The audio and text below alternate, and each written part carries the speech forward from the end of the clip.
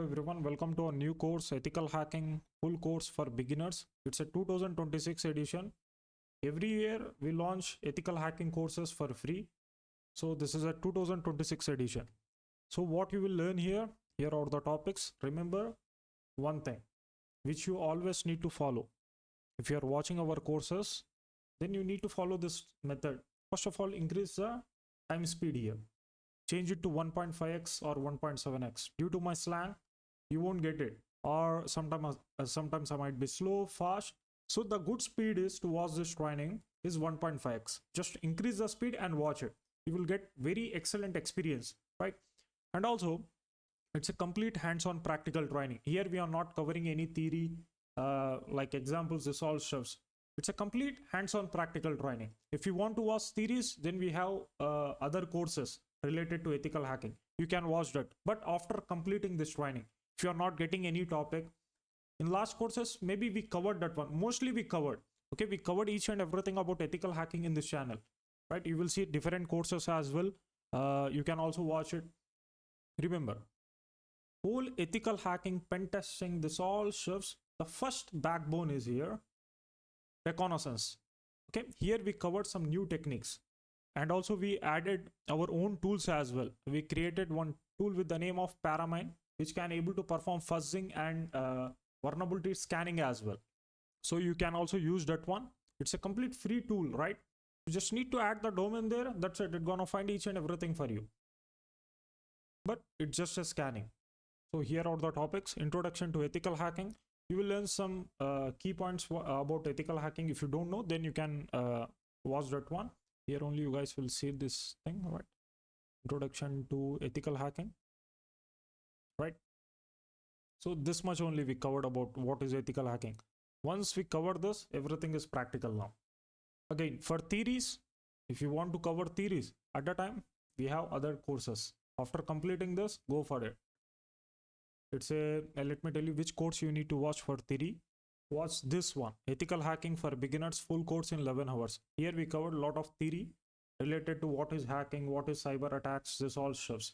But here we are covering again practical stuffs. Here we covered a lot about reconnaissance, passive reconnaissance, right? We didn't attach any video here. It's a complete new videos.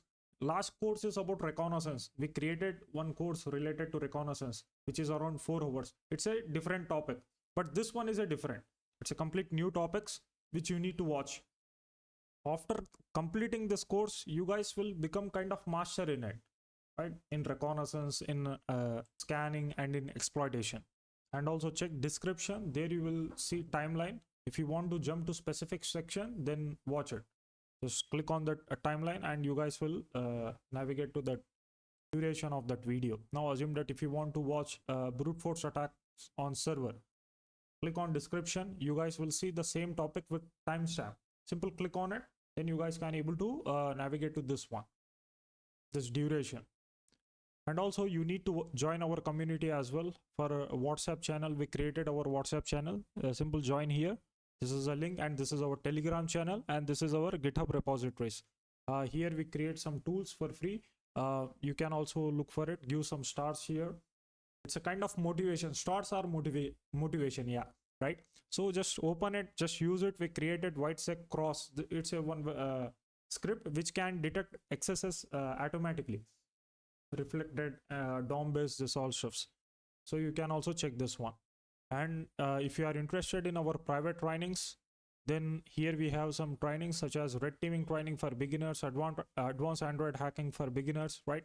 Advanced black hat techniques for ethical hackers. This is also one course for those guys who already know ethical hacking and who is working as an ethical hacker. So we created this course for them.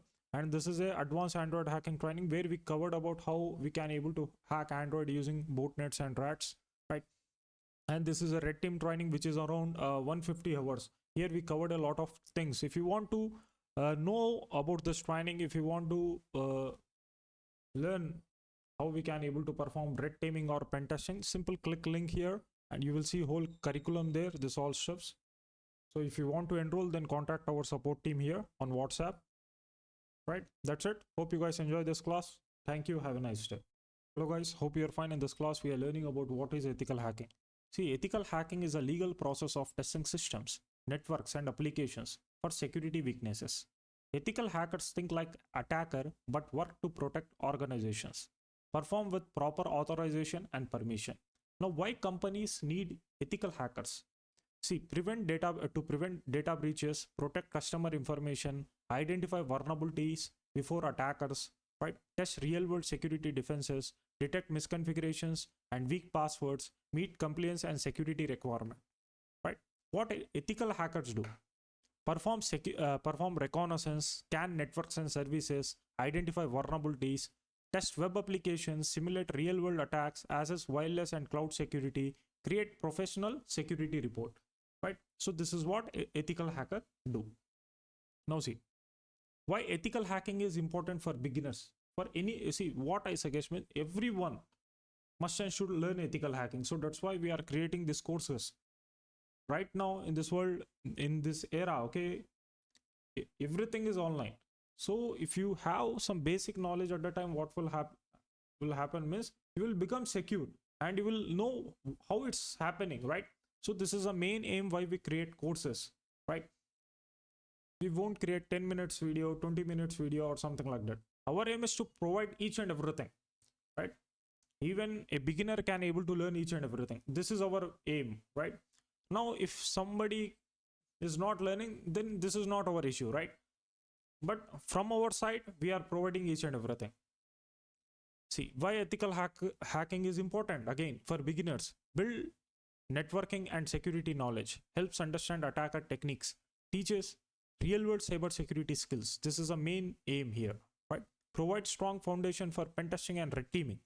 High demand cybersecurity career path. Now see, here provide strong foundation for pen testing and red teaming is there, right? See, before learning pen testing, before doing red teaming, you need to learn ethical hacking. Ethical hacking is a basic here, okay? It's not pen testing, it's not red teaming. These are advanced. By comparing to ethical hacking, pen testing and red teaming is advanced. So if you are interested, we have a complete course on red teaming where we covered both pen testing and red teaming. So if you are interested, then check out our red teaming training as well. See here, ethical hacking attack chain. So first is reconnaissance. Gather information about target. Now this step is very important. So that's why we added a complete reconnaissance section here, which is around 6 hours. In here, you will learn a lot of reconnaissance. It's a new sections, right? So you won't see any attached videos or something like that. Complete course is new. Like within 7 days, we created this whole course for you, right? So as you know that every year we create 3 ethical hacking courses. So in 2026, right? So we didn't created anything. Mostly in January, in February, we launch our ethical hacking courses on YouTube for free. Okay. So we didn't created it. So that's why we created in this month, in 5th month, right? So here we covered more techniques by comparing to our last courses. You can also watch those courses again. In the last classes also I told you can also watch our last course, previous courses, but still right now just watch this one. This is also for beginners and it's a complete hands-on practical. Here we didn't cover a lot of theory. Simple theory is like 2 minutes and practical is like 18 minutes here. So this is how we covered. Like in this whole course, just assume that it's a 100% course. Okay. In this 100%, what we did means we covered 80% practical and 20% theory here, right? Okay. See, there is a second step is enumeration. Identify ports, services, user technologies. Third one is vulnerability discovery. Find security weaknesses. And the fourth phase is exploitation. Gain access using vulnerabilities. And fifth phase is privilege escalation. Now, once you get the loyal user, then you're gonna gain higher level permissions there. You will change yourself to root user or something like that. Persistence, maintain long-term access. Lateral movement, move inside internal network. Data exfiltration, steal sensitive information, right? This is a main aim. This is a final stage here. In red teaming, in pen testing, this is a flow. Okay, this is a chain here. Even in ethical hacking as well, right? So why reconnaissance is important? As I told you, it's a foundation of every cyber attack, right? Helps attacker map infrastructure, identify technologies and expose services, find subdomains, email, VPNs and cloud assets, right? Helps attacker choose correct attack methods. Method reconnaissance increase attacks success rate. Now see, It's a 2026, right? I'm gonna challenge you, okay? Without performing reconnaissance, you can't even find a single vulnerability without reconnaissance. Yeah, here they are using firewalls. Okay, they are using some technologies which can able to block it. By doing reconnaissance, what will happen means you guys will find the weak holes there. Okay, you will find some subdomains there. You will find some technologies which become outdated. So without reconnaissance, what will happen? You can't do anything. You can't perform any attack. It's a kind of blind thing you are doing. So that's why here you will learn a complete thing, active reconnaissance, passive reconnaissance, exploitation, this all shifts, right? So hope you guys enjoy this classes. Thank you. Have a nice day. Hello guys, hope you are fine. In this class we are learning how we can able to set up Kali machine. First of all, you need to download VMware Workstation. So simple search for VMware Workstation, and here is a main link. Okay, this is a main link from vmware.com. So open this link. Here you can able to see there is a, let me full screen it. There is a VMware Workstation Pro for PC is there, right? You need to download this one. Once you click on this button, download now, it will redirect to this website, broadcom.com. This one, support.broadcom.com. What you need to do, you need to log in here. You need to create an account. So simple. See here, click on where it is. Click on login. See there is a register. So simple, click on register and create an account, and then you can able to download this VMware Workstation Pro. Remember, don't be confused in VMware Workstation and VMware Player. VMware Player is different. VMware Workstation is different. So in this whole course, we are using VMware Workstation Pro. Pro is a free one. You no need to worry that it's a Pro. Maybe we need to pay some kind of steps. No need to worry about it. Pro is free. Okay, previously it's used to pay. Okay, you need to pay for this one, the Pro version. It's a paid one. Now it's free. So simple, you can able to download it and set up it. It will around 500 MB. Just download it. So simple, click open setup file, click next, and install it. That's it, right? Once you install this VMware Workstation, this is how it's look like. Okay, this is a VMware Workstation Pro. What you need to do after after installing this VMware Workstation, you will see something like this. Once you open VMware Workstation, just ignore this all list. Let me close it. This is how you guys will see. Okay, right now I'm using 16. Okay, but in your case it might be 17 or something like that. So don't worry about the version. If you use any version, it doesn't matter. It's totally depend upon you which version you want to use. But remember, it must be Workstation, not Player, right? Okay, now this is how it looks like once you set up VMware Workstation Pro. Now what you need to do, you need to install Kali, right? Kali Linux. Simple, just type kali.org. This is official website of Kali Linux. Okay, so simple, visit this website and click on download button. So here we having some kind of trouble.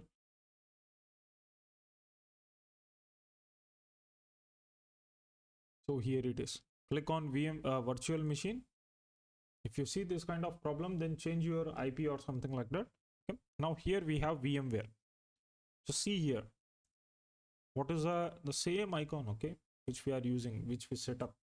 This is a VMware icon. So simple, what we need to do, we need to download according to our platform, right? So simple, we are using VMware. So that's why we're gonna download this one. Click on this download button. Okay. Now there is also a virtual box.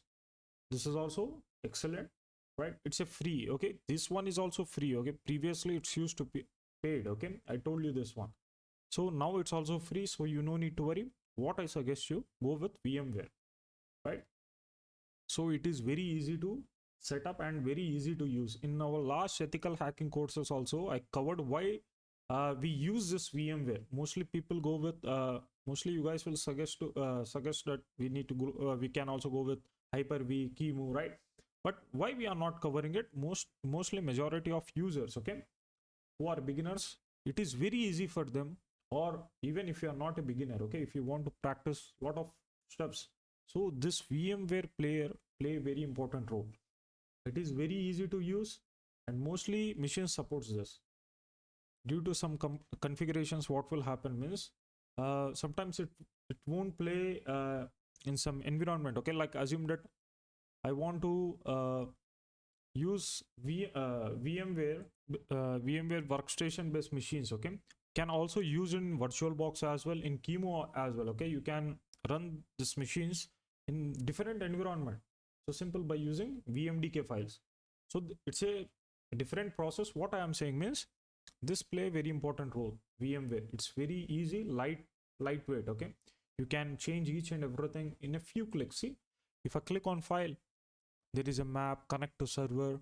Okay, if I click on edit, there is a virtual network editor is there. You can also set subnets, this kind of stuff. Click on view, click VM. Once you set up machine, here you guys will see the option. Now main important thing why we use this VMware workstation means because of snapshot, right? And also there is a tab is there, help is there, right? So there are a lot of stuffs which are very easy to use. So that's why we use VMware. Hope you guys get it. Now let's download this Kali machine. Simple click here and download it. Now see, there is also a installer images are there. So simple, if you want to boot this ISO file, or if you want to perform dual boot or something like that, at the time you need to download this ISO file from here, right?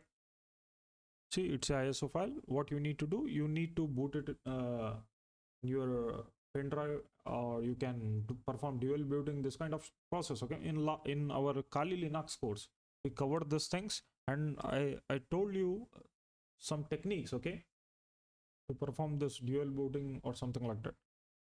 So if you want to go with images, then simple click here and download that one. But in our case, what we are doing, we are going with virtual machines. So simple download this one. Okay, no need to go with weekly. Click on recommended. This one is recommended. Click on download button. So here is a machine, right? Basically it's a zip file. I already downloaded this one. So simple, let me close it. But in your case, you need to download it completely. So simple, after downloading it, what you need to do, let me show. You need to extract it. Just 7-zip, sorry. Right click, and I'm using 7-zip. Okay, if you have 7-zip, so simple use this one, or you can also use WinRAR. Simple, let me use 7-zip. Now you know how to download the 7-zip, right? So simple, let me extract it. Let me show you how to install this 7-zip. It's a free software. Okay, simple search for 7-zip. Here is a website. This is an official website. Okay, simple download it from here, then install it. That's it. Once you right click on any file, any zip file or something like that, then you guys will see 7-zip option there. Then choose that one and extract it. Here you can able to see, right? After extracting it, we have those files, right? So here what you need to do, see there is a one file is there, the extension is vmx is there. So what you need to do, right click, and here there is a open with. Now select VMware workstation. Again you need to select what, VMware workstation, or you can also open from here as well. Click on open a virtual machine, click on here. There is a Kali. Here you can see there is a file. Simple double click it. Once you double click this one, what you need to do, you need to upgrade this virtual machine. Why? There is a reason to do that one. First of all, let me start this machine without upgrading it. Now click on edit virtual machine settings. Now you can change this memory to 2 GB and the processor just change according to your machine. It's not that much necessary to go with high one. When it's necessary, during cracking, whenever you crack hashes, at the time this memory play very important role. So that at that time you need to increase the RAM. Now it's enough, 2 GB is enough. But for this classes, to make it fast, I'm gonna go with 4. Click OK here and click on power on this virtual machine. Now you guys can able to see.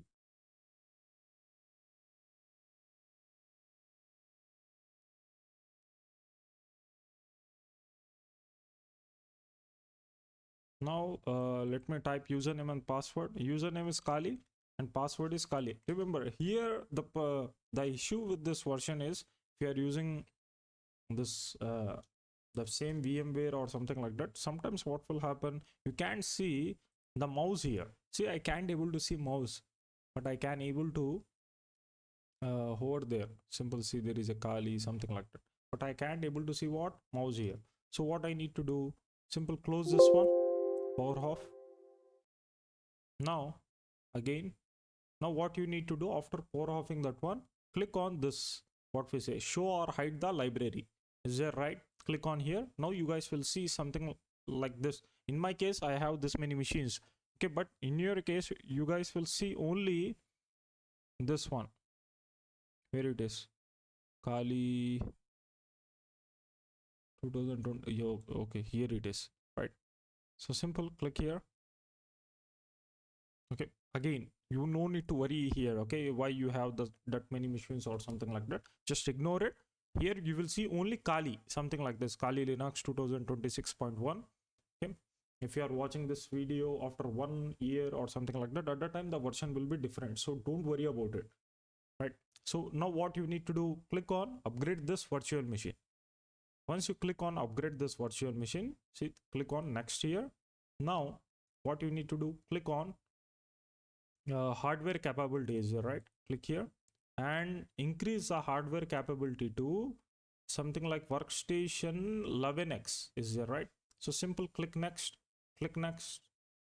okay, back, alter this virtual machine, is there, right? Select that one, click next, finish, close, that's it. Click on power on this virtual machine. If it won't work, then again I need to change the version there. This is how will work.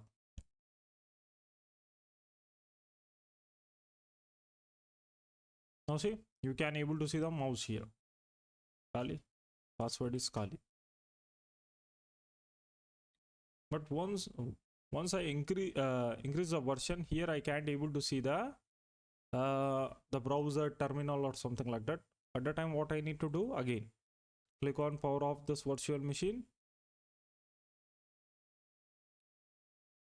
Click on this. Click on upgrade this virtual machine. Click next again. Now change it to something like 9x. Previously it's 8x, right? Now let me change it to 9x. You can select higher version here, such as 16.x is right. Let me select it. Click next again. Alter this virtual machine. Next again. Finish. Close. Power on this virtual machine now.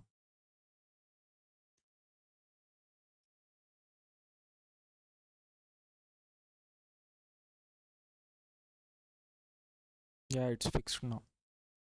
So do one thing, use latest version like 17 is good for it. You no need to do this much, you no need to check, right? Simple upgrade and click on 17x, okay? Then you guys can able to fix this one, right? Again, if you face this problem, if you can't say this browser terminal, there is two ways. The first way is what you need to do, simple control shift and click F2 here, right? Sorry, control alt F2. Now you need to log in here, right? Once you log in, what you need to do, the first command is you need to update your machine, sudo apt update. Then what you need to do after updating this one, you just need to install, just update it. Then you need to install this one, sudo apt install firefox.esr xfce4 terminal Kali, something like that. This all shows. Just pause the video and type it, okay? Then after installing it, remove this one, okay? rm-rf is there, right? Simple, what you need to remove, you need to remove this xfce4. After removing xfce4, okay, here it is xfce4, and there is also a catch sessions as well. You need to remove sessions as well. Then again you need to install the VM tools. Then sudo system ctl enable VM tools. You need to execute this command. After that, again you need to start this open VM tools and reboot. That's it. You guys can able to install this one. Once you reboot it, what will happen means you guys can able to fix this issue. Again, if you're having still you can't able to type the commands, then you can comment here. We're gonna send commands. So simple, you can copy paste it. It's not a big deal. Again, if you want to avoid this issue, if you don't want to type it, then use the latest version of VMware Workstation. Which one you need to use? 17 version is there, right? That one. You need to use the 17 version. So you can fix each and everything. This will happen, okay? You no need to worry about it. Now what we need to do? First thing, just open terminal. If you are a beginner, then you need to do this. This is very important. Just click on preference and change the color here. Color schema is there, right? Change it to green on black. Change it green and black, and there is a fonts out there. Just change according to your sorry guys, let me use this one only, Fira code. Let me increase the size. So for this class, you guys can able to view it clearly. So simple click on apply, click OK. So this is our terminal now, right? This is how it's look like. So why green color is necessary? The simple reason is whenever you see any errors, then it is very easy to identify. If you see any broken packages, at that time the color will reflect. Okay, now everything is going green. Okay, the good stuffs which doesn't have any errors, it's go green. But when you see any error, then the color will get changed. So clearly you guys can able to notice it. Okay, so this is very important, this green color. So change this one, and that's it. This is how we can able to set up our Kali machine. Now in the next classes, we're gonna learn how we can able to perform footprinting. You can also say it as a reconnaissance as well. Remember, in our last course, okay, it's a reconnaissance course for 4 hours. Is it right? We created one course related to reconnaissance, but here we are creating a new topics, not that one, okay, which we created previously. It's a complete new topics. Here we're gonna teach you complete new steps, how we can able to conduct doxing as well. Doxing is there, right? How people get how attackers get your phone numbers, how they perform email footprinting, how they get the leaked credentials. This all steps we are covering here, right? Hope you guys enjoy this class. Thank you. Have a nice day. Hello guys, hope you are fine. In this class we are learning about enumeration and reconnaissance in ethical hacking. See, what is reconnaissance? Reconnaissance is the first phase of ethical hacking where an attacker or pen tester gather information about the target before attempting exploitation. Before performing exploitation, what attacker do means he gonna gather information about the target. If you want to hack me, then what you do? Simple, you gonna gather information about me, right? So simple, the same thing happening here. If you are targeting any company website, then what will happen? What you need to do first? You need to target. The goal is to understand what technology the company uses, what server and application are exposed, what employees and email exist, what security weaknesses may be available, what attacker surface can be targeted. So this is a goal which we need to understand. Reconnaissance is divided into passive reconnaissance and active reconnaissance. First of all, we're gonna cover complete passive reconnaissance. Okay, I'm gonna teach you each and every technique. Practically, we're gonna target some websites, right? I'm gonna show you the results there, right? How this stuffs play a very important role.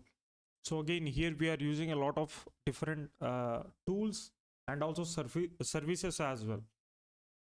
Now first, which one? There is a passive reconnaissance is there. See, passive reconnaissance means collecting information without directly interacting with the target system.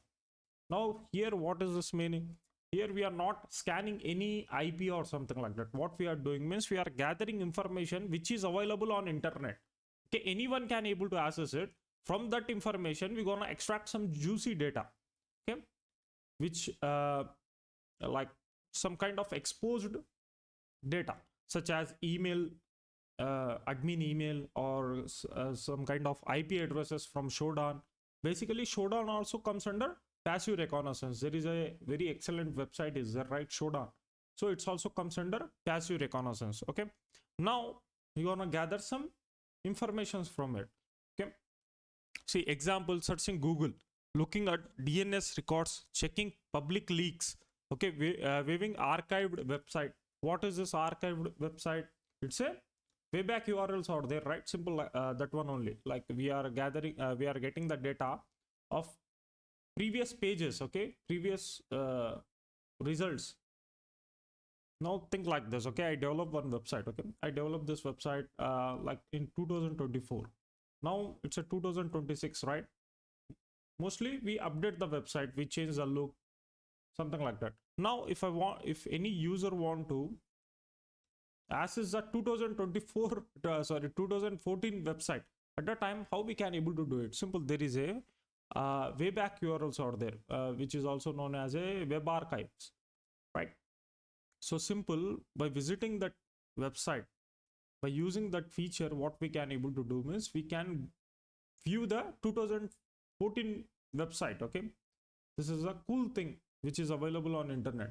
Simple, you can do kind of time machine here. You can go to past and you can able to see the results. Now think like this. In 2024 in 2014, what I did means, just think like this. This is just example. Okay, in that website I added my personal email there. Okay, so simple, what will happen? I can the victim, any attacker can able to visit that web archive and he just see the steps and he can able to see the email, my personal email. But right now in latest version in 2026, we are not using our personal email. Simple, we gonna use our company email or something like that.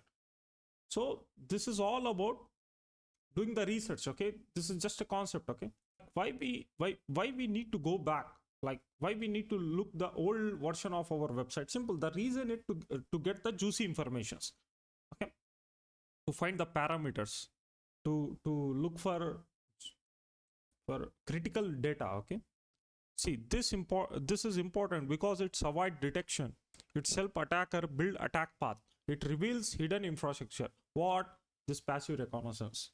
Here we are not targeting our attacker, our target machine directly. What we are doing, we are gathering information from public resources, right? So this is what passive reconnaissance. So hope you guys get it about this passive reconnaissance. There is also a active reconnaissance is there. First, let's cover this complete passive reconnaissance, which is a kind of big section. We're gonna dig each and everything in a more detailed way about this WHOIS, about this Google dorking, this all stuff.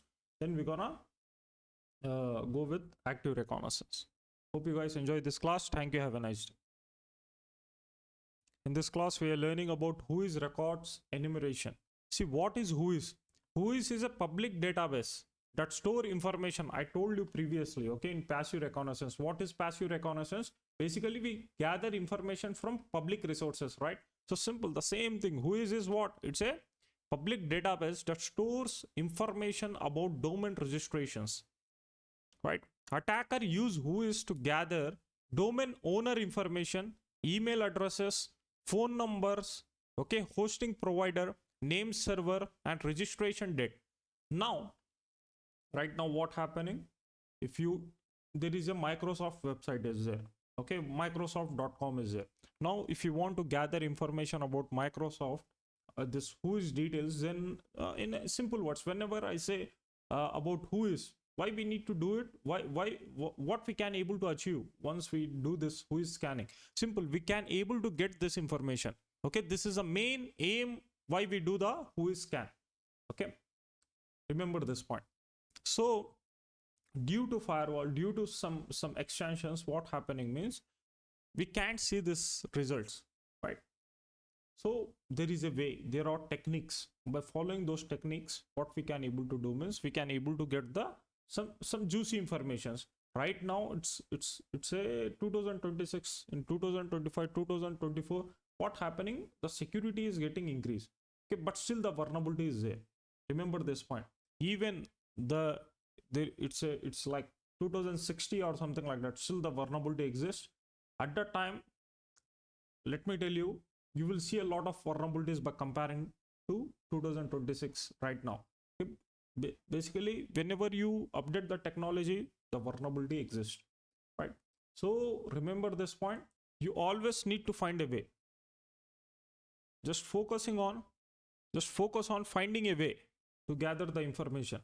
information is very necessary in pen testing and hacking. Okay, the enumeration phase is kind of backbone here, not kind of, it's a backbone. Without information you can't able to target any website, any system, nothing. So simple, you need information. To get information you need to follow some techniques. Those all techniques we are covering here, right? As I told you, due to some security we can't see this kind of details. So there is a way I'm gonna teach you here, right?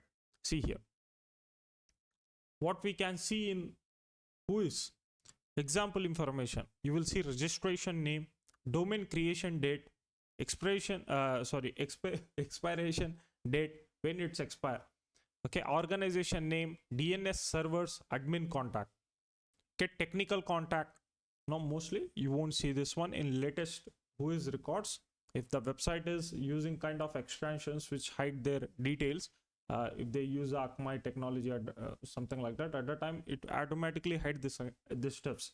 So simple, you won't see it. But still, if you see the steps, then you will see this all data. If the firewall or the extensions are not there which hide their privacy, at that time you will see this all results. Okay, why it is important? Okay, attacker can identify company infrastructure, discover related domain, okay, find administrator emails, launch phishing attacks, identify hosting provider. Now why these stuffs are necessary? Okay, why it's necessary to identify the company infrastructure, why it's necessary to discover related domains? See, mostly it's for social engineering, right? To target company through phishing, through any kind of vulnerability, something like that, right? There are zero-day exploits out there. Simple, what is zero-day? It's happened through IP as well. Simple, the attacker just need to know the IP. So simple, he can able to target the machine. Simple, it's require only one-click interaction is there. Okay, what will happen? The user just no need to install anything. Simple, if you click on that one, the machine gets hacked. So this will happen. Okay, this comes under zero-day. Okay, now for example, let's take this eternal blue vulnerability. If you watch our previous courses, we covered about eternal blue vulnerability. What will happen there? Simple, the attacker just need to know, just need the information of victim IP. Okay, if you have the victim IP, then he can able to hack the complete machine there. If the machine is vulnerable with eternal blue, at the time what will happen? The attacker just need victim IP, that's it. If you know the victim IP, simple, he can able to hack it. If it's vulnerable, then he can able to hack with just IP address. So at that time it's a zero-day. Previously this vulnerability, it's a zero-day. Okay, because here it's target critical vulnerability in Microsoft Windows Server message block, okay, which is a SMB. We will try to cover this attack as well, right? So whenever, why we say the stuff's zero-day, something like that, we gonna create, this is just a passive reconnaissance topic, right? We are going off topic here. So we will cover this one as well about zero-day, right? What is this and how it's critical, this all stuffs.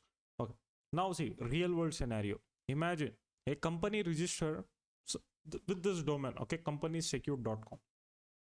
WHOIS reveal admin email, see, something like this, and name server as well. Now attacker can target the admin with phishing, discover cloud infrastructure. They can also do the phishing, and also they can discover cloud infrastructure and enumerate related domains.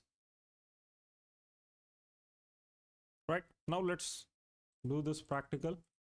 Okay, let me open our Kali machine here. So simple, in our terminal only, if I open terminal here, we have WHOIS. We can also use this one. WHOIS, just add any website, any domain. In our case, let me use www.samerushes.com. Now if I hit enter, now see what will happen. Now you guys can able to see the database. No match for samerush.com. last update of WHOIS databases. Okay, what happened here? Now this is a website. So simple, let me do one thing. Just open website. We also have website. Okay, WHOIS. Just search for WHOIS. See, we have one website here, and also there is another domain. There is also another one. So basically you can able to get the results here. Let me paste the domain here. Click on look it up. Now see, here we have not the same results which we got here. Now register. So basically here there is a register. Let me look up another. So register not found. Let's go here.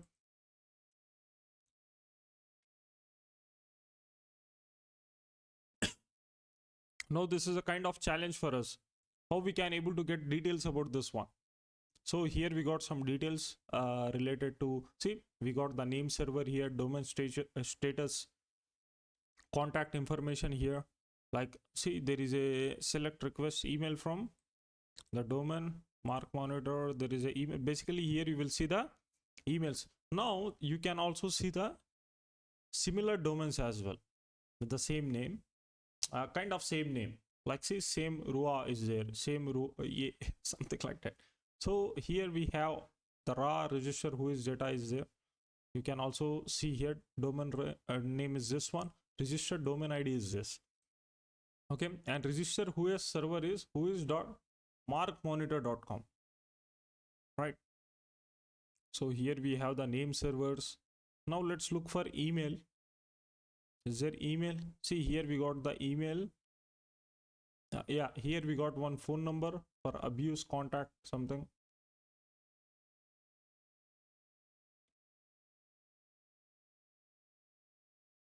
So here we got some email.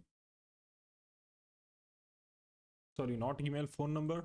Let me look for email. Control F and just add @ and look for it. We have stuffs related to WHOIS request mark monitor, but I want for a SEMrush. Okay, here it might be another email, but so here we can able to get the results. See the results by comparing to this to this. We got something, right? So that's why you need to look for multiple services. See here again we got some results, expiry on 2035 and updated on 2026, and here we have the results, right? Register information is mark monitor. Let me see what is this mark monitor. See, mark monitor is a leader in corporate domain portfolio. It's an American software company found in 1999 that developed software intended to protect corporate brands from internet counterfeiting, fraud, piracy, and cyber squatting, right? So here we got some details related to this one. You can able to do some research about it. If your target is using this, right, at that time you can go for it. Now there is also another website which is view DNS.info is there. This is also okay. Here we have a lot of stuffs. See, reverse lookup is there. Reverse WHOIS lookup is there. Now simple, what I'm gonna do is I'm gonna paste my target website here.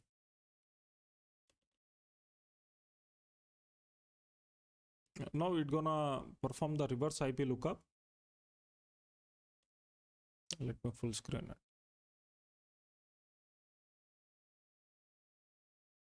See, here we got the reverse. What is reverse IP? I'm gonna cover that one, right?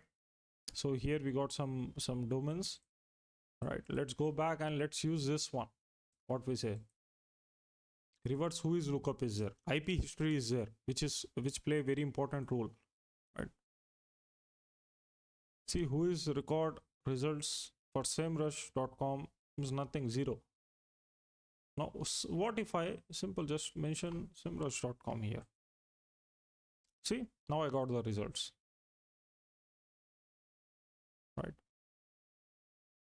This is a registrar SEMrush, this one. Let me search for it. What is this? It's a leading registrar, offers reseller cheap domain registrar. Okay, this is a domain registration service from where we can able to purchase a domains hosting, something like that. Now there is also IP history. Let me look this one. So here we have the IPs related to that one, right? So simple. Here we have is there what we say, WHOIS history is there to check the WHOIS history information. Okay, we don't have the service here. Now for that we have the website whoxy.com. Now here what you need, simple. See, there is a enter domain is there. Click, paste your domain, your target domain, and click on WHOIS history is there, right? Click on this and search for it. What the, okay, search. Now here whois.semrush.com. I'm not a robot. Let me click here. See, here we have, so we can get data here. Let me click JSON. What if I only look for semrush.com?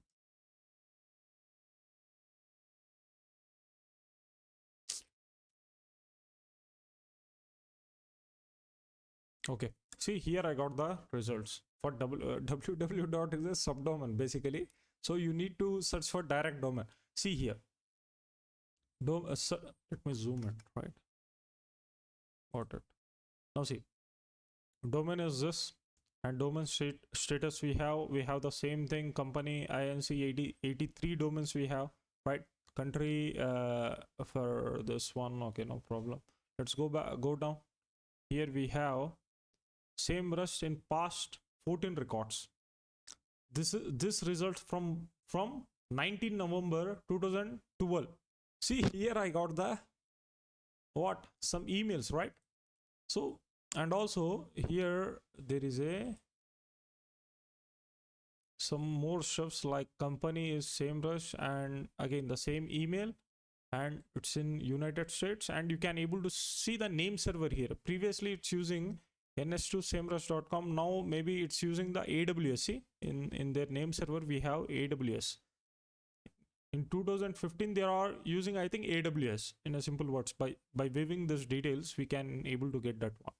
And also here in 2016 also they are using what, but the company is changed. See, its company is Bootstrap Marketing Group, something like that. And here we have the email. And then in 2017 it's a SEMrush CY Ltd. Now it's changed from Bootstrap to something like this with this company name, and this is the email of that one. Okay, now it's also now let me look for this one. What is this?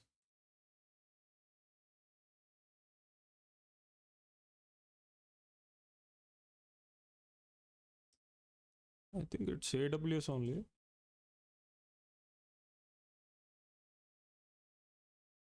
It's one domain name suffix used by yeah, Amazon Route 53. Yeah. See, here we have another one in 2017.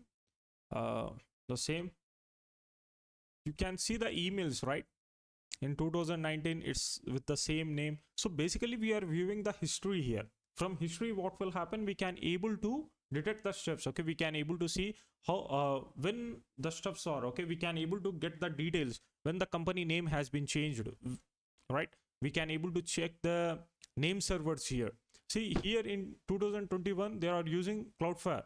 Okay, when they implemented the technology, you can see this all details. By viewing the stuffs, what will happen means you can able to get the details when the technology has been implemented, when they updated the stuffs.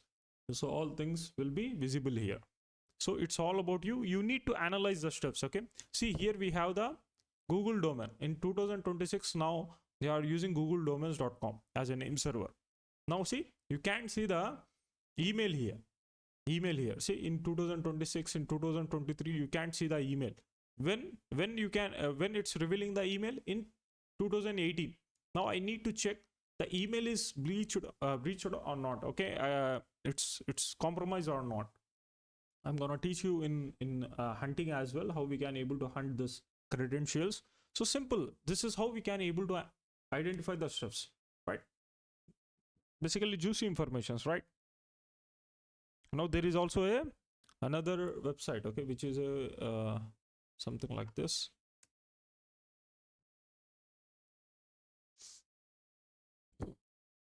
Just wait.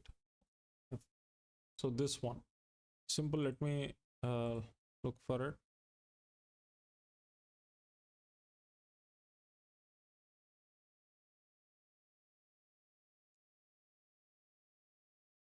So here we can able to see the results, the same stuffs which we just saw. See here we have the contact details. Now let's check for in 2012. Oh yeah, I need to register here. Just try to use maybe it's have the free version or something like that. Just try to use it.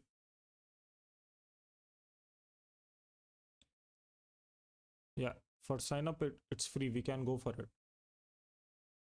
And there is a WHOIS. See, if you want to know about the website details, okay, you can also look for it.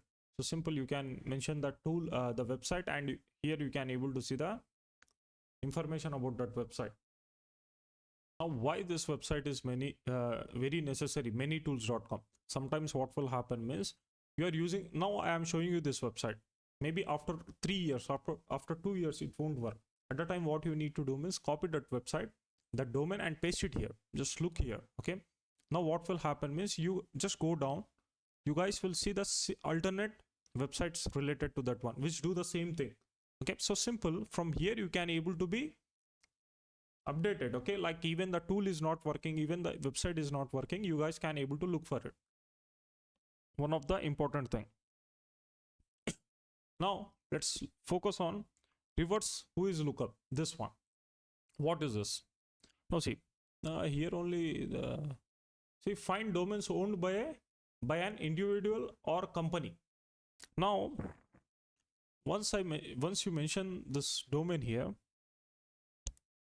it's this sorry, this all websites are using the same register which have the same rush. Okay, in a simple words, you can also say that okay, they are purchasing the domain or hosting servers from a same provider, right? So so this is about WHOIS lookup. It's not a critical thing, but it's necessary. Okay, sometimes what will happen means they are using the their local networks, okay, local hosting stuffs. So at that time these things will be very necessary. Right now everything is everyone is using third party like cloud or something like that, but still it will play a very important role, this WHOIS lookup. What will happen, again I am saying, see, you can able to find those websites which are using the same provider, right? Same rush is there. This website, see, I'm just looking a website, that's it. There is also another one. Basically this one is using the same register.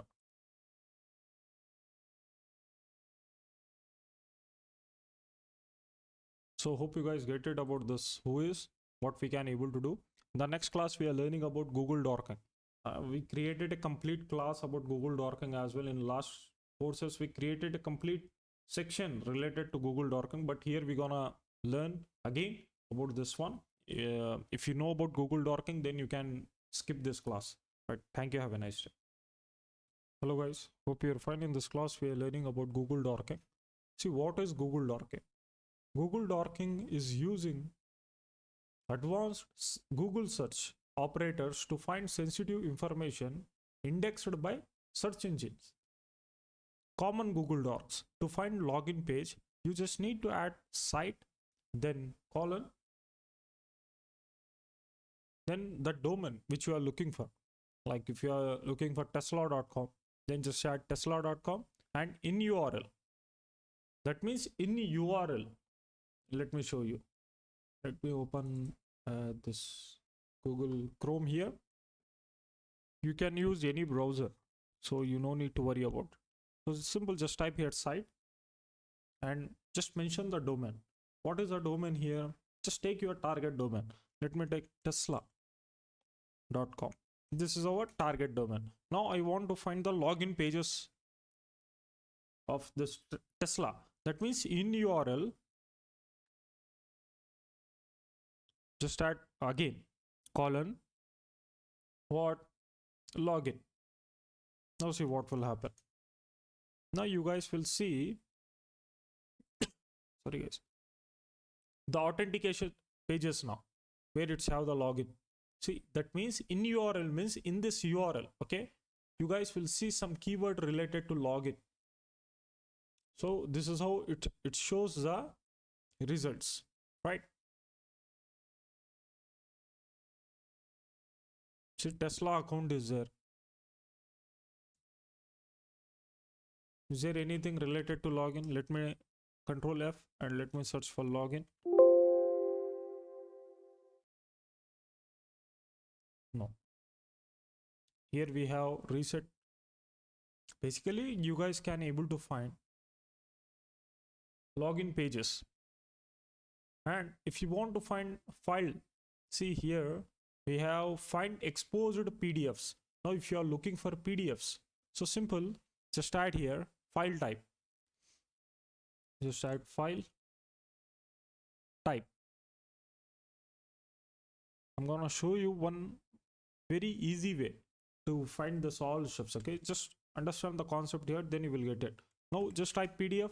Now you guys will see the PDF in this Tesla based website. Okay, see there is a Tesla in domain, there is a Tesla, but here I can able to see the PDF files. Everything is here, PDF files. Okay, now I want to see doc file is there. No. XLS is there, right? Is there PNG, like any PNG file or JPG file, something like that? So you guys can able to find something like this. Now if you want to see, we have the PDF, right? Now we are looking for PDF. Now I want to avoid this PDF. I don't want to look PDF, but I want to see other files. Just type dash here and hit enter. Now you won't see PDF files, but maybe you will see some different results here. Okay, if you want to avoid any of these things, then you can able to change you can able to remove it in a simple words. And also here we can able to see shop is there. Mostly I can able to see the shop results here, shop.tesla.com. I want to remove that one. I don't want to see this shop results. Okay, in domain I don't want to see the shop. So once I remove this shop, then what will happen? I can able to find some new domains there. This is a concept, right? Now simple, what I can able to do, just type dash, just add shop here. Now what will happen? It will remove the shop from here. See, I can able to see there is a IR something, IR dot sorry guys, ir.tesla.com is there. Now I can't see shop. Shop has been gone from this domain. So I got some different domains, right? Now if I want to see any index files which reveal the critical informations, right? So just type here in title. Just add index of. That means in title you will see something like index of, then just parent directory.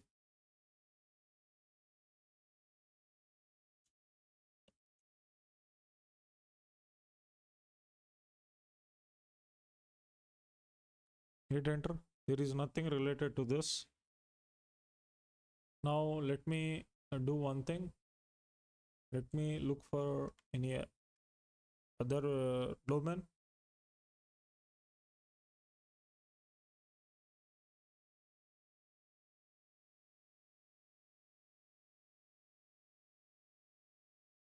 Yeah, here we got something. Packages Microsoft. Here Okay, there are some keys. Just wait, I need to read it. Just wait. Right. So after analyzing it, it's not a valid bug, right? But this is how you can able to find the details.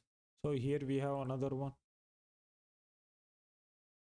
So you can able to look for it. Okay, this is a dork which you can able to use, Google Dork.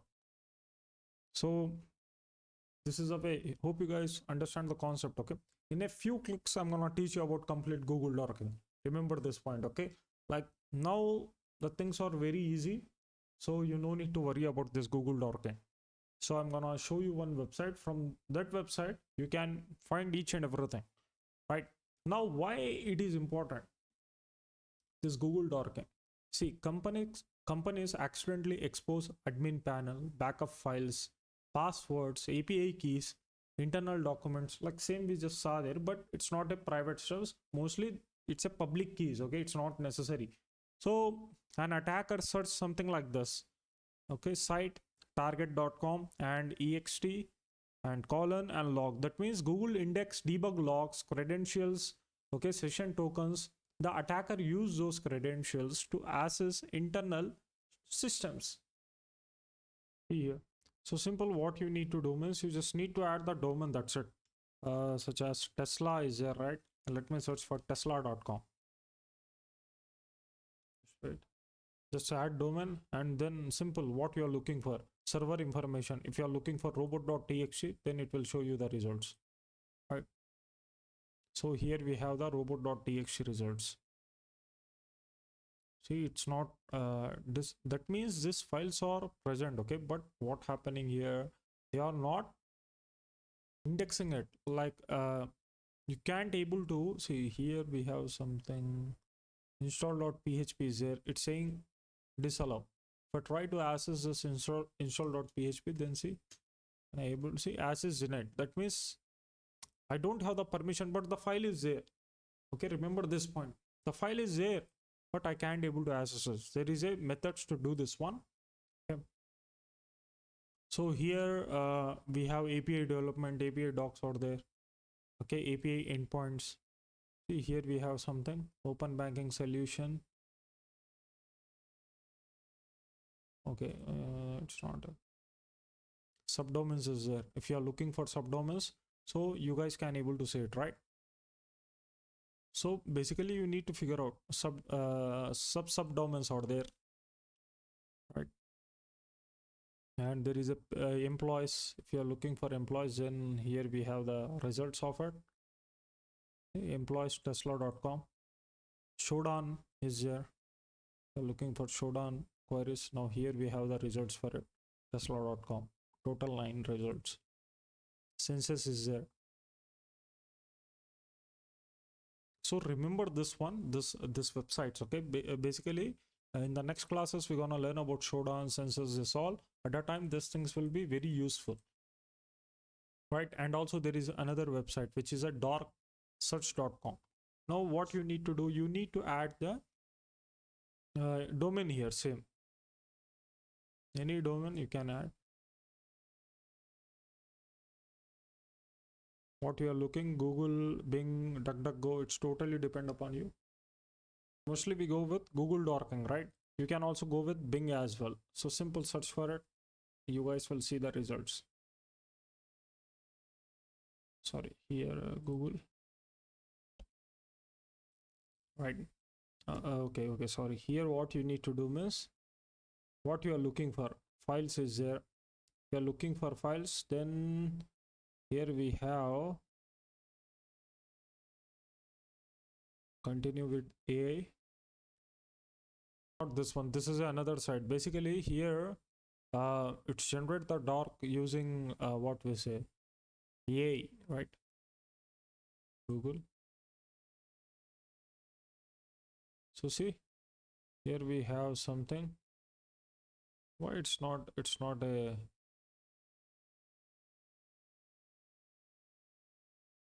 here we have the public dork. So simple, it's not I don't know why it's changed, or sorry, let me show you another website. It's not generating it. Simple, you can able to get the dork simple from what we say, There is exploit DB is there, right? Same like that only this website work.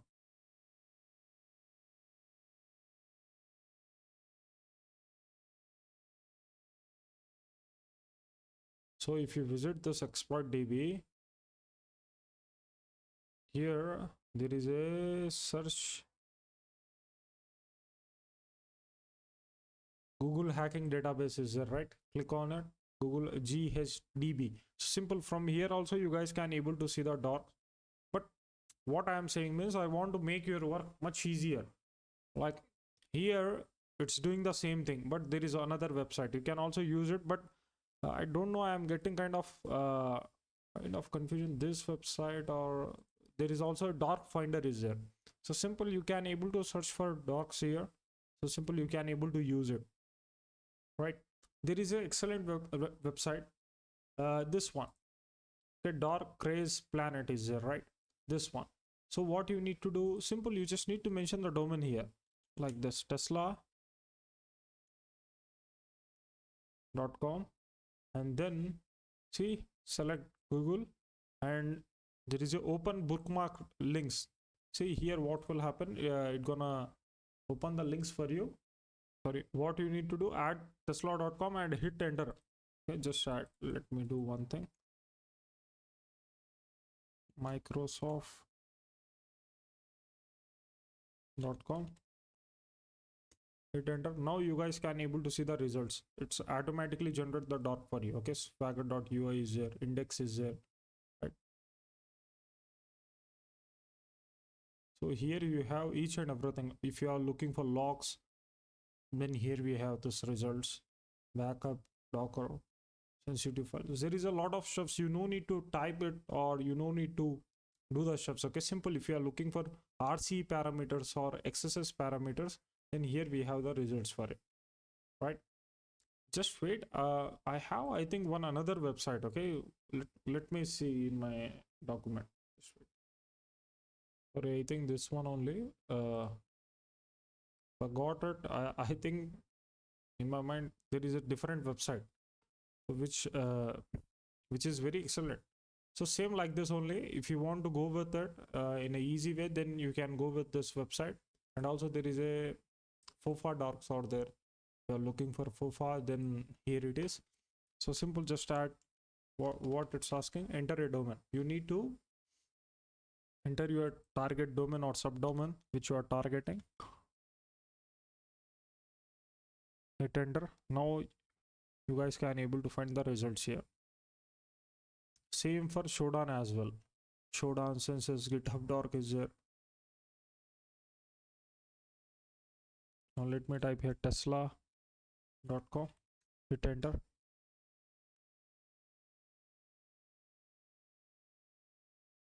Okay, no, it's not. So here we got the results of FOFA. No data found. Simple. Again, go back here. Census is there.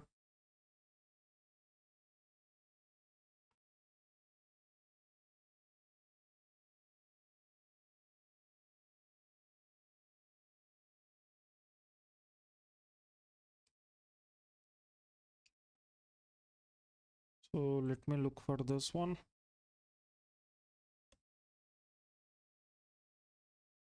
No, there is nothing related to tesla.com. So if you are looking for any of this technology, then what you need to do, what I'm trying to say is, you just need to add the domain and it will create the same thing for you. Okay, you no need to type, or you no need to worry about it. Simple, you will get all the steps here.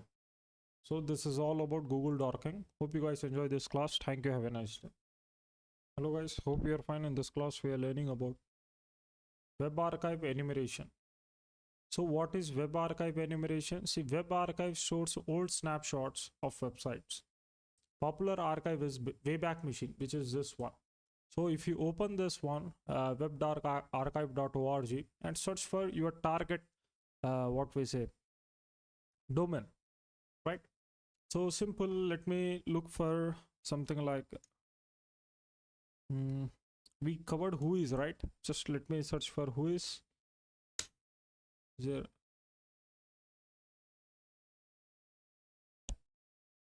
So how we can able to use means, see, this is the official website. Just copy this complete URL and do one thing.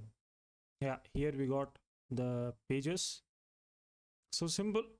Sorry guys, just let's go with whois.sc is here. Let me open this web page.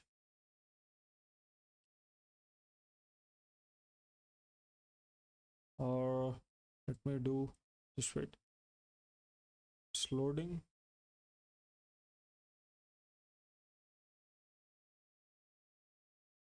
Yeah, here we got the results. So simple, if I let me copy this domain here and let me paste it here. So basically it's the same page. Now what I'm gonna do is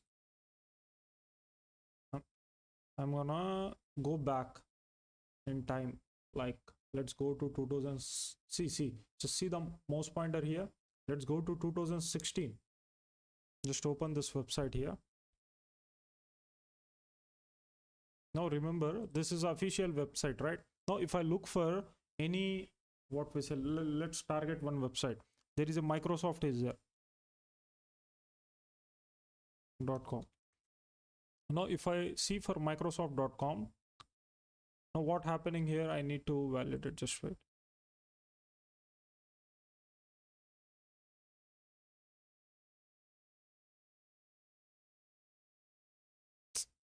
Let me, okay. Now see how it's working means, here first of all, the domain which you enter, it's look like this, okay? Here is a domain. So here I can able to see the results. This is a results of something 2025 or something like that. So here I can able to see the IP address, what we say, name server we have, this all stuffs. Now let's target the same domain here, okay? Instead of like this, what I'm gonna do is, right now it's working on where, let me select 2016. This is a 2016 results, I think. Yeah. Now here, what I'm gonna do is, I'm gonna add this Microsoft.com. Let me paste here and search for the results. Now I need to compare the results here. Now click on show all.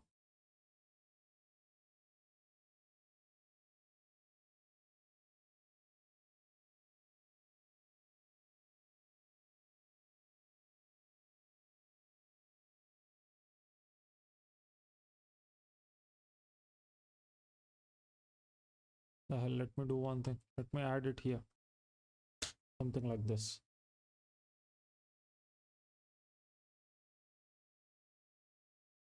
No, see, it's same. It's asking for same thing, but I want to change my.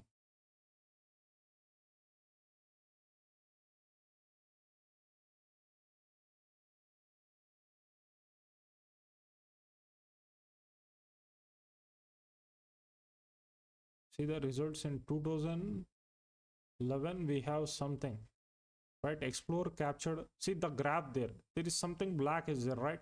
There is a kind of graph. That means the stuffs are there in 2000. What is the year there which I am looking? It's 2011. Simple select it.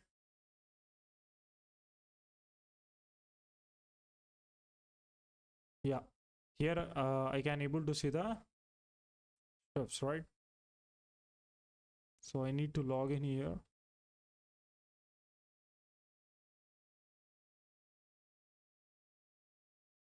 Let me search.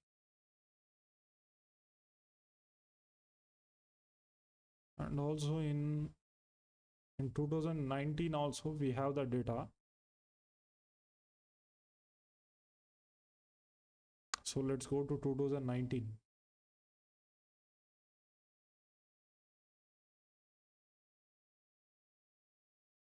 See, here we got the results. This is the results of 2019. Now compare this results now with the latest one.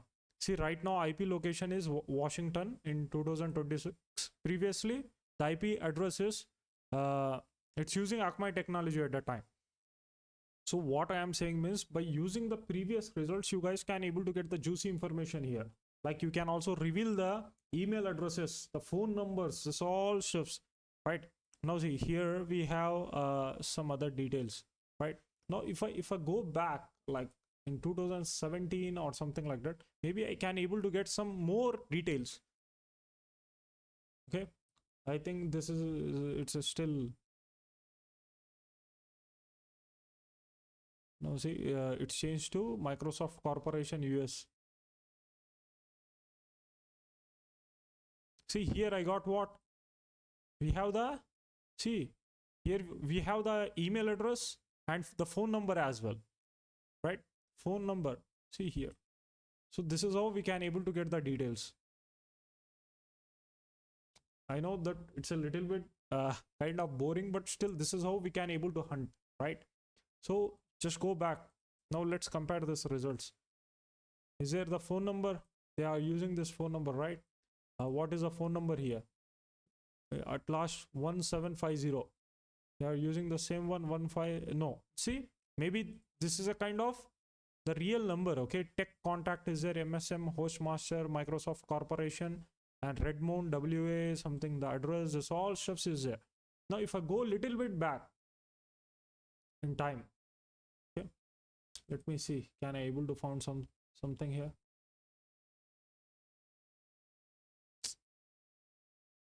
Just wait, it's a little bit slow.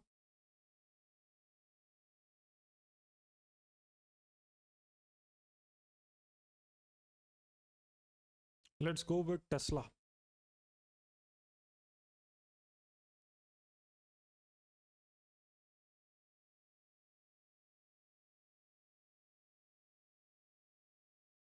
Now let's click on 2017. Here we have some data in 2017. See, there is a data. What happening here? Let me hit enter again. Very slow, man. So this is a kind of detect process. Now from here, let's navigate. Okay, I can able to see data in 2017. So click here. Now see the snapshot where it's when it's taken in March 11. So here we have the snapshot. So simple click here. Oh hell, man. So sometimes it will happen.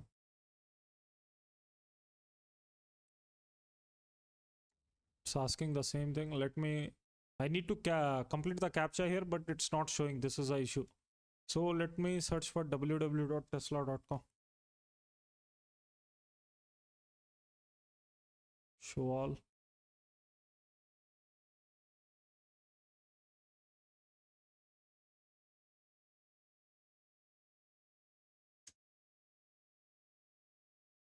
It's saving the page. Sorry.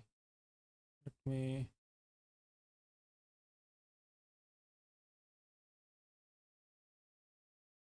So let's go with another tool. So let's use this one. Okay, just copy this tool and just paste the website. Okay, that's it. This is how you need to paste it and how the website is working. If you type anything such as Nokia.com is there. If I type Nokia.com, where this domain is taking place, it's taking here, right? So simple. I can copy this website. Now here I can able to paste it after web/ and your target website. Hit enter. Now direct you can able to access it. So this is the reason. Okay, see here I can able to see the results. So what is the results? It's registered in 1991, updated on to so this is the update. Okay, this is a different results. I have the name server here, so I can able to see the city, phone number. Okay, now let's go back here. It's revealing the city. Yeah, yeah, it's the same email. Now let's go back in time. It's 2023 results. Let's go to 2019.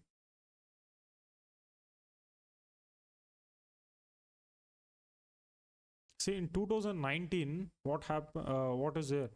So simple. Here I can able to see the Nokia Corporation countries something ISPO. Now see here. Oh, okay, this is a mark monitor. Maybe I can able to find some juicy informations here. Yeah, nothing. So is there any other? Okay, let's search for another website. Let's look with for Microsoft.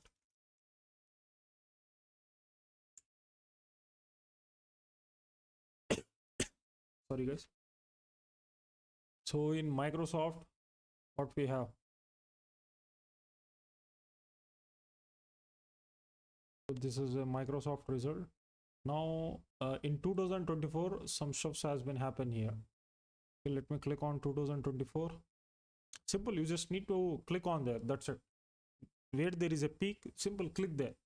Now it will sorry guys, it will take back to that in the T. So this is a 2000 what, which one? See, April 1 2020 2014 results. So now see what we have here. So same mark monitor we have the same some juicy stuff is there at domains.microsoft.com, and admin name is domain administrator, and domain organization is this country. Here we have the phone number, admin phone number we have here. So simple, let me look for the admin phone number. Okay, there is no, I can't able to find this admin phone number in latest sorry, it's a Nokia, right? Need to search for Microsoft.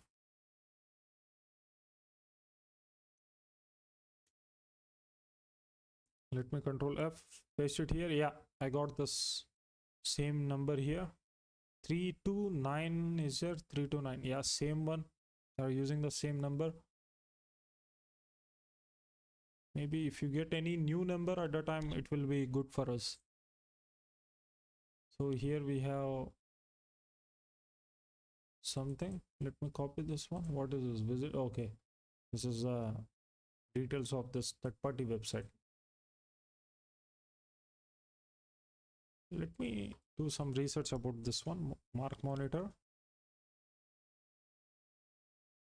founder. Who is founder of Mark monitor? Okay, it's Shah, Faisal Shah. Okay.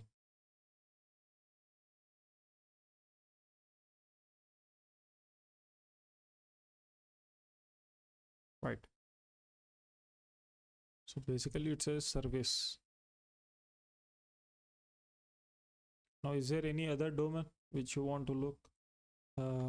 Let me look for Coinbase is there.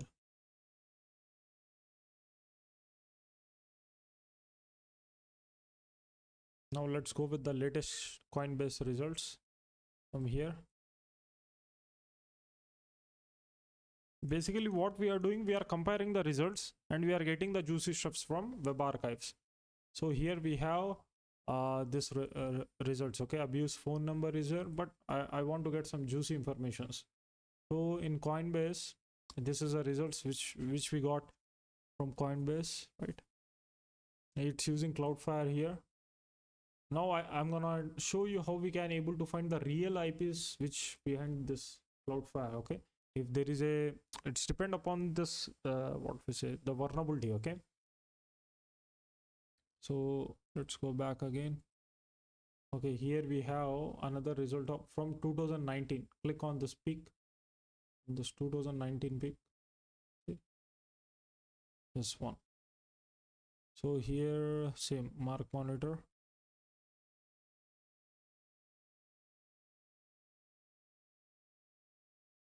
Same stuffs. So this is how we can able to hunt. That's it. Right. Simple, you need to analyze the results. Simple, target any website which reveals this kind of information and copy that website and paste it on web archive and search there. Okay, and go with time. Okay, at the time what will happen, it will reveal the details, will reveal the email addresses, real IPs as well. The IP is still running. Okay, the IPs are still live. Then what will happen, you can able to scan those. Maybe you can able to identify the subnet as well. Okay, this all stuffs will happen through web archive. Now hope you guys understand why web archives are necessary, why we use it. Basically to go back, why going back is very important. If I want to try if you want to perform time travel, why you are performing? Simple, you want to find something, you want to change your something like that, right? Now here you can't change anything. Simple, you can able to get the details. That's it. So this is why this webback machine help you a lot. Remember this technique, it will help you a lot. Again, I am saying this thing, right? So this is all about web archive. I just showed you how we can able to hunt the steps, and how we can, basically this is how the attacker, you know about doxing. Mostly people say about doxing. What is it? Doxing means hunting private information, okay, from public resources only. What attacker do means they hunt the steps, not from private, again from public itself. But how they hunt, there is a techniques. What are those techniques? Simple. Almost 80% technique is depend upon web archive. Okay, so what is the first step? What you need to do if you see this email? So simple. What you need to do means you need to change your email when in which services you are using that same email which revealed here. So simple, you need to change that one in that services. Like assume that if you are using your personal email on GoDaddy, and here it's got revealed. Now what you need to do? You need to visit to GoDaddy and you need to change your email. Okay, that's it. It's a simple fix. No need to worry about the stuffs. Okay, mostly people think that, okay, what will happen? Okay, if something reveal, nothing will happen. Okay, simple. They find your location. That's it, and they can able to identify your password. So simple. What you need to do? You need to change it. That's it.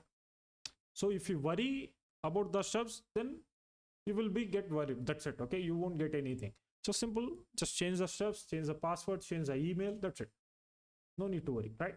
So don't be let me tell you, just search your own websites here. You will see your own details. Okay, 100% I'm guarantee that you will get your own details here. If you add your own details in website, in description, in kind of stuff, you will see the details here. Later people, what they did means to hide their identity, to hide the, basically what will happen means, why we hide this kind of stuff? People, lot of marketing stuffs and a lot of phishing links will be received. Okay, so mostly what attackers do means, not attackers, these guys also, this marketing guys, what they do means they get our emails and they send the emails to us, kind of stuffs. Okay, so basically there are some kind of extensions and securities there which hide your email, your personal email from here, from WHOIS records. So that's why we use that one, that security, to hide our email, to hide our location, something like that, right? So hope you guys get it, why we hide it and how to reveal it as well, right? So that's it. So these emails, again, these emails are very necessary to hunt for breach credentials, the credentials which leaked on any forums or something. So we can able to hunt it. So that's why these emails are very important. I'm gonna teach you how to perform email hunting as well. Okay, how we can able to find live emails, this all things. So you no need to worry about it. Just remember this technique. So hope you guys enjoy this class. Thank you. Have a nice day. Hello guys, hope you're fine. In this class we are learning about web technology detection. See, why detect web technologies? See, understanding technologies helps attacker identify possible vulnerabilities, framework specific attacks, outdated softwares. Technology attackers look for Apache is there, okay, Nginx is there, IIS is there, PHP is there. There is a lot of things. Okay, see, there is also ASP.NET is there. Yeah, basically how to detect this one? To detect sorry guys, it's very easy. How we can able to do? Simple, we have a what web here in our Linux. Simple, just type here what web and your target domain, hit enter, you will see the results. And also we have another add-on which is Vapalizer. What you need to do is you just need to visit this one and add this Vapalizer extension as an extension. Okay, just simple. Okay, there first of all, remember, if you search for Vapalizer, you will see official website as well. But you no need to go with this. Simple, go with the, if you are using Chrome, then go with Chrome.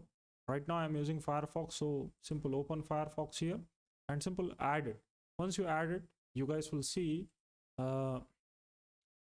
here. Okay, in there is extension tab is there, right? Here only you guys will see that one.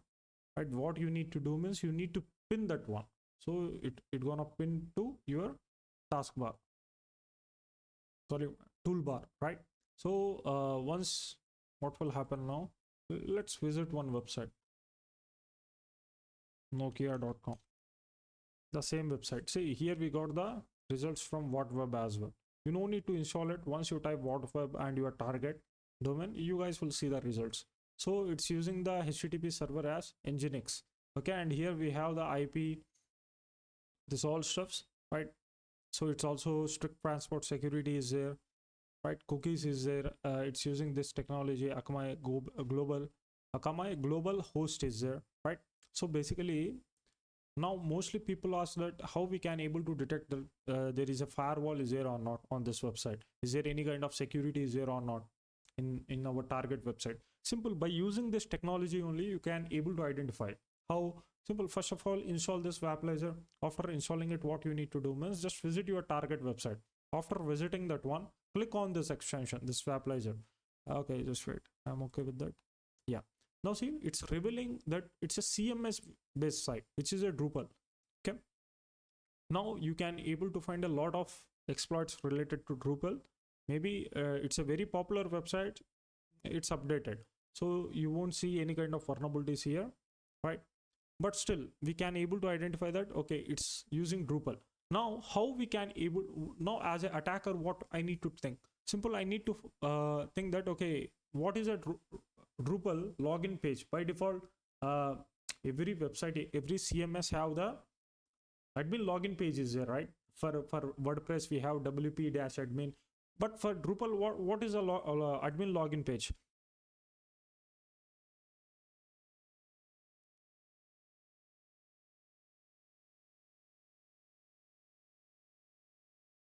So here you guys will see there is a user.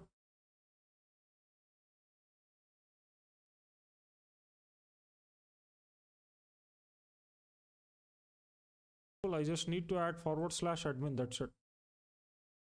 Just add /admin. Now you can't able to access it. Let me show you. See, it's saying that access denied. Why? Because it's have the firewall there.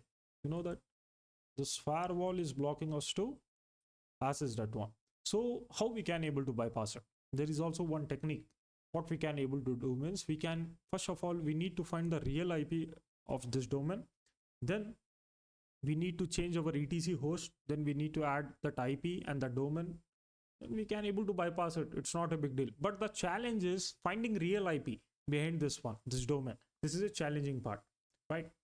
So which we are not covering here, right? So maybe I'm gonna teach you some techniques to find the real IP. But maybe if I add that one, then the course will get removed from YouTube. Okay, so that's why we are not adding those.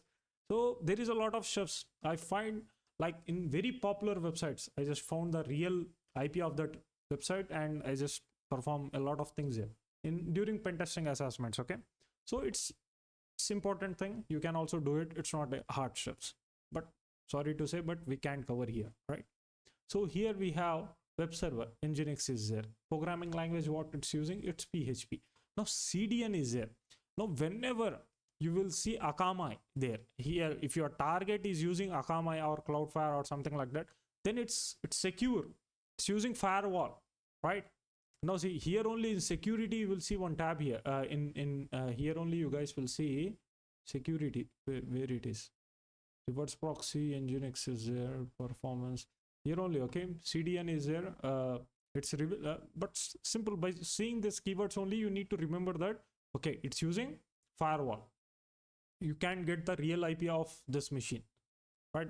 And let me navigate to another website, which is reddit.com is there. Here only it's there, right? So what I can able to do is, let's click on here on this. See, it's using Amazon Web Service.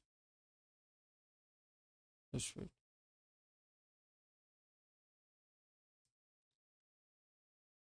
Maybe it's still, see, it's using security reCAPTCHA is there. Here in security only you guys will see the results there. Okay, like which security, which firewall they are using. Is there another website which is Wikipedia is there? Let me open it.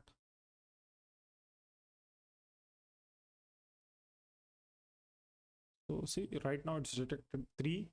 Just wait, let me open some pages here.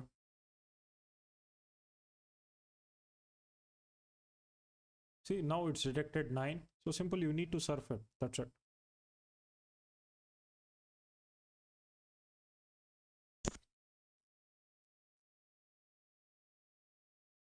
So let's click again. See, it's using a JavaScript framework here and nothing. HTTP2 open. It's tesla.com.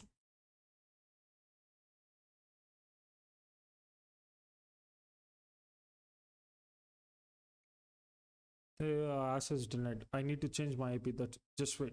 Let me open Microsoft.com here. See now, see the technology here. See, it's using Adobe Express Manager as a CMS. So simple, you can able to find the default login of this Adobe Experience Manager. Now it's using pass as Azure. Here only you guys will see AWS. In pass only you guys will see AWS, something like that. At that time, see, assume that if it's using cloud, okay, that means what pass means, platform as a service. Okay, basically they are taking service from Azure.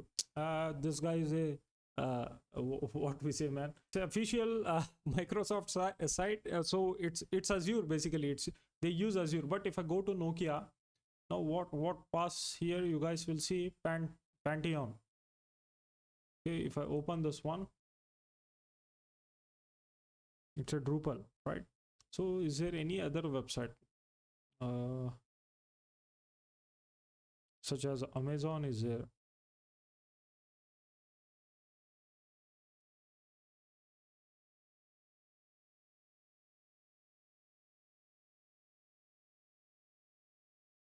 So see, it's using Amazon advertisement. Here you will see, now see, there is a pass is Amazon Web Services, right? About Microsoft Azure, right? Microsoft have Azure, Amazon have AWS. You know about this basic thing. So simple. So this is official guy, okay? This Microsoft is a founder of Azure itself, right? So that's why it's obviously it will be Azure. But in some other websites out there, such as let's go with Sony.com. Now see what will happen now. Now why it's necessary to know is, see, later we're gonna cover some cloud enumeration. In this section only we're gonna cover cloud enumeration. At that time it is very necessary to know about this one, right? If I open this, then see the pass is there, pass PA, platform as a service. See, it's using Cloudflare. So remember, let me remember this one, because later it will be useful. Here I can see pass, platform as a service. Let's see, there is also PlayStation.com is there.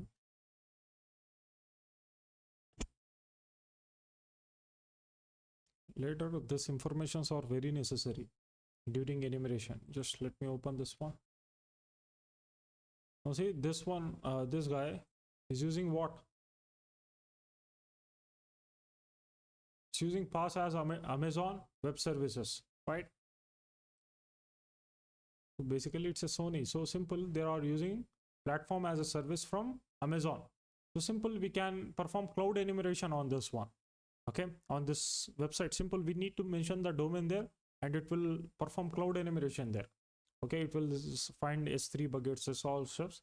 So later we're gonna cover it. But see, if you want, again, why I'm focusing on this part means to perform enumeration. If you want to perform cloud enumeration, then your target must be on cloud. Okay, basically this is a cloud services, right? Cloud platforms such as Amazon, AWS and Azure, right? So simple, that's it. Now there is also another one, which is Netcraft is there.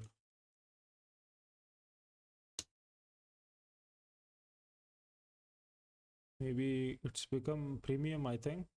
So simple, if you want to avoid it, this premium one, then you need to install extension here.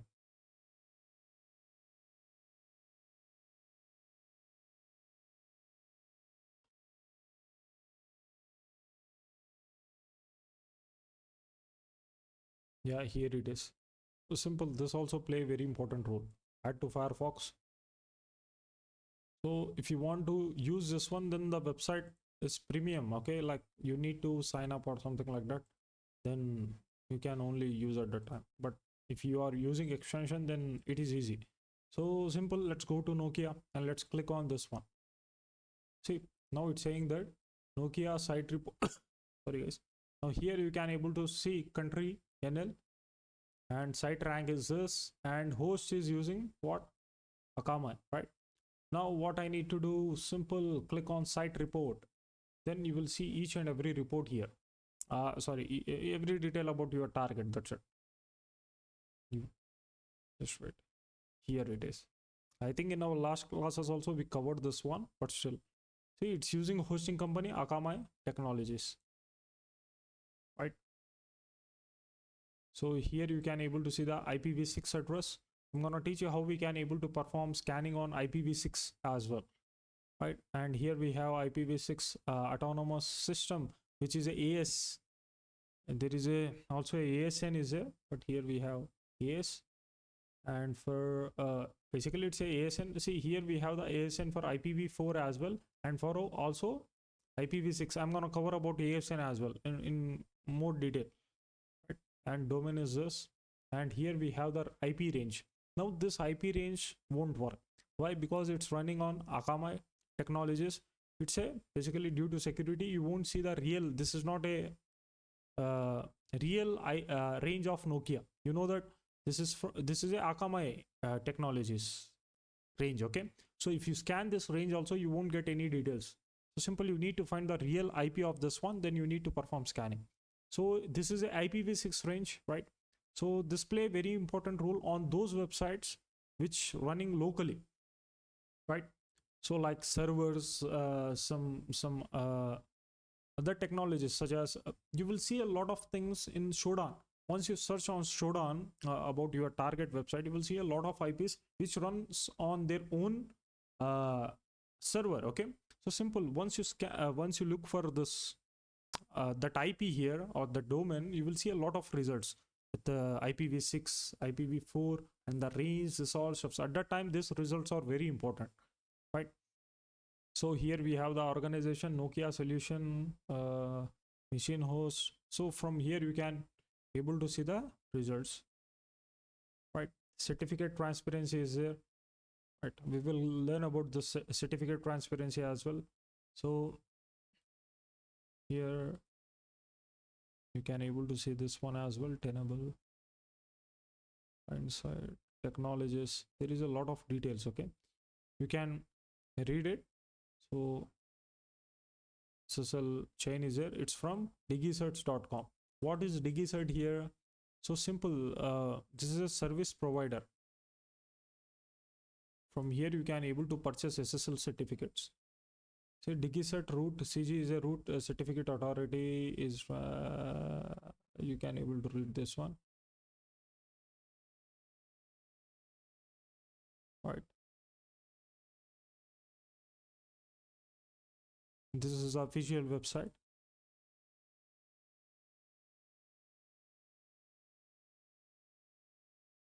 Site technologies are there. Here also you can able to see the site technologies. See this the same certificates used by Canva, mail.yahoo.com accounts. This all stuffs. Now this is a very important point. Now see, assume that you got this domains, okay, which are using the same technologies. Now assume that you want to know that those domains which are running on WordPress on internet. Now how you can able to find it? See, there is also another website for that one. Okay, this is also comes under this reconnaissance section. See, there is a nuddydata.com.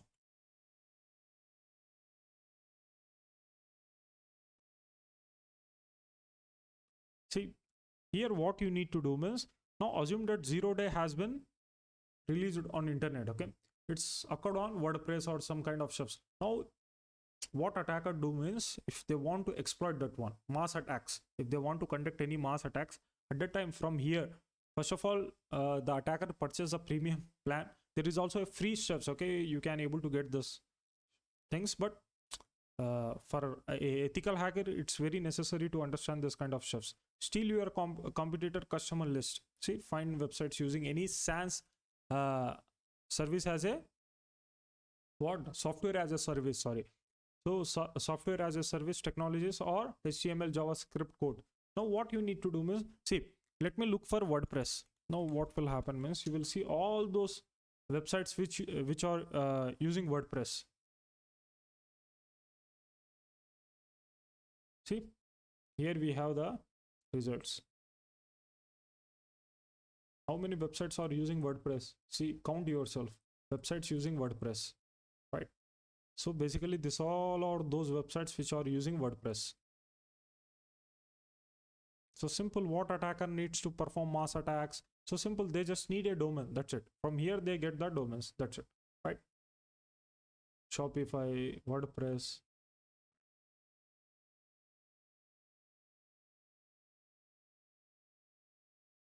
So simple, it's very easy to perform. So simple, if you don't want code, simple, here we have the list of websites. So you can also download it, right? Here is a download button. You can also download this one. Only you can able to, what attacker does means, you're gonna download only the website and you're gonna perform the mass attacks there, right? WordPress is there, Joomla is there. Joomla is there, yeah. See, these are the websites which use Joomla.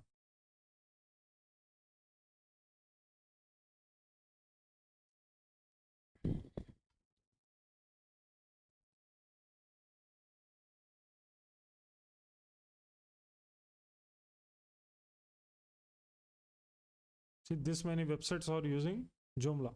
So these are the domains basically, right? So hope you guys get it, how we can able to find the websites which are using same platforms. Now remember, 82,000 websites are using Joomla. Excellent, right? If attacker, if any black hat hacker, why you know this WordPress, Joomla, why they continuously update the stuffs? So simple, due to this reason. How attacker can, mostly people think that how attacker knows our website. No, they won't know your website. Simple, there are some providers which share your details, okay, like this kind of domains, okay, with them. Not with them, it's for other purpose, but what attacker does means they use in other steps, right, to attack or something like that. What is the main aim of this site? Just see, let's see this thing. What is the main aim here? It's to find websites using any SaaS technology or HTML JavaScript code, steal your competitor customer list. It's a kind of right, ultimate reports one of your one for every competitor, all plans included. So basically we can able to search for our competitor data here. See, it's you supply the domains, we supply the technology data. Look up individual domains or enrich a large list of domains. What attacker needs? Simple, this thing only, list of domains. Okay, see an overview of what technology a domain uses, along with employees and company ID, company data, all included. Now this is a kind of paid service. There is also a free one, like which black hat hackers used to get a lot of domains. It's very easy, you know that, to get domains of any CMS. It is very easy. How, what they are charging here? Go to pricing. So see, this is a plan, but with some tools, the attacker can able to get a lot of stuffs for a specific CMS. In our black hat training for ethical hackers, we cover these techniques, how attacker can able to get millions of domains, okay, without any plans or something like that. There are some tools, okay, scripts which play very important role in it. There is also another website which I want to show you. From here also you can able to find the domains, crazydomains.com.au. So simple, if any website doesn't work, then you can use this alternate website as well. Now I want to tell you one thing, how I can able to say that it's using Cloudflare or not. This is what I said that starting, right? So simple, see, click on this Vaplizer. Now see here, CDN, it's only showing Cloudflare. That means it's using Cloudflare here. Now I can able to use some scripts which can able to bypass this one. Okay, there are Cloudflare is there. There is a lot of scripts related to this Cloudflare. What will happen means it will reveal the real IP behind this domain.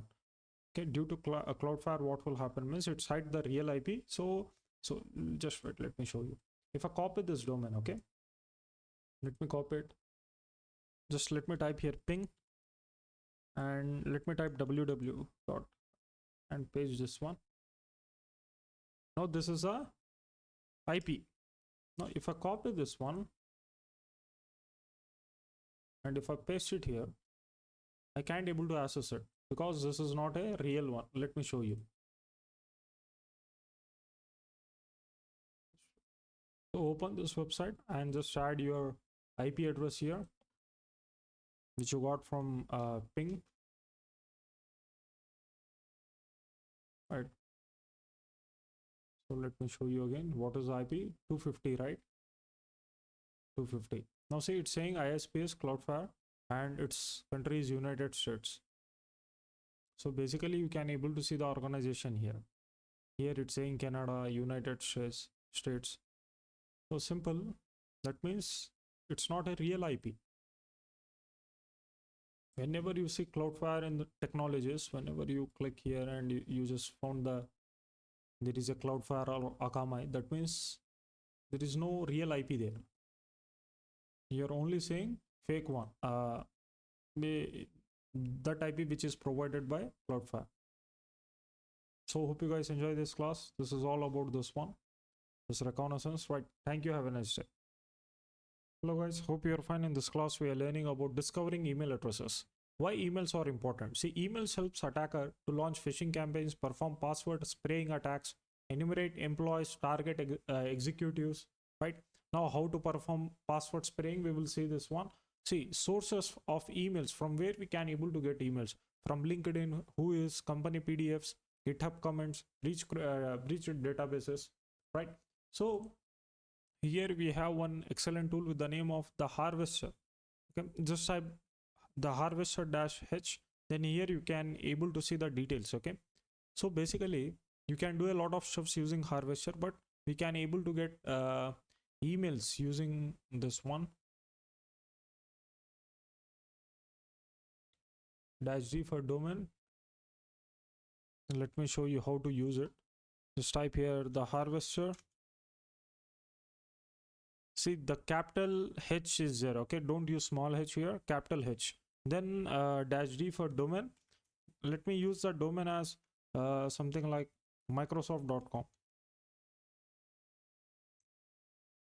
right? Then we need to use a limit here. Limit default is 500. Okay, just leave it. Now here we have -b for source.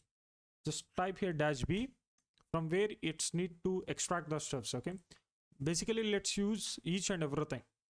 This all. So simple. What I'm gonna do, I'm gonna add all here.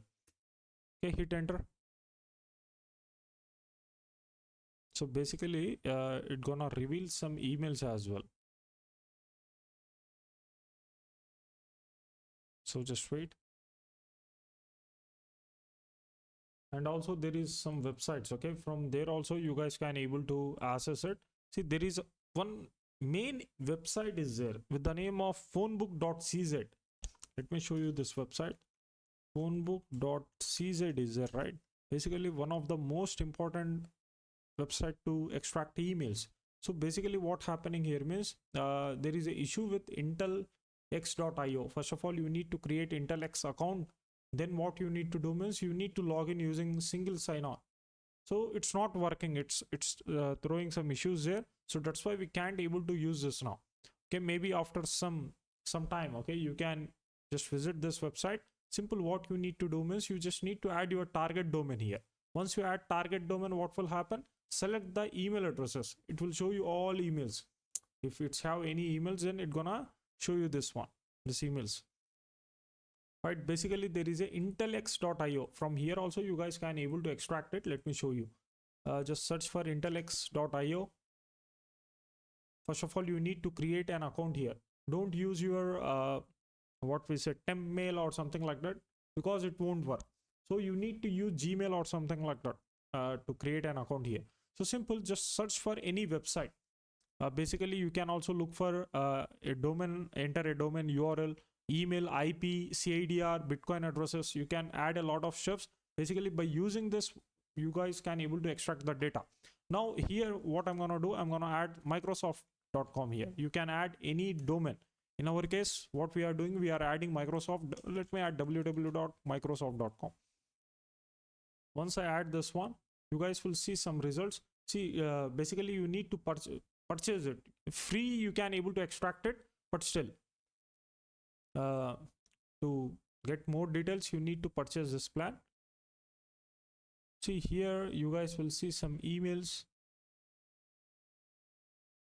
Sometimes it reveals a lot of emails.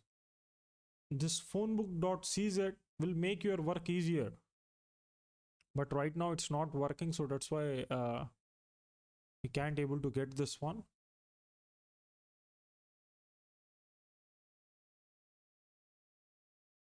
What let me do one thing. Let me add @microsoft.com, so maybe it can show the results related to this Microsoft.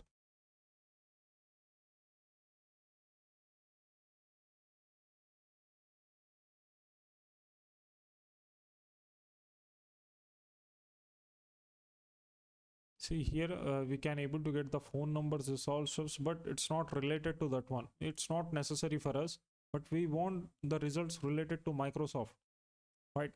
Is there any another one such as @sony.com is there? Let me look for it.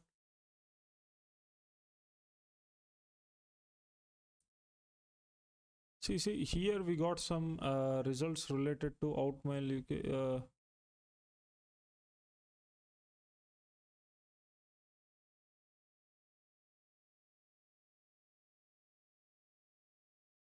So basically we only need to focus on this domain. If I click on this, you can also change the shifts here, right? Email addresses, right? Click this one and click search phone book and click on email addresses, click on search now.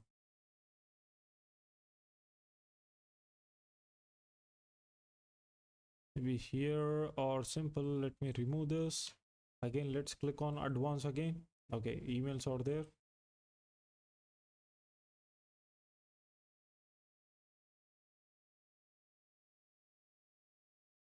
So let me open this.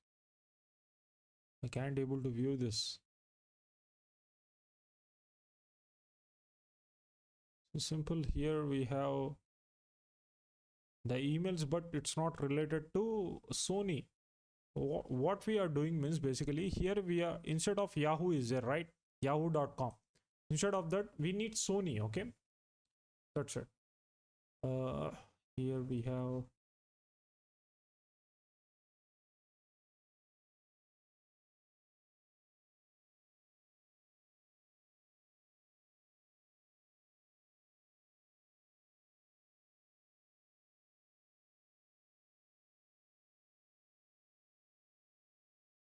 let me go with emails again. Click on search.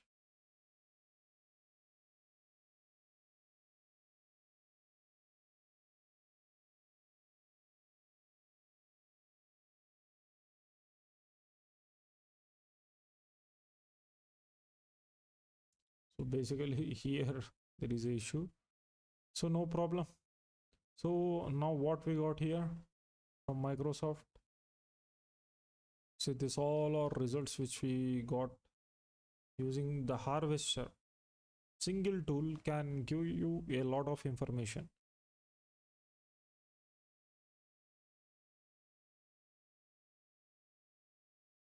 Basically this all are subdomains of Microsoft. Now here we have we got only 5 emails. Let me copy this emails, copy email addresses, right?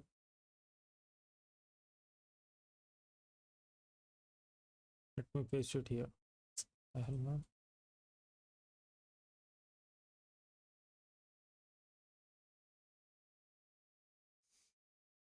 Right. So from here also you guys can able to get the results, but focus on the phonebook.cz. It's very important. Okay. Right now there is a issue, but this one is also works excellently. Okay, the harvester, and also there are a lot of tools which you can able to use to find the email addresses, right? So there is also a another tool which is, just wait, let me show you.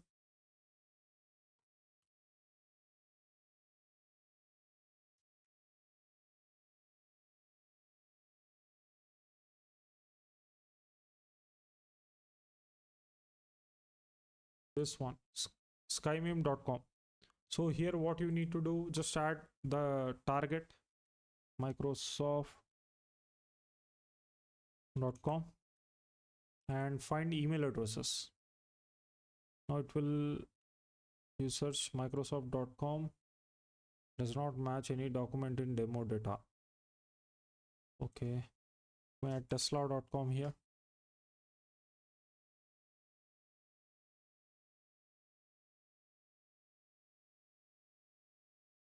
We have some limits here. Basically we need to create an account or something like that, but still it's work. Okay, it will show you the results.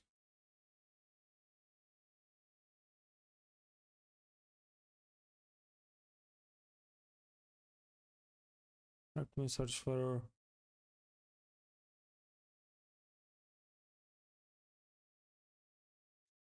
nokia.com.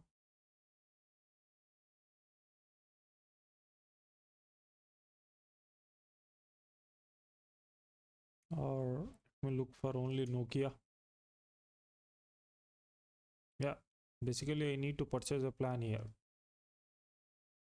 And also one another service which is a hunter.io. See, there is a email finder is there. Open this one. Simple. What you need to do means you need to add the full name of your target and you need to look for the company here.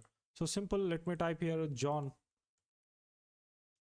something like Eric or something like this. Let me look for Microsoft.com. Is there any John in Microsoft?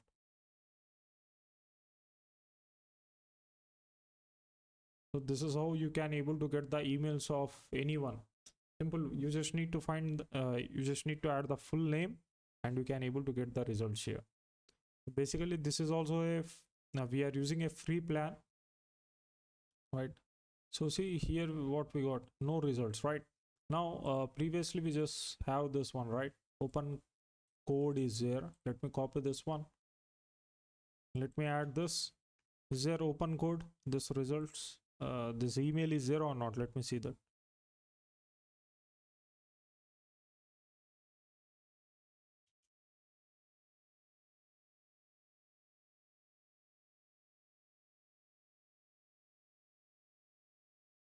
See here, open code is there, 95% is there, right? We use data from 30 sources on the web. You can also go with it, right? You can also visit this website and you can look for the results. So this is one of the excellent websites. Same website is there. If this website is not working, then you can also go with another one, which is a this one. You can also verify your email here. So simple, click on email finder and add your first name, such as Elon is there, right? And let me add Tesla, right? Let me add tesla.com. Is there any name with this one? Just add here, find email. Oh, I need to register here. So I don't want to register. Simple, just go do that one. In your case, Elon Musk, Tesla.com.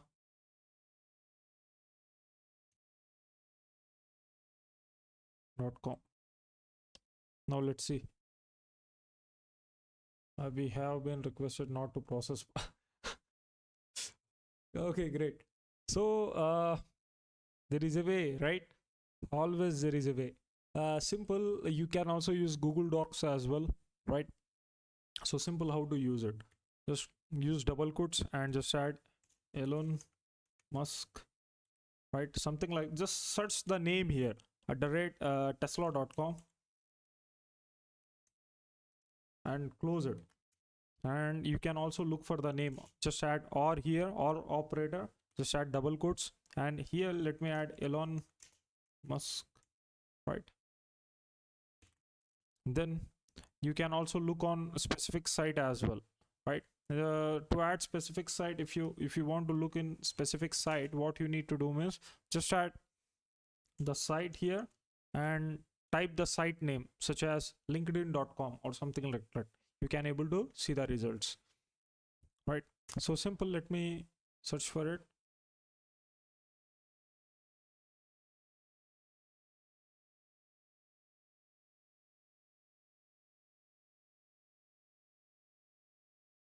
See, here we got something in anystack.sh.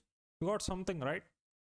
We don't know that it's yeah, it's using the same email, same domain name. See, tesla.com, where it is.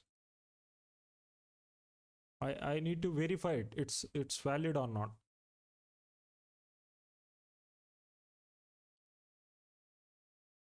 See, here it is. Just let me copy this one. So this is how you can able to identify it. Go to email finder. See, there is also email verifier is here. Click on this and paste the email and click on verify. So this is a second website.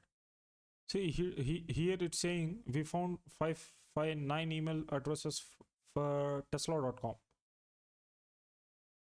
Yeah, it will from here also you guys can able to gather the emails. So basically I need to verify it. There is a lot of services. Just there is also in this one, email-check .net. From here you can able to verify that okay, the email is valid or not.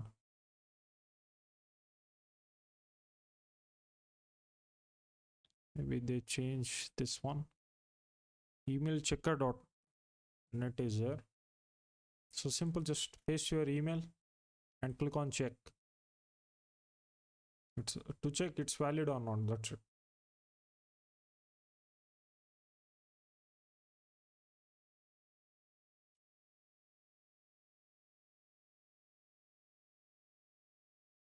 What happening?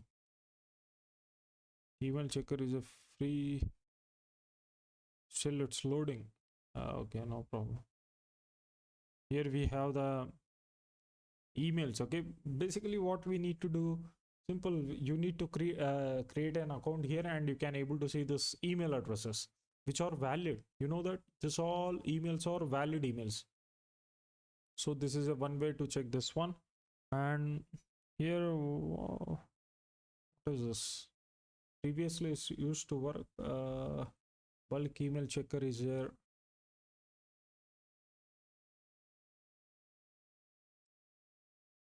Okay, no problem. Let me do. There is also another website. Okay, I just forgetted the website name here. Just wait.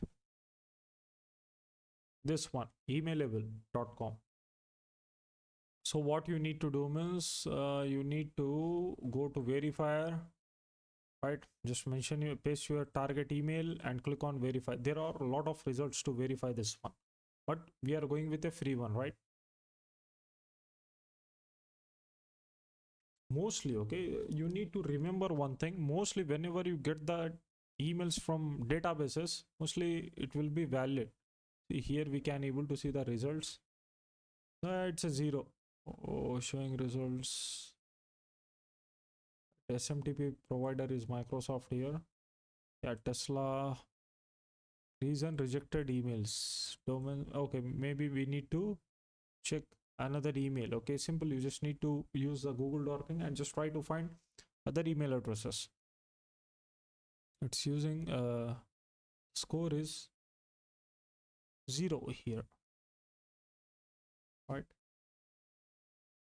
And this one as well, this is a kind of paid service. What you need to do is you need to create an account here. Simple, you just need to add the email and it will show you the results.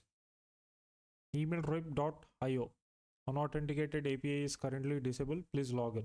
So simple login and test it. Now another one, this one, you know about this. This is a ultimate OSINT tool. You know this one of the excellent tool. If you have this tool, then you no need to go with multiple websites, right? So see here, we can check the pricing here. So this is a pricing, you can use it for free. So simple, what you need to do, just paste your target email and confirm and search it.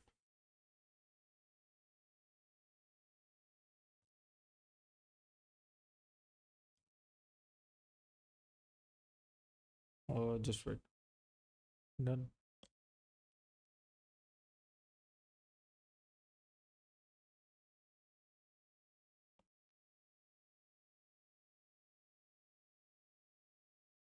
So here we got 3 results, right?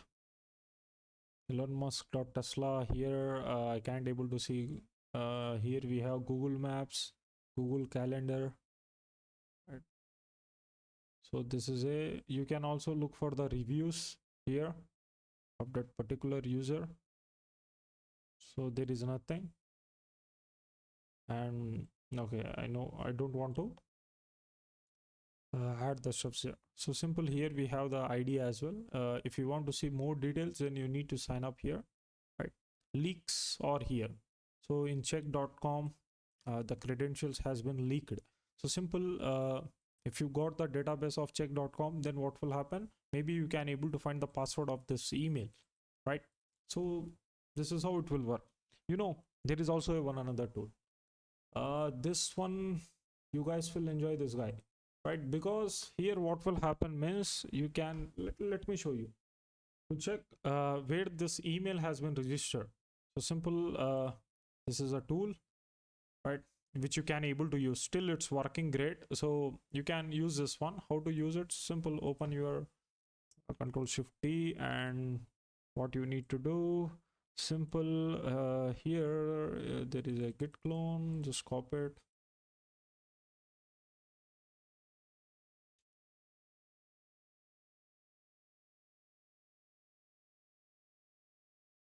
Right, then simple, just type cd, then set up it. Python 3 setup.py install.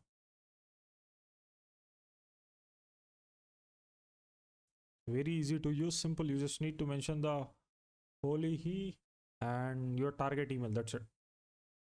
What happened?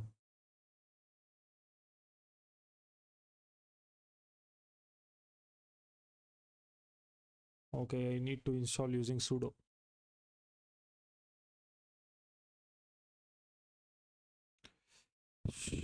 Yeah, it's working now. Done. Now what we need to do, simple command, just copy this one. Let me remove this. So previously we got the email, right? So simple, just copy this open code @microsoft.com and hit enter. Now see what will happen now.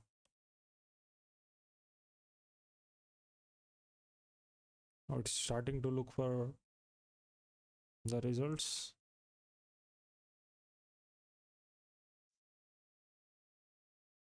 Just wait. See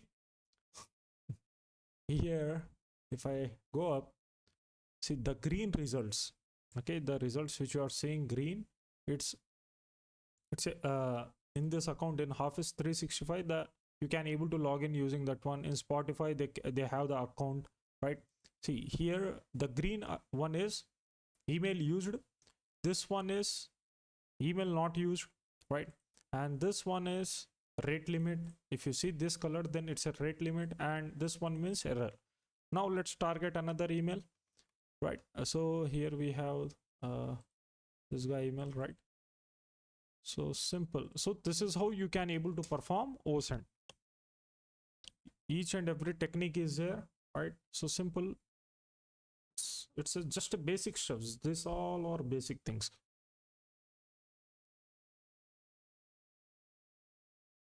Right. So here we have the results.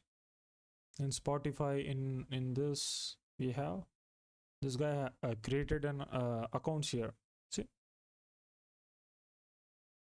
Yeah, he's an intelligent guy. So simple. He is in what we say. He's learning multiple languages, right? Duolingo is it, right? There is also another tool. You know this? Let me show you this one as well. This one. See, for this you need email first of all, you need to download the extension here. After downloading extension, you need to log in, right? First of all, add this to extension and click on login here, right? Just let me show you. I don't want to log in, okay? It's take some time. So simple, let me add it. Once I add this one, you guys will see there is, let me pin this guy. And here, see, just click on this one and it will ask you to log in. This is an official Google page, okay? You no need to worry about it, but use the secondary email here. Very simple. Once you log in, then what will happen means automatically once you start using this tool, it will detect it. So hi there. For any professional inquiries or collaboration, you can contact them, right? Preferable to use your professional email for correspondence. Let's keep it short and sweet, all in English. So here, the last one which we used, this one. See, Hola, he checks if an email is attached to an account on site like Twitter, Instagram, something like that. So does not alert the target email. So simple, you can read this one and you can use this. Same like that only, okay, which we use Hola, he is right, same like that only. But here, it will show you a lot of results. Like that. So simple technique. You just need to install using pipx is there. You can direct go with this one as well, with Docker as well. So simple, once you execute this command, execute this. Instead of test.gmail, you need to add your target Gmail, then it will work. So this is one tool, and there is also another tool. Let me show you another tool. This one is also excellent. So simple, you need to install it. Just copy it, or if you go down, here is a process to install this one. You just need Go language here. Okay. So okay, here it is. Let me do one thing. Let's go with git clone. Let's type cd. Now type here git clone and paste this one. And then what you need to do, run this one. Simple, we need to type motion your target email, that's it. So simple, just type here cd motion ls. Now here we have what we say, Docker file is there, example config. Now let's type here cd v3. Now type ls again. There is a cmd, just type cd cmd, just type ls. Now there is a motion teaser. Now what you need to do, just type here go run. Go is not there, I need to install it. Install this one, sudo apt install golang -go. This one you need to install, not gcc. Okay, remember this one. Just type, hit enter and install it. Just type y. That means what we are doing means we are installing Go language here. Okay, by installing Go language, what will happen, we can able to run the tools. Okay, we can able to mostly the tools are written in Go language. Okay, to run that one we need Go language in our machine, same like Python. Okay, to run Python script we need Python, okay, in our machine. So the same thing.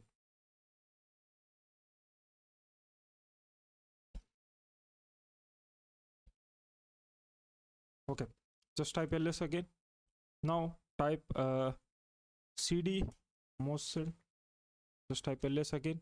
Now there is a main Go file is there. Now just type go run main.go, right? That's it. Now what you need to do, just mention your target website, a target domain. For example, let's take this one, hit enter now.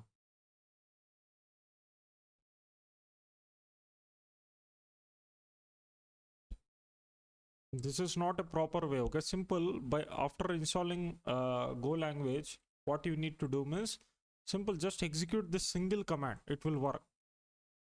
Which command? This one. It will work. Okay, you no need to worry about this all stuffs, but it is very necessary to know how we can able to run this all stuff. So that's why I covered this one.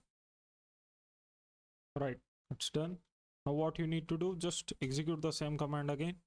Now it's saying what you must create a config file in home directory, name something like this. So basically I need a config file here. Let me open this link. This is an example config file. So basically here what I need to do, I need to add the breach directory API key and email. I need to add a lot of stuffs here. Have I been Pune? This API key I need to add. IntelX API key I need to add. So basically I need to add a lot of stuffs here. Then only it will work. Now what you need to do, simple. Just execute like this. Now go to this websites and simple, you will get API keys. Just let me show you in IntelX. Okay, just wait. Sorry, I can't show you this API key, but see here you can able to simple go to your account and click on developer. In developer you guys will see the API. Okay, just copy this key and you can paste it here. Okay, you can simple use a config file such as like this dash config, and you can mention your config file here.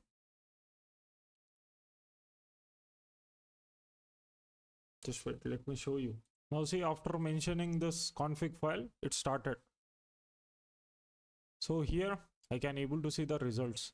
See, IP lookup and DNS lookup is there, right? Here we can able to see the NS record, A records. We will learn about that one as well, don't worry. So you can get a lot of informations here, right? But the important thing is you need to add the API keys,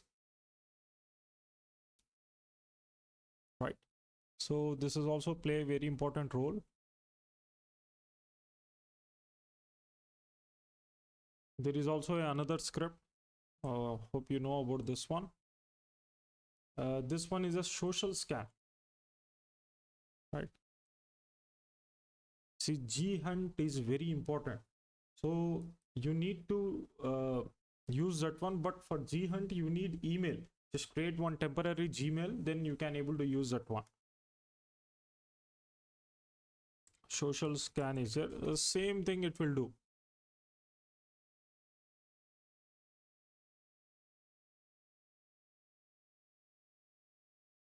Here, this one. It will do the same thing. It will look for the email. If that holy he won't work at that time, you can go with this one. See, the installation process is very easy. What you need to do, simple, just open terminal. You can simple, you can also install using pip as well. Pip install social scan. Then here we have this one. So simple, just type here social scan and you need to add your target username. You can also use the text file as well, right? So here it's also one of the excellent tool where it's used to check the results in Instagram, Twitter, GitHub is there, but that one, the previous one is excellent by comparing to this, but this is a kind of alternative for you. If it doesn't work, then you need to go with this one, right?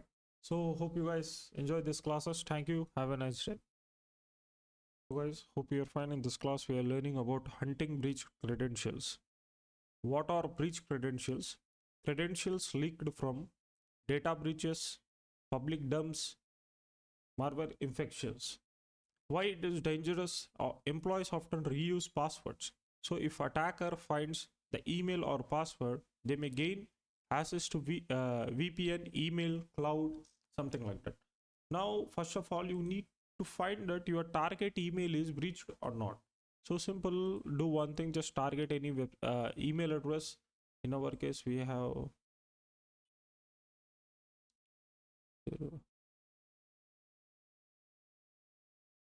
okay, let's take this email.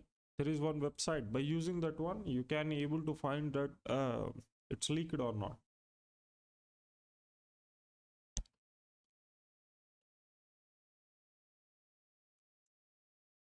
This is a website. Have I been .com. So simple, paste your target email here and check. The 3 breaches where from first of all from this one, and second is from this, and third is from check, right? So basically now what this it's leaked password, and here also you can able to see password, but in check what happened, you can able to see the email address, names and passwords with phone number and physical address and username, right? So attacker, what they do means they find this data. Now how they find the data, this is the main thing. This is what we are learning in hunting breach in this section, hunting breach credentials section. So first of all, there are websites out there. Basically we need to focus on the website. So there is a Intelex is there, right? From Intelex also you guys can able to find this credentials. Go to Intelex and simple paste your target domain and search for it, right? See, I got some details here.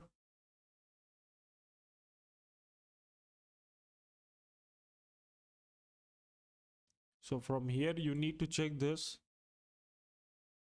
Here we have all password.txt, right? So let's type here Control F and V.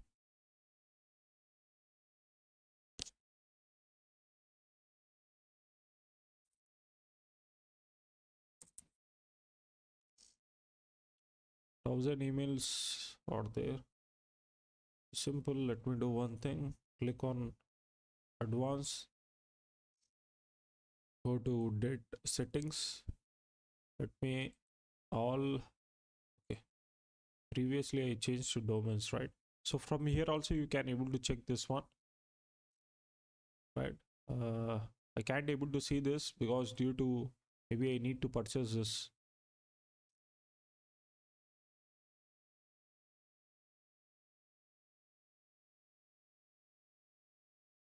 I can't able to see this one. No problem. There is also another website. What is the website name? It's a very famous website. This one, Dehashed. It's a paid one. Remember this one. Mostly these websites are premium. Dehash.com is there, right? Take your data security to. First of all, you need to register here.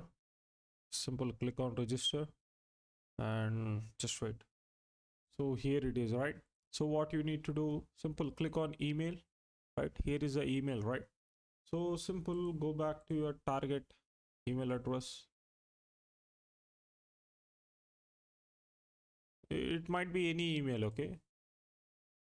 So simple, what attacker do means simple, paste it here and click on find. Now it's gonna find the stuff. See, it's leaked in where? In check. In this website, it's showing the results here.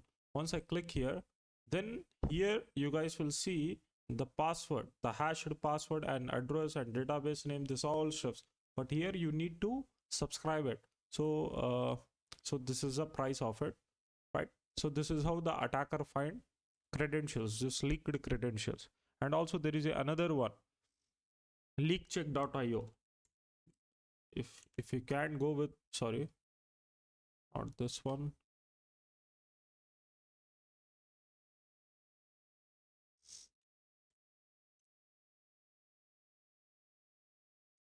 leakcheck.io, this one.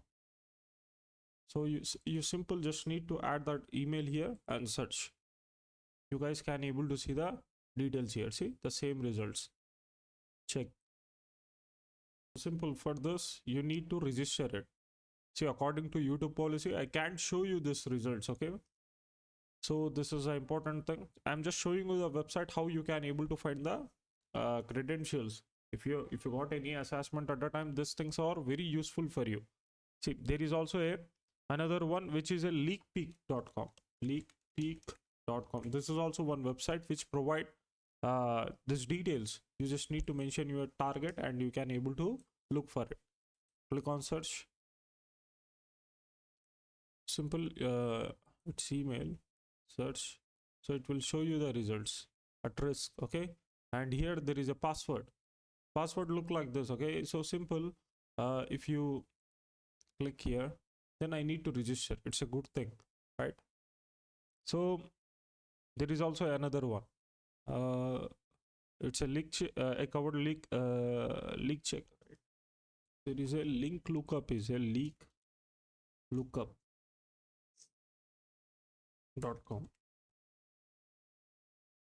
So this is also one of the excellent one. You can simple go to search and simple you need to first of all create an account here, then you can able to look for the database, right? It's also one of the excellent one. So simple, it's have this many records. Last update they updated in 2026. So from here also you can able to find the credentials. Why I'm showing this many sites? Maybe in future if it won't work, then you can go with this one. So basically this all are working sites. Remember this point. It's not a kind of what we say sponsor video or something like that.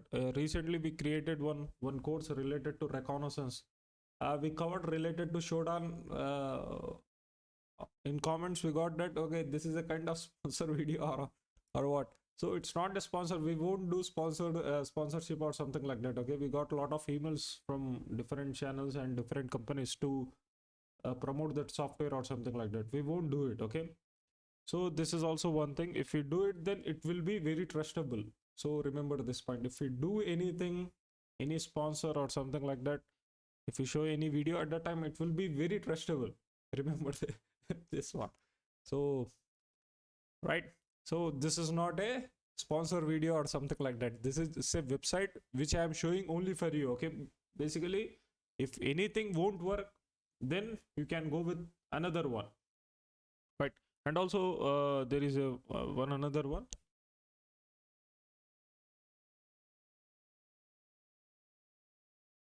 Reach directory.org, this one.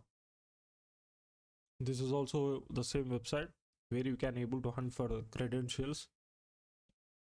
So simple, here you need to add your target email, then simple click on this.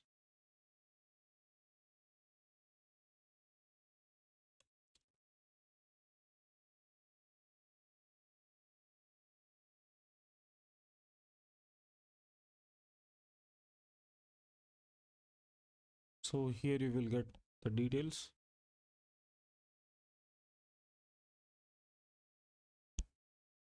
Okay, it's still loading. There is also another one. vLeak info is there.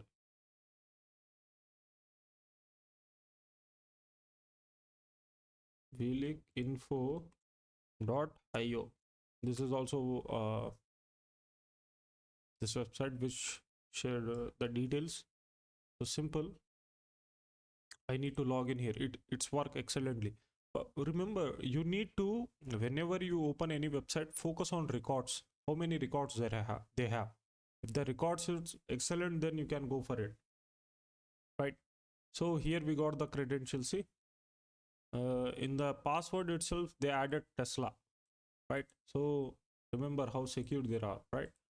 Now see here, there is also another website. I think this way. Let me. So that's it. One website is there. It's not working. Right now, mostly what will happen means instead of using this premium services, what people do means they download databases from different resources, such as from Telegram, from the dark web or something like that. Now, once the researcher download this one or any black hat hacker download this credential, now how to look on it? Like assume that you have a bunch of database, like in the database you have a lot of lines, right? 1 million, just take like this, right? You have 1 million lines, and how you can able to do research on it, how you can able to say that okay, the email which I am looking is there or not. There is a tool, okay, it's an open source tool which you can able to use to find the details. Okay, so the tool name is just wait, H8 mail, this one.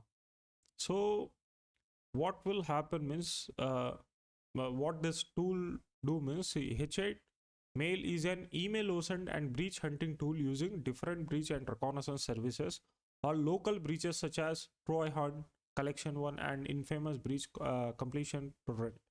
Now here what will happen, features email pattern matches, pass URLs to directly find. So what it does means you just need to simple, what, let me show you what you need to do means you need to download database from where, from internet. You need to do research. So people do a lot of research, you know that how they do, simple, check is there, right? Check is leaked.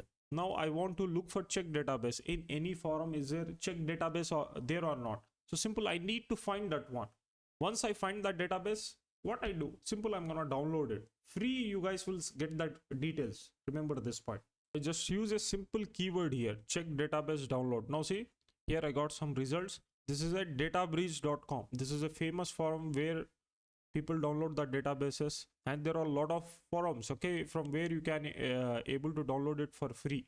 Some may ask the money, some will be free. And in Telegram channels, there are a lot of Telegram signal channels or their communities where people share the databases. Simple, the researchers also do this one. In red teaming, this will happen, okay?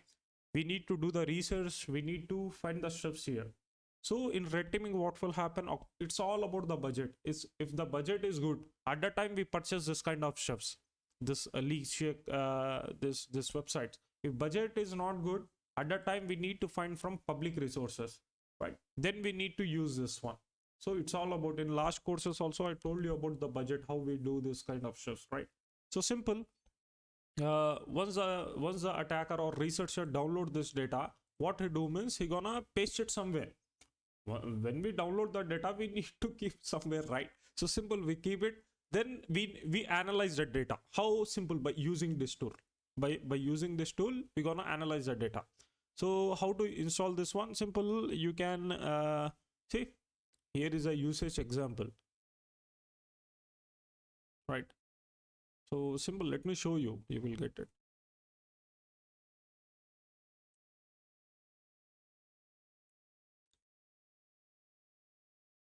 Just open terminal and just type sudo and paste this one, pip3 install H8 mail.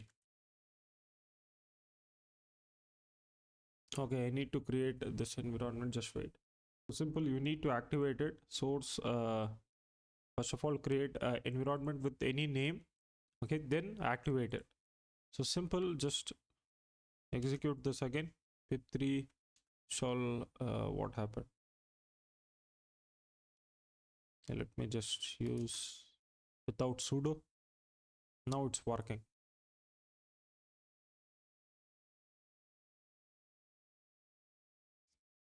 So that's it. What you need to do, how to use it, just type H8 mail. Okay. Then you need to mention -t, just let me type here -h here, see the help. See, target, -t means target, -u for if you are looking for URL, then you can able to mention that one. So there is a lot of stuffs which you can able to go with. So simple, let me use -t for target. So I am going with mail, okay, -t in mail, right? From here you guys can able to see it in usage -t, and you can able to mention your email as well. You can able to mention target.txt, right? So here in our case the mail is something like, let me use,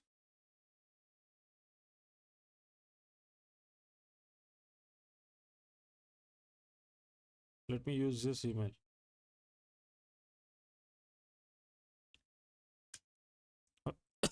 Sorry guys, like this. Then -b, dash b is to mention the file, the database file.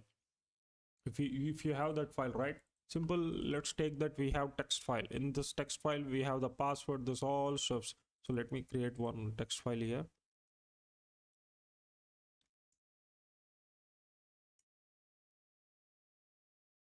Something like this.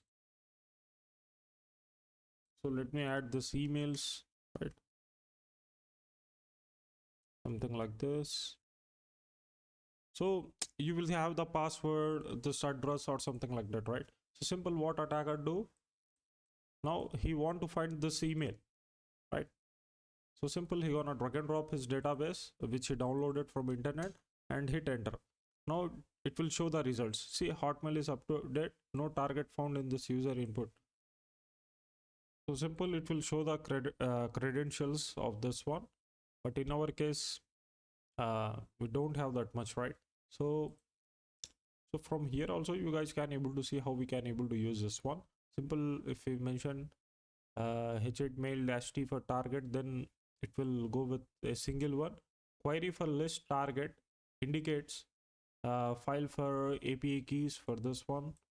Here we have. So basically it will play a very important role, right? Sorry guys. So that's it about hunting this emails, right? So basically we need database, that's it. Once we have the database, then we can able to get the details. Simple, like this, -t, and you need to mention your target email, then you need to use -b or -bc, then mention your file. Once you have the file, then that's it. You it will look for the what we say, the query, the email which you are looking for in the database. At that time it will show the results there. Hope you guys enjoyed this class. Thank you. Have a nice day. Hello guys, hope you are fine. In this class we are learning about subdomain enumeration. What is subdomain? See, there is a Microsoft.com is there. Microsoft.com is a main domain. It's a parent domain. And www.microsoft.com is there. What is that? It's a child domain. Child domain is known as subdomains. Okay, API.microsoft.com is there. It's also a subdomain, right? So this is how it's look like. API, dev, mail, anything in front of the main domain. If you got any keyword, after that keyword there is a dot, then it's a subdomain. xyz.microsoft.com is there. It's a subdomain. Okay, right. So why subdomains matter? Subdomains may expose development servers, admin portals. Now there is also another scenario. Admins.microsoft.com is there. What is this? This is also a subdomain, right? So this is how it's play a role, right? So if you want to understand what is subdomain, then remember it's a child domain. First of all, you need to remember one point. It's a child domain, and the domain, the main domain is Microsoft.com, and anything come in front of it like api.microsoft.com, dev.microsoft.com, then it will be a subdomain. Any keyword, remember, any keyword after it must and should have dot there, like this. Dev dot is there, right? Like this. Now see, real world scenario. Attacker finds dev.company.com. The server uses default credentials. Just think like this, and it's running outdated software. What will happen there? What attacker can do? They can easily gain a internal access because it's using default credentials. I'm gonna teach you about this default credentials as well. How we can able to find it. This all stuffs. Okay. Now let's start hunting this subdomains.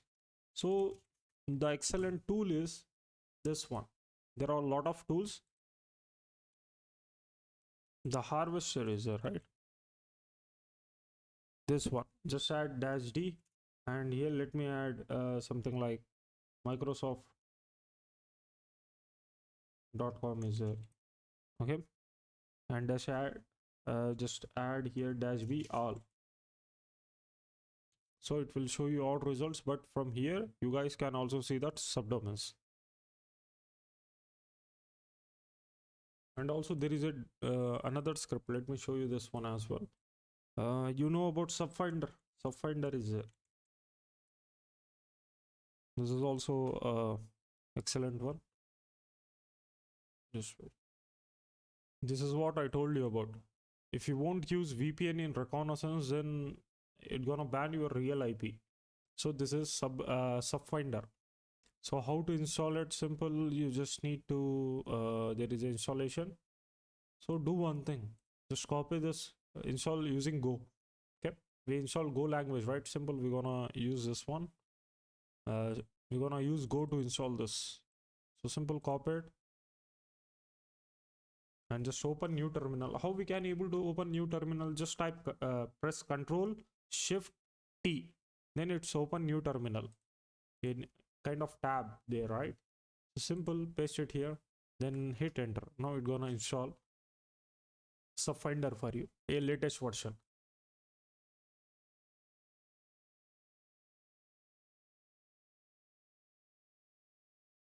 You need to wait.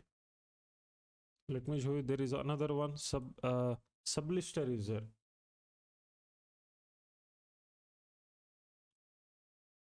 Just add here sub list.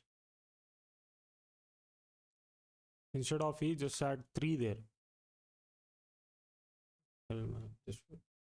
So this one, sublister, you can also use this. Let me check sublister is there or not. Control so let's running Control Shift T to open new terminal, and just let me search for sublist.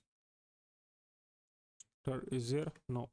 So simple, you can also install using sudo apt install sublister. Just type y there and it's gonna install it for you.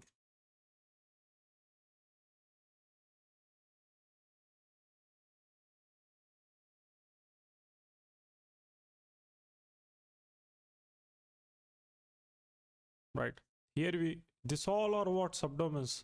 See, zebra dot dash a dash web dash uad is there.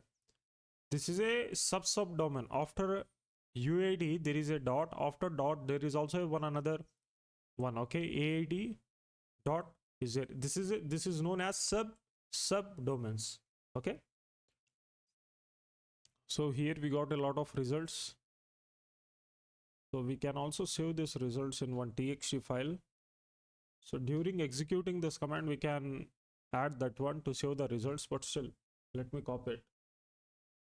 Got a lot of subdomains here, basically more than I think 10,000, 5,000, something like that. I only copied around 315 subdomains here, right? That's it. Now I need to check which one is live. This also we're gonna cover that one as well, but here let's use this tool as well. Which one? It's a subfinder. Let's use subfinder. To use subfinder, just type here sub. Let me clear it. Just type here subfinder.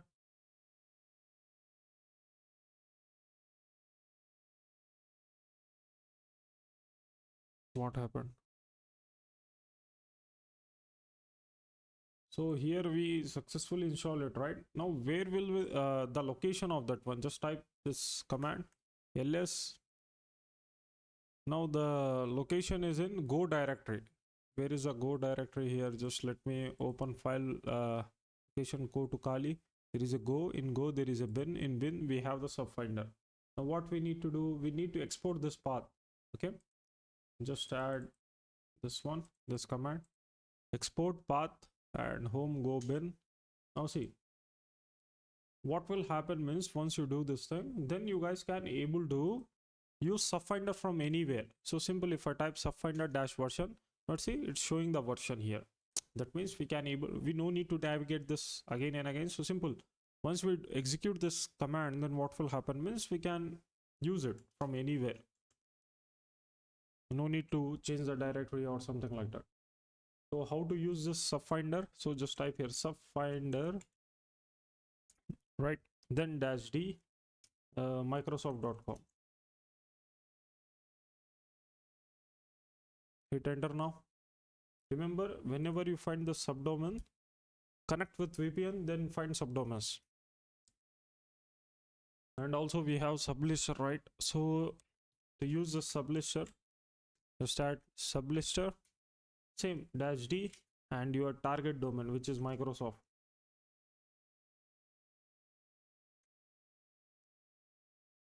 Now you need to wait for results,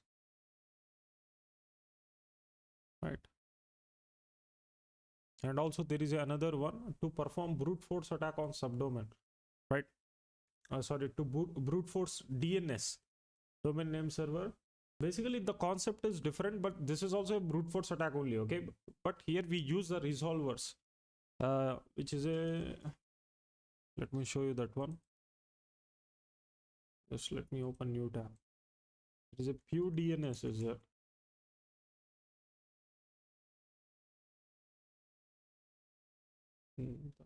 So this one, Pew DNS, what it does, see, Pew DNS is a fast domain resolver and subdomain brute forcing tool, okay, that can accurately filter out wildcard subdomains and DNS poison entries. It uses mass DNS, a powerful step DNS resolver, to find bulk lookups with the proper bandwidth and a good list of public resolvers. Now basically we need to find public resolvers here. So these are the ways to download this one. So we can use this, right? The go is easy for us. See, here we got some subdomains from sublister. What we do, we're gonna copy the subdomains and paste it in this list, which we copied previously by using harvester. Right, let's open new tab and let me install this one first, Pew DNS. And now let me copy this list from here. Then I need to find the duplicates from it, and I want to check that which one is alive. Okay, mostly the subdomains are dead from here. Mostly they are dead. It's not valid. Some are not, some mostly the stuffs are not valid. So right now I have around 337 subdomains. 3337 something. Just let me show you again. 3337. Yeah. Still it's working. Now which command we need to execute here? So simple, here we have, where it is, here we executed this command. No problem. Simple, execute this one. Once you execute it, then if you type Pew DNS, now see what will happen. You can able to use this now. Yeah, just type -h for help. Now here we have the resolve, sponsor, brute force, this all stuffs. Now how we can able to use it? So first of all, you need resolvers. So see here how to use a subdomain brute forcing.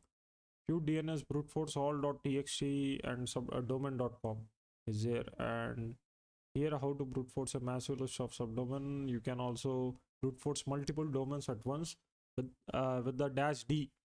Okay, you just need to mention the subdomain list and you can able to do the steps. Resolving a list of all domains, you can go with it.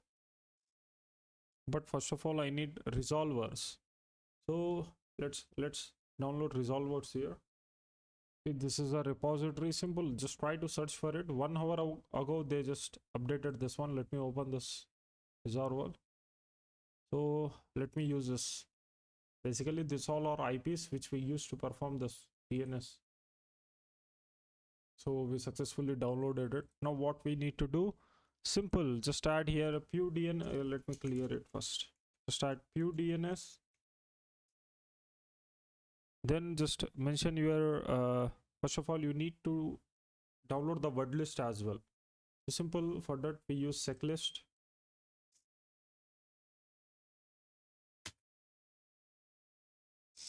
So in checklist you guys will see there is a web content is there, or you can also download the checklist in your Linux machine.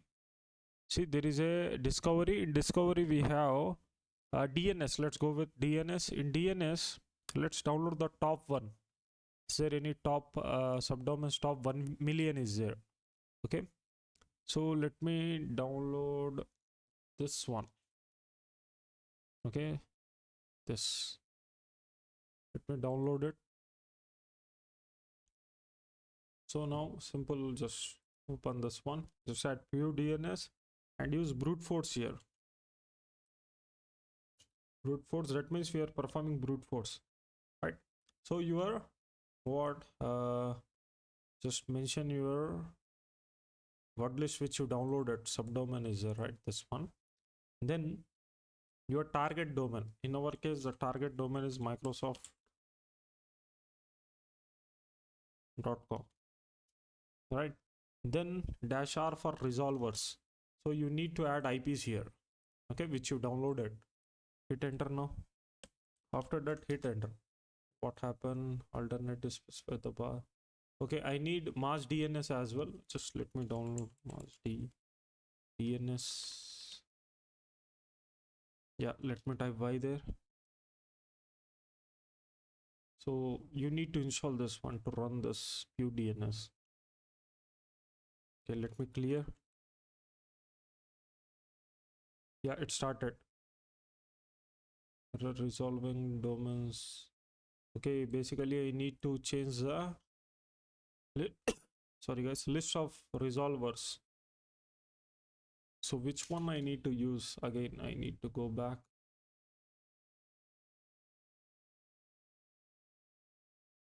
Is there anyone which they update? Oh, okay, here we have resolver.txt. Yeah, let's use this one. Instead of extended, let's use this one. Yeah, here it is. So simple. Let me drag and drop this resolver.txt here. Hit enter now. Now see, it's working. Hope you guys can able to see it. It's working. Now it's used this IPs to perform this one, the scanning. So it will take some time. Basically, you guys will see the subdomains by using this method. This is also a brute force attack, but kind of different one. You can also perform this the same attack using FUF as well. WFuzz is there.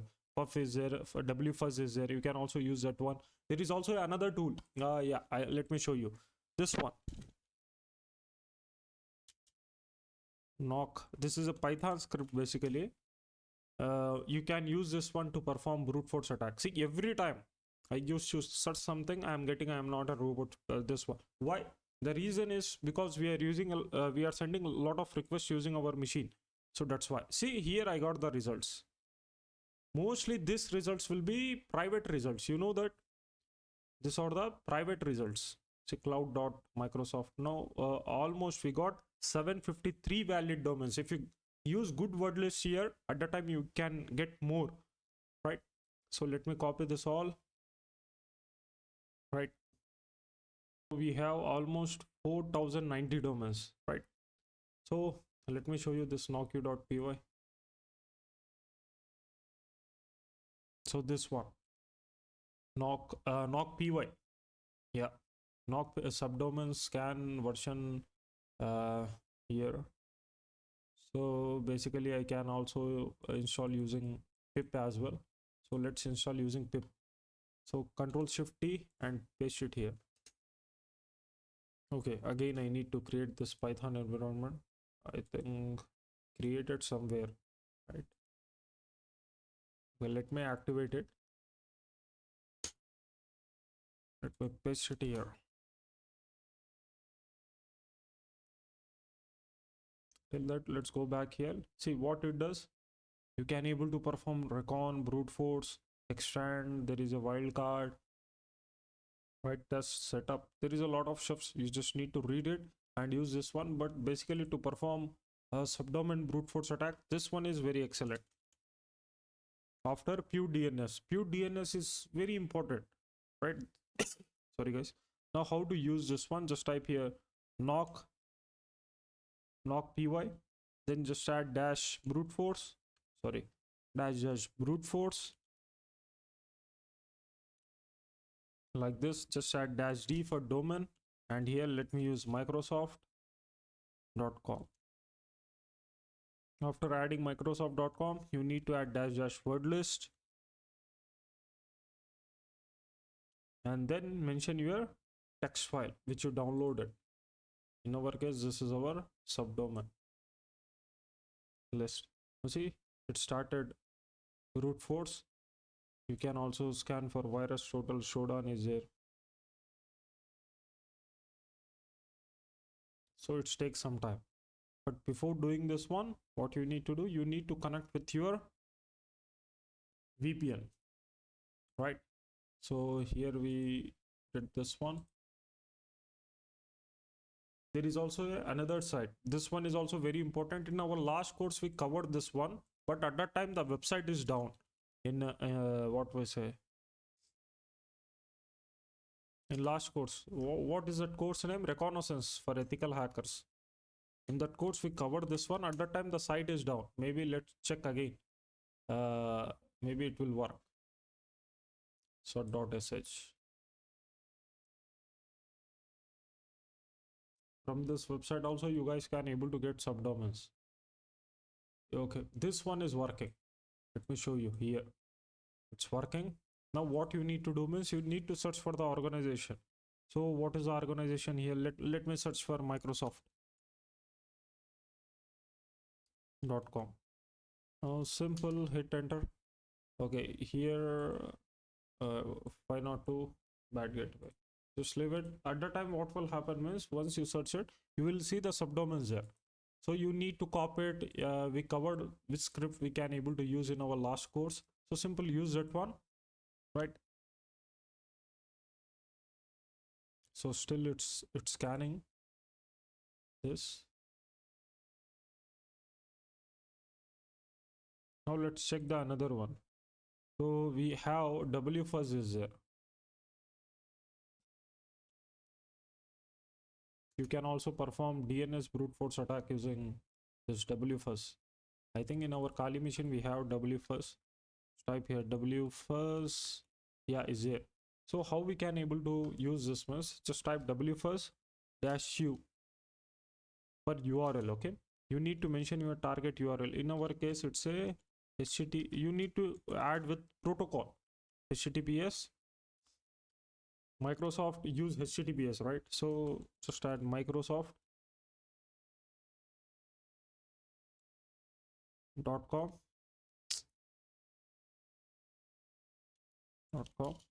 and -h for host. Now here by using this what will happen means by using this feature we can able to perform subdomain fuzzing. Just add here host and colon and add fuzz here. Okay, fuzz, where we add fuzz means where we are testing our word list. Basically whenever we add fuzz, that there the tool will test our word list. Okay, fuzz.microsoft.com. again you will see your target domain here. Basically you know about this thing, right? Where we test for fuzz here. And also if you want to find subdomain, then add something like that, fuzz dot, then it will find subdomains. Okay, so this is how you can able to find the results. Now close this with double quotes, then just use your word list which you downloaded, this one, right? So now what you need to do, to start -sc to avoid to only see this status codes, okay, which is 200, that means the valid results, and 301 which redirects. Now what will happen, it's gonna use this one. Okay, I need to, but still no problem. Instead of HTTPS, what if I add HTTP?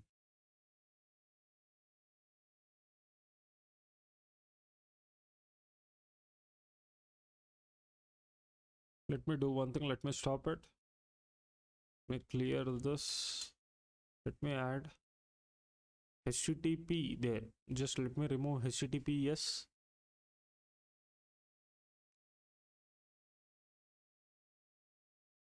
Now see, it started to find this one. This keyword is there. Basically it's redirecting. C2 is there. So if you want to see only 200 results, then simple, you can also use that one. Just remove 301 from here, right, and add 200. That's it. So this is how you can able to perform subdomain enumeration. Let me stop it. So I want to show you these results, so it will take some time. So just let me pause the video. It will take huge time. Let me stop it. right? So you just need to wait for the results, then you will see all active subdomains here, right? So hope you guys enjoy this class. Thank you, have a nice day. So hello guys, hope you are fine. In this class we are learning about security headers enumeration. So what are security headers? HTTP headers that improve browser security. Example, content security policy, X-frame options, HSTS, X-content type options. Okay, why test security headers? Missing headers can allow clickjacking, XSS attack, meme sniffing, downgrade attacks. So before performing MITM attacks or before testing for XSS, you need to check for the security header. If it's missing at that time, there are a lot of chances that you can able to inject the steps there and you can able to perform downgrade attacks there. Like you can able to change HTTPS to HTTP. We covered this in our network hacking course. You can also after completing this training, if you want to learn network hacking, then you can also watch that one. There we covered how to perform network sniffing, MITM attack, this all stuff. It's around 6 hours course. Okay, you can sorry guys, you can also check that one. See here, real world scenario, missing X-frame option. Attacker embed target website in iframe, trick victim into clicking hidden buttons. So why it's happening? Because due to missing of X-frame. Okay, it's impact to account takeover basically, right? So SSL testing is there, SSL TLS testing. Why SSL TLS testing matters? See, SSL TLS secure communication. Secures what? Communication. So weak configuration may allow traffic interception, downgrade attacks, weak encryption exploitation. Okay, common issues is in TLS 1.0. Okay, enable weak ciphers, exploit certificates, self-signed certificates, right? Real world scenario. See, server supports TLS 1.0. The attacker perform SSL downgrade attack here. Results, encrypted traffic become readable, right? So let's use it. Let's check how we can able to check for the security headers, this all stuff. Basically we have website for that one, right? So simple, just search for secure. Let's open this in Chrome. So here we have SSL labs and here we have the security headers checker. So what you need to do, just enter your target address here, microsoft.com. So let me copy it, scan for this one. So see, it's saying security headers. The site is this, IP is this, and headers have strict transport security content policy, right? X-frame, how you should work on your security posture. So missing, we have this all missing headers, right? We can do a lot of shifts, but we can only perform at the time when vulnerability exists, right? See, X-frame is there, but not, let's go here. X-frame option is there. Yeah, X-frame option is there. Tells the browser whether you want to allow your site to be framed or not. By preventing a browser from framing your site, you can defend against attacks like clickjacking. Mostly in bug bounties, you won't see clickjacking as a vulnerability. They won't allow it. Recommend value X-frame option. Even if you find clickjacking vulnerability, they won't pay any bounty or something like that, right? Server, from here you can able to see the steps. Let me look for another one.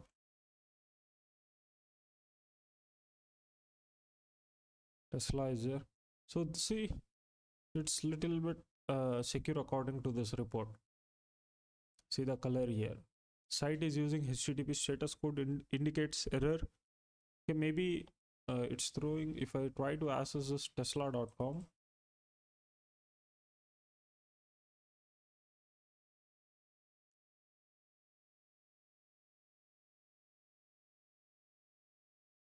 so basically it's having these warnings, but still it's secure. Okay, but in pen testing you need to submit this in a report as well. Even if small vulnerabilities, small misconfigurations also will need to be reported. So let me add the same domain here in SSL lab. Right here we can able to see the server and the time, test time and grade. Here it's also sometimes it's reveal the subdomains as well, but here you can able to see technologies, Akamai technology it's using, right? So simple. By using this is how you can able to test for security headers and SSL labs, right? Okay, let's go back to our Linux machine. There is also some tools which can able to look for this vulnerabilities, okay? Such as what? Let me show you. Test SSL is there. It's not there. Let me install this.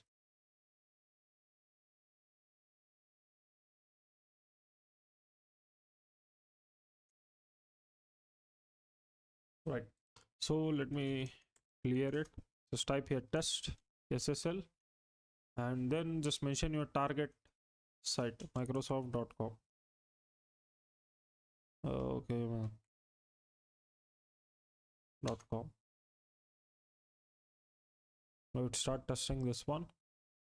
So you can see a IP here, port. There is also another tool, you know that. So first of all, let me see these results, then we'll check. So TLS 1 is not offered, TLS 1.1 is not offered. Great.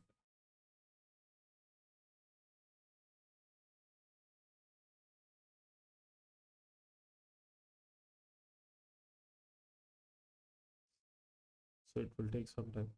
Okay, it's taking some time. Let me use another tool. This is a SSL scan. This is also excellent tool. You can test for tesla.com. Hit enter.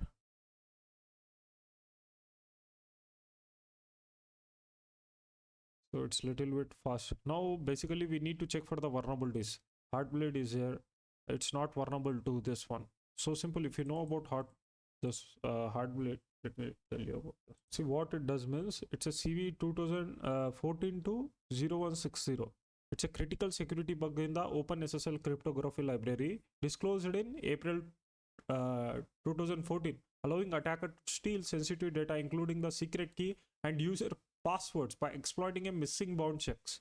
Okay, in the TLS heartbeat extension, it affects widespread web servers, allowing memory left 64 KB check. So you can look for this one. So basically, if you found something like vulnerable here, then you can able to use that to exploit this one. So see, subject is TLS tesla.com, and here sorry guys, alt name is this. So from here you can able to see the SSL information. If it's vulnerable, then it will show you the results. So here see, it's also which one? This one. Test SSL also reveals the vulnerabilities as well. If it is vulnerable with any vulnerability, at that time it will reveal it. So that's why we use this SSL testing, this test SSL tool, right?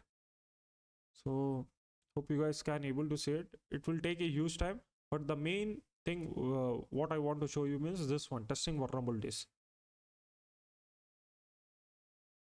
So here it's saying that SSL v2 is not offered, and here SSL v3 is also not offered.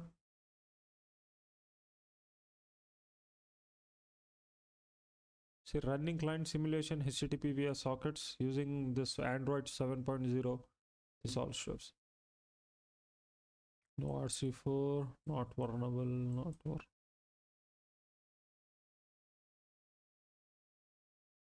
Okay, right. So it's also providing the link here. So simply you can able to visit this one.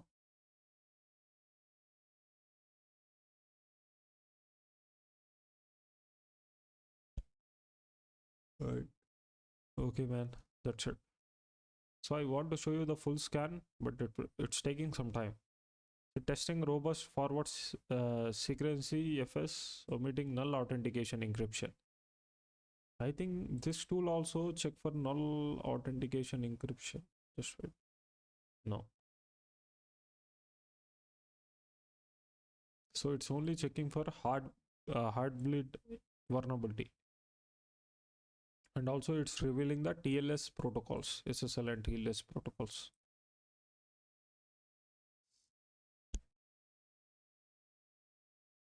And also if I go up here, you can also see some subdomains as well. It's revealing what? Subdomains, right? So this is also important thing. You can also copy this one and you can also test on the subdomains. And last, again, in last course, okay, in last reconnaissance course, we covered about this one. How, why it's SSL is important and how it's reveal the subdomains. So by using this tool, you can also see those subdomains here, right? See, maybe this one will vulnerable. How many subdomains are there? See, simple, by just scanning SSL, you got this many subdomains. So again, it's looking for the vulnerabilities, testing vulnerabilities. So let me stop it, right? So hope you guys enjoy this class. Thank you. Have a nice day. Hello guys, hope you're fine. In this class, we are learning about firewall detection. What is firewall detection? See, identifying firewalls, WAFs, filtering mechanism. Why it's matter? See, attacker adapts payloads based on firewall behavior. Example, WAF blocks, SQL injection payloads. At the time, attacker offers gets those payloads and they're gonna test it. See, real world scenario, a site use Cloudflare WAF. Okay, attacker encode payload uses bypass techniques. Result is firewall evasion, right? First of all, you need to detect the firewall, then you need to encrypt the payload according to that firewall. There is a lot of firewalls out there. If you watch our SQL map course, there we covered that one. How we can able to bypass those WAF, web application firewalls using SQL map. So let's test it. Just let's go back here. First of all, we are learning detection, right? For detection, we have something like WAF oof is there. Just type here WAF oof. Not O, it's a 0. Okay, WAF oof, and then just add your target domain. .com. Now it's gonna detect the firewall for you, which WAF it's using. So what it's saying, the site Microsoft seems to be behind a WAF or some sort of security solution. Reason, the server returns a different response code when an attack string is used. Normal response is 200, while the response code to cross-site scripting attack is 400. So it's also showing you the reason as well. So if I add another website which is same rush is there .com.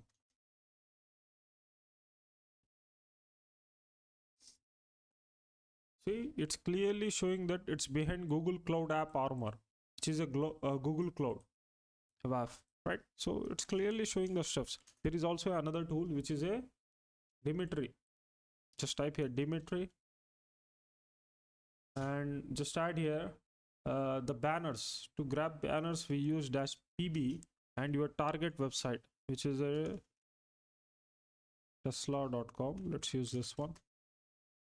So first of all, it's gather the ports and it will tell you according to it. There is also a basic firewall check in Dimitri as well. The command is simple. You just need to use -p. You can also mention IP address as well. Not only the domain, you can also mention the IP there. Here as well. In WAFoof also, you can mention domain or IP. So it will take some time. Just wait.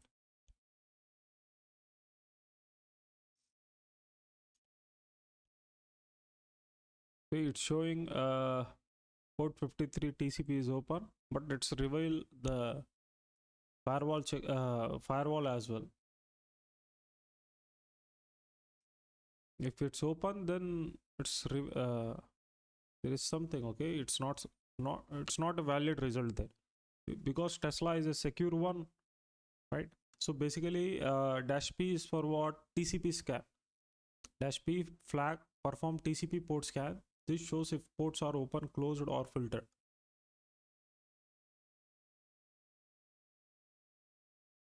Okay, instead of using this one, what if I use PF? Will reveal firewall details. Okay, there's more information related. See, it's saying filtered.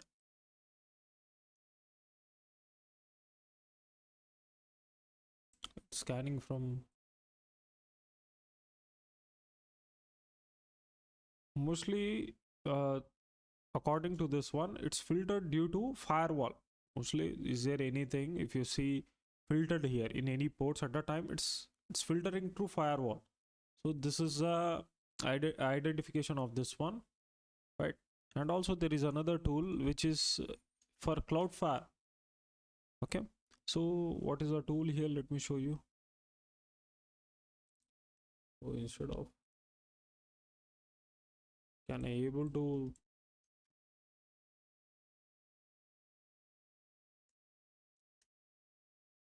yeah, it's working. Just open this one. This is a tool of Cloudflare. So see, Cloudflare is a tactical reconnaissance tool which aims to gather enough information about a target protected by Cloudflare in the hope of discovering the location of the server. Using TART to mask all requests, the tool as of right now has three different attack phases. So simple, what I'm gonna do, I need to install this one. I can also mention the port there. There is also, if the tool is from different user,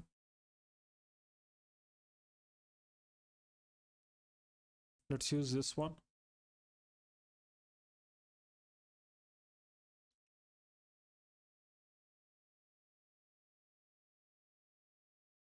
Right. Basically, I need to start TART service here. Let's type here git clone.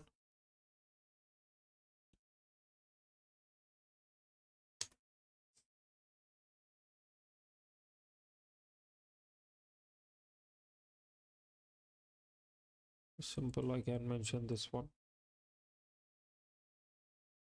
Or simple, you can, maybe you can type pip3 install. Yeah, sudo apt, just leave it.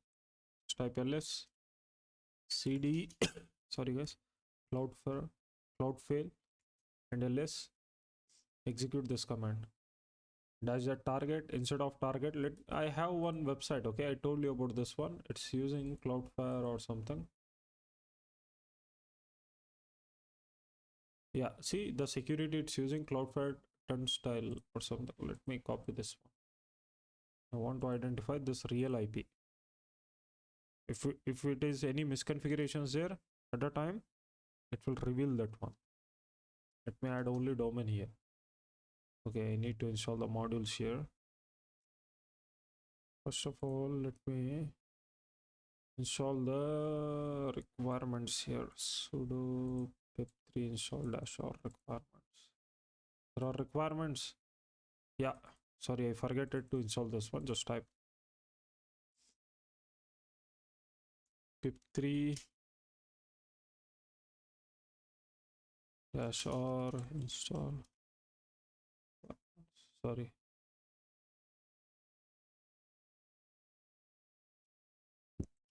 Dash or requirements. Again, I need to activate this one.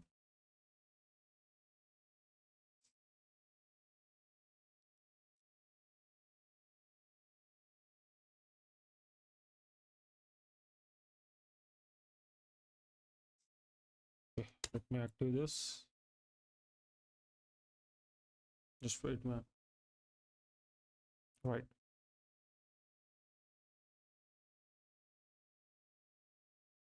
Now it's working. Right, done. Now, simple, just mention our target website here. The hell, what happened again? 6 mouse. Maybe I need to install this one. Let's type here pip3 install.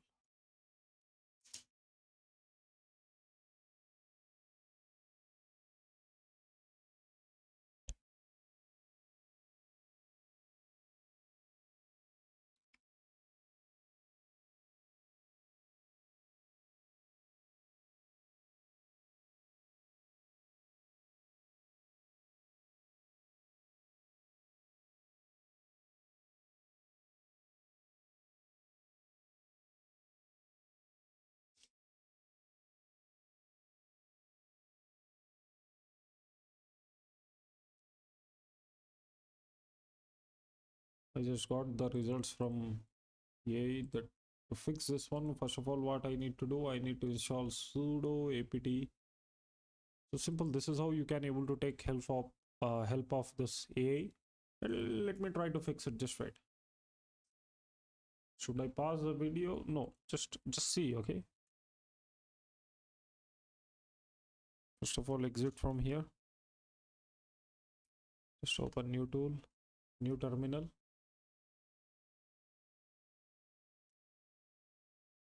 Try to install this. Yeah, no problem.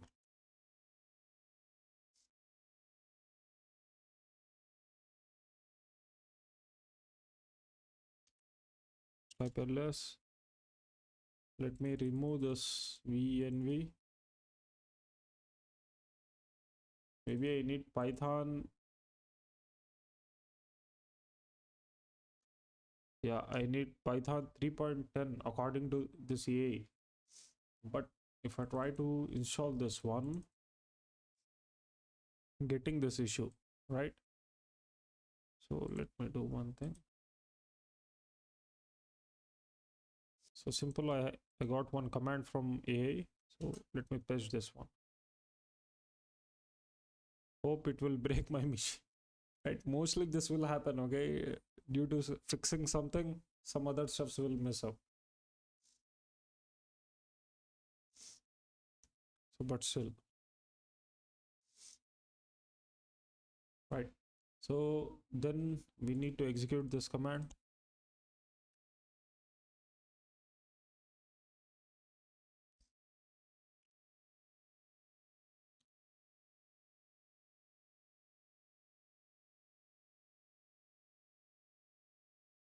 So just wait.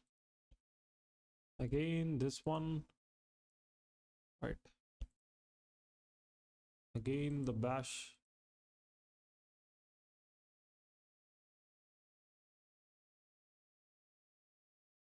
This command, just pause the video and type it, okay? Right.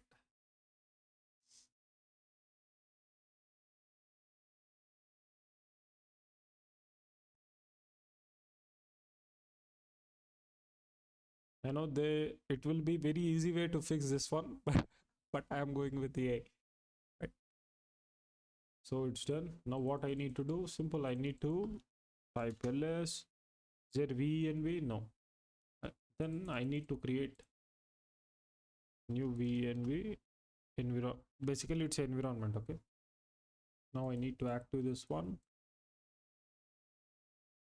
Just type ls and here it is. Now simple, just type here pip install -r requirements.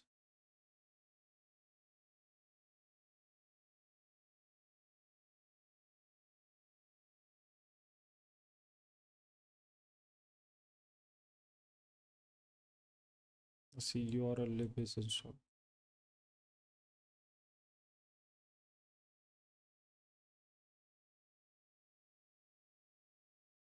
Let me clear it. So we successfully did this one. Now simple, let me execute this command. Right. Hope it will work now. Yeah, see, we successfully fix using AI. Yeah, just wait for the results. It will reveal the real IP behind this one. What will happen once you implement Cloudflare on your machine means, then again we got something on your domain means what will happen means it will hide your real IP. Okay, no one can able to scan it. What is this index redemption calls?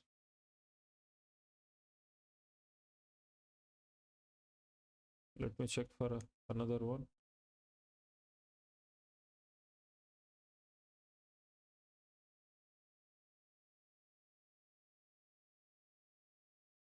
Let me go with this domain.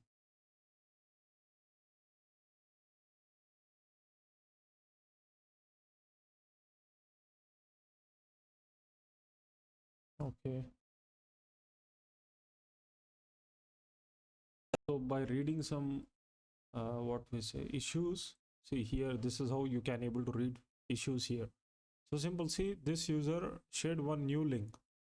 of this new Cloudflare, right? You need to use this one now. Just copy it. Let's use this.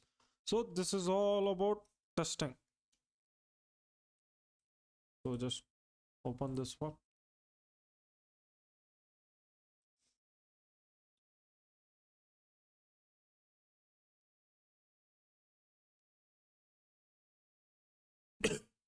Sorry guys. So what I need to do, simple, just let me install it. You can also use Docker build. Okay, let's go one by one. Just copy this one and paste it here. Yeah, it's already there. Let me remove that one. rm-rf. Let me clear it now. Now hope you guys can able to see there is no Cloudflare. Let me paste this one. Then I need to execute this.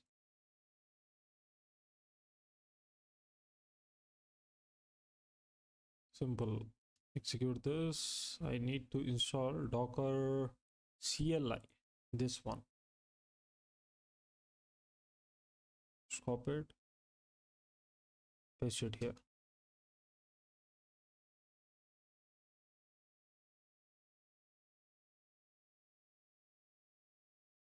Right. Now execute this one.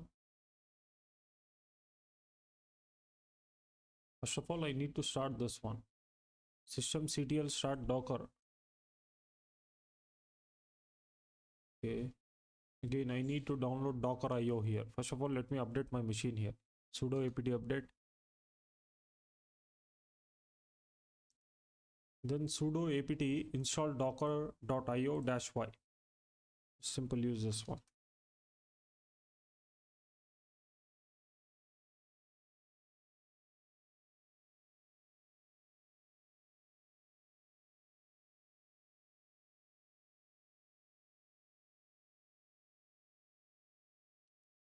Right.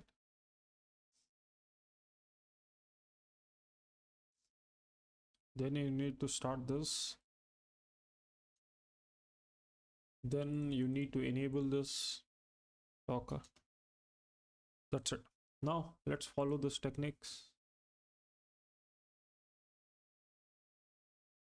Hit enter now. Permission denied. I need to run it as a sudo. It started building it. You need to wait. Simple, after executing that one, let's run this. Right. Sometimes it will happen. Okay. Simple. If you see help. Okay, again I need to execute as a sudo. Yeah, now it's working, right? Cloudflare is there. Now what I need to do, I need to run this one. You need to mention the dumpster API key here. You need to create an account in dumpster and you need to mention it. So without adding the key in dumpster, let me try to add that one. What is our target? Sorry guys.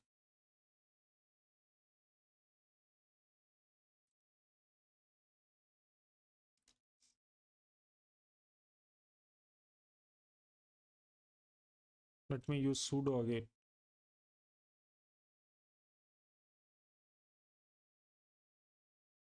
It's already running.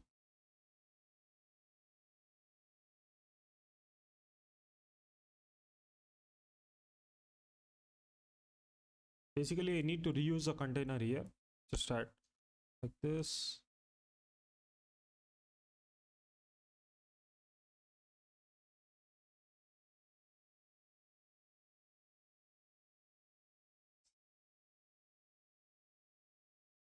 Happening. Let me try to remove this first. Sudo docker rm-rf remove. Then let me try to run this one. Sudo docker run -n something like this. Now see, it's running.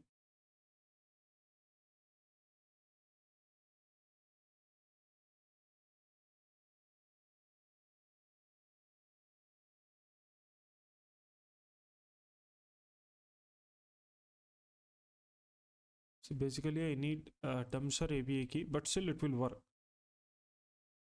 So you need to wait. Scanning for this many subdomains. You know, if you first of all visit dumpster website and create an account, then simple you can able to use something like this, dumpster API key, and like this. There is also a installation process by using pipex. Also you can able to install it. So just wait. Remember, it will take a huge time. So still it's only completed 2%. Just leave it. Let me pause the video here. So once scan completed, you guys will see it will suggest you this might be the real IP or something like that. So it's taking a huge amount of time. See, the time it's more than 1 hour. So how to check? See, let me show you. This is a website which you need to visit. Checkhost.net. What you need to do means, first of all, this is a server IP. This is a server IP. Once it's scanned and it's got this IP. So simple, let me search for this one. Click on info. Once you click on info, you guys will see you will see a multiple results here, right?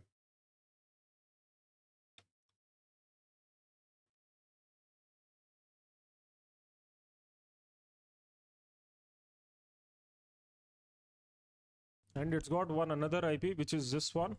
Let me copy it.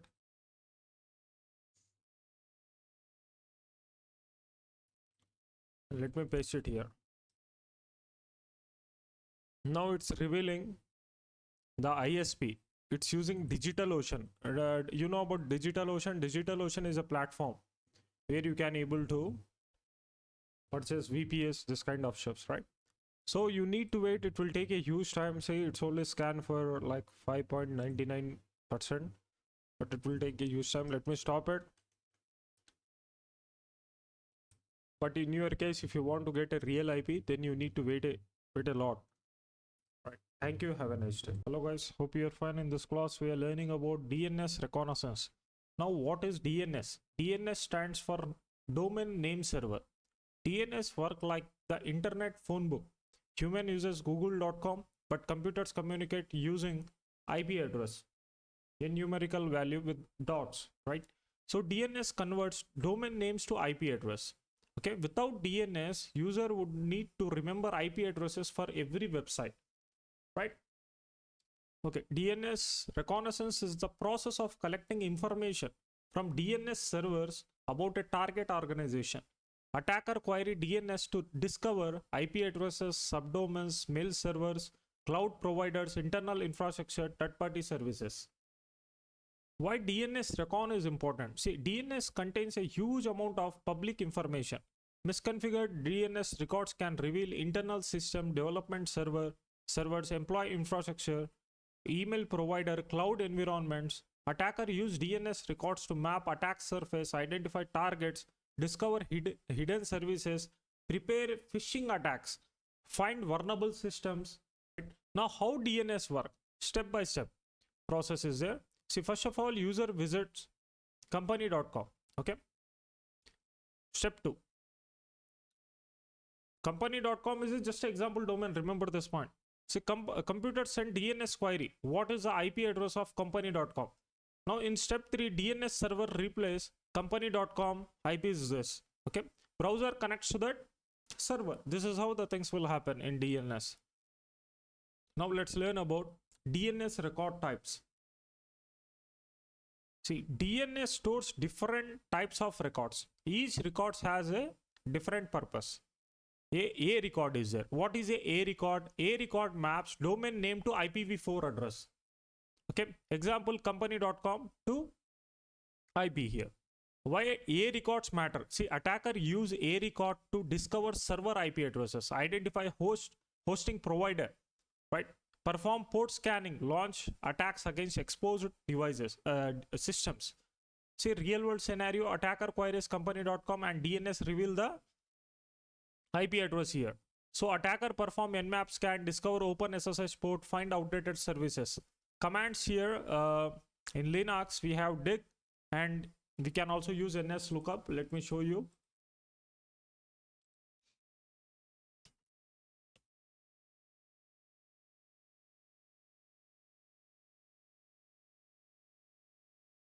me clear this.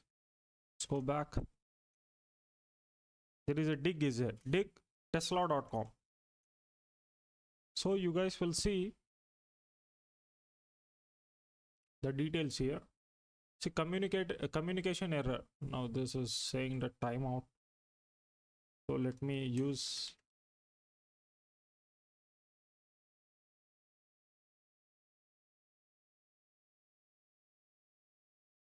.com.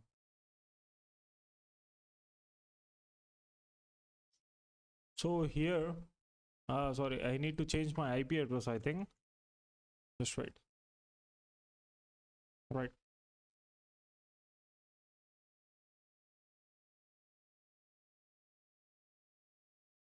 See, it's revealed the details here. So you can able to see the A record. So this domain is mapping to this IP.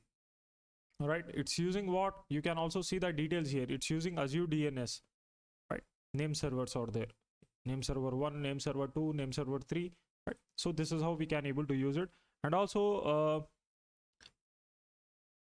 you can also use host as well. Host and Microsoft.com.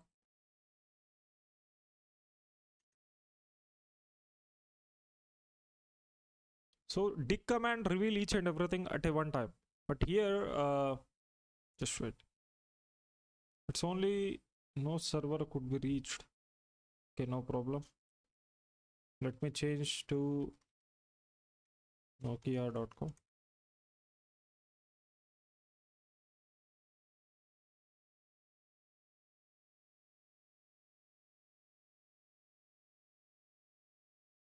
Okay, no, okay.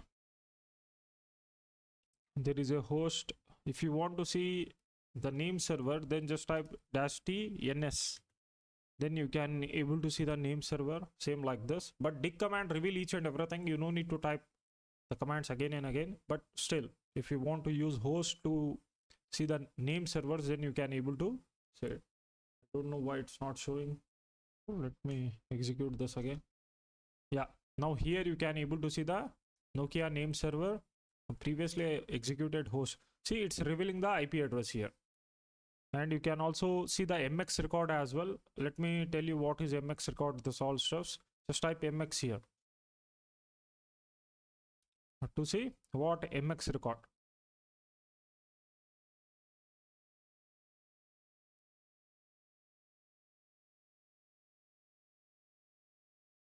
I just disconnected my VPN here.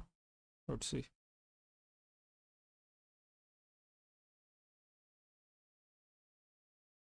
Now here it is. You can able to see the mail server, right? It's using Outlook. Okay. So I'm gonna tell you about this one. What is this mail server? This all stuffs MX record here. That means we are using MX record here, right? And also there is a if you want to see IPv6, then simple, you can use dig command here. Dig and just use your target domain microsoft.com -t. Let's use AA, right? So why it's useful for what? Told you here.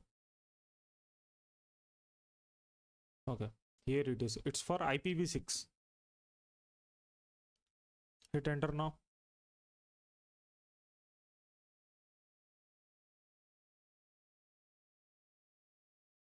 So it's reveal IPv6. I don't know why. Saying communication error or something like that.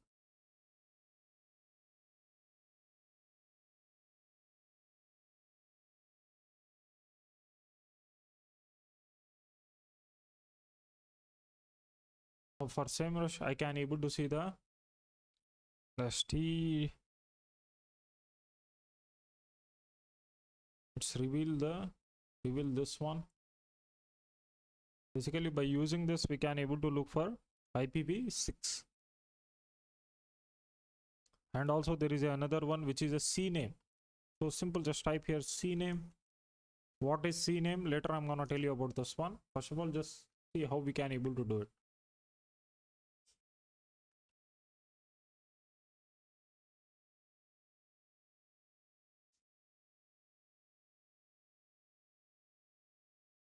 Let me change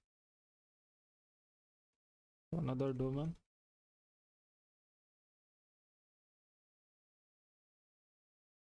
Now basically here you can able to see the details, right? So see, AA records map domain name IPv6 address, right? Here we covered this one. You can also use NS lookup to check this one, right? Let me show you using NS lookup.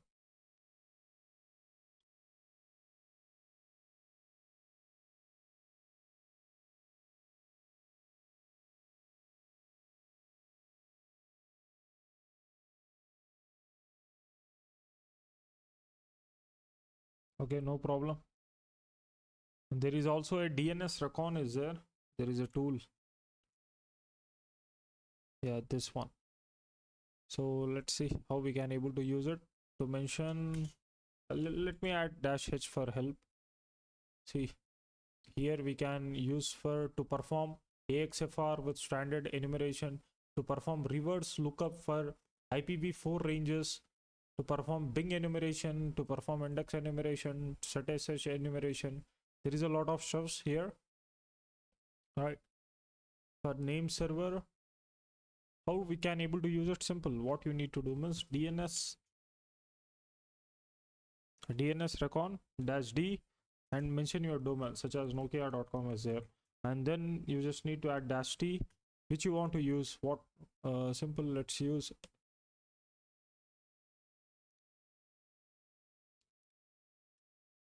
reverse lookup. Okay, -s.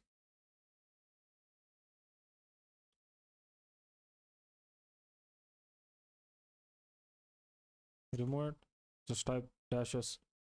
Now it's error, this type of scan is not valid.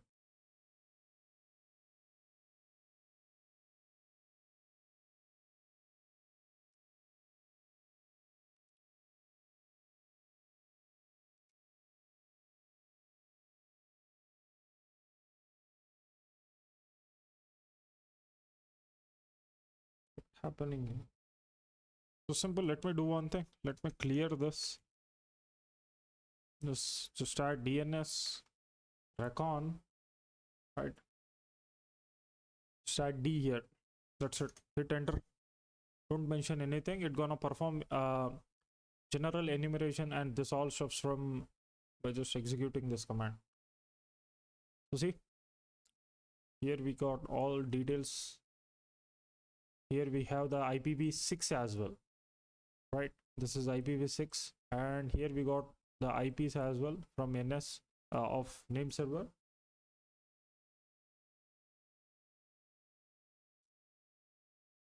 You can also perform brute force attack as well by using this.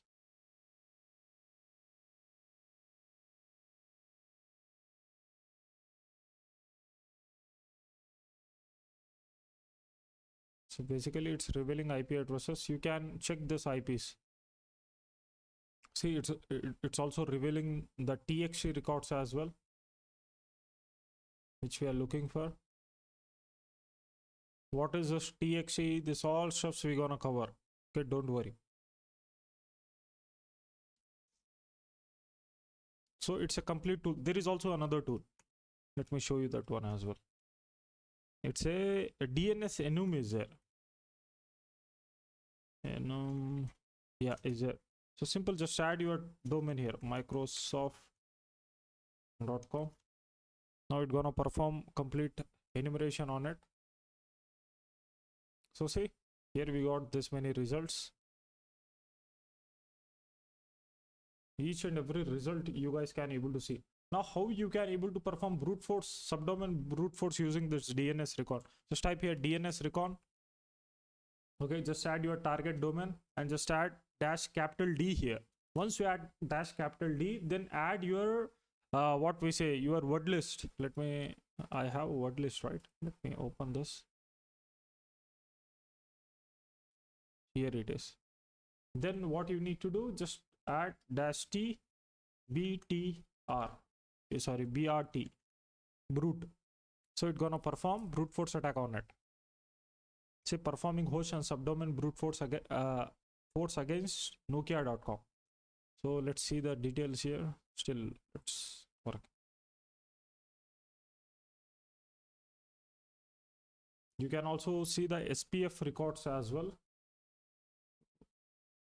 See, it's starting to perform brute force attack on it. I can able to see CNAME as well. This is what I am talking about. The CNAME, A records, AA records are there. A 4As, right?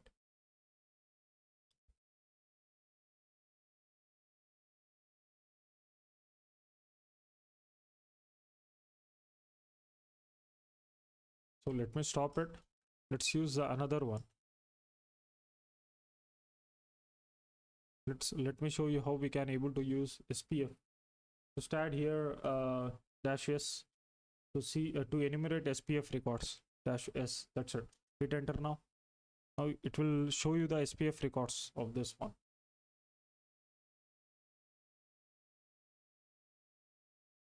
You can also perform subdomain search. You can also search subdomains of your target domain. How simple? There is also a way. Okay, here it's got the name servers of Microsoft. It's a little bit slow.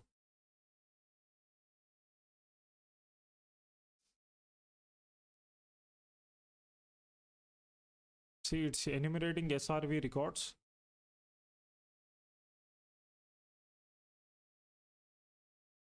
Let me stop it, okay? Hope you guys get it, how we can able to use this one. And also there is I told you, right, how we can able to get subdomains here. From basically you need to add -g at last. If you are using Google, then you can add -g. If you want to use the Bing, I think it's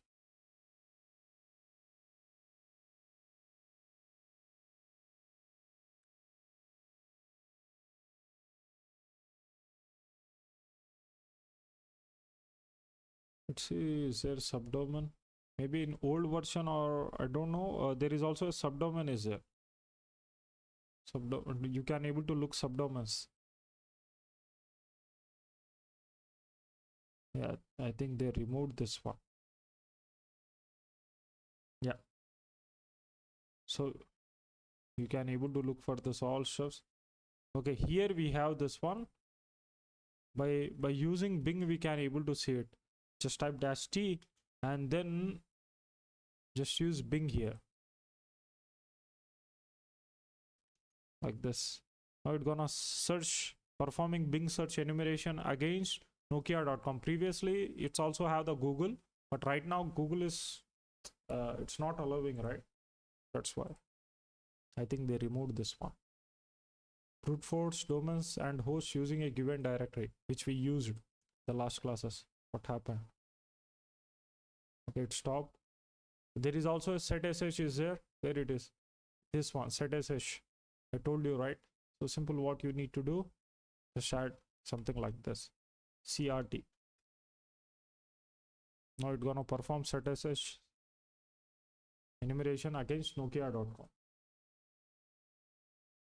See, it's finding trying zone transfer and getting bind versions. So also check for the zone transfer. This also. If it's vulnerable with zone transfer, then it's a vulnerability basically. I'm gonna tell you about zone transfer as well. Just wait. See, no records written from set SSH enumeration. Why? Because it's not working. Okay, right now I think you will see some error there. Okay.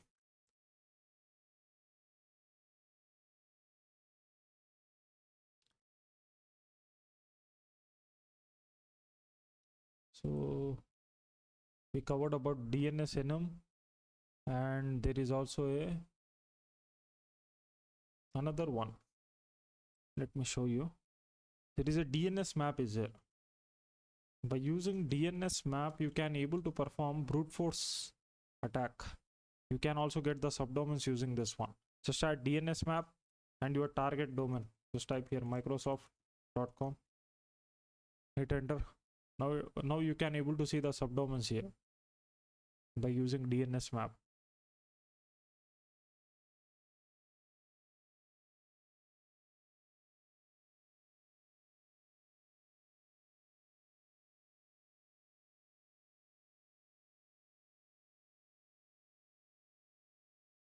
All right, let's go back here.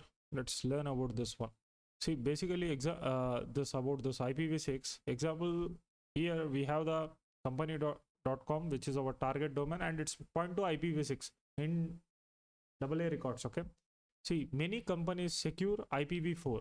Forget IPv6 security. In our red teaming, we covered how we can able to perform IPv6 testing, right? Attacker use IPv6 address to bypass firewall rules, access hidden services, reach forgotten infrastructure. Real world scenario, IPv4 server properly protected, but IPv6 is SSH publicly exposed, or you will see some kind of other vulnerabilities there, right? Other services are installed there or running, something like that. Attackers connect using IPv6 bypass security control. Enumerating commands or this one, just type dig and 4as, then just add your target domain, then you guys can able to see the IPv6. Now there is a MX record. We did this enumeration as well, right?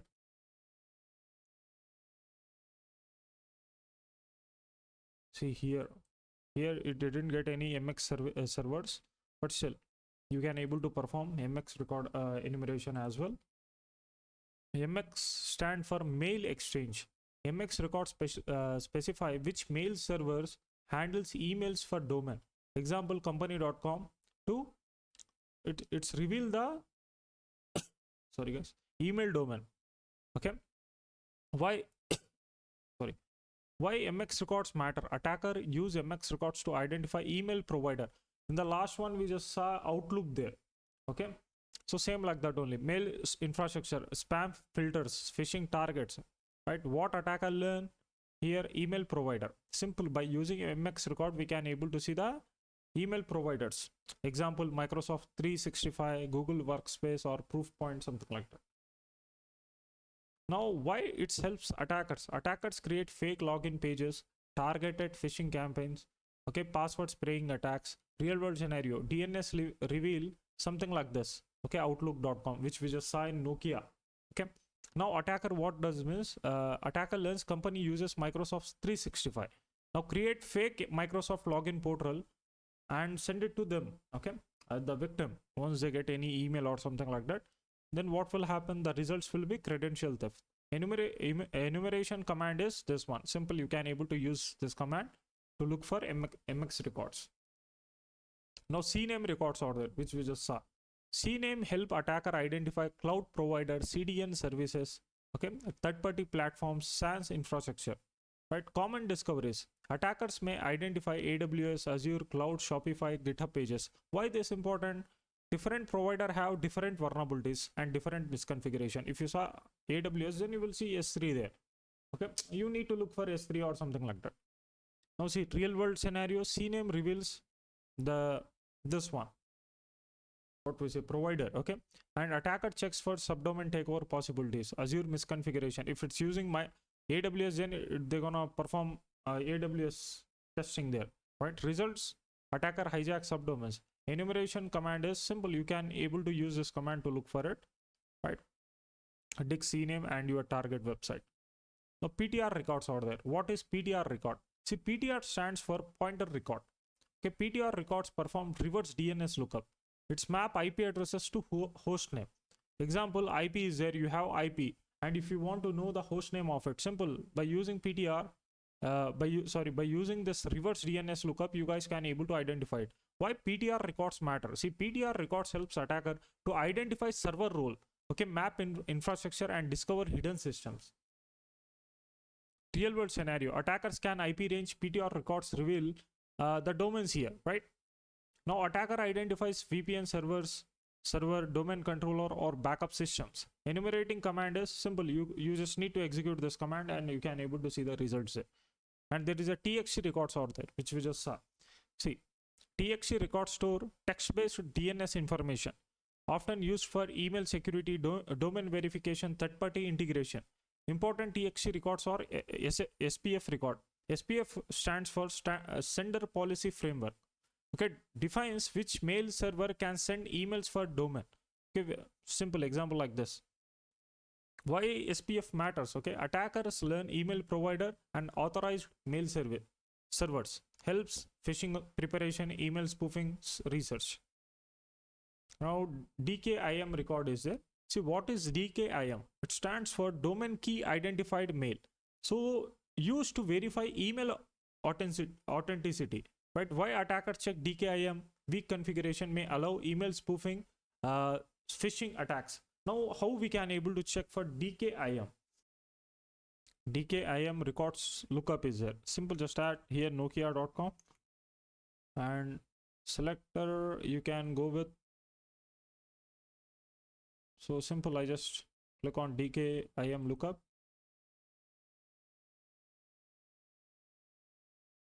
You can also use this tool as well. Simple, it's default, and here you can able to see the SPF.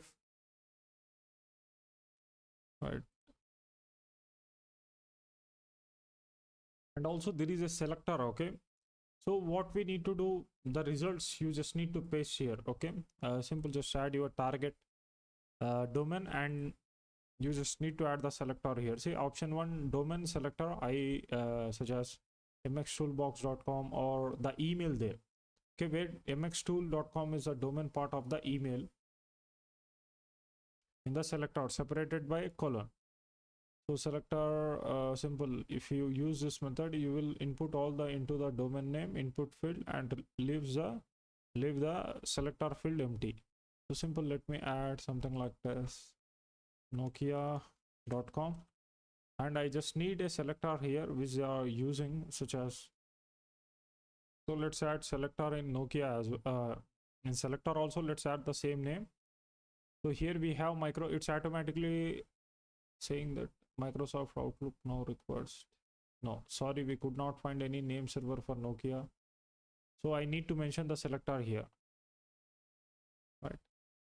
DMARC lookup is there. So Nokia.com.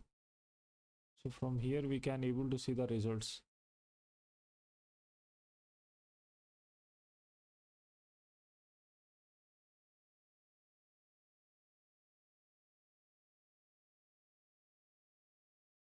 There is a very easy way as well. Basically what you can able to do means you can just add the domain there and you need to, it will reveal that it's you're using DMARC or not. Okay, just wait. If the website is not using DMARC at the time, what will happen means the user, any attacker can able to perform spoofing, email spoofing there. Mostly what will happen means you can't perform email spoofing on any domain, right? So first of all, the attacker, what they do means they check for it. There is a one website, wait.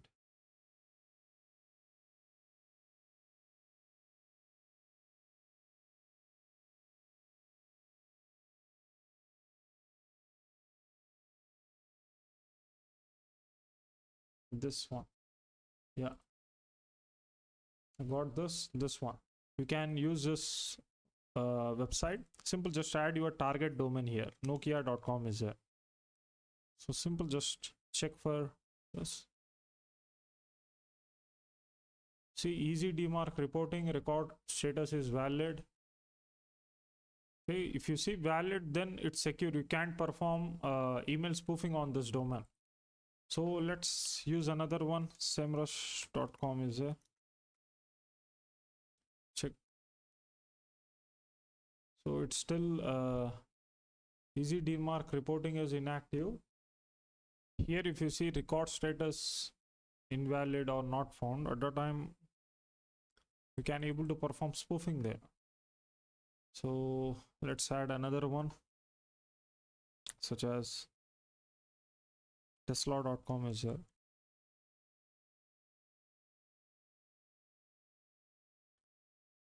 So it's also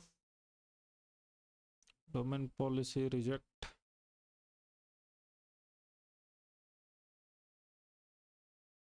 See, it's saying that what none means you are monitoring mode, allowing the analysis of email without preventing legitimate once from reaching receipt. Okay, basically we want the result of none or something like that here. Once we say the none, at the time we can able to perform email spoofing there. So let's check for another website. Just there is a Coinbase is there. I know Coinbase is secure. There is also a Pexful is there.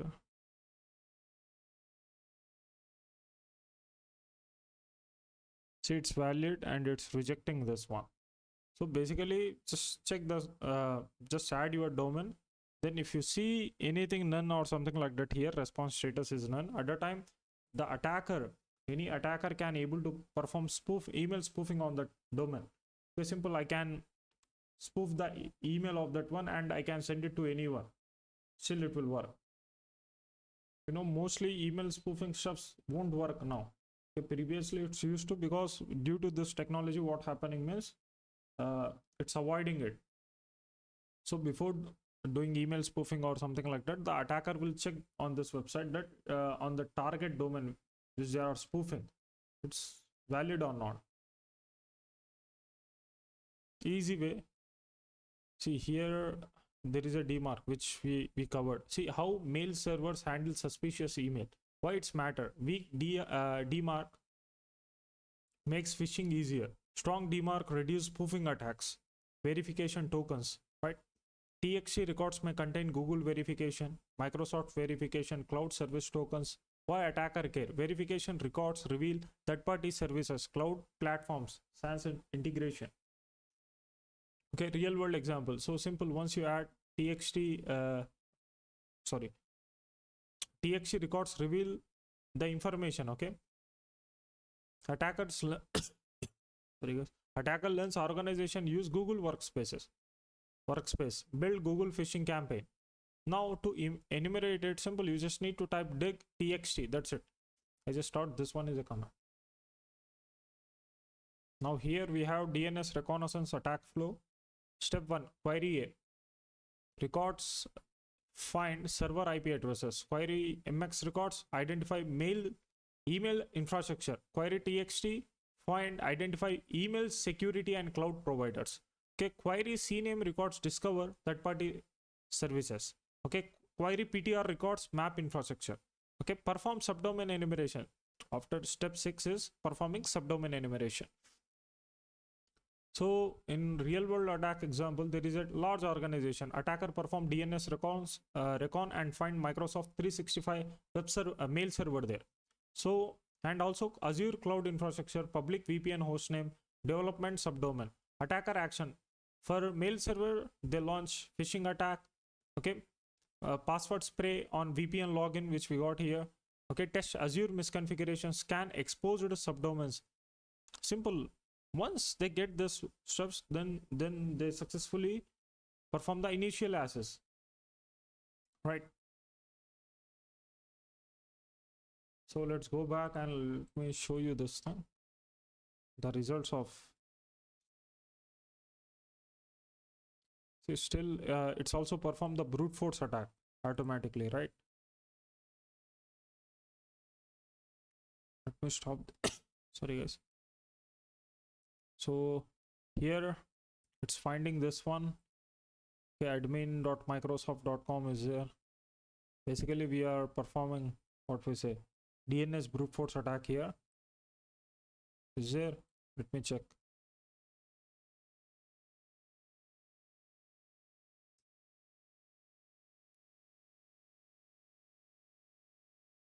Yeah, it's directly navigating to login. Basically I need to log in here. Let's have this IP. It's got 2 IP addresses, right? So this is how you can able to perform DNS reconnaissance. You can also go with history as well, DNS history. So how we can able to do it? Just open your just let me stop it. Let me open Chrome here. There is a website, okay, such as DNS history is there. .org.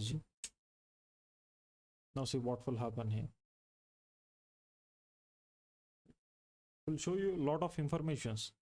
So simple, what you need to do, just add your target domain here, such as nokia.com is there. Just add search, click on search. Now see, this is a history here. MX record, NS, this all stuffs from 2022 to 2026. PTR, this all details are there. If you go to previous, then this is a previous records added in 2009. History is there. No. Here. So here is a history. Basically, this is a history of from 2016 to 2000. Basically, we have this one. It's revealing, it's using Outlook, which is Office 365, right? Now there is also a NS history. Just click on this history. Same results we have here, right? It's pointing to nokia.com, and we have the CNAME here. There is a records are there. Basically, this is a IPv6. There is also another website. Which one? Let me show you. DNS dumpster is there, right? First of all, you need to create account here. DNS dumpster. Just add here nokia.com.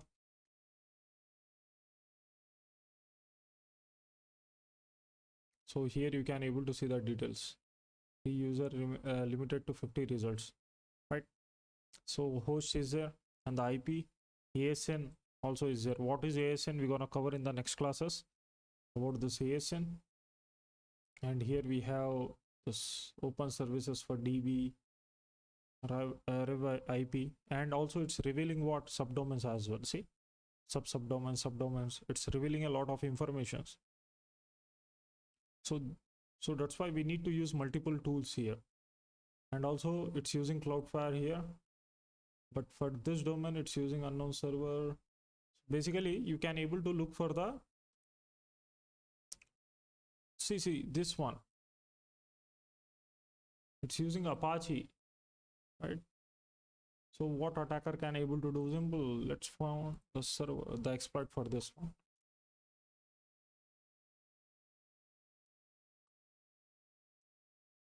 Is there any exploit? Apache. You just need to do the research here. Right.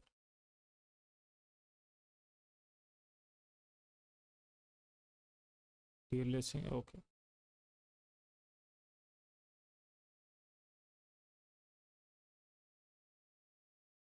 Choosing open SSL, what will happen? A bug exists in mode SSL. Okay, and basically by using this, the attacker can able to perform denial of service.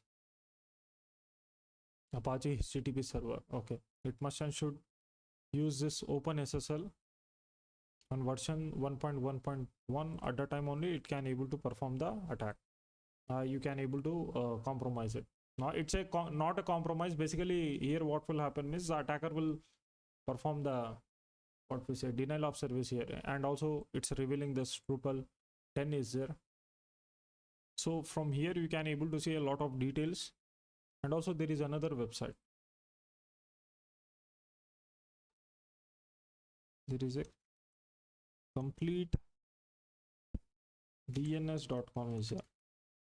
It's also reveal a lot of informations. DNS history is there. Simple, go to DNS history and search for your target. So simple, let me add here nokia.com.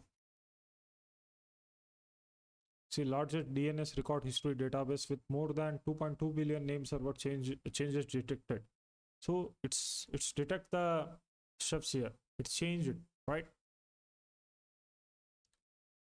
To this in when in 2003, right? It changes this one. They added this new steps, and also they removed this one. So this is how you can able to track it. Okay, so that's it about this one. I think there is another website. Let me tell you about this one as well. Security trials.com, this one. From here also you guys can able to get a lot of information. So simple, you need to first of all sign up here, then log in, then you can able to find a lot of details. Simple, just try to search it here. It's have more than 4.2 billion WHOIS records out there. Okay, 10.19 trillion historical DNS lookups, 630 million domains has been tracked here. So you will get a lot of information from the sites. And mostly this are the websites. Now what you need to do is you need to use multiple websites, because we don't know which one will work. Right now some are free, after some time it will become paid. So that's why you need to find a multiple steps. So this is about this one, and I just covered about DNS brute forcing as well. What is DNS brute forcing? Trying many possible subdomains automatically. Example, wordlist like admin API dev VPN test, something like that. Why it's important? Companies forget export systems. Attacker discover hidden admin portals and development systems and internal APIs. So this is about DNS reconnaissance. Hope you guys enjoy this class. So in the next classes, we're gonna cover about ASN enumeration, how we can able to perform ASN enumeration here. So in the last classes also we covered DNS brute force, right? How we can able to perform DNS brute forcing, and here also I covered using what we say DNS map as well. You can also perform DNS brute force using DNS map, and also by using DNS record also you can able to perform DNS brute force attack. So there are multiple tools you can use a lot. So hope you guys enjoy these classes. Thank you. Have a nice day. Hello guys, hope you're fine. In this class we are learning about ASN enumeration. What is ASN? ASN stands for Autonomous System Number. It's identify networks owned by organization. What attackers can do using ASN? See, attackers can discover IP ranges, identify servers, enumerate infrastructure, scan public assets. Now, why, first of all, just in a simple words, okay, why we focus on ASN means to identify IP ranges of our target organization, right? Once we get IP ranges, simple, we can able to scan those IP ranges and we can able to get IPs, then we can able to scan on it. If there is any vulnerability at the time, we can able to take advantage of that one. See, real world scenario, a company owns multiple IP ranges. Attackers scan ASN IP ranges, find forgotten vulnerable server. Result, entry point discovered. Maybe you will get some juicy information here. Mostly the vulnerability exists on this IPs. So how we can able to find it? First of all, there is a website. Let me show you. bgp.he.net is there, right? So simple, here you need to search your target organization. Just type here Microsoft.com. Just search for. So here we have some records. So there is a DNS, and also there is a search, and there is a website info, right? And here is a IP info as well. So here we have AS, right? So simple, you can copy this one and you can able to see the IP ranges here, right? So this is a AS, basically this is a IPv6, and there is a WHOIS data is there. From here also you guys can able to see the details, WHOIS details, right? The same thing which we just saw, mark monitor, this all stuffs. Go to RDAP. So here you got some details. Now instead of searching the domain, what we can able to do, simple, just search, copy this one, Microsoft Corporation, and simple paste it here. You will find more details. Just wait. See, here we got a lot of details. This ASN values. Now what you can go according to the country as well. Mostly there are US based. So simple, let me copy this ASN. Just copy it. Now how we can able to get the IP ranges from ASN? Simple. From here also you guys can able to get it, but from terminal, so simple, do one thing. Just type here whois -h, then just add whois dot radb.net, right? Something like this. Then just add your target IP here, target ASN. So how we can able to do it? Just add single quote shebang and then -g and paste your ASN here, right? Then close with single quote and simple, just add pipe here, then add head. So here we got a lot of IP ranges.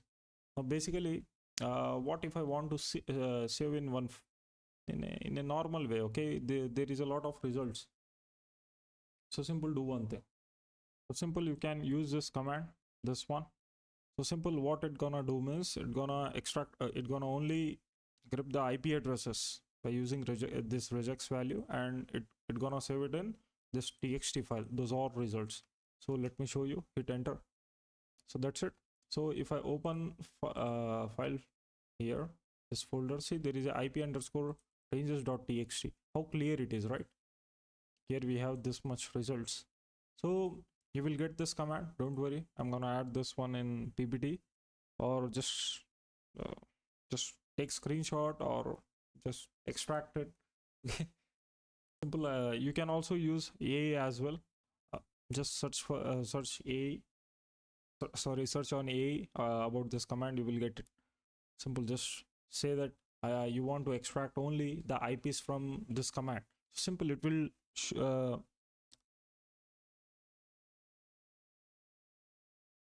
share the command for you. You no need to worry about it.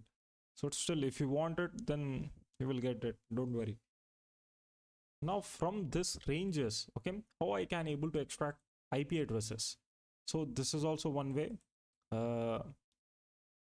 First of all, this is one way to get, okay, this IP ranges using this website. Okay, there is also another way. By using tool, we can also do this one. The tool name is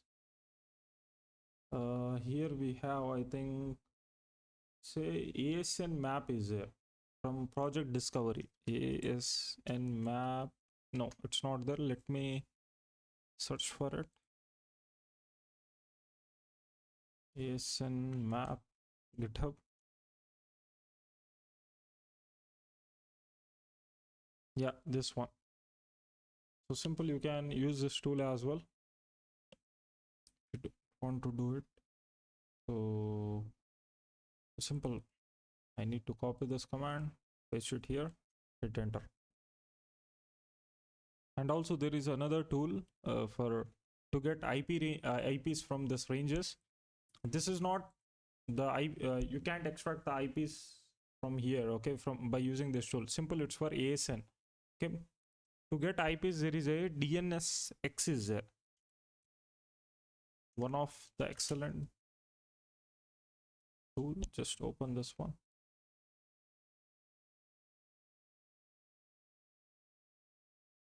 So let me copy it and let me paste it here.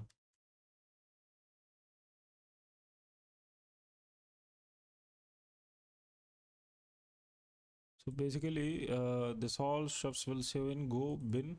So here we have ASN and which one? It's a DNS X. Still it's installed. Just wait. Now what I need to do is I need to copy that one. Let me open new terminal. Just type here cd go.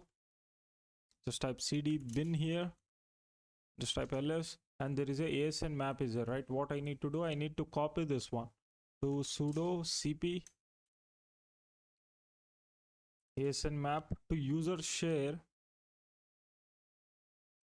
Sorry, user local in bin, right? Just copy there, so you guys can able to use it from anywhere. So simple, just type cd and let me clear this one.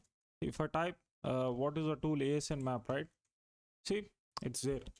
You can use it from anywhere. This is why you need to copy that one to your user local bin folder. So how we can able to use this one? See, it's very easy, simple. You just need to type ASN map -a and your ASN here. What is your ASN? Just let's focus on this one. Just copy this, paste it here. That's it. Hit enter now. Enter PD. So simple. I need to visit this website and I need to get key here. Just wait. So basically here you need to create an account. You will get the key there, right? So I don't want to do this one. Let me clear it. So it's a what we say, it's successfully set up. Which one? This DNSX, right? So let me copy this DNSX to user local bin.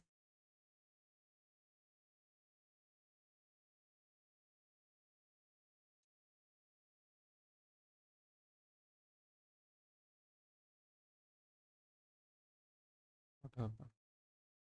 Sorry, I need to navigate there, right?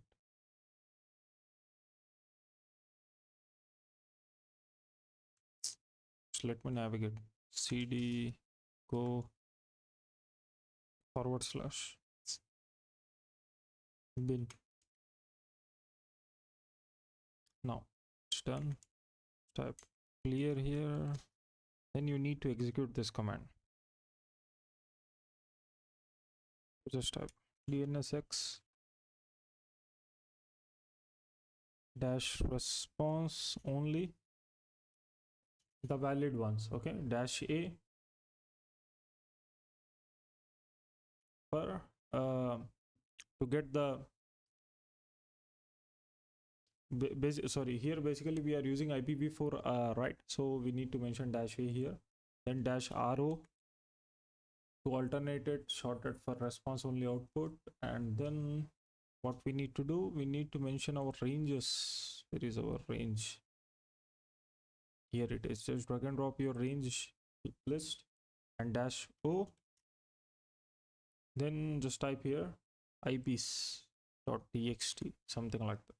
Now before doing this one, you need to mention -l there to specify your input file containing IP ranges.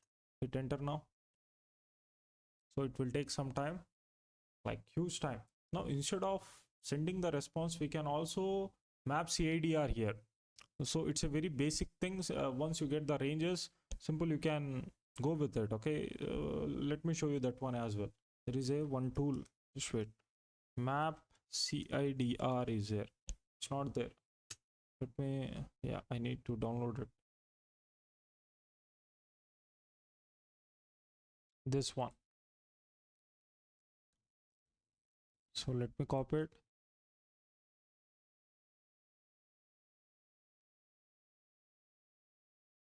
Hit enter. So done. So let me navigate to cd go / bin there map CIDR. Yeah, just type here cp, just use sudo. I want to copy it in user local bin. Hit enter and type your Kali password. That's it. So we have map CIDR.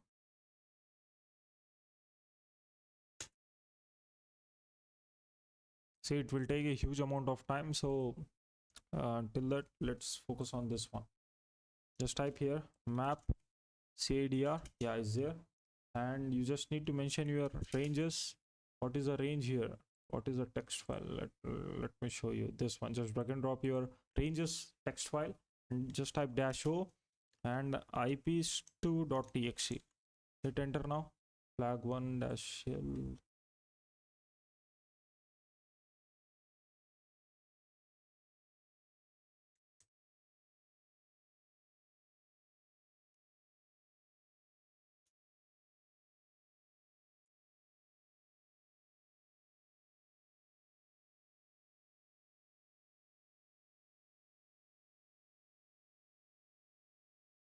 Okay, you need to mention this one. Basically this is for old version, this is a new version, right? So that's why for old version there is a L, right? For latest one we need to mention CL. CL is for what? If you have the IP ranges at the time only. Okay, remember this point. Hit enter now. Now it started. See, it's not sending any request or something like that. It's simple. It's calculating the stuffs and it's showing for you. Okay, it's not a live or valid IPs. Later you need to check for this one. It's valid or not. You will get thousands of IPs here. I need to stop this one. Stop it and let's go back here. See, you will get IPs dot ip2.txt. How many IPs we got? Yeah, it's a huge, man. See, very huge list. Basically mostly like will only like 10,000 5,000 IPs will be valid. That's it. You need to check it. It's a very long process, but still you can able to do it. It's not impossible. Move to trash. So here we have this one. Still this one is working. See, from this tool what will happen means you will get only live IPs here, not like this CDR map is there, right? Not like that. You will get a exact live IPs. That means you can able to conduct testing there. Okay, you can able to scan that one. It won't take you it will take time only when you execute this one. Okay, after that it's easy for you. So let me stop it, but you need to wait. If you are conducting assessment or something like that, then you need to wait for the results, right?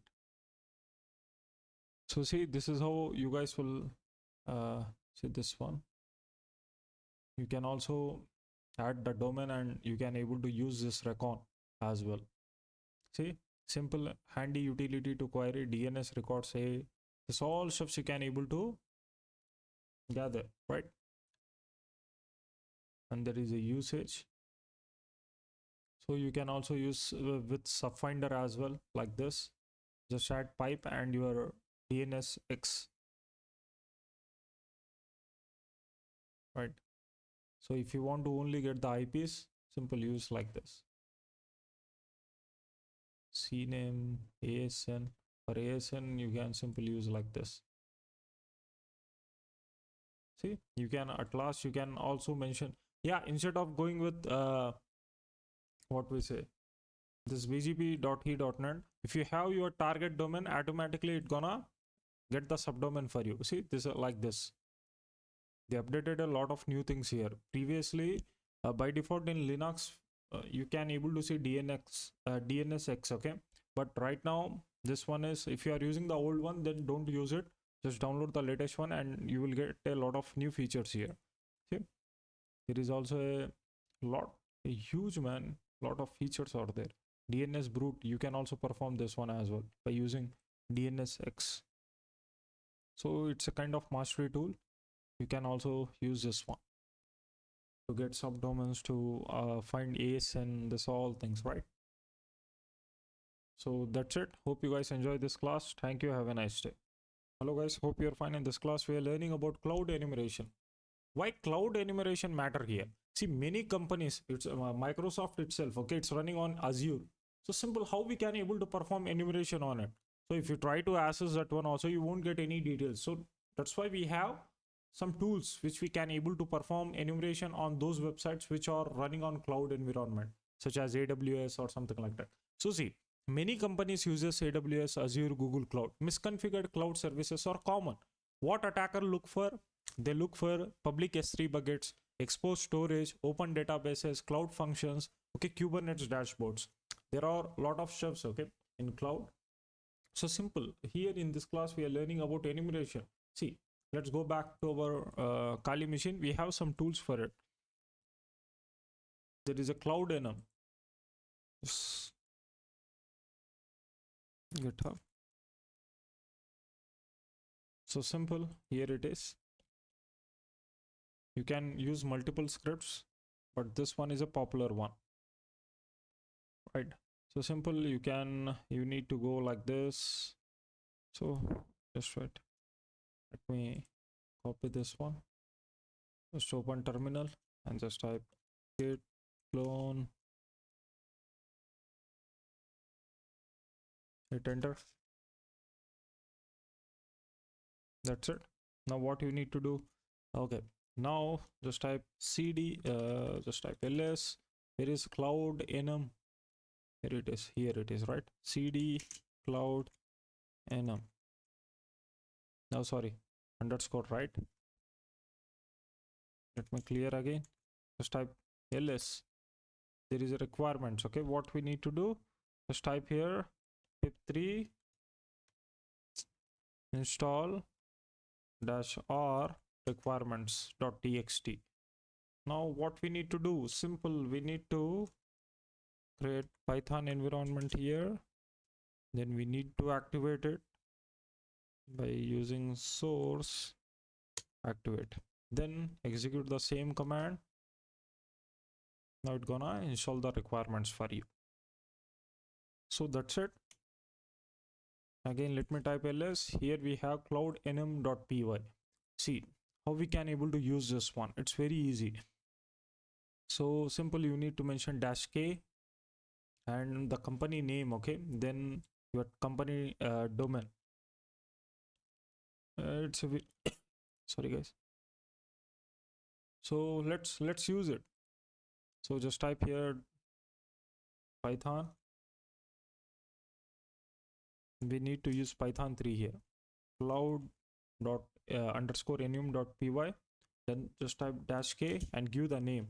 Let me target Tesla. Okay, just wait. Let me show you how we can able to look for it. So first of all, let's go with one website. Microsoft.com is there. This is the official website.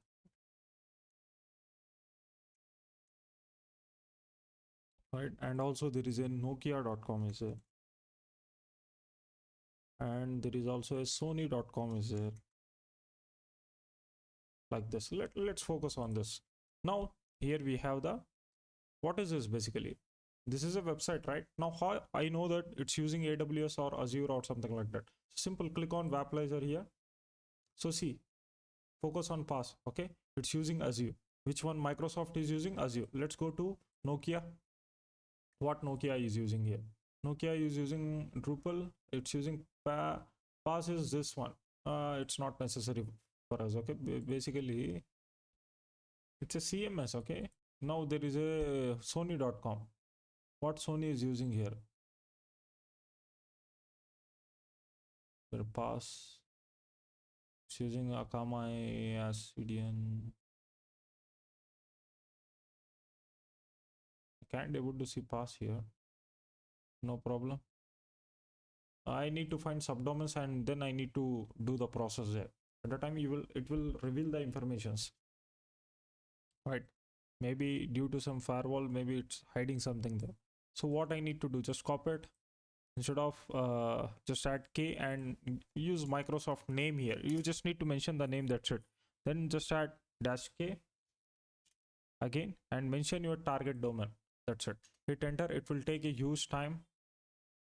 First of all, it's saying that protected S3 buckets. So it's use the keywords.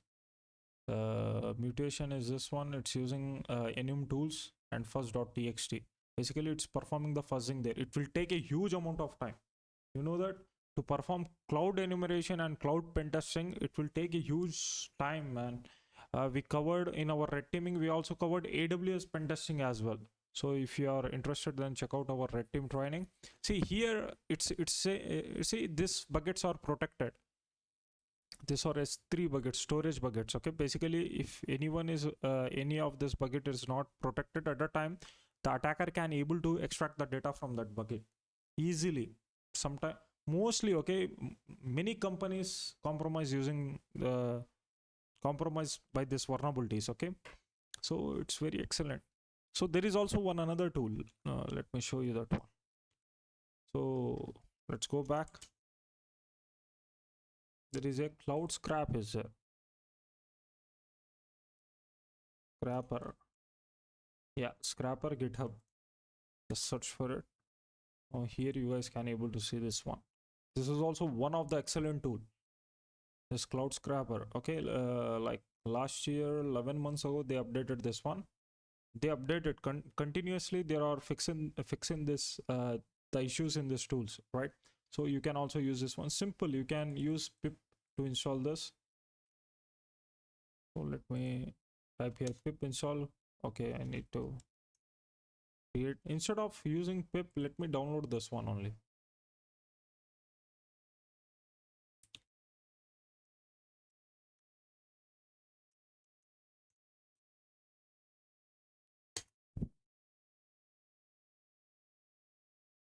So let's see results here. It's only looking for S3. After, so here we have another tool which is Cloud Scrapper. So simple, just git clone it, and simple, here I successfully downloaded it, and just navigate to your directory which is a Cloud Scrapper, and here you need to install the requirements. Before installing requirements, what you need to do, you just need to create Python environment here, -m, like this. Then you need to activate it. That's it. Then you need to install this requirement file. Just type here pip, or you can also add Python. Let me use pip3 install -r requirements. So you need to wait. So here you can able to see our previous results. So let's performing the scanning here.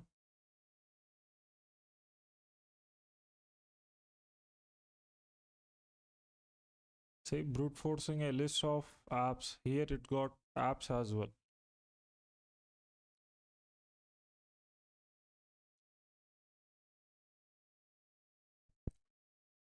And basically these are the Azure storage accounts, and this is a list of DNS names which have only okay, it's have HTTPS, no problem. Here we got some unauthorized accounts as well, so we need to check this one by one. You will get a lot of juicy informations here. So let's go back. So what you need to do, let me clear it first. So just execute this one, Python 3 cloud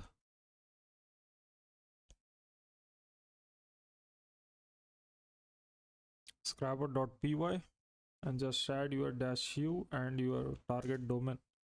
In our case it's microsoft.com. So you need to wait.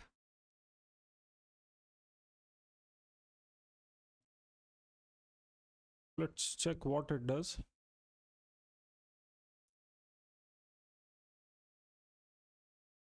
To add you can also add your own keywords here. So actually made a tool by something scrappy. I wanted to build something myself. Okay. Cloud Scrapper is a tool to spider and scrap target in a search of target resources.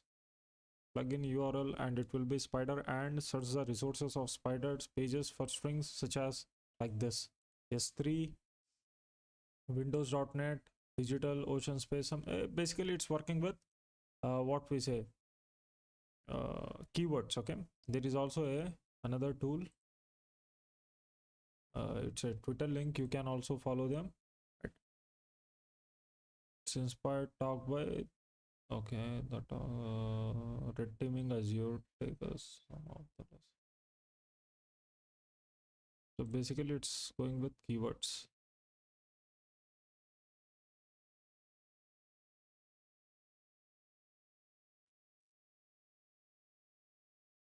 Right, so this one, let's go back here.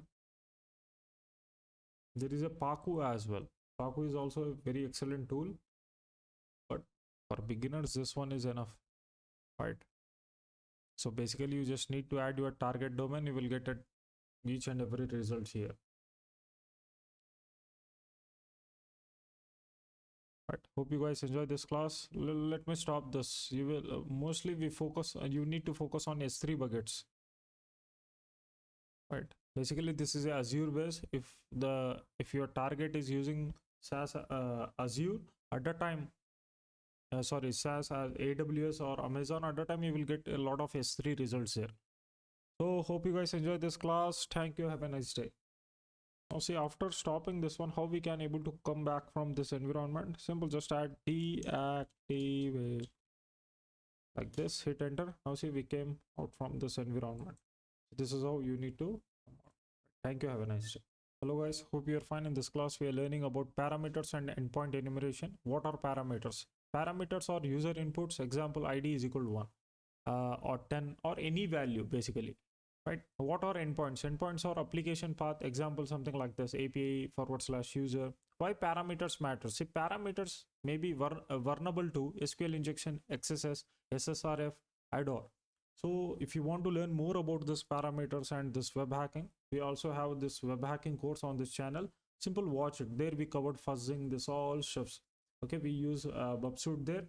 Even if you are a beginner, still you can able to watch that one and you can learn a lot of stuffs from that video, that course, right? So basically we have tool, okay, which we develop to find parameters. Okay, so simple, what you need to do, just open terminal and simple just type git clone and install this one. Then cd Paramine. Now you need to create Python environment here, Python -m this, then activate it. After activating this one, let me clear it, just type ls.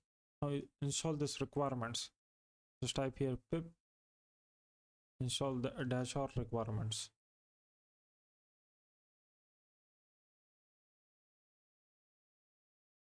That's it, clear it, then just type ls. Now you need to run this one, main.py.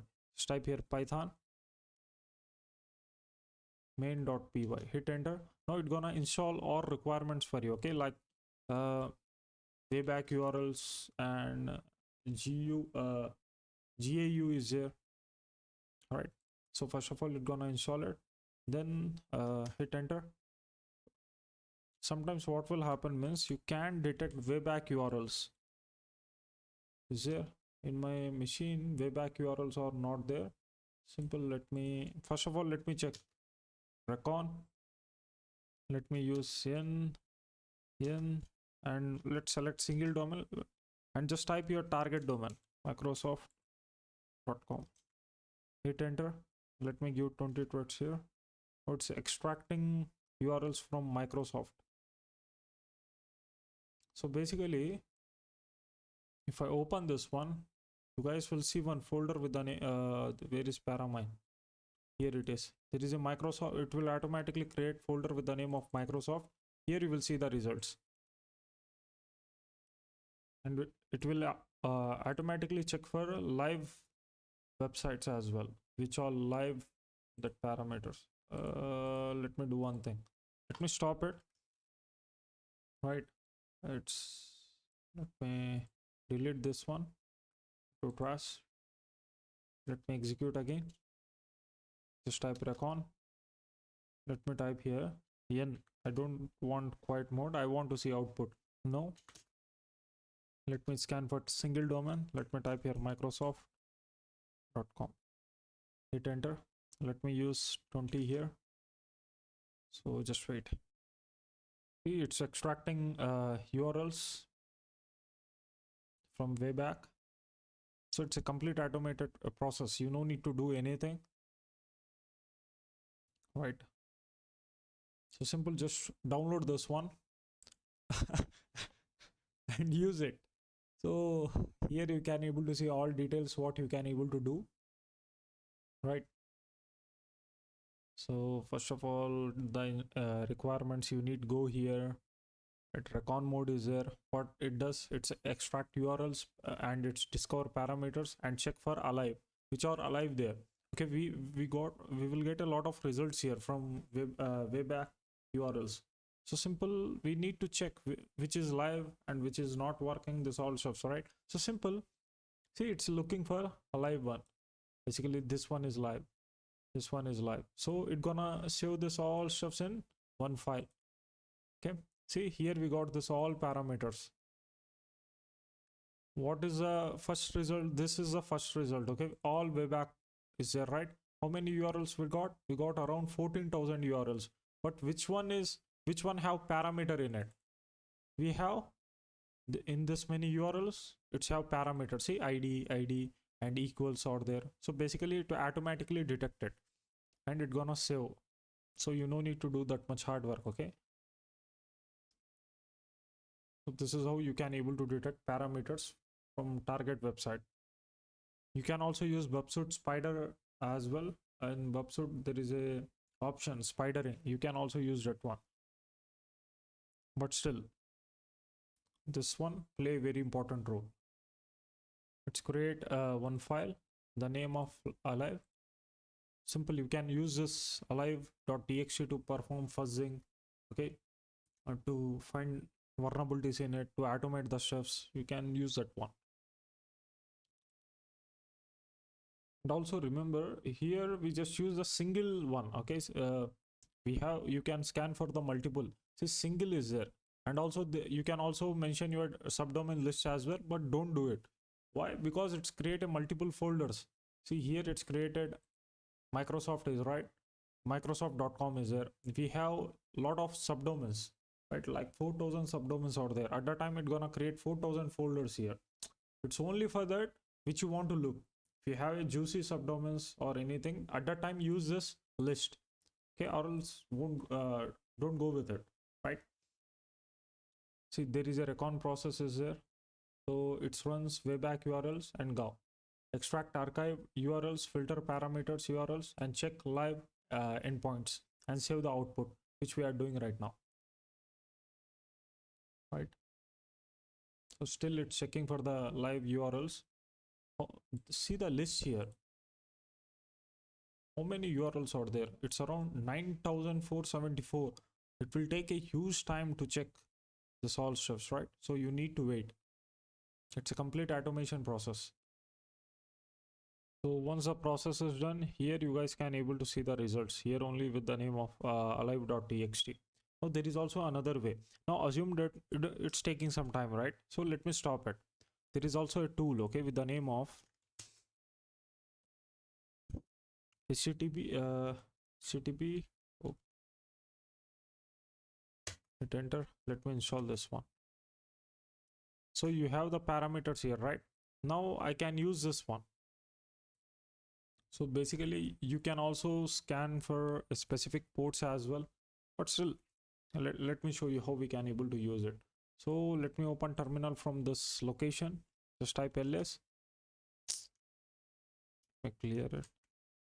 Just type ls. Here we have all params, right? So simple, I'm gonna use cat all params like this, then add pipe here, then add http probe like this.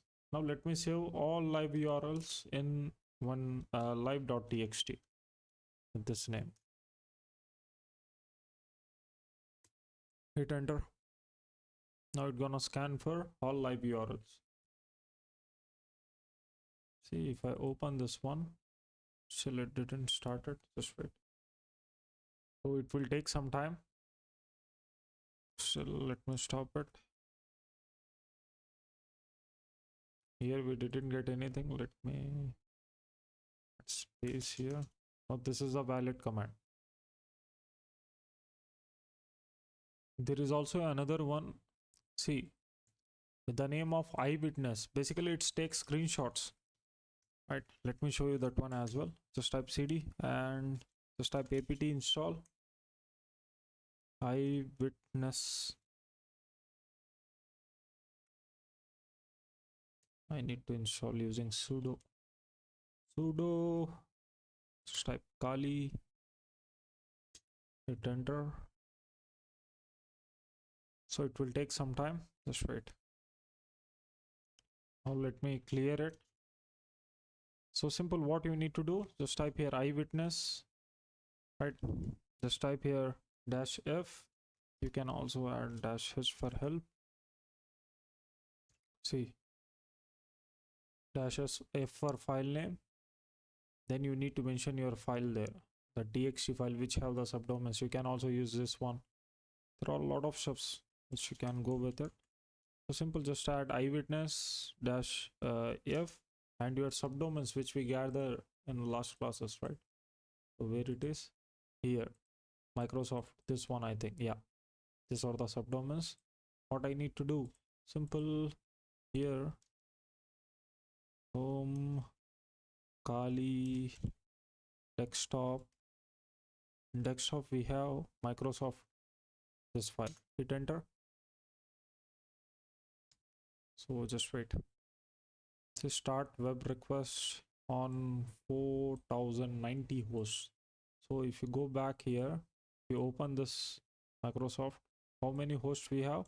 4090, right? Okay. So attempting, it's taking screenshot now.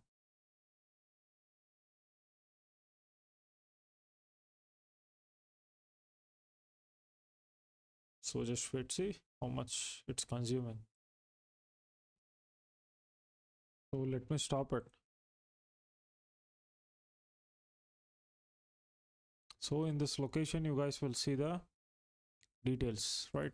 Just go to your home, Kali, where it is.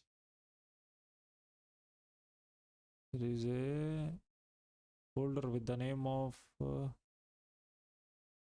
2026, this one. See, here we have the screens. And what you need to open is this one.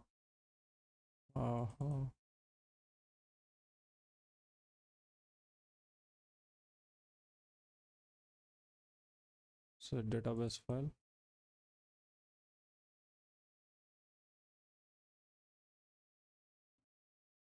Once it's complete the scanning, you guys will see the HTML file here. Once you open that one, then it will show you in a very clear way, right? So right now you can able to see the sources, all stuffs.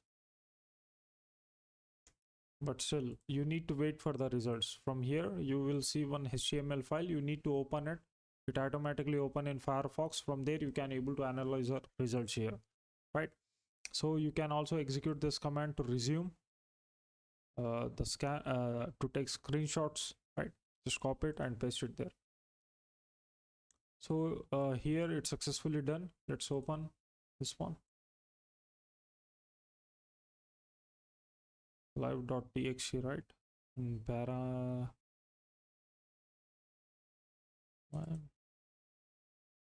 Here is a live.txt. We didn't get anything, right? Maybe due to my IP has been banned. You know that. Let me show you.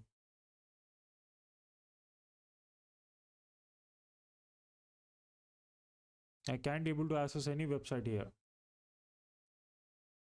Not even the official sites as well, because due to this reconnaissance. Okay, so that's why what you need to do, again, you need to use VPS. And also whenever you perform this reconnaissance, don't use other stuffs. Okay, just leave it. Once you get the results only, then do the research. Okay, this is very important. The reconnaissance is going, okay, you are getting some kind of URLs and you are looking for it. At that time, what will happen means it's doing the automation stuff, right? The whole request going through your IP address from your IP internet, right? So they block you. If you multiple, okay, like what you are doing, you are doing some automation here outside, you are also doing some research. At a time, it will affect on your research as well. You can't visit some sites, okay, due to lot of requests. So just wait for some time, or use another laptop, or do the whole reconnaissance process in VPS. This is what I do and what I suggest you to do, right? Okay, see this one, I'm getting some kind of issue here.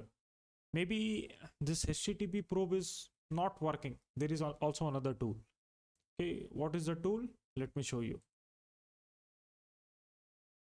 So simple, if you want to download HTTPX, so from GitHub you can able to download it.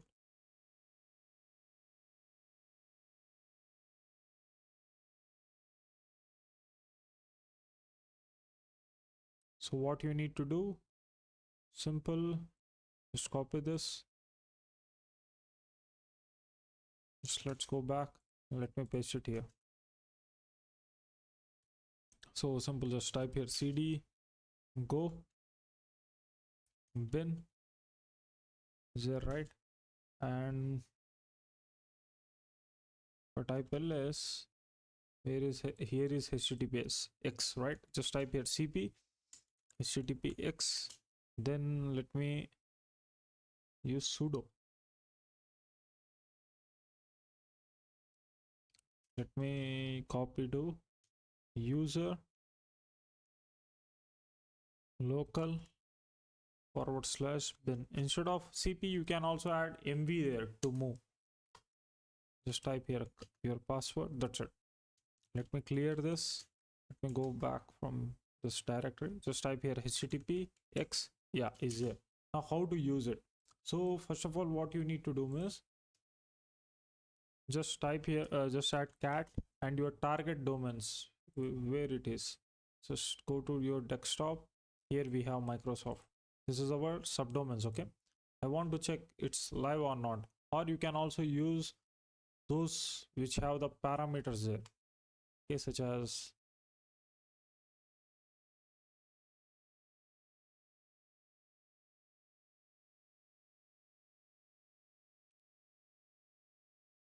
this one, right? All params are there, right? This one, just add pipe here, then add httpx. Now if you want to save output, just type here -o and just give the name live.txt or something like that. Hit enter. So it's looking for the live results. So if I go to Kali, you will see one folder with file with the name of live. So basically this all URLs are alive, right? So httpx is super fast. Reload. Okay, we are getting a lot of results here, so let me close it. So this is how you can able to check for URLs.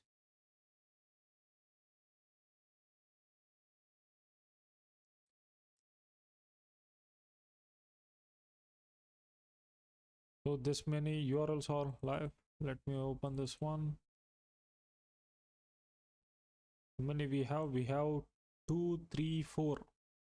It's a fake results because our IP is not good. Maybe it's not going with it. So, but still, this is how we can able to get the live URLs. So we have parameters there. Now, how we can able to detect these parameters and how we can able to fuzz it, we're gonna see this one. Okay, next classes where we're gonna learn this automation steps. Right, hope you guys enjoy this class. Thank you. Have a nice day. Hello guys, hope you're fine. In this class, we are learning about how we can automate our reconnaissance here. Basically, there is a tool with the name of Sniper. First of all, what you need to do, you need to install this one.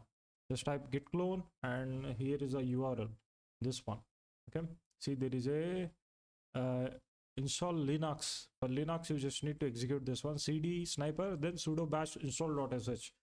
Let me show you the same exact thing I just typed. You need to type password here, then it will take some time. It's gonna install each and everything for you. It's gonna install nuclei, this all stuff. If you want to learn about nuclei, then we have a complete course on nuclei on this channel, so you can watch that one, right? So, and also here how to use it. So usage is there. Now this is a normal mode. This is a normal mode plus OSINT plus recon. This one you need to use. And also there is a stealth mode is there. Discovery mode is there. Okay. And also there is a scan only specific ports. You can also mention the port names. Web mode is there, which only work on 443, which is HTTPS, right? HTTP web port is there. 8-strike mode is there. Enable brute force, so simple, you can also use this one. So there is a lot of stuff. Loot is there. Basically it's used metasploit, nuclei, this all tools. You can able to see the scan modes here. So if you want to learn about this one, then you can learn about it. It's integrated multiple tools. So you can use this one. It's a free version. There is also a paid one, which is this, right? So free one is enough. So just wait, it will take some time. And also there is another tool if you want to go with it. This one is excellent to get parameters, this kind of stuffs, which is put on. See, URL in scope and out scope, URL with parameters, Intel email, social media accounts, Amazon buckets, etc.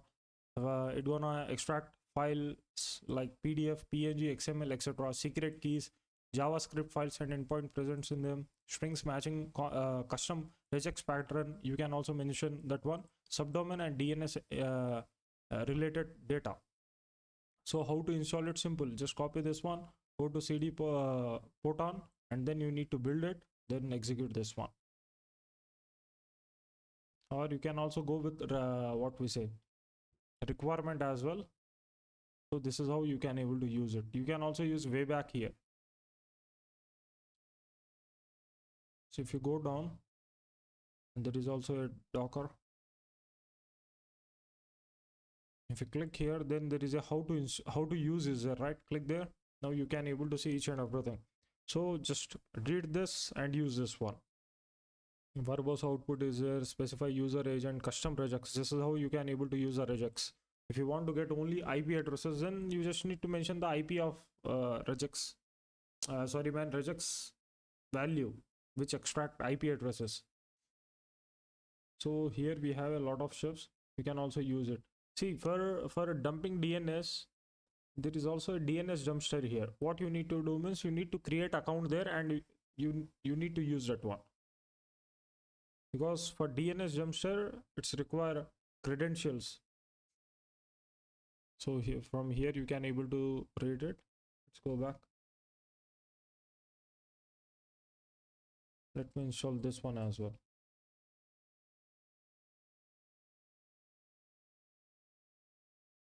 So still it's installing. It's all stuff. So let me control T. Go back from here. Just paste this.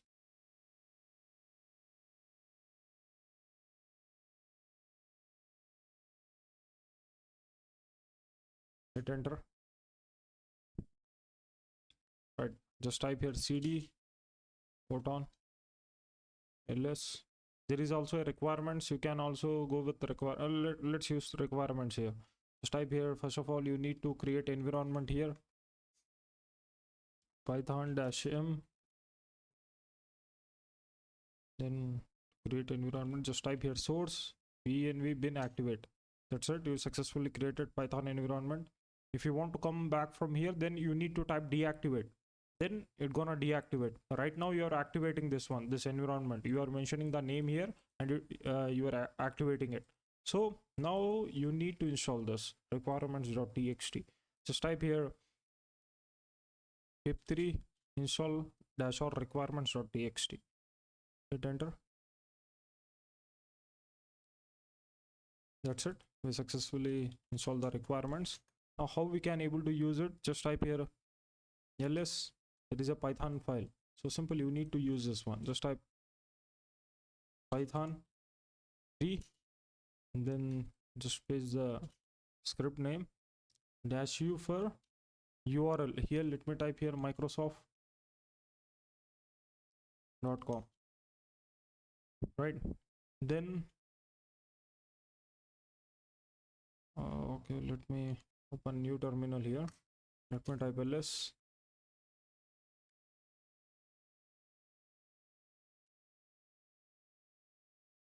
Just type -h for help. URL for you, and here we have, you can also mention threads here. Just copy it.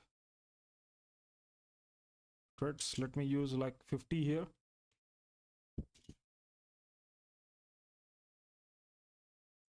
Verbose is there. You can also see the verbose, the output. There is also clone. You can also clone the website locally. So let me use sorry guys, -v. Oh, it's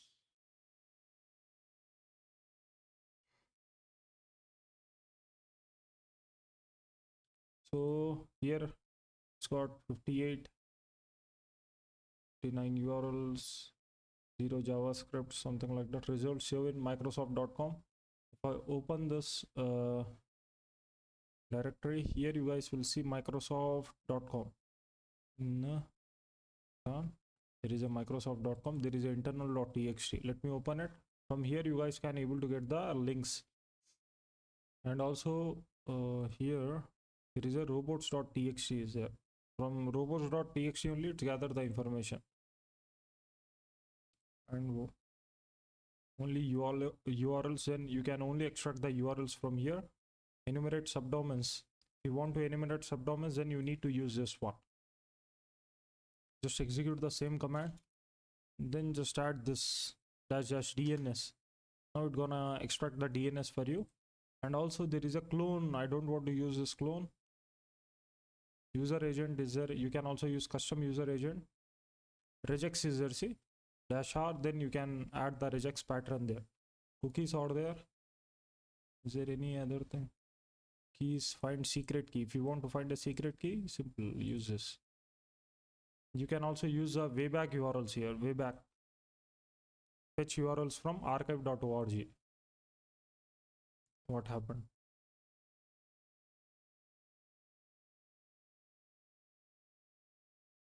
Maybe it's an issue with socket.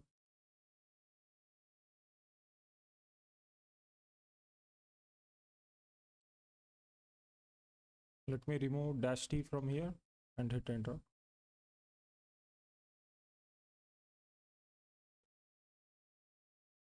Now it's installing Black Widow. This one is also excellent. Let me tell you about this one.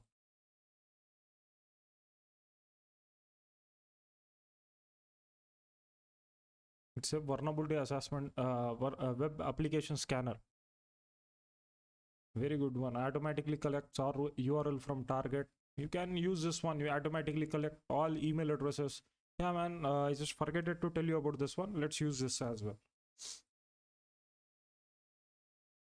So it's installing for you, but still, points plot is there. It's gonna install each and everything. Let's go back here. See the progress is there. Just wait. Now it's enumerating subdomains.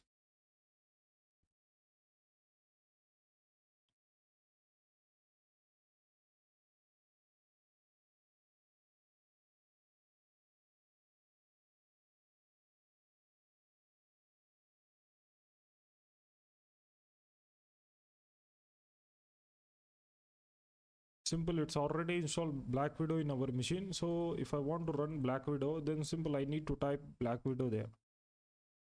And let me type cd and just type Black Widow. See, already Black Widow is there. Okay, I need to fix this one.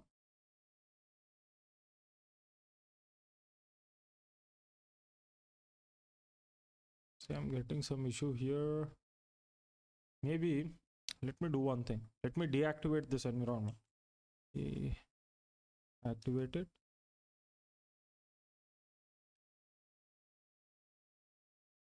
Activate. Okay. Let me clear this. Let me execute this now. Some features will work, some features won't. Okay, so you need to wait for it. Now let's go with Black Widow. So simple, how to use this one.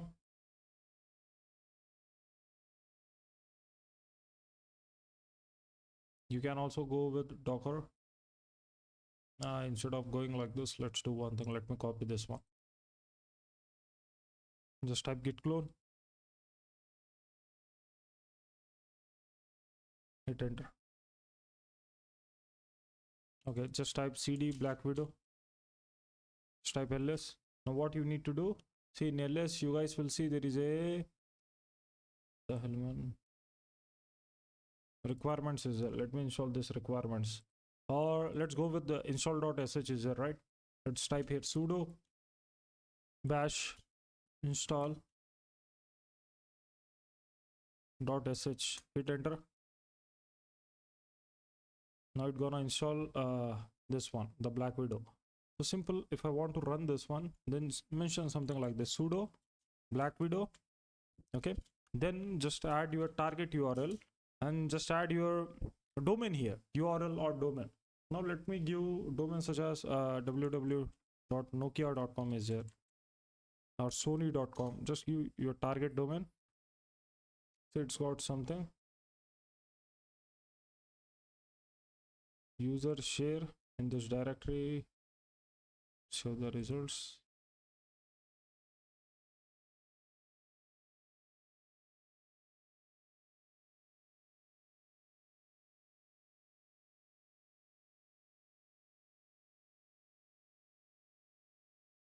Black widow, here it is. Nothing is there. What I need to do means I need to connect with VPN or something like that. Or let me add simple nokia.com or tesla.com. What happening here? Okay, it's sniper has been successfully installed. See, it's saying that request exception connection error, port max retries. Yeah, I can't go with it. No address associated with host name. Just wait. Hope it will work now.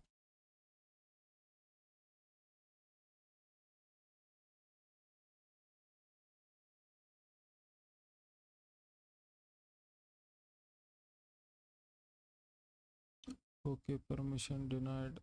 If I try to go with sudo,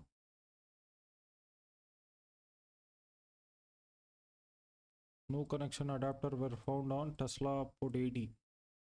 What happening here? Cannot access local domain. It's not associated with value. Just let's go back here.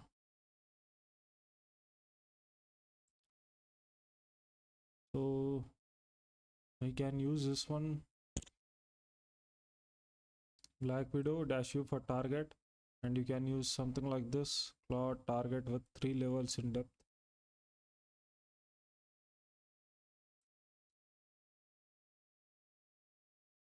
Okay, simple. What if I need to add protocol here. Sorry, I just forgetted this one.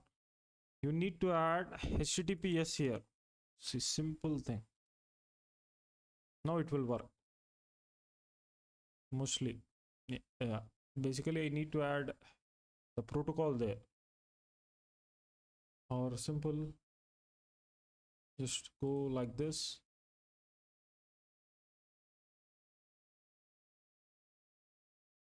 You can also mention this one, what we say, the parameter was all sorry guys, get parameters for common WASP vulnerabilities with verbose. So if you are looking for vulnerabilities, then you can go with it. So I want to use this one. Hope it will work. In sniper we can able to use this one. Just let me add here sony.com.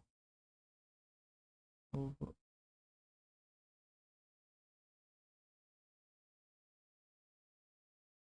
add sudo here.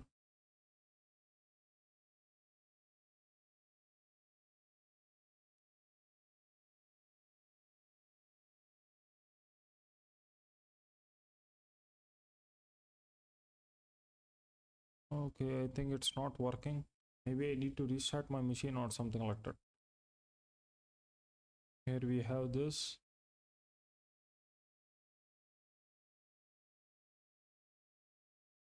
Okay, so let me remove this flags from here. Let me add -v.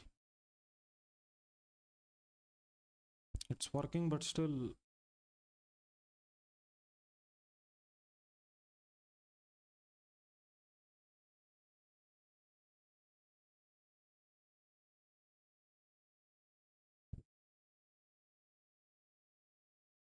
Wait, instead of using this one, there is also another tool which is Katana is here.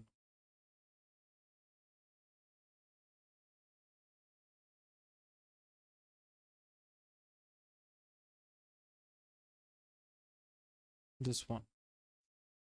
You can use this, right? So what you need to do? Simple, you need to install it using go install one. Just copy this command. Just let's go back from here.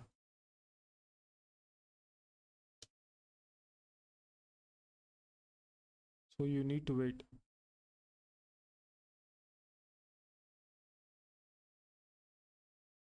So to use, so simple. Okay, here we have a lot of stuffs. It's also one of the excellent tool. So you can also use this one. You can also scan for the multiple URLs here. So simple, you need to mention katana-u and you can give this one. And you can also mention the URLs. If you have a list of URLs, then you need to mention it. CDN pipe is here. Okay. It's finding the parameters for you. No sandbox, headless option is there. Don't wait. Captcha solver key is there. Yeah, excellent one. You can also use this one. But basically you need this keys. Field scope is there. For advanced scope control, CS option can be used. The common comes with reject support. So basically we have multiple tools. Remember, it's used to work, okay? But due to some reconnaissance, I think it just banned my IP address or something like that. But it's used to work. Like last month also, I used that one. So you don't need to worry about it. Just try to change the IP, or we have a lot of tools here. Katana is excellent. Let me show you how we can able to use Katana. Just type here ls cd go. Just type cd bin. Just type ls. Here you can able to see Katana. Now just type cp katana / user local right bin. Just use sudo here. Right.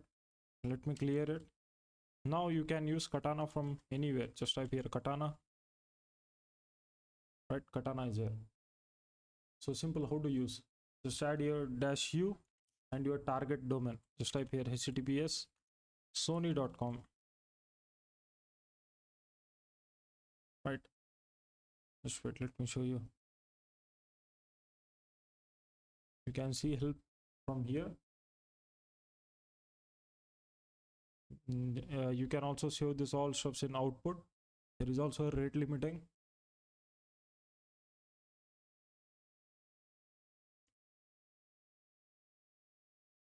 Okay. NS is there for node scope. FS is there.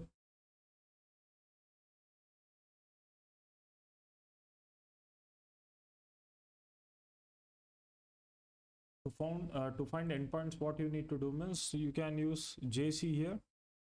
Okay, JS and enable endpoint parsing cloring in JavaScript file, and also there is a, you can also use KF as well. You can also increase the depth. Just add d and add the value there. By default it's go with 3, maximum you can go with 5 there. Right, let me use this one, katana jc -kf, and let's use all. Now it's use each and everything for you. Let's go back here. Katana is working.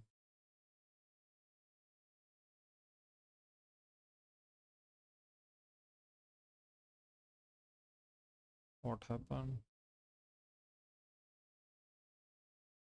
Let me do one thing. Let's execute again and let me save with output dot txt. Hit enter now.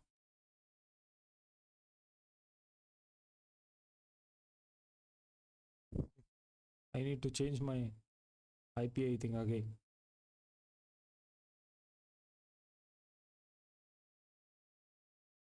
See, if I open output, the same results I can able to see here. The same domain. Let's just wait. Let me change my IP. Now let's execute again.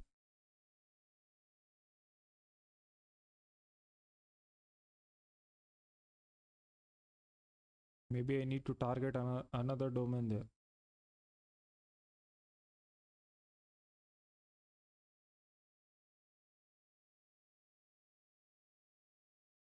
Just let me target another one. Just add Microsoft.com.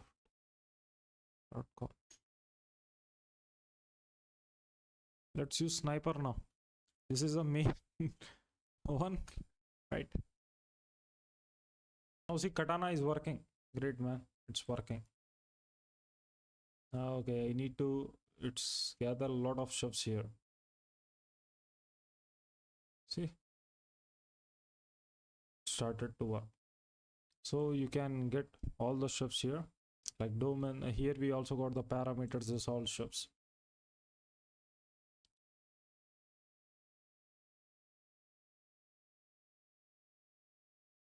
So you can do good research on Katana, and you can able to use that one. Now here is our sniper. Let's go back. So we have multiple usage. Let's go with this one. ASN plus Recon. Let's go back here. People just go back. You can run sniper from anywhere. Just add your target, such as let me add something like Sony.com. Hope it will work now. I need to run it as a sudo password.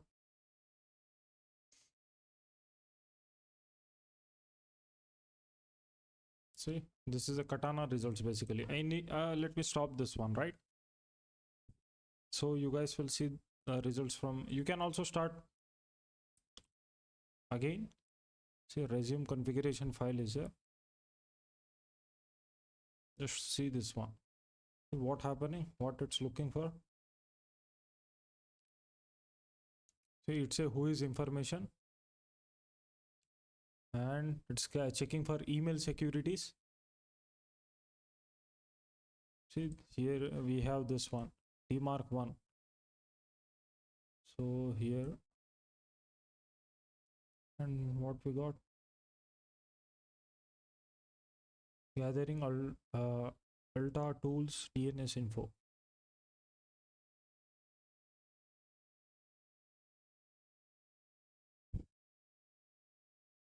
So it's stored in this directory. So you need to visit this one.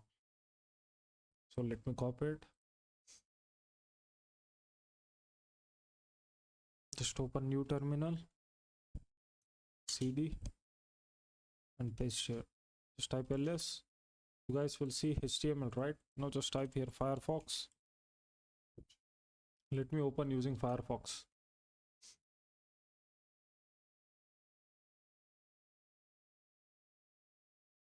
So here it is.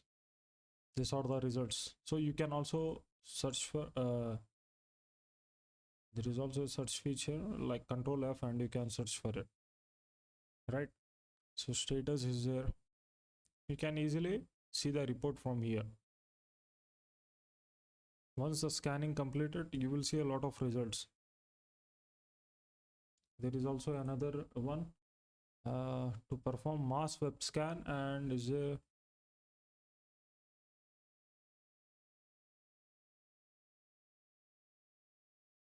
see, here it is. To enable a Bruteforce enable full port scan and OSINT enable. You can also use this one. Nuke mode is there, right?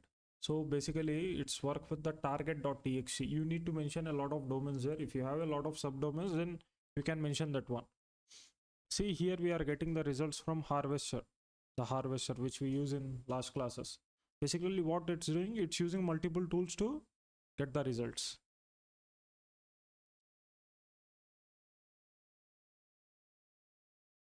Comparing to Black Widow and this other ships, this Katana play very important role. Remember this point, right? So here we got some results. See how many results we got. We got subdomains, we got IP, So all shifts are there. We got ASN as well. See, interesting URLs saying that this one are interesting. What we got from here? If you add the API keys, then it will be excellent. Let's gather the information from what? Harvester. These are the information from harvester. And what is this? This is a collecting OSINT from online documents. Here we can able to see this details. And now it's harvesting emails using what we say Metasploit as well. And it's using with such SSH and this is a new subdomains which it's got. This it's not new or something like that. And it's performing TCP scan here. So these are the HTTP header. Now it's checking for web application firewall. Now see, web application firewall is not there. No web application detected by generic detection, but still you can rely on this one. So here we got gathering HTTP info. So basically these are the info from what web, right? It's saying that access denied in title. That means I can able to access this one. So if I open this link,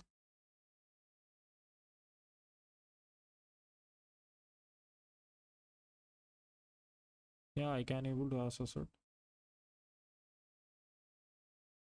So just wait. Okay, I got some issue here.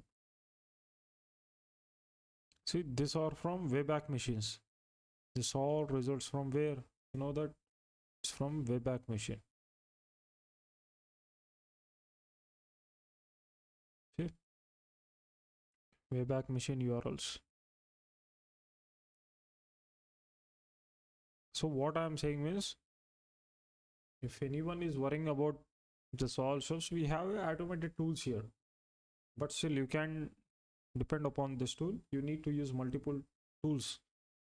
And what is this results now?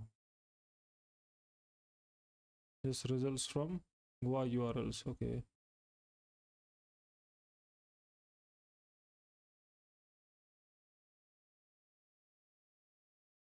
Just run the static analysis here. LFI. It's looking for SQL static analysis. XSS static analysis here.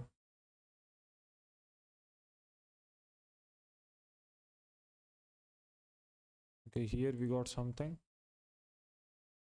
Phone discovered nothing. Okay.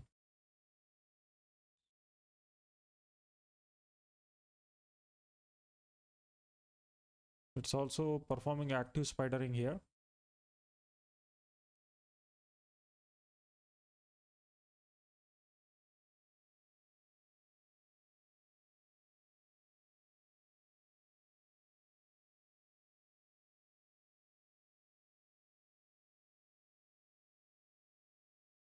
So that's it.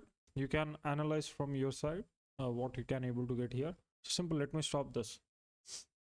So this is how we can able to perform automated reconnaissance, right? In the next class, we're gonna learn how we can able to use same automated scripts for finding this vulnerabilities, right? Thank you. Have a nice day. Hello guys, hope you're fine. In this class, we are learning how we can able to perform vulnerability scanning using Paramine. Now, it's a complete automation process. You can able to detect for SQLI, LFI, RFI, XSS, right? And also for open redirects. So what you need to do, you need a payload list first. So simple, use checklist. In checklist, there is a fuzzing. Fuzzing is there. From here, you can able to use this, right? Basically, there is also for login bypass. And if you are looking for XSS, then we have this one. And also there is also a payload. All things is there. This is a repository from where you guys can able to get the payloads for SQL injection, for any other stuffs. right? So what we can able to do, simple, see, just open this one, Paramine. Now here, first of all, you need to create virtual environment, then you need to start the tool. First install the requirements, then to run this one, just execute this python main.py, then create workspace. Let me create workspace with the name of testing3. Now there is a recon. You know about recon. In the last classes we learn about recon, but let's use the fuzz feature. Now this is one of the excellent feature. Just add 2 there. Now quiet mode, let me type n there because I want to see the output there. Okay, you want to scan if exists. No, drag and drop your URL. Now remember which URL you need to drag and drop. Once you perform recon, you will get the alive parameters. Last classes we learned this one. First of all, it will find the all parameters. From this all parameters, it will look that which one is alive. So simple, use that alive parameters here. So just drag and drop it. So what you need to do is just copy this path and just add / here. What is the file name?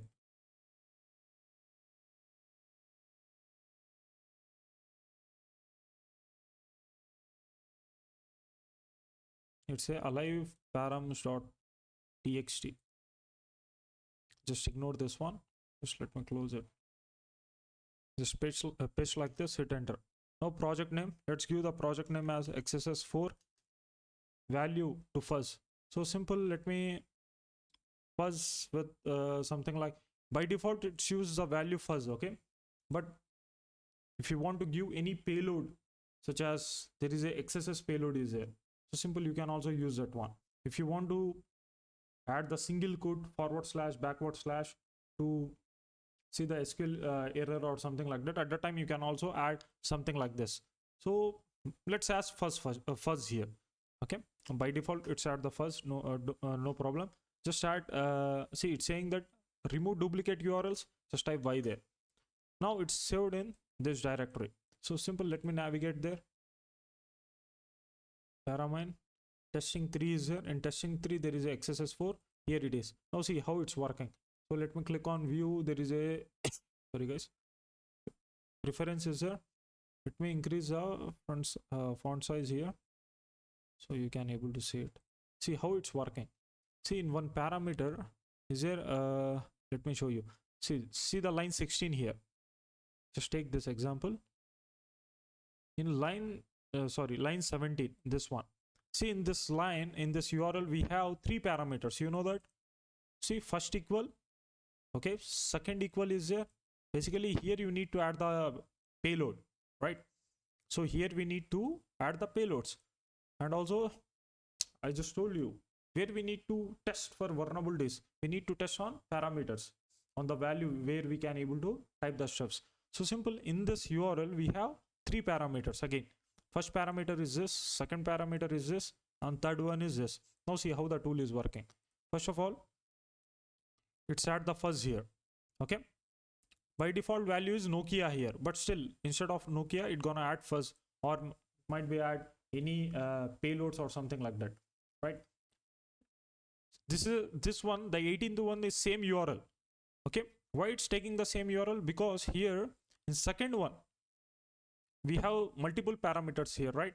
So see, the 18th one will become this will have the same value, which is Nokia, but the second parameter will change to fuzz. Okay, and the third one, see, in third URL in 19, it's the same. The first one is having the same value, okay, the normal value, and the second parameter also having the normal value, but the third one is changed. So this is how it's working, right? So what we can able to do, instead of fuzz, you can also add the payloads here. So why we added fuzz here? Because if you want to use any other tool for fuzzing, there is a WFuzz is there, you can also use it. So that's why we added this one. So let's do one thing again. Let's execute this. Let's hit enter. There is a let me use fuzz again. No, now see what will happen. Let me use the same sorry guys, same file, hit enter. Now just add the project name here. Let me add testing 5. Now value, let me add the XSS payload here. Just let's go to Firefox. XSS is there. Let me go with the basic one.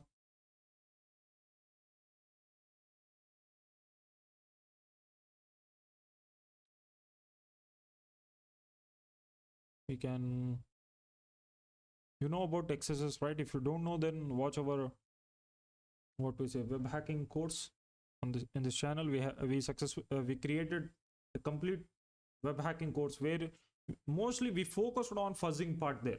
In web hacking also, we focused on fuzzing, how you can able to automate the steps, because right now hunting manual is kind of very headache. Okay, so that's why we covered how we can able to fuzz. It's also a manual process, but by using fuzzing techniques you can able to make it fast, right? So simple. Let me use this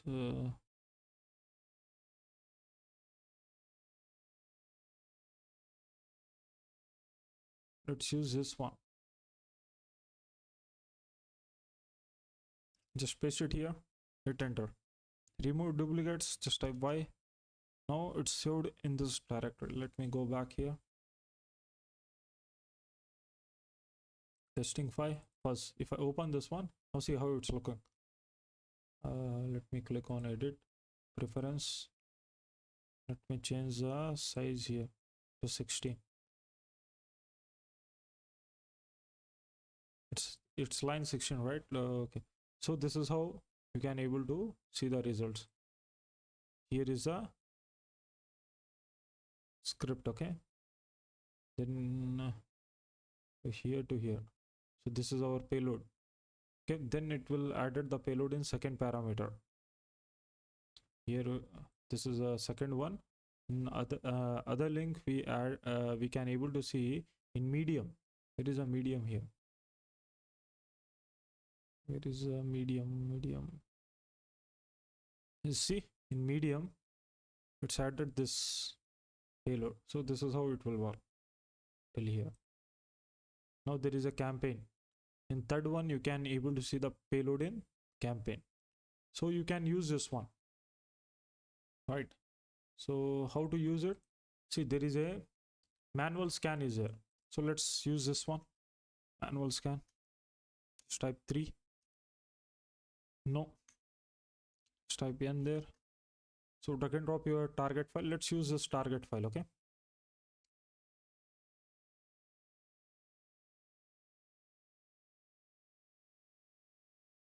What is the file name here? Copy it and paste it. Hit enter. Now project name, let me add XSS 7. Enable screenshot. Let me type Y. You can also enable the screenshots there. Do you want payload file? Do you want to use a file? Yeah, here you can also add the file. If you type Y there, then you need to download the payload file. You can able to test multiple payloads there. Simple, just add the file. Okay, file location there, then it will use all these payloads on the parameters. Instead of using the single payload, you can use multiple payloads as well. So I don't want to use it. Just type N there. Now see, it started scanning. So if it is vulnerable, then it's gonna show you the vulnerable or something like that.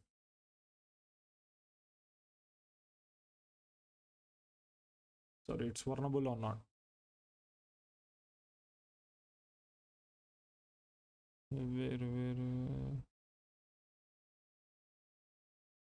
XSS 7. Here you can able to see the screenshots. If you get any vulnerability there, at the time it will give the screenshot for. And also in our last course we created one bash script as well, so it's gonna detect the XSS or any other stuffs. Let's see. No, it's not taking screenshot. Mostly it's takes screenshot. I don't know why it's not taking it.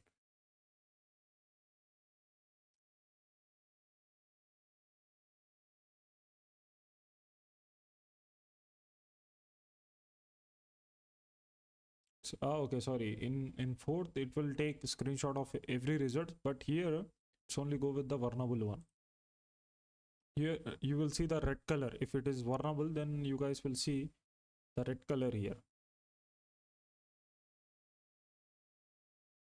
Soon we're gonna update this tool. We're gonna add this proxy features, this all stuffs here. So you can use proxy list to perform scanning.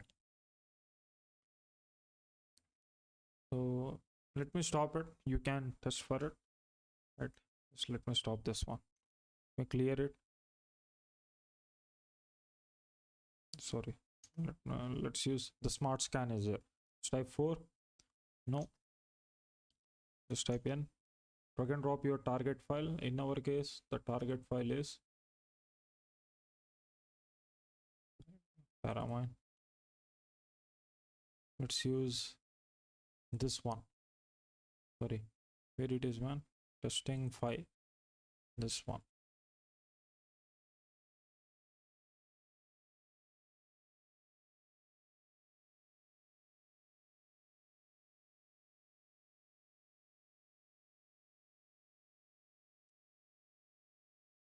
Project name, let me add XSS7. Enable screenshots, just type Y there. Now it's gonna perform scanning here. See, it's used by default payloads here. Okay, in this machine with the script we also added the payloads. So simple, how you can able to see it. See, go to Paramine. There is a go to core. In core there is a smart selector is there, right? Simple, open this one. Now here it's using this one. So you can also add your multiple param patterns, and for payloads you can add this one. You can add multiple payloads here, right? It's a basically smart scan. Now what you need to do is what is XSS7? What is a XSS7? Okay, here you will see the screenshots. Don't worry, you can see the screenshots here. If it's vulnerable or if you see any other results there, then it will show you the screenshots. Now let's go to this repository. So here we added this also, just try to read it, right?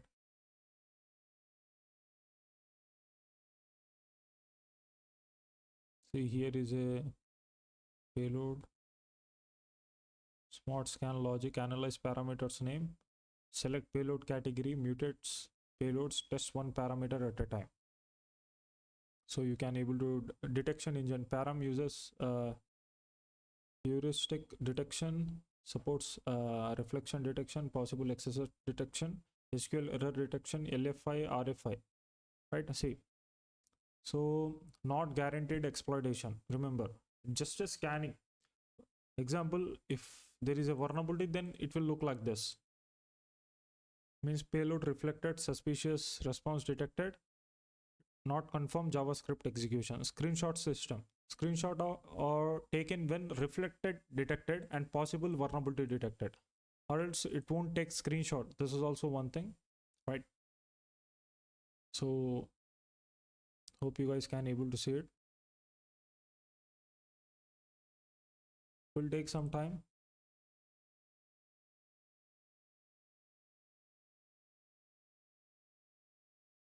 If it's vulnerable, then here you can able to see the screenshot. And also if your IP ban, mostly at that time also you guys will see the screenshot there, right? So hope you guys enjoy this class. Thank you, have a nice day. This is all about scanning. Okay, now if you want to understand this more in a deep, then you need to watch, again I am saying this thing, you need to watch our web hacking course, which is around 5 hours. This channel only you guys can able to see that one. There we cover this all fuzzing using Bubsuit, right? So again, thank you, have a nice day.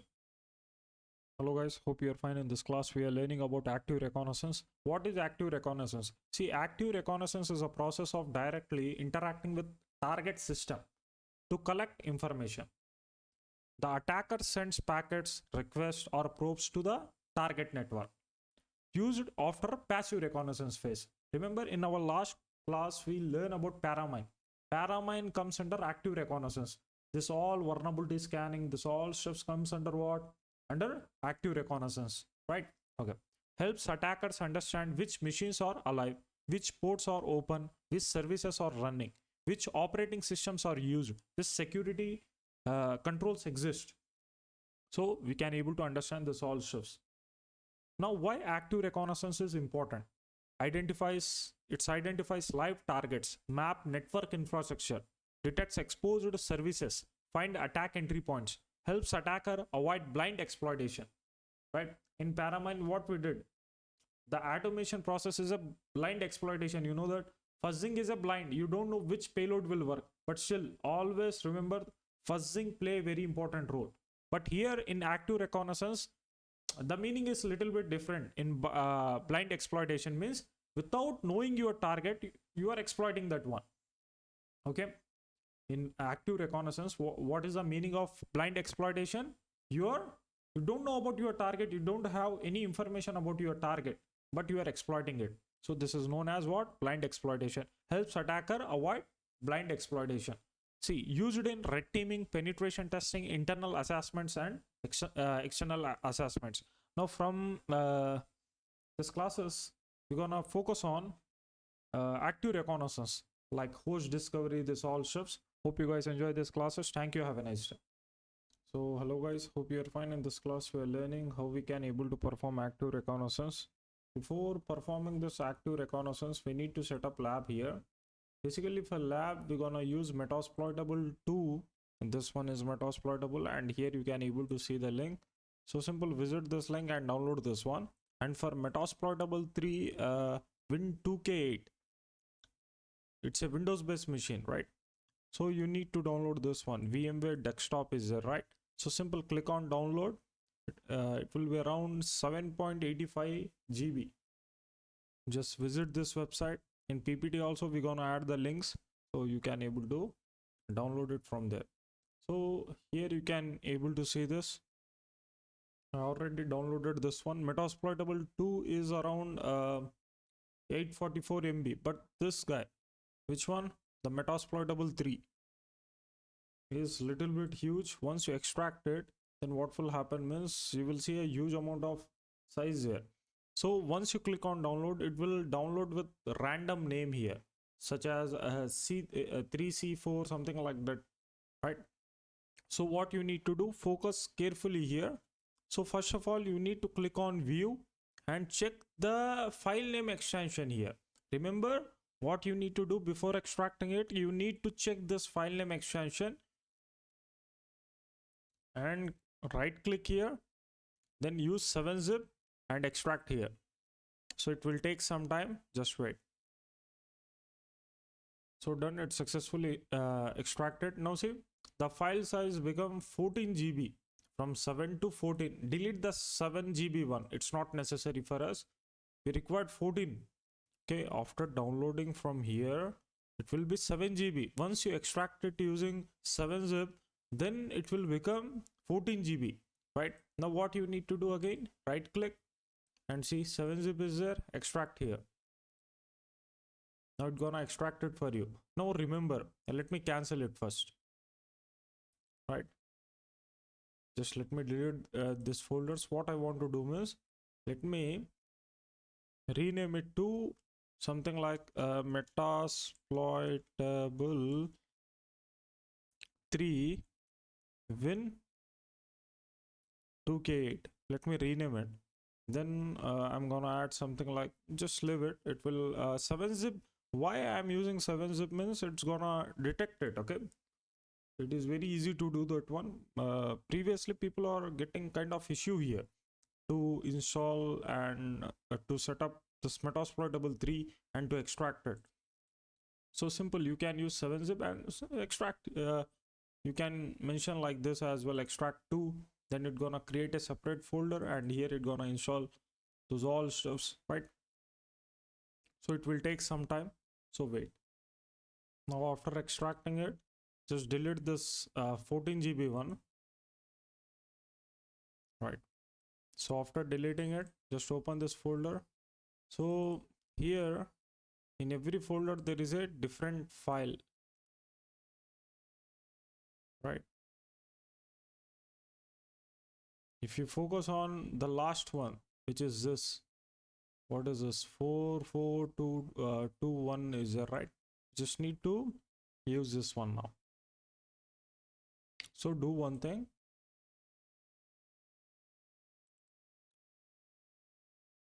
just let me drag and drop this one. Let me move this here, and this one as well, and the third one as well, and here we have the fourth one. Just copy and paste it here. Then there is a fifth one, just paste it here. Basically I'm not copying it, moving that stuffs, right? So basically here each and everything from 4, 0, 3, 4, 1 is there, right? Basically these are the folders. I moved those files to metasploitable win2k directory, right? Also this one. Now here, this is the last folder which we can able to see, right? Just cut it and paste it here like this. Now delete the sorry guys, delete this one. So now each and everything is in order. And now what you need to do, just double click this one which have the VMX extension. So that's why you need to enable the file name extension there, right? So the VMX extension, just double click it, or you can also open with VMware Workstation. Now let me power on this virtual machine. Basically it's a vulnerable machine, okay? So we can able to practice our scanning, exploitation, this all shifts. Now here you can able to see it. Just wait, it will take some time. Right, here it is. Now it's saying that press Control Alt plus Control plus Alt plus delete. How we can able to press it? If you press it, then it will affect on your machine, okay? In your real machine, this one, it will affect on this real machine. So what you need to do? See, there is a VM is there. Click on VM, and here you can able to see there is a send Control Alt delete is there, right? First of all, what you need to do, you must and should be in this target machine. Just select here and go to VM and send Control Alt delete. Now see what happened, it's full screen. Now select this user. See, the username and the password is same as username, vac rent. Hit enter. Same as username, VAGRANT, right? So you need to wait for some time. Now what you need to do, here we have another one which is Metasploitable 2. Basically this is a Metasploitable 2 which we downloaded from this link, right? So here you can able to see the login is msfadmin and the password is also msfadmin. Now let me extract this one. It's not that much complicated, so let me extract it. Now see, we can see this machine. This is our target machine basically. No need to install any VM tools or something like that. Basically we just need IP address of this machine and we can able to perform scanning, exploitation part, this all stuffs. All right, so okay, I am using WinRAR, so that's why it's taking some time. So let's wait. So from this machine we can able to perform basically why we are setting this Metasploitable 3 means, here we're gonna learn some initial access techniques. We're gonna exploit some WordPress, this kind of stuff. Now see, automatically it's become full screen. I didn't do anything here. Simple, after some time it successfully become full screen. Now it's saying that setup needs to reboot. It's automatically install what we say VM tools or something like that. So that's why it's asking for reboot. So simple, just type yes there. Remember, this is a vulnerable machine. Okay, not a normal Windows machine or something like that. It's a vulnerable one, so we can able to perform practice here. So I think it's successfully done. Yeah. Now after extracting this metasploitable2, what you need to do is just delete this one, the zip file. I'm talking about zip file. Just open this folder and open this one again. Here you will see the same thing, VMX. Okay, so simple, just double click it, it will automatically open in VMware workstation.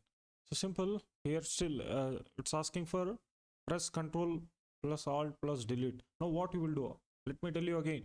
So click on VM and send Control Alt delete. See, you need to select Vagrant. You can also log in as admin. The password is same, Vagrant. Just type here VAGRANT, hit enter. So now it's asking for active Windows now. No need to active, click cancel. That's it. Now let's go back to our metasploitable2. This is how you can able to change the tabs here. Just click on power on this virtual machine.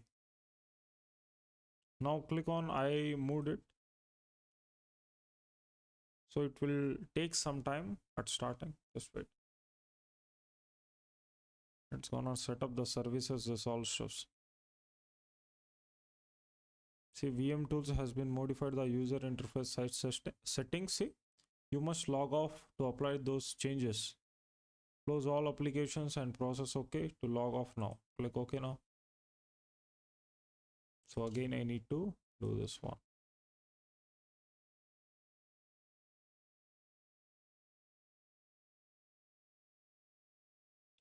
Let me active. No need. Okay, it's not necessary. So see, this is a metasploitable2. Simple, I am changing the tabs here.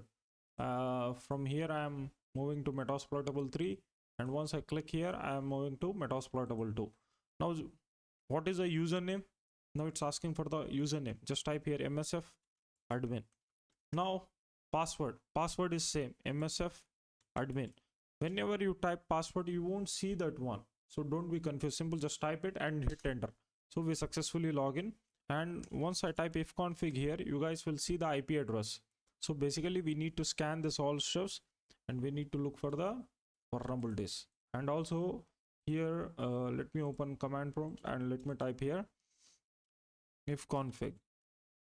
Sorry, in Windows you need to type what? ipconfig, right? So hit enter, and this is our metasploitable 3 IP, which is 129, and our metasploitable 2 IP is 130. So this is how we need to remember it. Or simple, we can also perform scanning, right? So that's it. This is how we can able to set up our lab. In the next class we're gonna start performing this scanning, this all stuffs. Let me power off this metasploitable 3 and this one as well. Hello guys, hope you're fine. In this class we are learning about LDAP enumeration. What is LDAP? It's a lightweight directory access protocol used in Active Directory environment. If your target machine is connected with Active Directory, at the time you guys will see this LDAP there. See, common ports are 389 and 636 for LDAPs. 636 is for LDAPs, right? So why LDAP enumeration matters? LDAP can reveal username, groups, email addresses, organizational structure, domain information, right? Real world scenario, anonymous LDAP bind, enable, attacker retrieve employee usernames and admin groups here. Used for password spraying and phishing attacks. Nmap LDAP scan is simple. You just need to mention this command here. Nmap dash, here we added the space. So simple, just no need to add the space here. Just type -sv -p and the port here. You can also look for the brutes as well. How we can able to do means, let me show you. See, basically here we can see the port there, which is 389, right? So but still No, simple, do one thing, just type nmap 389 and mention the scripts here, dash a script, and look for LDAP search.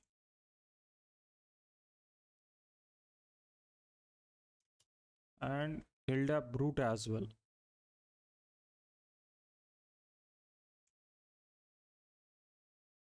And mention your target IP, then it's gonna look for null sessions as well.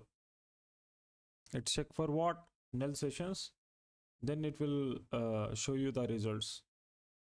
Instead of using this all stuff, you can use a single tool, which is enum for Linux is there. Just type enum for Linux and just type -a and IP address.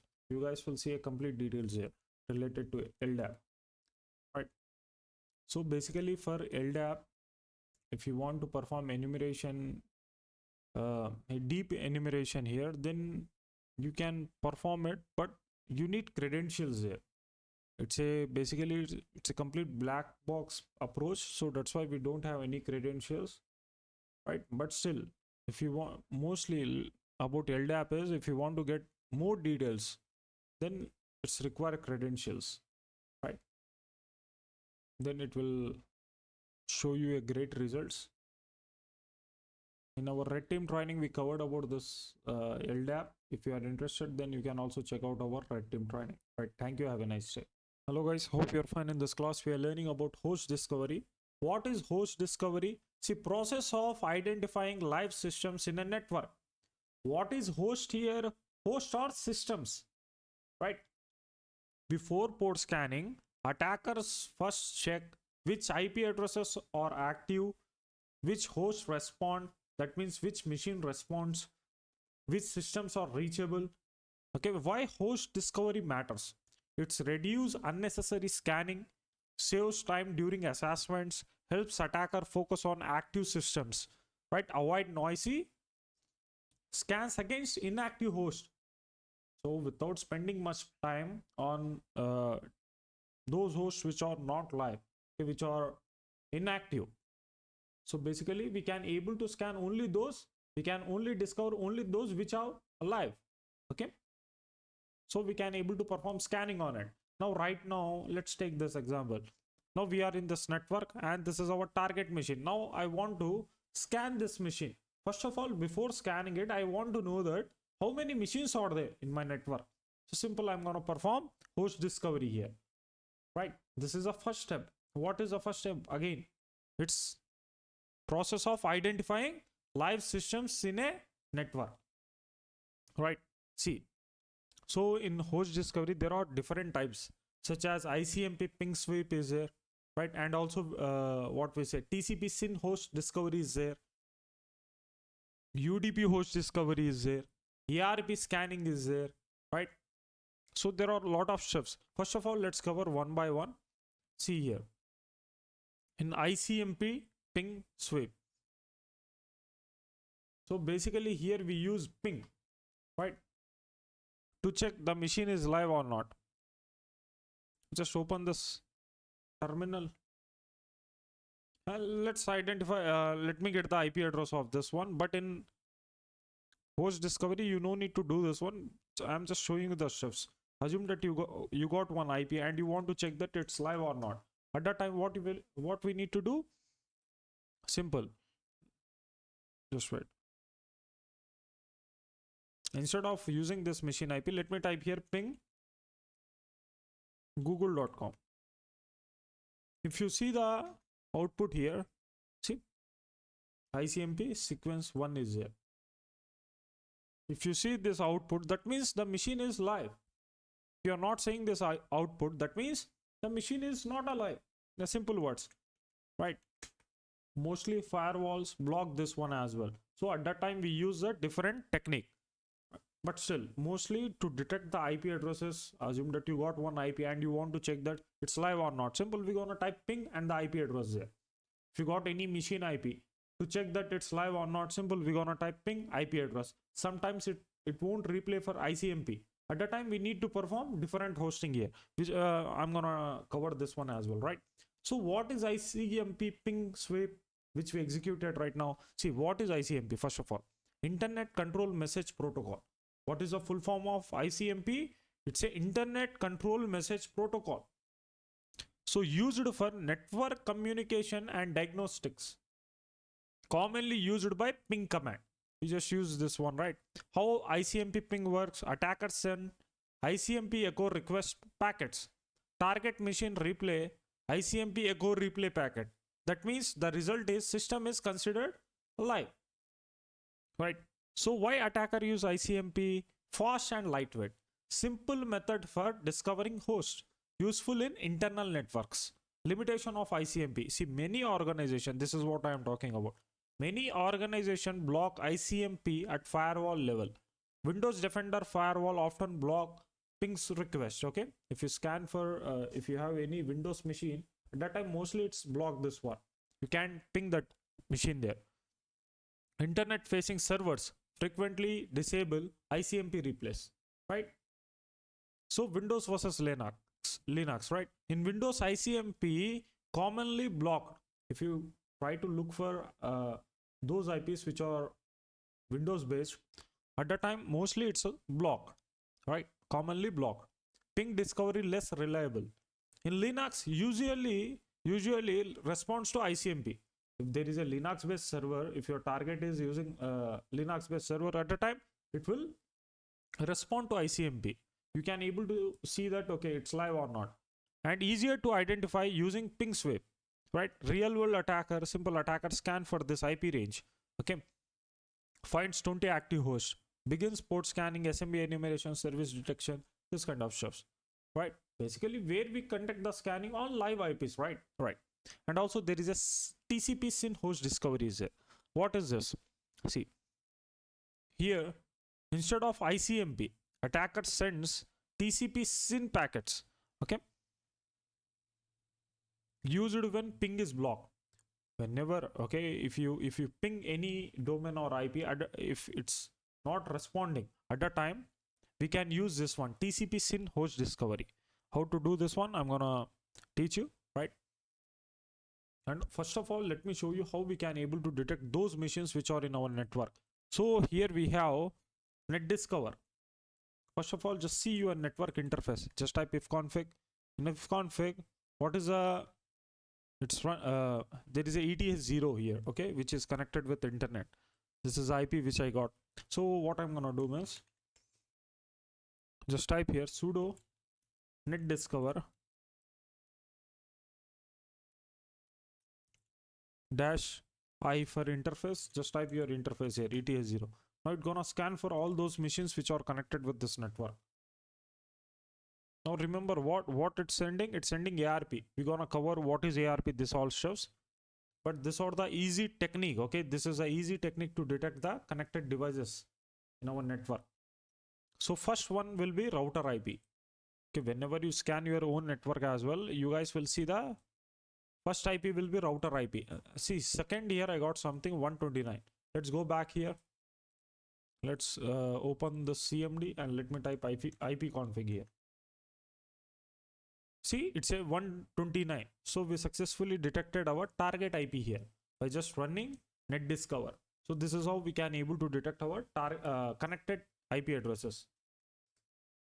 Those machines which are connected with this network, right? So this is how we can able to detect it. Remember, now mostly you guys will have kind of issue. How we can able to detect that this one is running Windows or Linux? We're gonna cover that one. First of all, just focus on this concept, how we can able to detect those IPs which are connected with our network, right? So we covered this one. There is, now let's go back to our PPT and let's learn this one, TCP SYN host discovery, right? See, now here in TCP SYN, what will happen when we use it? We use it when ping is blocked, right? If you can't able to get the result by using ping command, at the time we need to perform TCP SYN, right? SYN packets, step 1, SYN packets sent to a target port. If target responds with SYN ACK, then host is alive. Okay, port may be open. Step 3, scanner resets connection. Common ports use this, right? Why it is effective? Many firewalls allow web traffics. Okay, works even when ICMP disabled. Useful against internet facing systems, right? Now see Windows versus Linux. In Windows, SYN discovery works well, especially on SMB and RDP ports. Linux works well on SSH and web services. Right? A real world example, companies blocks ICMP. Web server still opens, still responds on port 443. Attacker confirm host is live, HTTPS service running. So by checking ports, we can able to get this one by with this services, web servers. Sorry. Now how we can able to use it? See. So 129, right? Let me type here ping, and let's copy this IP and let me test it. Can I able to get the, yeah, I can able to see the respond here, but still if it's not working at the time, what I'm gonna do, I'm gonna use SYN scan here. Okay, how we can able to use this one? Just type here, just clear it, just type sudo nmap. We're gonna use nmap -sn, and then just type -ps and your target IP. So this is how we can able to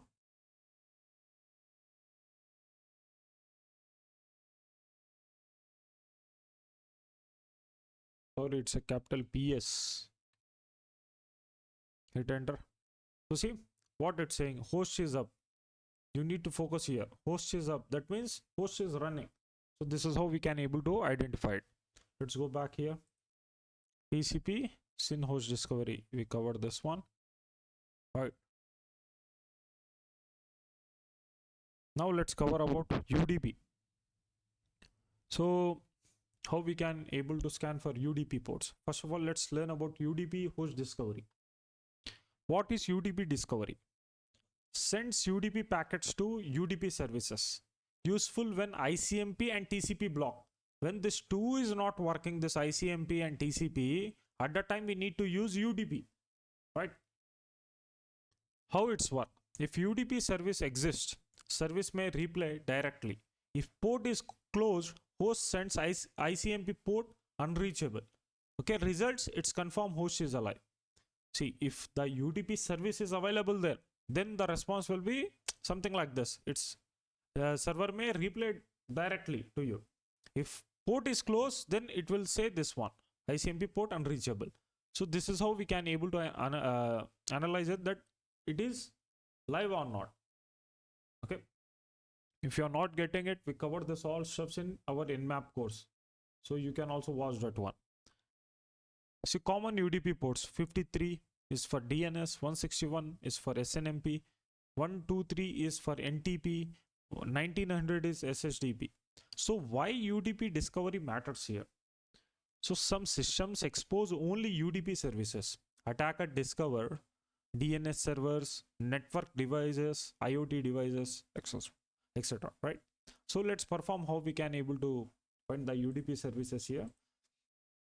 So to detect for UDP, what you need to do, just type here sudo nmap and just type SN. So whenever we type SN here, that means we are not performing port scanning. We are just checking that it's live or not, the host is up or not. Simple, that's it. Now for UDP scan, what you need to do, just add PU here. That means you are performing UDP scan. Just type here, just paste your target IP. If you see the output, if it say host is up, that means the machine is live there. Okay. Now let's focus on ARP scanning. Right. What is ARP scanning? What is ARP first? Address resolution protocol. Maps IP addresses to MAC address. We covered about ARP exploitation, this all steps in our network hacking course. The previous course, I think, which is around 6 hours in this channel only, you guys will find that one. You can also watch that network hacking course. There we covered completely about this ARP. See how ARP scan work. Step 1, broadcast ARP request. Who has this IP? Okay. Step 2, device replay with MAC address. Result, host confirm alive. So basically what we're gonna do, we're gonna send, in a simple words, attacker machine will send this kind of request. Okay, who has this IP? Then anyone who has that IP, it's replay with MAC address. Okay, our victim, now see, I'm sending that, okay, I have one IP and I'm saying in that network that who has this IP. The person who has that IP, that machine will send with replay with MAC address. Okay, so what we are getting here, we are getting MAC as well, right?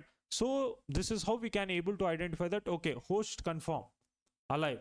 That means if somebody is sending MAC with us, device replay with MAC address, that means the host is live there. This is a response which we got. Once we get this response, that means we can able to get that, okay, this machine is alive. Okay. All right. Why ARP is powerful? Very accurate inside local networks. It's work with local networks, not with public one, right? Firewall usually cannot block ARP. This is a main reason why we go with ARP. Faster than ICMP in LAN environments. Best use cases: internal network assessments, Wi-Fi hacking, red team operation, local subnet discovery. Right. So how we can able to perform ARP scanning? We covered by using NetDiscover. We can able to do it, but you can also perform ARP scanning using what we say, using Nmap as well, right? How we can able to do it? So just type here Nmap sudo Nmap, just type -sn -pr, capital PR, and your target IP address here. Now it's gonna perform ARP scanning. Okay, see, it's saying that host is up. That means it's got this response. Okay, it's the machine is responded with this one, our target machine. This target machine is responded with this one. This what we say, man? This message device is replaced with, it's replaced with the MAC address. So that's why it's saying that it's open. See, it's saying open. Yeah, sorry, host is up. That means it's alive. Same for the ports as well. If you add -p here, okay, just remove this one and just type here -p. I want to look for port 80 at a time. See, it's saying that port 80 is open. So basically in PPT we covered about the ports, but without ports also, if you want to just see the machine is live or not, at the time you can go with it. Okay, you can also perform port scanning using this technique, and also with the what we say, you can scan the with UDP. You can only scan with, you can scan the only UDP ports here by using this one. For TCP, can go with this one. PS is there, right? This is basically TCP. So we covered each and everything in our Nmap course. You need to watch that one after completing this course, right? Outside, just try to watch it, because there we covered what is port, what is TCP, what is UDP, this all shifts, what is three-way handshake, right? We covered those all steps there. In next class, we're gonna learn about port scanning. Right? Thank you. Have a nice day. Hello guys, hope you're fine. In this class, we are learning about NFS enumeration. What is NFS? Network file system, used mainly in Linux Unix systems. Allow remote file sharing. Common port is 2049, right? 2049. This is a common port of NFS. So basically you need to, first of all, you need to scan for this port. You can able to see this port, then you can able to perform NFS enumeration. Why NFS enumeration matters?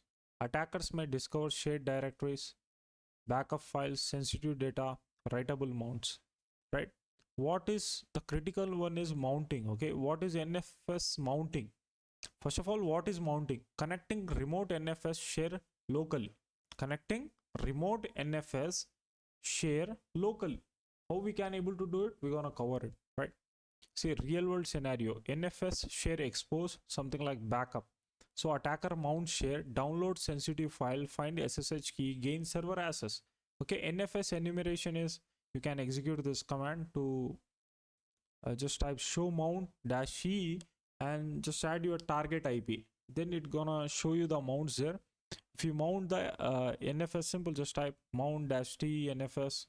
Let me show you how we can able to do it. First of all, we need to perform scanning there. So let's see you won't see this in Linux, okay? Right. See, mostly it's for Unix based machines. What is the port 2049? There is nothing related to that one. Let's go to Linux based one. See, 2049 is there. And also you need to focus on RPC as well. Basically this one extract the information about RPC services and find accessible file shares. So that's why port 111 is very important. It's also known as what? RPC bind, right? RPC or RPC bind. So what we need to do? So simple. First of all, we need to perform scanning. See, 111 is also open. Hell man. Okay. This one is also open. 2049. So let's perform scanning. So just type here nmap. Just perform scripts. What we say? Synscan here. Let's perform on port 111 and 2046, right? Sorry, 49. Let's perform the service version detection here, and let's use all NFS scripts. Just script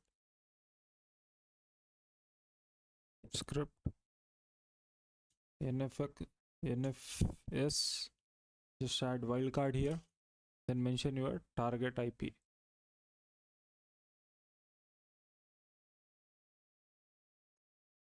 So Synscan will make it fast, okay? So that's why we use this one. So if you see output, then it's vulnerable. See here we can able to see read, lookup, modify, extend, delete, no execute. We can able to read, lookup, modify, extend, delete, no execute. Okay, great. This one we can able to access, and here you can able to see show mount. Here there is a wildcard. That means you can able to mount this all stuffs to your machine. Right? How we can able to do it? Simple thing. You can also use RPC info as well. Just type here RPC info, right? Just type here dash P and IP.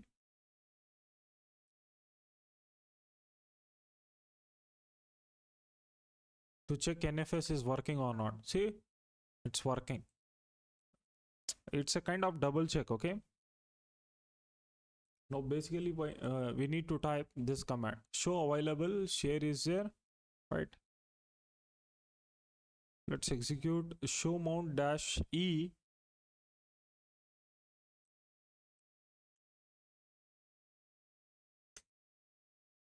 dash E and your target IP.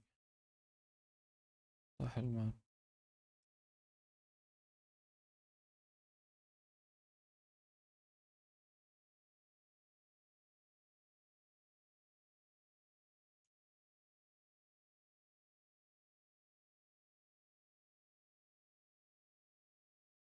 Just hit enter now. See export list. You can mount this all stuffs, right?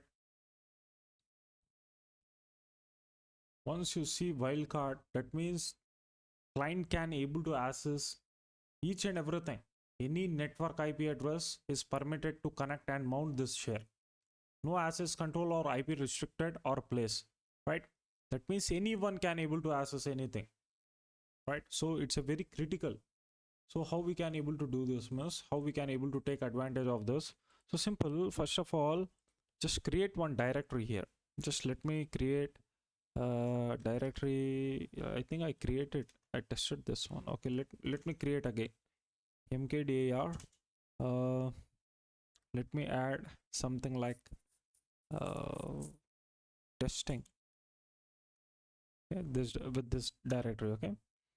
Now do one thing. Just add here sudo. Just type this command sudo mount, right, dash t NFS. Now see here. Here I added the command NFS. Just add colon.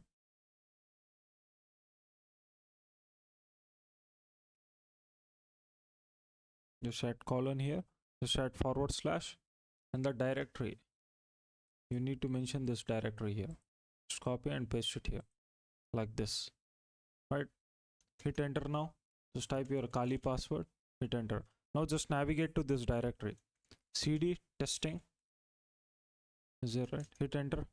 Now if I type ls, oh, what happened?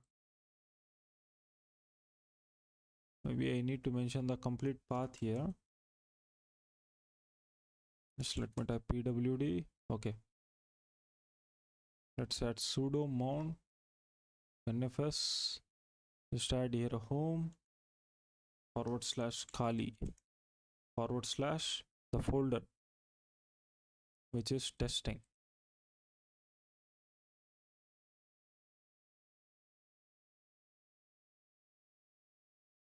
The hell man, I forgot to add the IP itself. Sorry for that. So what is your target IP here? This one.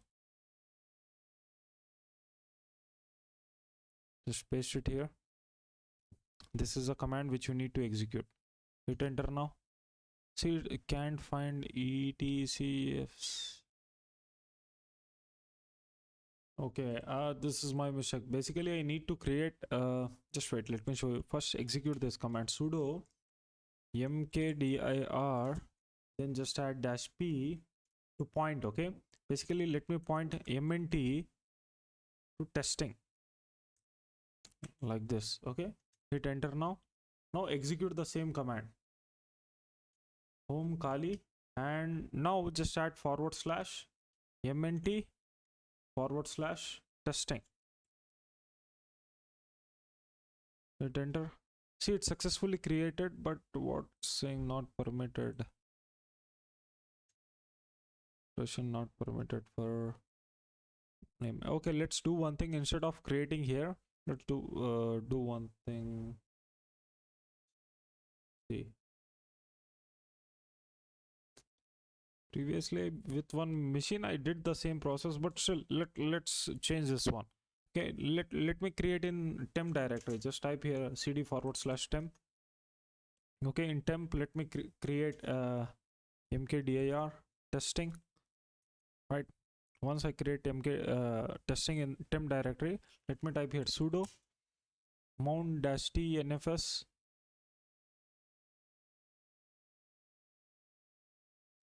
right, and mention temp mnt here. Sorry, not mnt. What is the directory name? It's a testing. Right, hit enter now.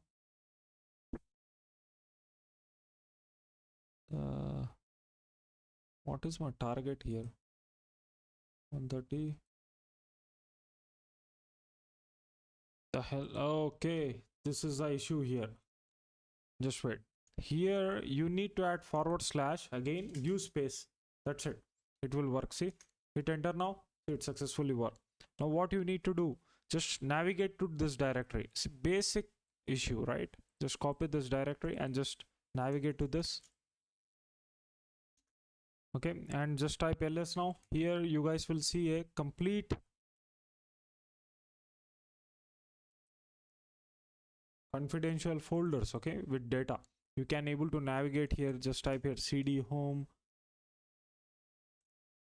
Okay, now just type ls, not this home man, yeah, this home, right?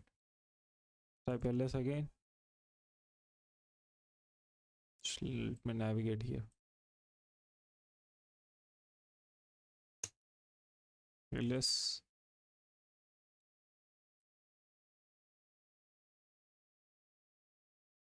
let me navigate to let's mention this whole, add home here, ls. Now see, I can able to access this msf admin service user, this all stuffs. Basically this is how we can able to mount. Okay, this is a critical vulnerability in labs, in CTF challenges. You can able to see it. See, this is whole thing focused on the space, so that's why it's take this much time. So see, now how we can able to unmount is unmount this one. Just type here sudo unmount, right?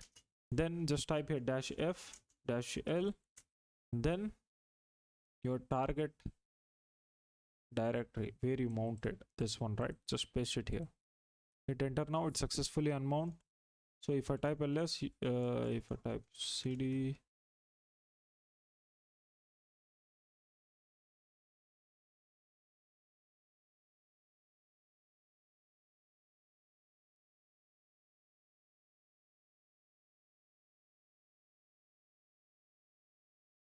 what type ls, yeah, it's sound unmounted now. I can't able to see the results. So basically attacker can sorry guys, can able to download the data, this all stuffs. I hope you guys get it, how we can able to take advantage of NFS misconfiguration. Basically here attacker upload their payload or something like that. Again, it's depend upon victim. If he execute that one, then attacker will get a connection. But thank you, have a nice day. Hello guys, hope you're fine. In this class we are learning about port scanning. What is port scanning? See, technique used to identify open ports and services helps attacker determine which applications are exposed, which protocols are running, which services may be vulnerable. Why port scanning is critical? See, every network service use a port. Open ports become attack entry point. Example, 22 is there for SSH, 80 is there for HTTP, 443 is there for HTTPS, 445 is there for SMB, 3389 is there for RDP, right? Now see, there are different scanning techniques. First one is TCP connect scan. What is TCP connect scan here? See, completes full TCP three-way handshake. Okay, how it's work? Basically, our machine send SYN packet to our target machine. The target machine replaced with SYNAC. Okay, once our target machine replaced with SYNAC, the step 3 is scanner send ACK packet. Who is scanner here? Our machine. See, first of all, what will happen? Our Kali machine send to this machine a SYN packet to our metasploitable or any target machine. Now the target machine replace with SYNAC. Okay, then after receiving SYNAC packet, our Kali machine send ACK. That means acknowledgement. Right now, this is a complete three-way handshake. Now see, result, full connection established. Why it is noisy? Now this one is a noisy, right? You can't use this three-way handshake complete scan here, right? Connection logged by target system. IDS, IPS may detect scan, generate server's log. So advantages or reliable results work without administrator privileges. Disadvantages, easy to detect and slower than SYN scan, right? So how we can able to perform the scanning? See, simple. Just type sudo. You can use sudo or not. It's totally depend upon you. So simple. What I'm gonna do? Just type here nmap and just add -st. Remember, TCP ports are follows three-way handshake. Okay, UDP ports won't go with three-way handshake. Remember this point. Okay. Right now we are performing scanning on TCP ports. By default, nmap scan for TCP ports. See, there is a TCP. Okay, there are two types of ports. One is TCP, one is UDP. Right. Okay. So by performing this one, basically it's perform the three-way handshake. Once you add this one, then it's successfully perform the three-way handshake, and I can able to get this all results. Mostly, if you perform the same scan on real IPs, at that time it will gonna block your request. The target server or target machine will block your request there because it's following the three-way handshake, which generated a huge amount of noise there. So that's why we use filters, right? We don't send ACK or something like that. So see, this is TCP connect. Now there is another scan, which is SYN scan, which is also known as what? Stealth scan. What is SYN scan here? Half. This is what I am talking about. Open scanning technique does not complete TCP handshake, right? How it's work? SYN packet sent. Our targets, our attacker machine sends SYN packet. Target replace with SYNAC. Our metasploitable or your target machine replay with SYNAC. Okay. Scanner immediately sends RST packet. Okay. Who is scanner here? Again, our machine. Our Kali machine sends what? Immediately it sends RST packet. Okay. Connection terminated before establishment. Why it's called stealth? See, many systems log only full connection. Harder to detect than connect scans. Faster scanning technique real world example. Attacker scan company server, find SSH open and MySQL exposed publicly. Database server become attack target. Right. So how we can able to perform this one, this SYN scan? Right. Just type here nmap and just add here -s capital S like this. This is SYN scan basically. It won't go with three-way handshake. So hit enter.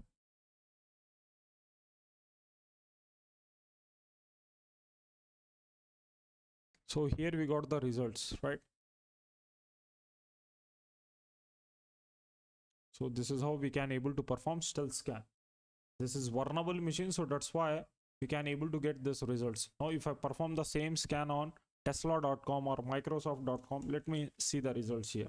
See, Tesla is using firewall, this kind of stuff, but still let's perform on domain. Because this website is on Buckrout, so it's not that much critical thing, right? It's secure website. So once I perform the scanning on tesla.com, then what will happen? Now see, the result will be different on real IP and real domain. So you won't see this many ports. Okay, basically this is a vulnerable machine. To learn the concept, so that this attack concepts, it's have a lot of ports, but in real website there is nothing. So it scan around 23.93%. okay, so see, on live machines it will take some time, so just wait. Now see the results here. Domain is open, 53 port is there, and what we say 80 port is there. That means it's running HTTP there. This is a reason why we can able to use the website. Okay, the port 80 is for what? Web server. It's a web port, and there is also a 443 is there. Why it's 443 is open? Because here it's using the SSL as well, right? So that's why 443 is open. So other ports are closed. It scan for, whenever you perform this scan, it scan for top 1000 ports here. If you want to scan all TCP ports, which are 6,606 something, sorry, 65,536, I think. See here, 65,535. Same for UDP as well. Now, so this is how we can able to perform this scanning. You can also perform this scanning on a domain, IP, it doesn't matter. Don't add protocol. Just add domain or subdomain, it doesn't matter. But don't add a protocol there, such as HTTP, HTTPS or something like that. Now let's learn about Xmas fin scan is there. What is fin scan? See, it sends TCP packet with fin flag set. Behavior, close port sends RST response. For open ports is usually no response. In fin scan, what will happen means whenever you send the request, it send what? RST. For what? Close ports. This is a behavior here. For open ports, there is no response. So this is how it can able to detect that, okay, this port is open, this port is closed. Right? Hope you guys get it. Why attacker use it? Can bypass weak stateless firewalls. Used for stealth reconnaissance.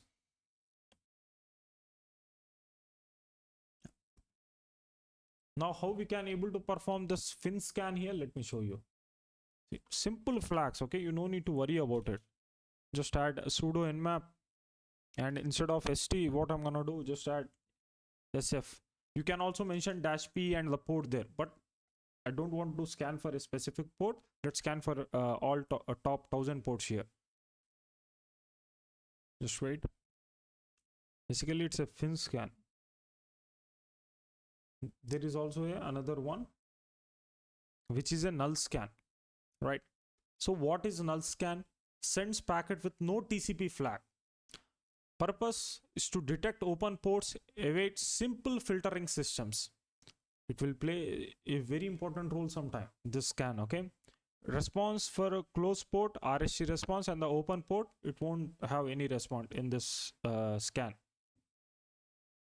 So see, here it's saying that host is up. Now I want to perform the port scan with it. Let me check the port 445 is there or not. See, it's saying that port 445 is closed. Right, now let me check for port 80 here. So it's saying closed. Let me scan for all TCP ports. Once you mention -p means it's gonna scan for all 65,535 ports, right? For this one.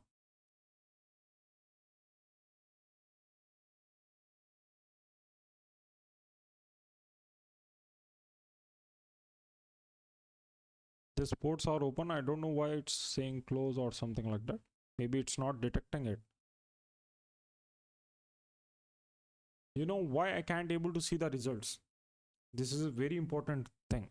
FinScan, this flag won't work on Windows based machine. Our target is Windows based here. Now let's start our Metasploitable 2 and let's test there.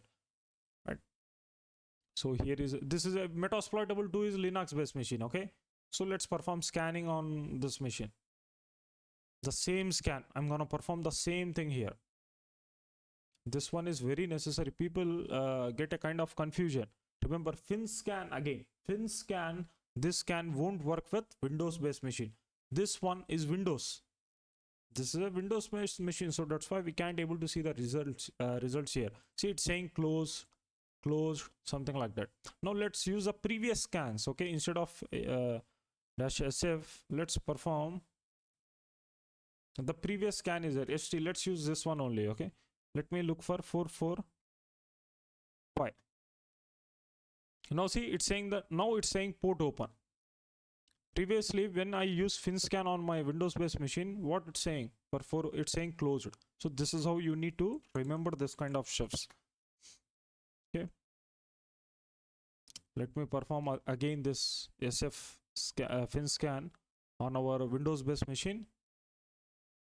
So this is our Metasploitable 2. Let me type my username and the password here. msfadmin. What is IP?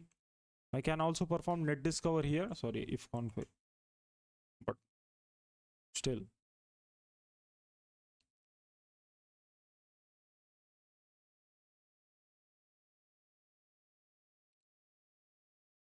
So just wait. Let me stop it. It will take some time. Let me perform the scan on a specific port here. Let me mention port 80 here. See, it's saying close. Again, it's a Windows based machine. Now let's add Linux based machine here, which is 130. What is the Metasploitable 2 IP? Again, see, 192.168.112.130. Let me add this one, the exact IP. Hit enter now. See, it's saying open. So what we can able to learn here, that means this FinScan will work on Linux based machines, right? See, it's saying port open here, but in Windows based, it's not working. So this is an important thing. Okay. Now there is also another one, which is a null scan, which sends no TCP flags. How we can able to perform null scan here?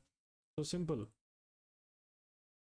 Just execute the same command, and instead of SF, just add SN here. Now it's gonna perform null scan. See, it's saying port open. Now if I perform null scan on my Windows based machine, let's see it's work with Windows based machine or not. See, it's not working with Windows based machine. This null scan won't work with Windows based machine. See, it's saying that port is closed, port 80 is closed, but port 80 is open here, but still it's saying close. That means what? Null scan won't work on again Windows based machines. Now let's use the another let me check. Let me add -t here. See, port 80 is open. Once I change the flag here to TCP connect, or you can also use stealth scan as well. Okay, see, stealth scan work with both Windows and Linux based machines. See, this is a stealth scan. See, it's working with Windows, and let me change to the sorry guys, Linux Metasploitable 2 machine. See, it's working with both. Which one? The FinScan is working with both Linux and Windows based machine, but the FinScan and null scan won't work on Windows based machine. You need to remember this point. Okay, now there is another one, which is Xmas scan. What is Xmas scan here? It sends fin packet with fin, push and R flag enabled. Why sorry guys, why it is called Xmas? Packets appear lit up, okay, similar to Christmas light, so that's why it's called as Xmas scan. Purpose: firewall evasion and advanced reconnaissance, right? So how we can able to perform Xmas scan here? So simple, you just need to start dash yes, just add a capital X there. Okay, this is a Xmas scan. See, I'm performing the Xmas scan on Linux based machine. Now let's perform Xmas scan on Windows based machine, which is 129. See, it's Xmas scan won't work on Windows based machine. You need to remember this point. This is sorry guys,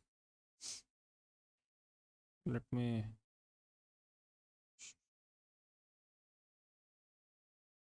now from here you can able to see why Xmas scan won't work on Windows based machine, why Xmas scan fails on Windows. So here we have this all stuff, so you can also read it. Just pause the video and read it, right? From Nmap official website also you guys can able to read about that one. Remember why these things are necessary. Simple, by sending the scan by using this techniques you can able to identify that which is your target machine. Okay, if you are performing scanning, like assume that you perform Xmas scan on one of your target machine and you got the port is open there, then you can able to detect that automatically, right? You can able to detect that okay, this is a not a Windows based machine, it might be a Linux based machine. Without performing any OS detection, without doing this stuff, you can able to identify it by using these techniques. And there is another one, AXScan is a, see, purpose of AXScan to detect firewall rules, determine filtering behavior. How it's work? RSC response, port is unfiltered. No response means port filter by firewall. Important note, AXScan does not determine open ports directly. Okay. So how we can able to perform AXScan here? So simple, just execute the same command here. Let me remove this ports and just add here dash S capital A.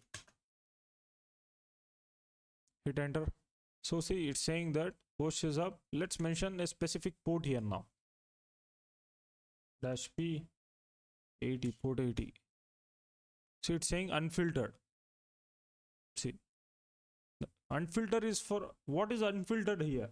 Simple, it can able to say that, we can able to say that okay, unfiltered means it doesn't have the firewall. If it's say filtered, that means the port might be closed or it's filtered with firewall.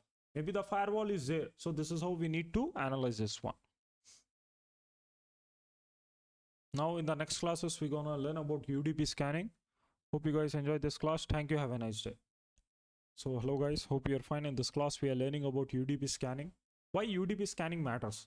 See, many critical services use UDP. Organizations often ignore UDP security, right? See, there are a lot of UDP ports, but here we are covering those which are necessary and which are critical, which you need to look for. First one is DNS, which runs on port 53, right? The purpose is to resolve domain names. Risk is zone transfer exposure, internal domain leakage, right? And there is another one, which is SNMP, which is again, it's very critical, which runs on the port 161. Okay, purpose is network management protocol. The risk is default community strings. What is community strings here? Just think like it's contain the passwords there. Okay, router information disclosure, device configuration leaks. In SNMP, if it is misconfigured, at the time you guys will see this all stuff there. And there is another one, NTP is there, which runs on port 123. The purpose is time synchronization. Risk is amplification, DDoS attacks. SHTP is there, which runs on port 1900. Okay, 1900. So purpose is UPnP device discovery. Risk is expose IoT devices, reflection attacks, internal network leakage.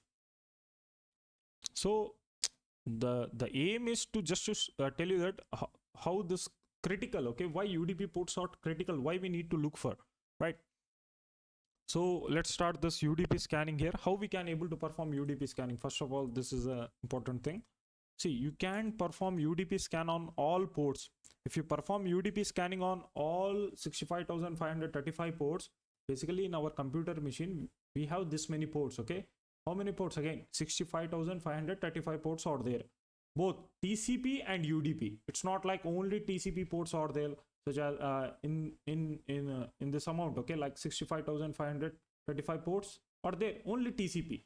Don't think like this. Both ports are there, UDP and TCP, right? So basically the attacker will scan for all UDP and TCP ports, but basically mostly UDP ports are closed.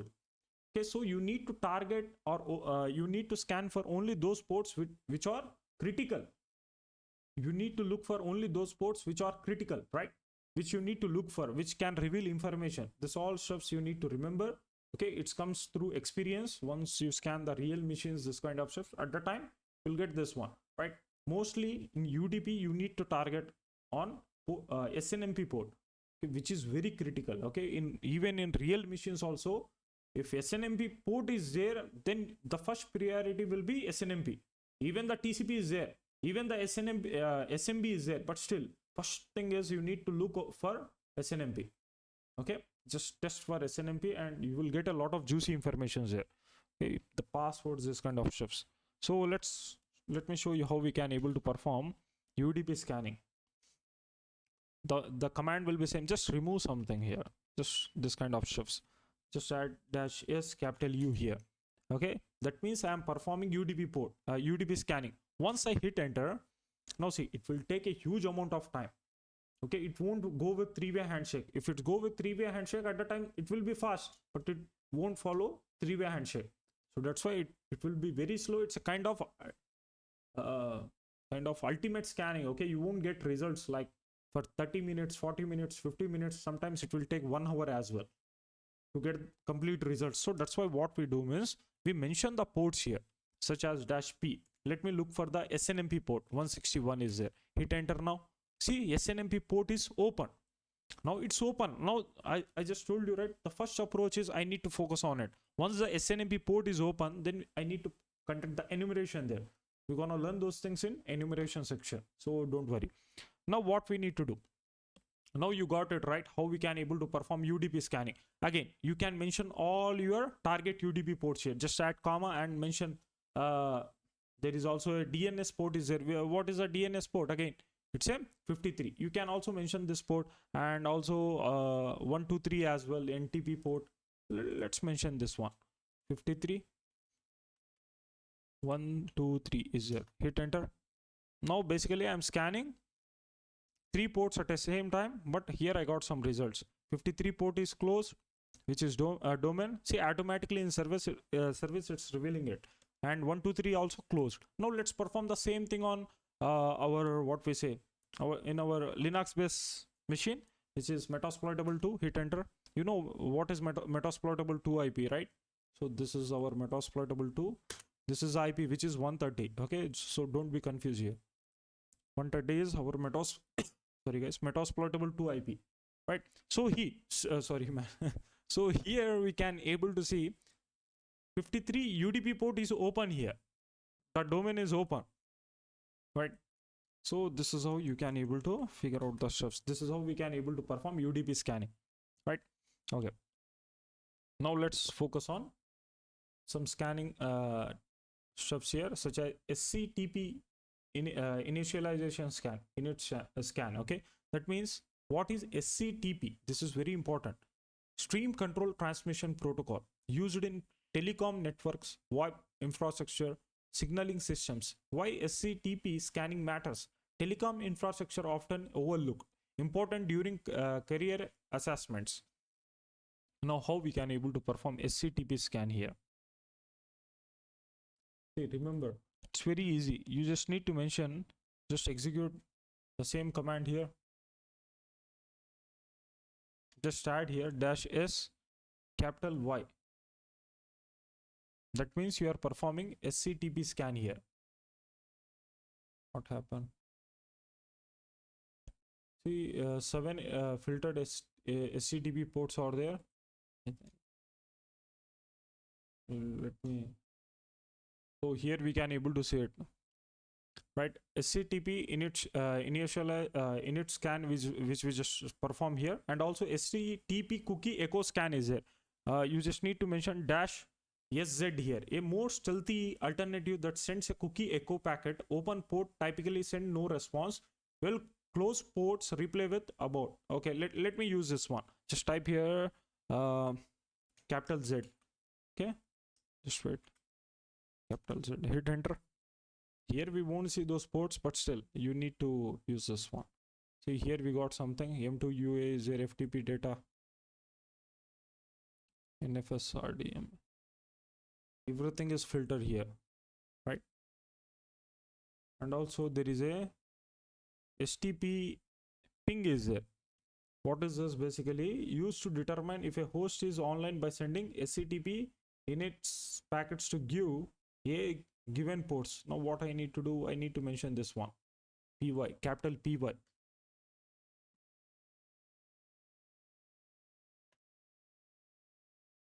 See, it's sending this one, but still I can't able to see the steps there. Basically it scan for, see, SCTP scanning with Nmap detects services using the stream control transmission protocol. Okay, commonly used in SS7 synchron services. Using SY or SZ cookie echo scan allows for efficient, stealthy and detection of SCTP ports without completing full associations. This can require root administrator privileges to send raw packets. Now, once I added this one, dash SZ, see, it's used at different ports here, right? So if it's open, then you can able to conduct this pen testing there, telecom, this kind of stuff. See, telecom pen testing, it's easy, it's not that much critical, okay, but the technology is different, the approach will be same. Basically we work with downgrade attacks, we work with basically it's a telecom based company. We conducted downgrade attacks there on towers, on telecom towers, and we can able to change this 5G to 2G, something like that. So we covered this all techniques in our black hat training for ethical hackers. So if you are interested, then you can also check out our black hat training. See, the black hat training for ethical hackers is not for everyone. We clearly mention these things, right? Basically, if you are already an ethical hacker, you know ethical hacking at the time, you can go for it, right? Okay, let's go back here. So IPv6 sorry guys, IPv6 scanning is there. How we can able to perform IPv6 scanning here? What is IPv6? First of all, many companies secures IPv4 only. After IPv6 often left unmonitored. Common IPv6 security problem have weak firewall rules, exposed management services, forgotten infrastructure. Real world scenario, IPv4 SSH is blocked. IPv6 SSH will be accessible publicly. Okay, attacker bypass firewall controls here. See, basically in IPv4, okay, the range starts from 0.0 to 255.255.255. Everyone, you, me, everyone around in this internet comes in between this range from 0, just take like, let's take from 1.1.12 to 255.255.255.255. Everyone who is using internet comes under this range. Okay, so that's why we say that everyone is connected. You know why? Because every machine comes under this range. You can ping my public IP, I can also ping your public IP. Your it doesn't matter where you are from. Okay, so simple, I can able to ping it, but the important thing is I must and should need to know your IP address, right? If I don't know your IP address, simple, what attacker do is they're gonna target the countries. Okay, they target the country range and they're gonna perform the scanning, this kind of stuff. Basically it's a mass attacks, okay, which black hat hackers do. But see, here in IPv4, mostly why, you know why IPv6 is introduced? Basically IPv4 is becoming limited. Okay, there are a lot of devices. Okay, so that's why it's becoming limited. So IPv6 is introduced. Mostly IoT devices use IPv6. Remember this point. Okay, we covered this all stuffs in our previous courses, but still I am covering here. It's not a big deal. IPv6, how we can able to perform IPv6 scanning here? So again, what is the full form of IPv6? Basically, it's a Internet Protocol version 6. What is IPv4? IPv4 is Internet Protocol version 4. There are different versions. Right. So let me clear it. So how we can able to perform IPv6 scanning? Just type here sudo nmap. Just type here -6. That means you are performing IPv6 scanning here.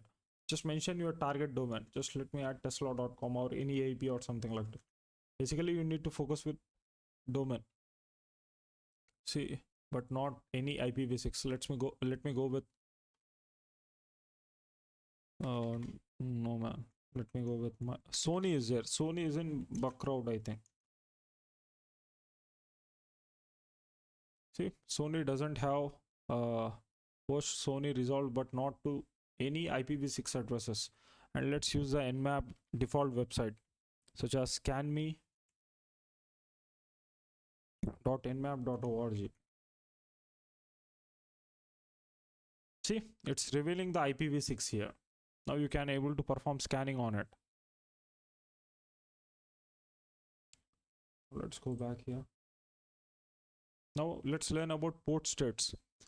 In nmap, if you see port open there. So here it is. Let's perform.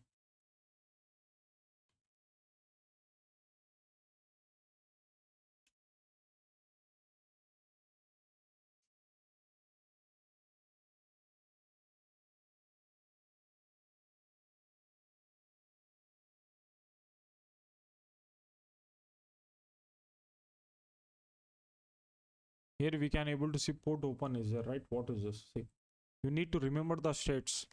Open means service actively listening, connection accepted.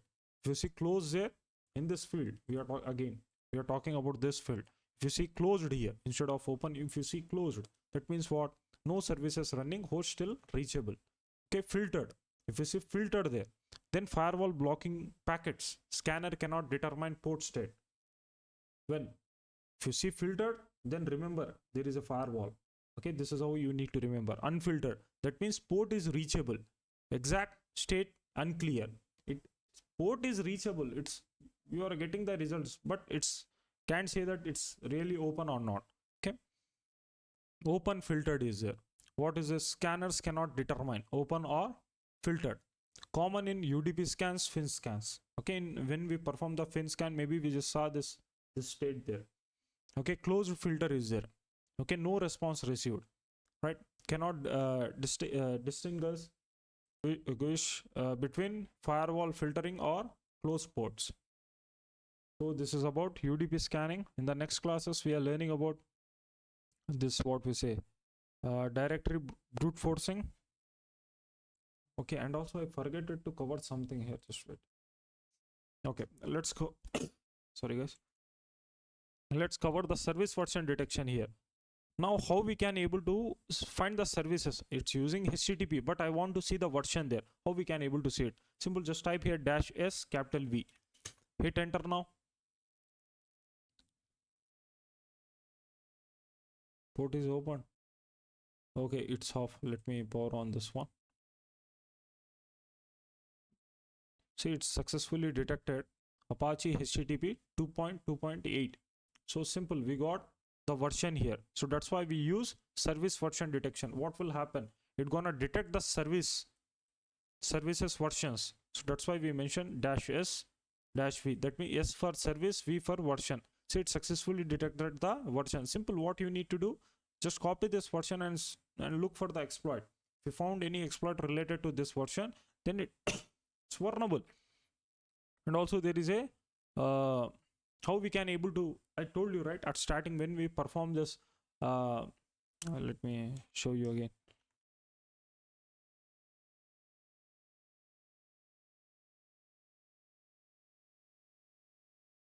Let me see, both machines are running. Hit enter now. So basically we can able to find the connected machines using NetDiscover for sending ARP packets. So here we can able to see the IP addresses. Now I want to find that. Okay, it's using this machine. Is it Windows based or Linux based? I want to identify the OS details here. So simple, what we can able to do, just type here sudo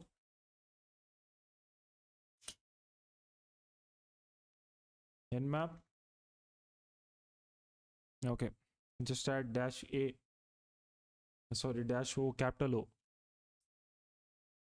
-o for OS fingerprinting. If you want to identify OS details, then you need to mention -o there. Or if you want to avoid the detection at the time, you can also use stealth scan flag here, something like that. You can combine multiple flags here. So hope you guys get it. Now what we gonna do, let's mention this IPs. You know about this thing, but still just add multiple IPs here.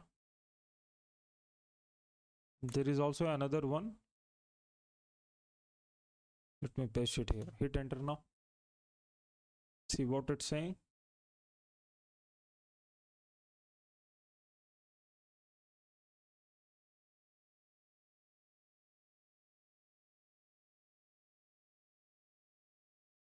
Okay, it's not using comma, just use spaces here, it will work. You can also mention the range as well.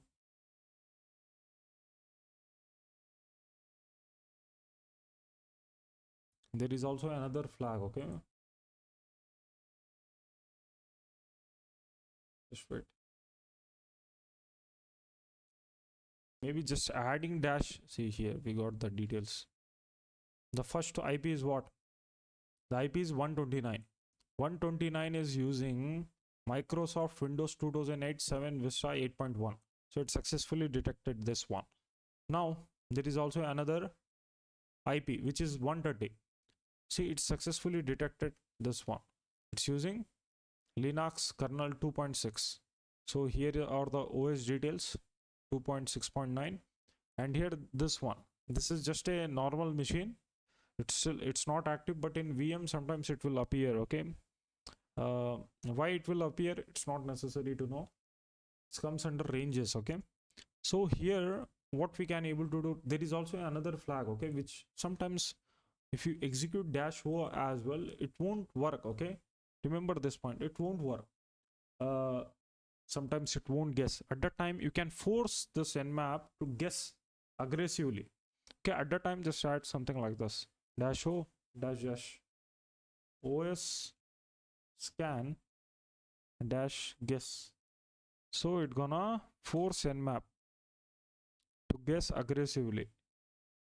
See, it will show you the same results, but still, if sometimes you can't find this one at the time, you can go with it. Remember, in Windows based machine, assume that you just scan the Windows based machine and it's having the port 445.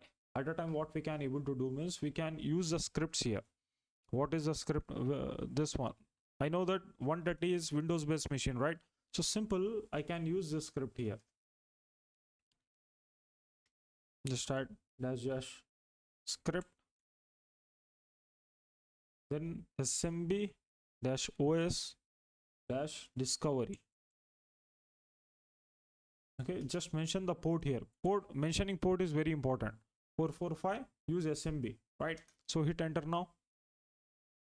Now it's gonna discover the what? The port here, right? Okay, here I got okay, I just use a Linux based port here. IP here, right? 130 is Linux base, 129 is Windows base.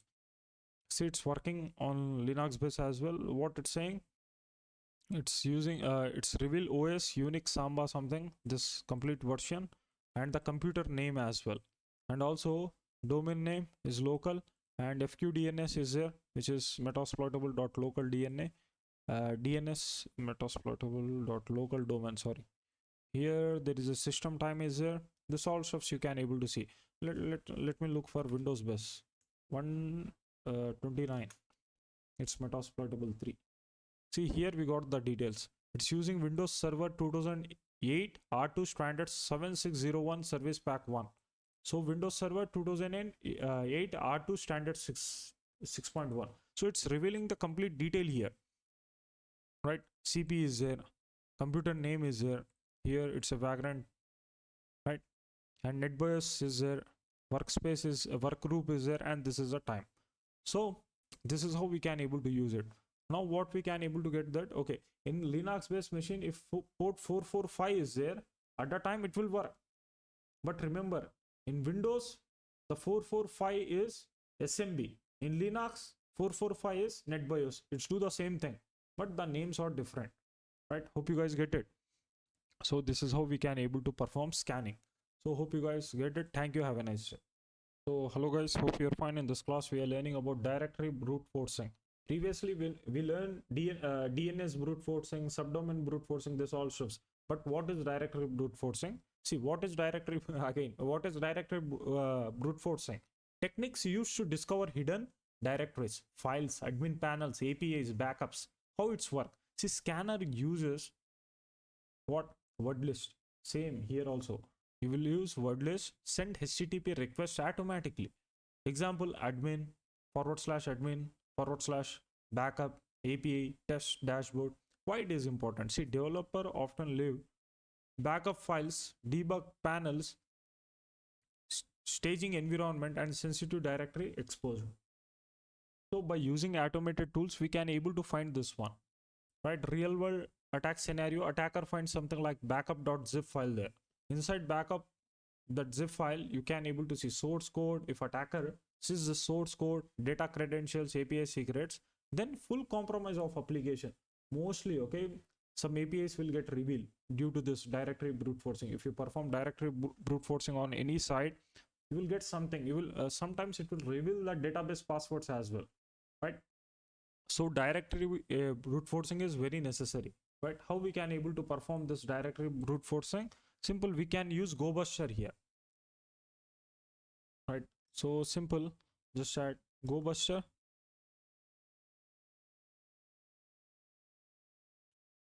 Then dir, that means directory, we are performing directory brute forcing here. -u for UDP, URL, -u for what? URL, and just add your website here. In our case, let's give the metasploitable IP here, 168.1. Let's give the Windows one.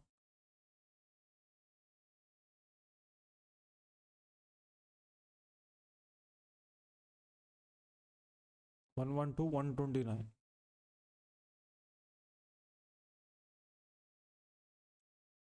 Something like this. Now you need to mention the word list here, -w for word list. Which word list you will use? The same one which we downloaded from in last classes, from seclist.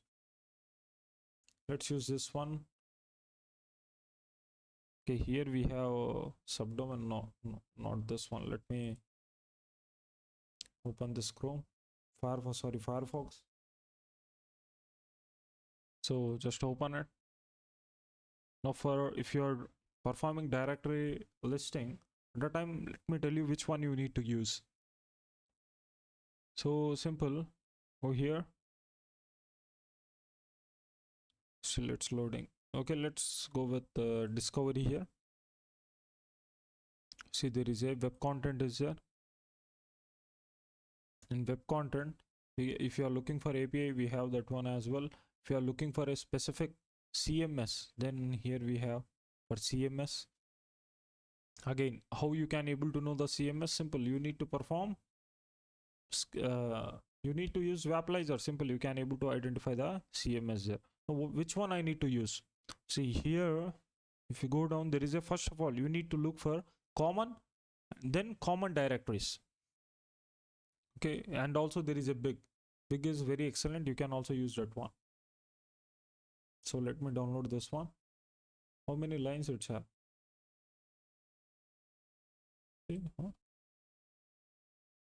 It's have 4,751 lines.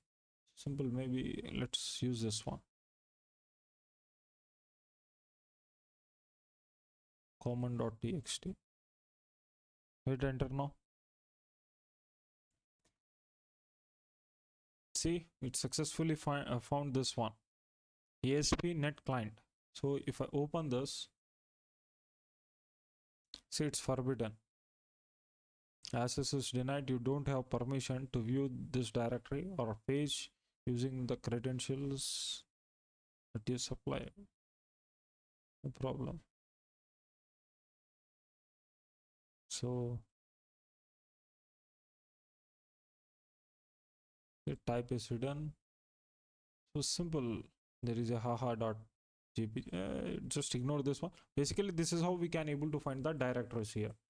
Let's target the another IP. You can also mention domain as well. See, we got dev here.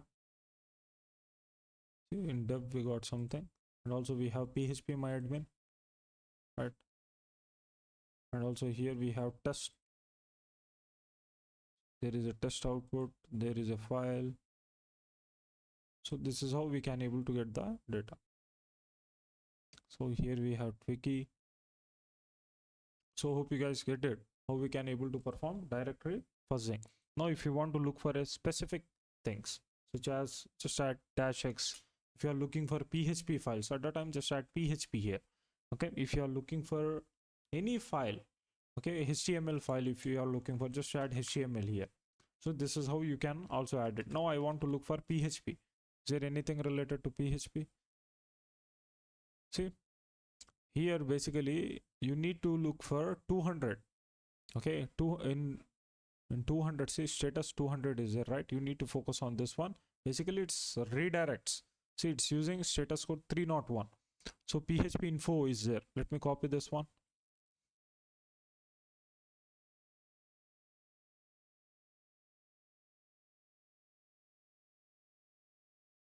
Just wait. Let me open this one and let me paste this PHP info. See, here I got the PHP info. From here you can able to see some juicy informations. Mostly it's reveal usernames, sometimes passwords as well, right? Just let's go back here, and here we got PHP info, PHP admin, we got index.php. Previously what we got here, the same, right? So this is how you can able to detect it. Where you need to focus on, you need to focus on 200 and 301. So for what we say, for the previous one, see here we got index.html. Just let me copy this one. I didn't show you this. 129.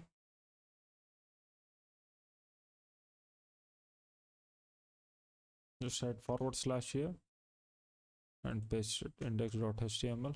See, here we got the same page. This one is redirecting to this. So this is how we can able to detect it. Now see, it's all about the word list. If you, let's change the word list now. Maybe we can able to see some more results.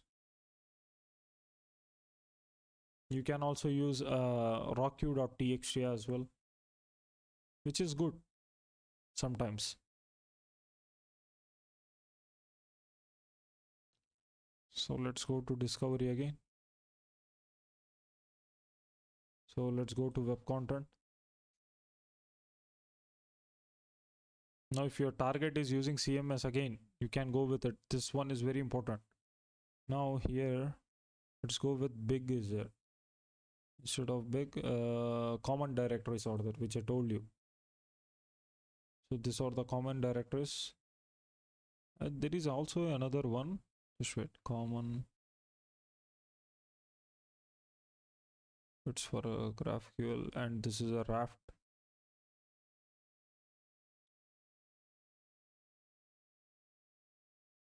Let me open this one. So if you want to look for it, this one is also good. Let me download it. So here, let me use this one. Nothing, but still you can use this. 129. There is nothing, but still you can also, again, let's use rockq. Where you can find this rockq, let me show you. User bin There is a folder with the name of wordlist. No, sorry, user, where is share? Here.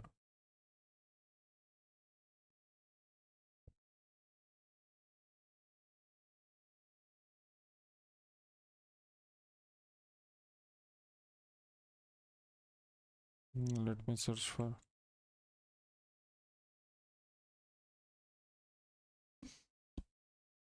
See, here it is, wordlist folder.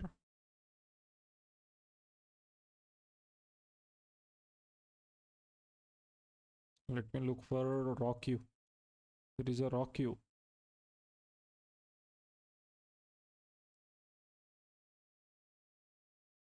Maybe it's not there. Yeah, here it is. You can also use this one. See, official, there is also a raw queue different version which is around like 60 GB or something like that. This is just a basic one. There is also different versions of raw queue. Extract here.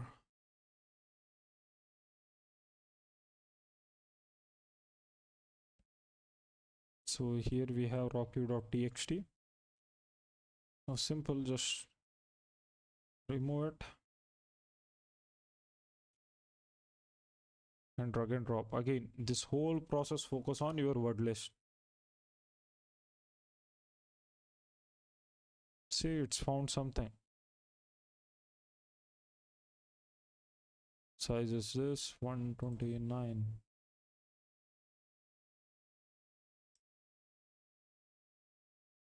The same thing. And see, if you are looking for a specific file, then you can also see that one. Basically, you need to focus on the size. If you are getting a lot of 200s, see the size. Size is same. That means the results will be same. So basically, in raw queue, it will be a kind of word. Okay, so that's why it's using this one. See, here we got this one. Let me copy it. It will, let's see the word again. See the size. Size is same. No need to look. See, the size is same. 1116928. The results will be same. So that's why no need to look for that one. Basically, raw queue is for brute force. Okay, user password brute force attack. You can also use this one. For testing purpose, I am using this. Maybe we can able to get some details here. So, but content discovery, you can go with this one.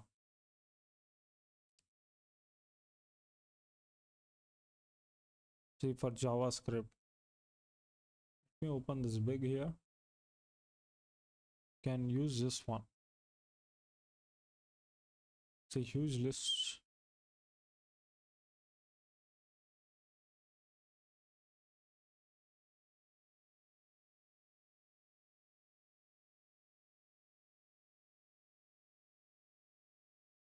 See the size. Size is same. See, the word, the keyword is different, but it's using / dot there.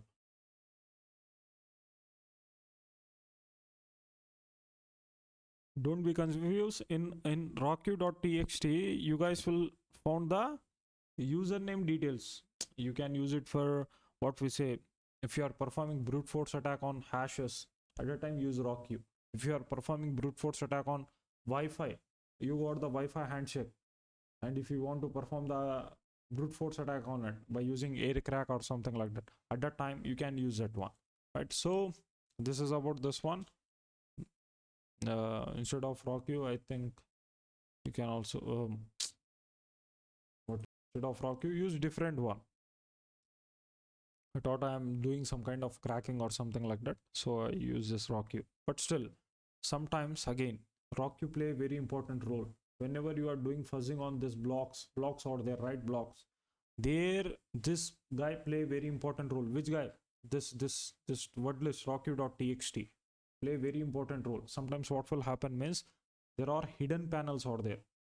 You know about hidden panels? Okay, there is a one WordPress website is there. What is the WordPress login by default? How admin can able to log in WordPress site? Simple. the website and /wp-admin. By visiting that one, we can able to access the login page. Now if they hide that page, okay, they change the names there, such as etc or John Wick or something like that. At that time, this guy, okay, play very important role. It's gonna find the hidden login pages, which word list play very important role to find the hidden login page. This rocky.txt, because in rocky.txt you guys will find a lot of names, okay, a lot of passwords. So that's why maybe something will work. Okay, basically the rocky.txt is created from leaked credentials. Okay, the data breach has been occurred. What they do is they take the passwords from it. They take the most common used passwords, and they create one list which is known as rocky.txt. And also in checklist also you guys will find the same thing. Let me show you. Sorry guys.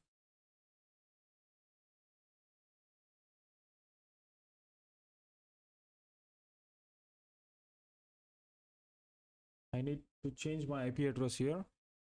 So let me show you here. See, there is a usernames is there. Just open this usernames. So from here you can able to use this one. Names is there, and also there is a just wait. There is also another one. Passwords. Go to passwords. There is a leaked. A default is there which used default credentials, and there is a leak. Yeah, this one is very important. Leaked databases. From here you can able to use this. Okay, the passwords you can create in one list, and you can able to use this one.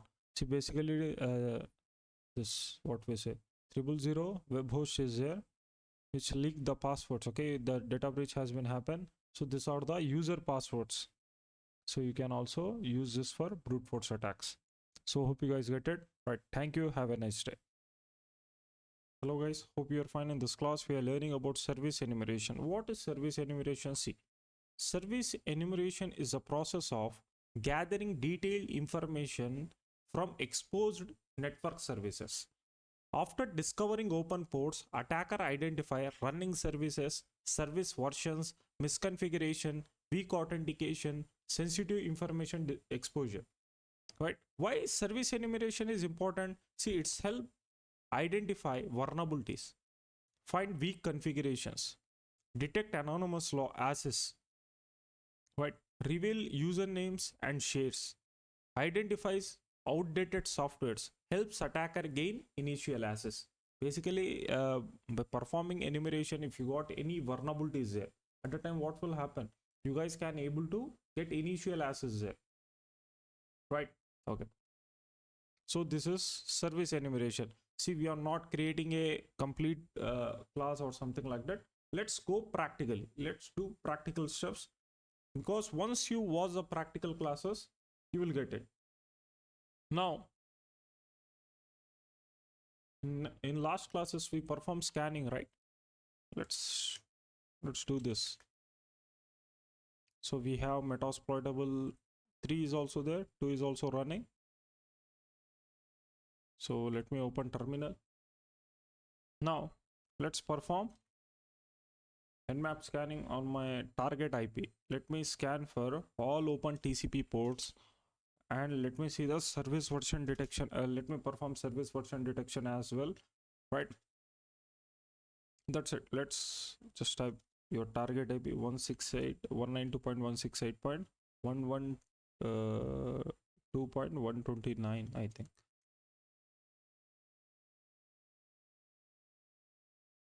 This is our metasploitable 2 IP. Let me check again. I can also use net discover here, but still.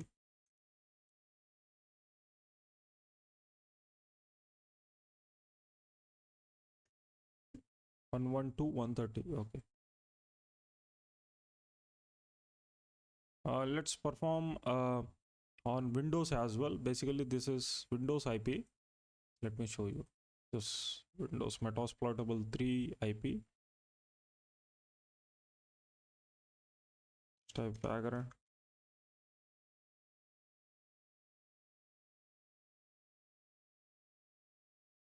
Just let me see.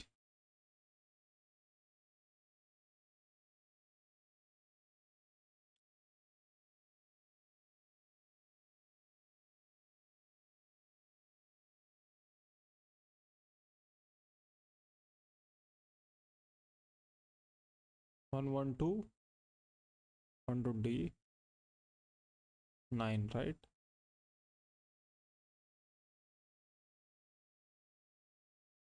Let's perform SYN scan here. It's taking some time. Just type here -s, capital S, give space. In last classes, we cover about SYN scan. See, it's performing SYN stealth scan. If I hit enter, see, it's completed 48%. If I hit enter again, it's completed 59%. Now see this previous results. Once I hit enter, it's only completed 5%, 6%, something like that. So to increase speed, you need to use SYN stealth scan. Just add small s, capital S here. That's it. So you need to wait for results.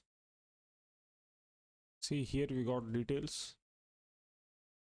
So these are ports, okay, which are open in Metasploitable 3 machine, right, which is a Windows based one. Let me open new terminal. Just press Ctrl Shift T, and this first one is a Windows. Let me add here Windows results. Just add Windows here. Name has been changed to Windows. Now let's perform the same scan on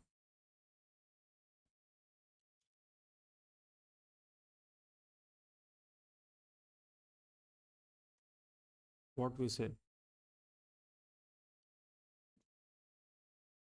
Metasploitable 2. 192.168.112.130. This is Metasploitable 2 IP. Hit enter.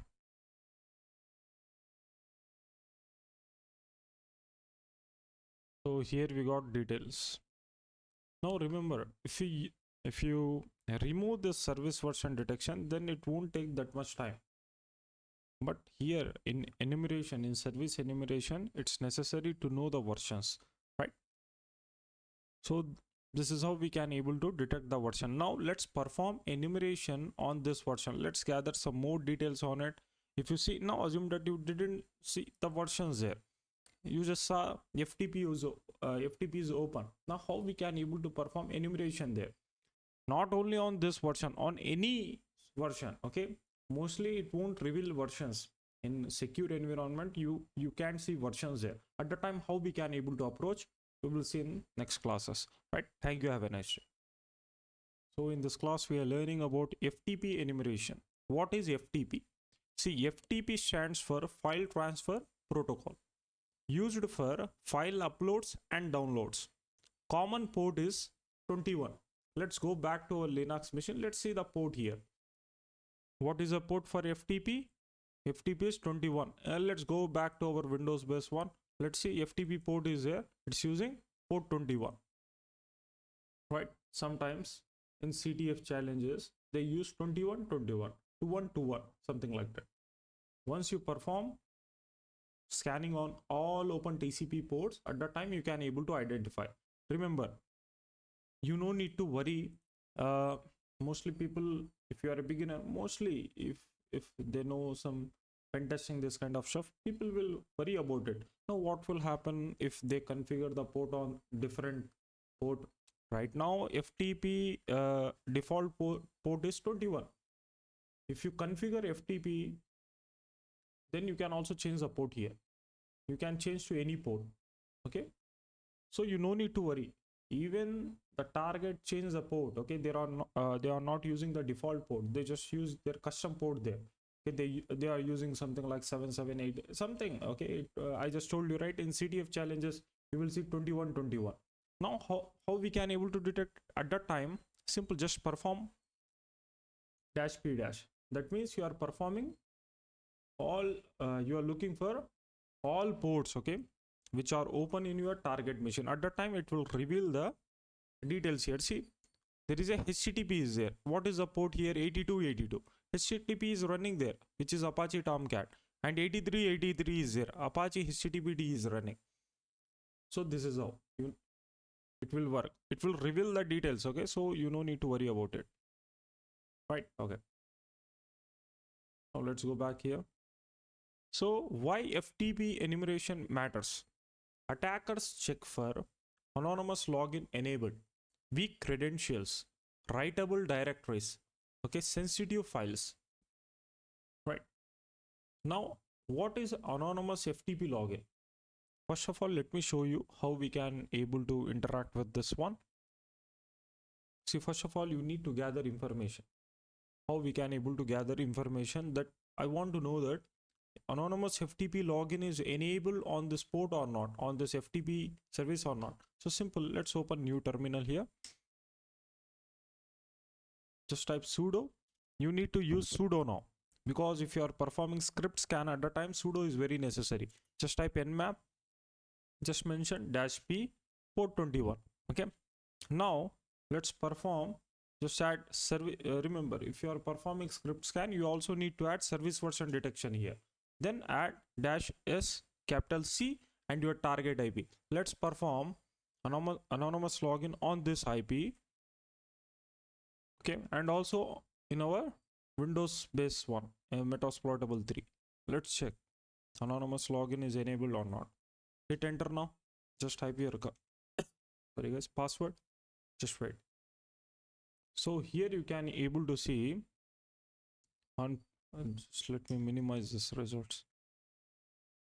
In port sorry, in IP 129 FTP is there, and here you can able to see the details. Now if I go back to this one, which is port 30, which is our, what we say, our Metasploitable 2 machine, here I can able to see that it's vulnerable. Okay, see, exploit is available for that vulnerability. So simple, if you visit this, if you open this website, here you can able to see the details about that vulnerability, and also you can able to see the exploit as well.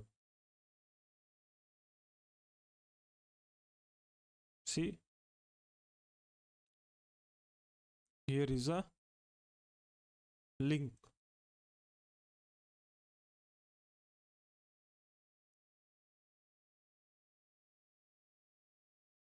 So in a simple words, you can able to identify like this. Nmap will provide the links as well, right? See, high risk. So here you can able to read the details. You click on this, see there is a enumeration, this all stuffs out there. But let's go back, just go down. Okay, it's vulnerable, but I am looking for anonymous login. See, here it's revealing that anonymous FTP login allowed. That means what? See, don't worry, again, here we're gonna learn this all stuffs in exploitation section. Now let's learn enumeration. Okay, now see, here it's revealing this thing, anonymous FTP login allowed. Okay, connect to your target machine. What you need to focus here means this thing, anonymous FTP login allowed. Now what is this? See, allows user to log in without credentials. Without using any credentials, you can able to log in FTP server. Common login. If it's asked for the login also, you can able to type this anonymous as a username, and the password is same, anonymous. Once you type it, risk of anonymous FTP. See, this is a main thing. Public file access, sensitive data exposure, Marvel upload. You can able to upload your payloads there. Web shell upload. You can also upload your shell. Now real world scenario, company FTP server allow anonymous uploads, then attacker upload PHP web shell and gain remote code execution there, right? So here you can also use this one, this command as well for FTP enumeration. Now Nmap will use all FTP scripts here. Nmap work with NSC scripts, right? So basically it's have multiple number of scripts in Nmap. So simple, it's gonna use all FTP scripts here once you add wildcard here, right? Manual FTP login, simple, you just need to type FTP, your target domain or your IP address. In our case, it's a IP address, then we need to mention IP address. Let me show you. Just open new terminal here, just type here FTP and your target IP address 192.168.129. Once I hit enter, it's a 130, right? Our target is 128. Sorry,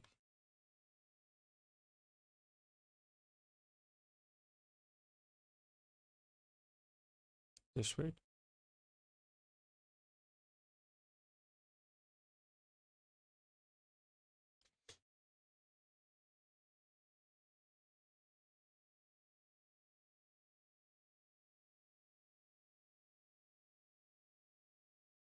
Sorry, it's a 130. I just forget it.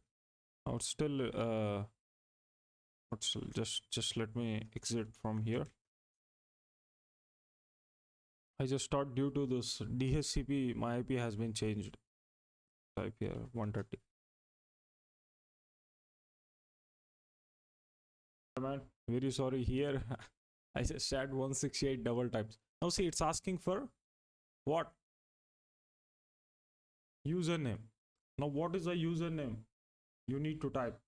After scanning, it's saying that anonymous FTP login is enabled, right? So simple, we're gonna type anonymous.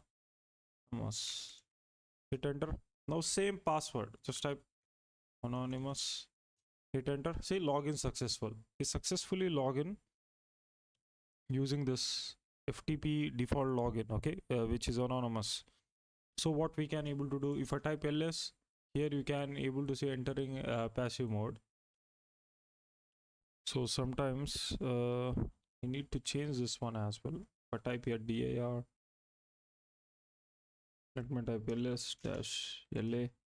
Now here I can able to list the files, but there is nothing, so that's why it's not showing anything. So let me exit from here. Let me clear. Let me try to access the Windows IP as well. What is my target Windows IP? It's a 129, which is metasploitable IP. Now it's also having the Microsoft FTP service, but still I don't know the username and the password. Now let's go back to our, let's do some research here. See, here it's saying that you just need to search, okay, default Microsoft FTP username and the password. Just look, let's do some research. Here we can see that username is anonymous, okay, or you can also use FTP, and you can use your email address. For password you can also use your email address or simple left blank. Okay, let me add here, let's do this one. Just let me add anonymous. It's failed, right? Let me exit from here. Let me do again. Now let me type here FTP as a username. See, password required for FTP. That means username is valid, FTP is valid here. Now I don't know the password. Let's hit blank password, okay? I don't want to type anything. See, it's saying that user cannot login failed. That means FTP user is there, but password is invalid. Now what we can do now? So simple, we can able to perform brute force attack here. How we can able to do that one? Simple, let me show you.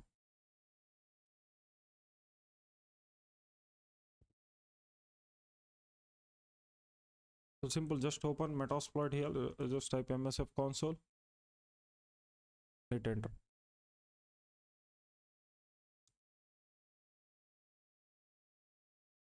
It's a Linux based result. So basically Metasploitable 2 is Linux based machine, so that's why I just name it as a Linux.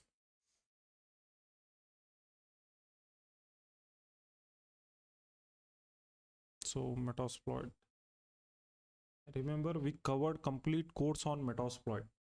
This channel only, you can able to watch it. If you don't know about Metasploit, don't worry, just use it. After using it, if you are a completely beginner, still you no need to worry, it's very easy, right? So first of all, exploit the stuffs, set up lab, exploit the things. At the time the stuffs are very easy. Okay, if you think that okay, let's learn each and everything from starting from networking, this kind of, then it will take a lot of time. Mostly people won't learn everything, right? Once they start, mostly this will happen. Okay, let me tell you this thing as well. Sometimes people, what they do means, they think that okay, if they want to learn hacking or they want to do penetration testing, they think that okay, let's start from networking. Yeah, it's good to start from networking. Mostly people, what they do means, they want to cover complete networking. You can cover complete networking here because you are not a network engineer, right? So you no need to do CCNA, this kind of stuffs.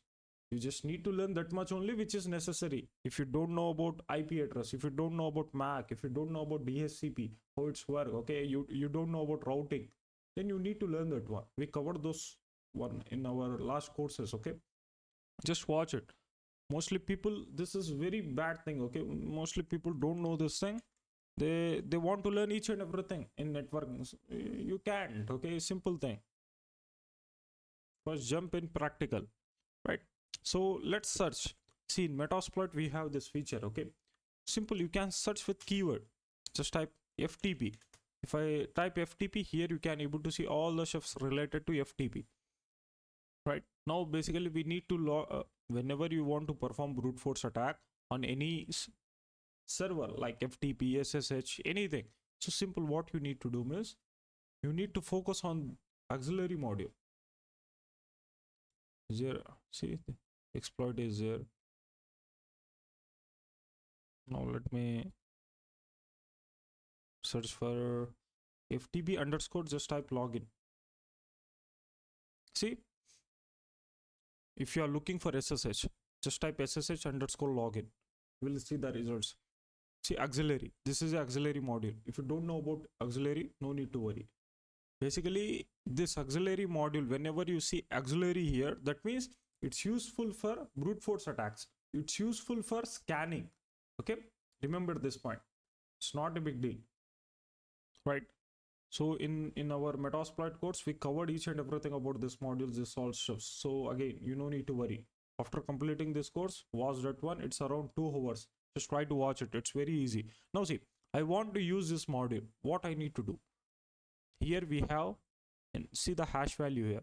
It's saying 0 and the name is there. You can also use the name or you can also use the hash value. How we can able to use it? Now I want to say that, okay, I want to use this one.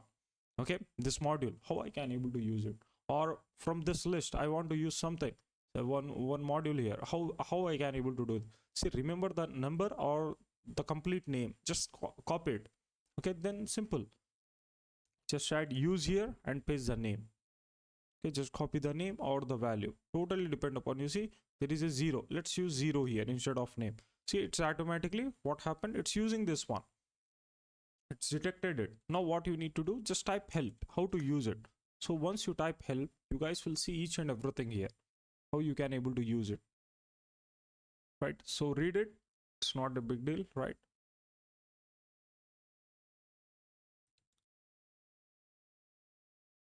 It's a complete help, okay? But I want to only see the options related to this FTP login. Just type here options. Okay. Now there is a anonymous login is there. It's false. Blank password is false. You need to focus on those which are required, right? Now basically I'm performing brute force attack, so that's why what I'm gonna do is, see, there is a R host. What is a R host here? The target host. Okay, that means your victim IP address, in a simple words. Just copy this one, your victim machine IP. Okay, just type set. I want to set this one. Set R host and your victim machine IP. So in our case, let's use our Windows Metasploitable 3 machine IP. Just hit enter. Now there is a pass file is there, right? There is a usernames are there. If you have a username and you don't know the password, I know the username. You know what is the username here? It's a FTP. I know the username. Simple. Let me copy this one and paste it here. What is the name? It's a FTP. Remember, if you don't know the username, then what you need to do? Just set this one. Set user file and use ROQ file, or go to seclist. There you can also see the username lists as well, right? So you can also use that one. In last classes we covered this all stuffs, right? But in our case, we know the username. Now what is a password? Let's set the pass file here. Here it is. Now I want to identify the password. So simple, just type set pass file and let's use ROQ. Okay, ROQ is on our desktop. So simple, what you can able to do is just drag and drop it. Once you drag and drop that file here, see, it's there. Right, hit enter. Now password file has been set up. Now what you need to do, just check this one, verbose to true. Okay, it must be true because you can able to see the steps. Okay, it's working or not. So what you need to do after setting this all steps, just type here show options again to verify. See, it successfully set up the steps, right? Now just run it, or you can also type exploit, hit enter. So it's performing brute force attack. Once it's get valid password at a time, you can able to see it here. So it's using FTP as a username which you provided, and it's using multiple passwords here. So it's a brute force attack. It will take time. So simple here. It will, let me show you. Let me stop it first. We go back. Just let's go up here. So it's tried this many passwords. Now see, there is a stop on successes there. You need to enable this one. Okay, if you are looking for multiple credentials at the time, you need to set this one to true. Then what will happen once it gets the valid credentials at the time, it will stop. That the brute force attack will get stopped, right? So this is also very important, right? If you are targeting for multiple passwords, then you can go for it. You no need to enable that one, right? So this is about FTP enumeration. Remember, you need to use good wordlist in enumeration. Okay, whenever you are performing this brute force attacks, such as like this, then you need a very good script. The word list, it's all about word list. If word list is not good, then you won't get results, right? Hope you guys enjoy this class. Thank you. Have a nice day. Hello guys, hope you're fine. In this class we are learning about Telnet enumeration. What is Telnet? See, it's a remote login protocol, sends data in plain text, right? Common port is 23. Why Telnet is dangerous here? There is no encryption in it, right? Credentials transmitted openly, easy to sniff on networks. What attacker check? They check for default credentials, banner information, and weak passwords. Real world scenario. See, router exposed Telnet uses default credentials such as admin. Now result full router compromise. Telnet enumeration commands are simple. You need to type telnet and the target IP or domain and just mention the port there. Okay, the telnet port. At the time you will get a version details there. If you want to perform version details using, if you want to get what we say, service version detection using Nmap, then simple, you can use this one. Just mention the telnet port and you will get the results. So let's go back and let me show you. Sorry guys. Just let's perform some attacks here related to sniffing this all stuffs, how we can able to sniff it. See, let's go for Linux and Windows as the both. Now here Telnet is running on port 23 in Linux. Let's go back to Windows. In Windows, Telnet is there. No, Telnet is not there in Windows, right? Yeah, it's not there. Now simple, let's see, focus on Linux only. See here, first of all, what we can able to do, we need to perform Nmap scanning on it. Once you perform Nmap scanning, then you can able to see that it's using Linux Telnet D, right? Now instead of using this one, let's perform script scan on this one, right? Let me clear it. So let's paste this one. Let me mention the port. Which port Telnet use? Choose port 23. Just add port 23 here. And just add service version detection. Let's also perform script scan here. Hit enter. See, it's showing MAC address. Now if I want to do something like this, just add dash script.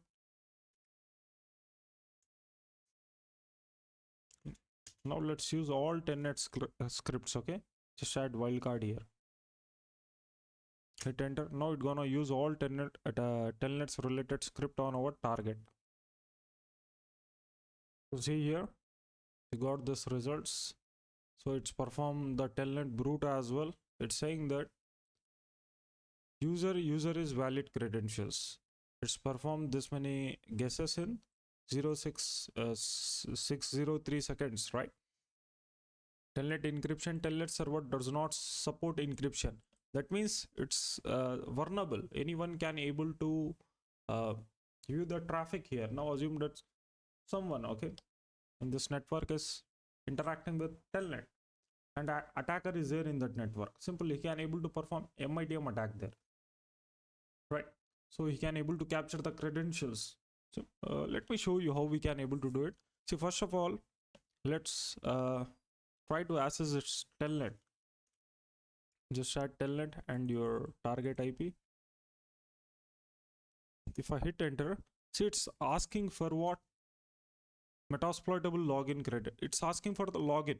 Basically, it's saying that user is a valid credentials. Let me add here user, password as a user. See, I successfully log in Telnet as a user. If I type ifconfig, see, I successfully log in here. Let me exit from here. So this is how we can able to do it, but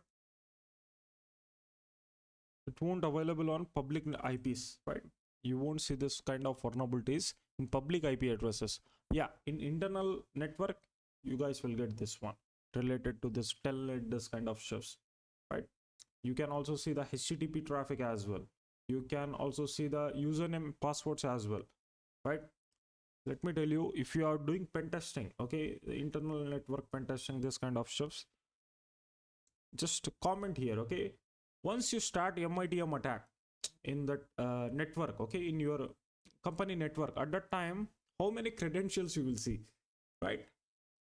How many HTTP websites are running there internally, okay? Now I'm not talking about the external one, okay?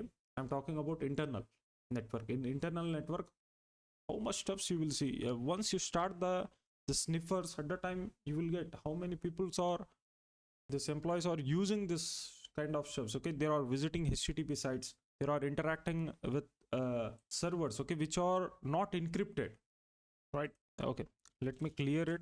Now just assume that this is a victim. Let me give as a victim. Let me start Wireshark here. I just want to show you that it's not encrypted, okay? The data which we send, it's not encrypted. Let me try to access Telnet here. Let me try to cover connect with Telnet. Just type Telnet and the it's a Linux, right? This is IP. Now you just let's type here MSF admin as user MSF admin. Now if I hit enter, I successfully log in. Now in that network somebody successfully log in, okay? But in Wireshark, if I open ETH0, again I need to type it. Just wait, let me exit from here.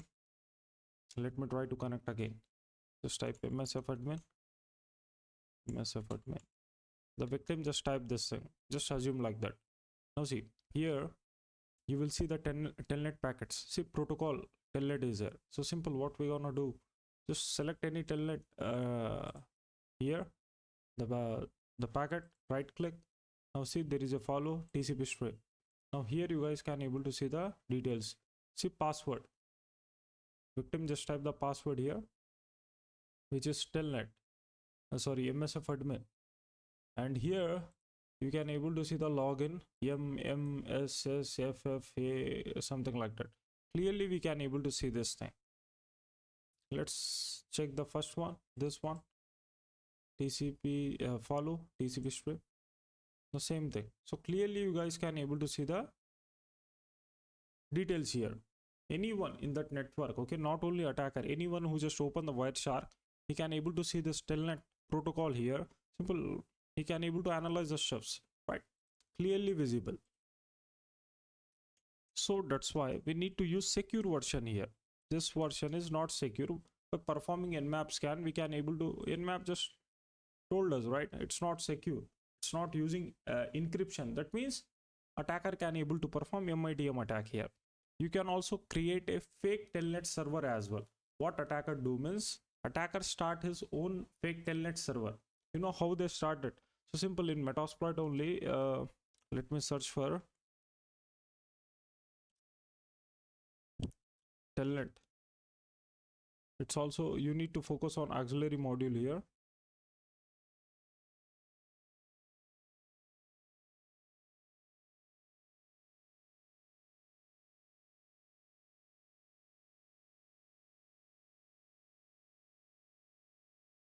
See this one, auxiliary server capture Telnet. Just what is the number here? It's 2. Just type here use 2. There are a lot of stuffs. No need to use each and everything. No need to worry. Here we can able to see this many stuffs. How I know that which to use or something like that. No need to worry. Okay, later we're gonna learn about this stuffs. Right? So just ignore it now. I'm just showing you how we can able to start our server, Telnet server, and to capture it. What I am saying means in Metasploit we have these features, right? This module. So that's why we are using that one. If you want to capture this Telnet credentials, simple. You can also use this one, right? So no problem. Just type here show options here. Now see, there is a SRV host is there. What is a SRV host? Local host or network interface to listen on. Basically here you need to set up your sorry guys, you need to use your own IP address here. Just open terminal and just type ifconfig your Kali IP. You need to use your Kali IP. Remember, you need to use the ETS0 interface, right? So simple, paste it here. So if you want to use SSL certificate, you can also use it. If you want to set banner, then you can also set banner. Set banner, such as, let me set up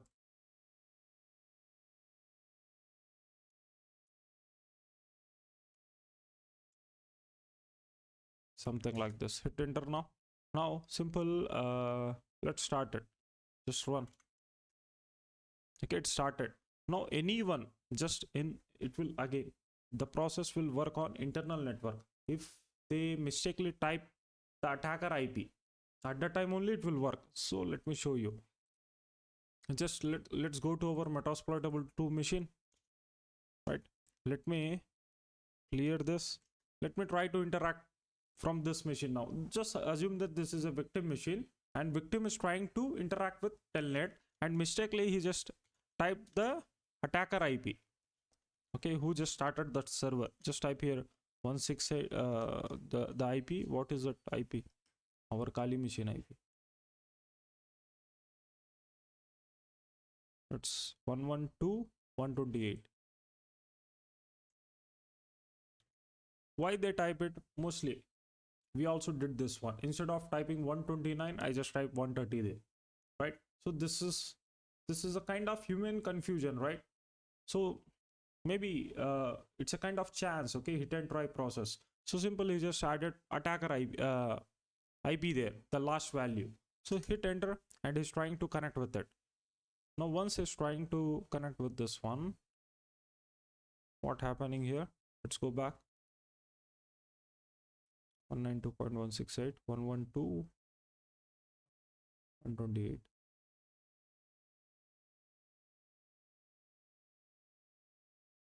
See, Telnet unable to connect with the remote host. It's refusing it.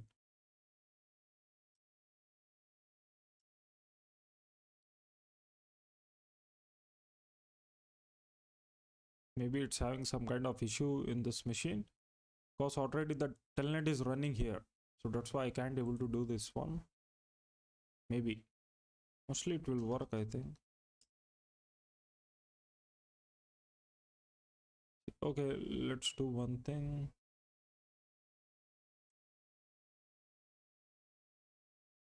Okay, I just exit from there. Type here. No, it's not necessary. Let me do it from my attacker terminal only. Okay, just type here Telnet and just assume that this is a victim and I just type your Kali password mistakenly. 122.112, right? 128, I think. let's go back. Yeah, hit enter. See, hello whitesec. This is how the victim sees this one. Don't add hello whitesec or something like that. The attacker, what they do, just they do some social engineering techniques. Once the victim type the username and the password, let's type something like administrator. The password is admin. Okay, 1 2 3 4 5 6. Hit enter now. Login failed. This is how it's look like. But in attacker terminal, you guys will see the telnet login. Right? So this is how it will work. So hope you guys get it, how we can able to use it. Remember, you no need to worry. This is a vulnerable machine, maybe, so that's why it didn't work. But just start your Ubuntu machine.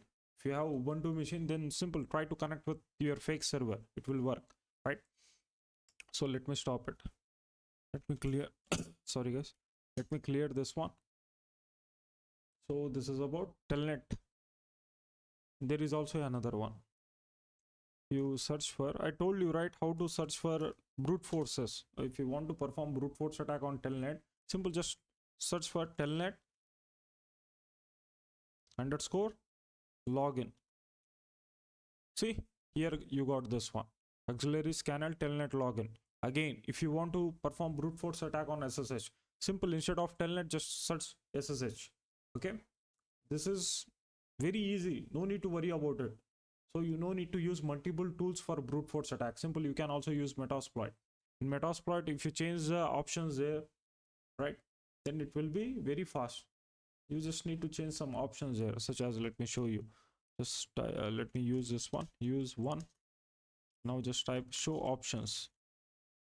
In options, what you need to do means, see, there is a thread sort there. The number of concurrent threads, you need to increase this one. If you want to do the fast attack here, then you need to increase this one, and the brute force speed is there. It's how fast to brute force from 0 to 5. It's already 5, right? So you can use this one, right? In FTP also we covered this, how to use this, the same thing. If you have the password file, if you don't know the username at the time, you need to mention the user file as well, and also pass file as well, right? So hope you guys enjoy this class. Thank you, have a nice day. Hello guys, hope you're fine. In this class we are learning about SSH enumeration. What is SSH? It's a secure shell protocol used for secure remote administration. What is a common port here? It's a 22. You know why it's secure? You can't perform MITM attack on it, right? So that's why it's secure. Every packet is encrypted, every data is encrypted. So even the attacker is performing man in the middle, still the data is encrypted. Even the attacker captured the packets also, he can't able to read the data, right? So that's why it's secure. Why SSH enumeration matters? See, attackers look for SSH version, weak authentication, username enumeration, old vulnerable versions. You won't see old vulnerable versions, but here the brute force attack. See, common SSH attacks are password brute force, credential stuffing. You know what is credential stuffing? Now assume that there is one company, okay, on that company data breach has been happened, and you got the password.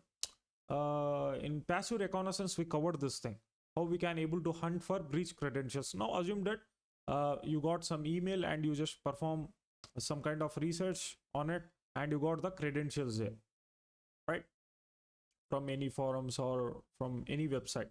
dhash.com is there. From there you got password. Now you are testing the same password which is leaked on this SSH server. Okay, if it's work, then excellent, right? It's vulnerable. Okay, there are it's not vulnerable. Basically the employees are using the same password there, right? So you can able to report it, that something like this. Okay, you need to write the report that the employees is using the same password. Basically you need to change it, right? So this is how you need to mention the reporting, right? And also remember, during this reporting, you the company will ask you to provide the trainings as well. You need to train employee that, okay, you can't use this credentials. Whenever the data breaches happen, what you need to do, you need to tell like this. Okay, you need to change the password. Remember, don't use passwords, use keys, something like that. right? So this is how you need to suggest. Now see, common SSH attacks are there. What are those attacks? Again, password brute force is there, credential stuffing is there, exploiting old open SSH vulnerabilities, and real world scenario is here. See, organization expose SSH publicly. Employees reuse breach passwords. Attacker gain server access here. It's the same scenario. Remember, in password brute force, it won't work. In secure, now assume that it's one organization is there. Okay, in that organization you got 1,000 subdomains, right? You got those subdomains as well, which firewall is not there. On those subdomains there is no firewall. You can able to see the real IP. Now attacker, and I'm not talking about you, okay, I'm just referring stuffs, right? So the attacker focus on that IP address, right, which doesn't have the firewall. Now he gonna perform brute force attack on it. You basically, attackers won't perform brute force attack on every IP. Remember this one, only on those IPs which doesn't have the firewall on it. How he can able to find the firewall is there or not? Simple, by following these techniques, okay, which we covered, right? So that's why it's an ethical hacking course. Right? So these are the steps, okay, which you need to focus. You need to remember each and every technique here. No need to remember command, okay, just remember the technique. That's it. Okay, now let's go back here. Let's perform this SSH enumeration here. Now first of all, I need to check, okay, basically we can able to log in SSH using password and also key. Now let's see, it's accepting key or password. Right, now assume that attacker got password. Now first of all, attacker perform the scanning that I can able to use password or not, right? How we can able to do it? See, just type here sudo nmap, then just mention the port. The port SSH port is 22, and just mention the script dash script. In the script we're gonna use SSH auth methods. Okay, this is the scripts which used to identify the methods. Now mention your target IP here. Now assume that this is your target IP, and you are checking that okay, it's accepting the password or not. See, it's supported authentication methods as public key and password. You can also use the key as well and the password as well, right? So if you won't see password, that means it won't accept the password here. You need to mention the key, right? You need key now, right? So remember this point. This is very necessary in SSH. They also add the rate limiting here. If you perform brute force attack on it, at the time what will happen means after 7 tries they're gonna ban your IP. At the time you can also use Tor or you can use proxy chaining, this kind of stuff, but still, right, this is a kind of headache process. At the time what you need to do, you just need to change the simple IPs, and you need to send the request through localhost or something like that. And also this is also one of very important. Now see, there are some big organizations out there. If they won't use rate limiting in SSH, at the time you can able to submit report there, right? Because it's a big organization. Maybe after some tries, okay, just let's see that I just use like a lot of millions of passwords there, okay, and there is no rate limiting. Everything is working, right? At the time maybe I can able to get some credentials, right? If I perform the brute force attack on that IP for 3 days, 2 days or something, maybe there are chances that the attacker can able to find valid credentials if rate limiting is not there, right? So I told you in checklist there is a lot of passwords are there, leaked credentials. So attacker use those, right? Again, it's all about thinking. You need to think a lot here. That's it. Now you know about how to detect the version as well, right? So SSH is, this is a version. You can able to do research on it, and you can able to see the vulnerability. And also you can also enumerate the users. How to enumerate users here? Just search for SSH enum See, there is a scanner SSH user enum users. Simple. If you are looking for FTP, then just type FTP here. If you are looking for Telnet, just type Telnet. So you no need to worry. Again, I'm saying, see here, let's use this one. What is the number? Use it says 0. Let's use that one. Right. Just type here show options. Now what you need to do, rhost. What is rhost here? Your target IP, right? What is my target IP? This one.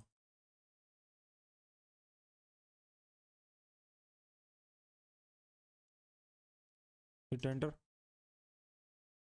Now there is a username. Just type here set username. I don't know username, right? So what I'm gonna do here, just wait. Sorry, I'm performing username enumeration here, right? So simple. What I'm gonna do means I'm gonna add user file here. Just or simple, let me exploit it instead of, yeah, I need to mention the user file here. Set user file. I just thought that it will take it automatically. Let me use raw queue here. Just run it. Now it's also a brute force attack, right? So I need to see the output here.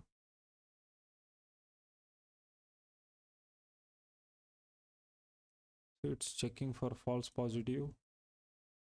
Packet technique. Okay, just wait. So it will take some time, right? So it's gonna look this whole on this whole rockq.txt and it will show the results. So I want to let me stop this one, right? So this is how we can able to perform username enumeration, right? Okay, now let's learn about another one, which is what? NetBIOS enumeration. See, what is NetBIOS? See, network basic input output system used in Windows networking. Common ports are basically it's running on UDP port. 137 is UDP, 138 is UDP, 139 is TCP here. Why NetBIOS enumeration matters? See, can reveal computer names, logged in users, shared folders, work group and domain names. Real world attack, real world scenario. Attacker identifies finance PC, HR PC, domain controller name, right? Helps in internal targeting and lateral movement planning, right? So simple, you need to use this command for NetBIOS scan. It's a very easy one. So simple, what you need to do means instead of using what we say NetBIOS, first of all, let me see NetBIOS is there. So, yeah, in our Metasploitable 2, we have NetBIOS 139 TCP. So basically, I need to scan for UDP ports as well because it runs on UDP port, right? See, it runs on port 137, 138, which is UDP. So you need to mention that one, such as nmap.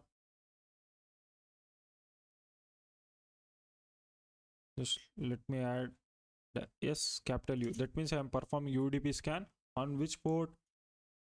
On port again 137, 138.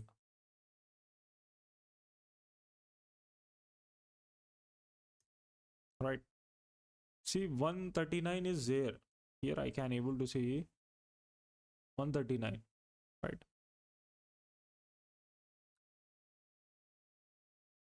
No need to add this one here. Sorry, I forgot this thing because it's a UDP scan.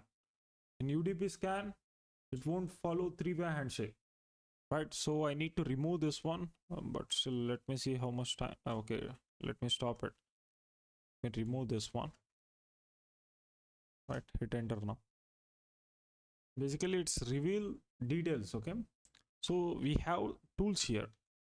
The tools are such as there is a NMB lookup is there. Is there? Yeah, NMB lookup. Just add here -a and mention your target IP, which is this one. Now it's gonna perform whole enumeration on it. This NetBIOS enumeration. See, it's showing the stuffs metasploitable and it's revealing the work group as well. Just you won't get this much details here, but if you scan for any live machine at the time, you will get it. And there is also a 129 is there. I think it's half the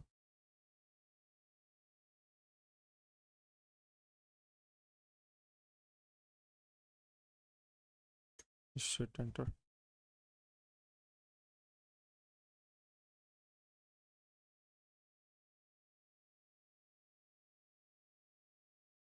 So still scan is running here. See here 137 UDP port is open. Microsoft Windows NBS, right? So these ports are open in a simple word. That means we can able to say that NetBIOS is open, but still from here also we can able to say it. Okay, if sometimes if you can't see the here at the time, you can also for recheck go with UDP as well. Mostly from here only you guys will see this thing NetBIOS. Remember, NetBIOS is outdated now because it's a vulnerable machine, so that's why we are seeing this thing, right? So you no need to worry about NetBIOS.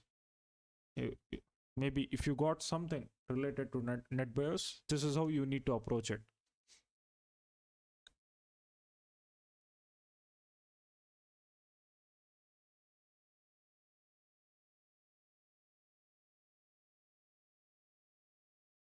So it's restarting our machine. Okay, no problem. There is also another one, which is NBT scan is there. Is there NBT scan? Yeah. Just add here. Let me type -h for help. Okay. Scan.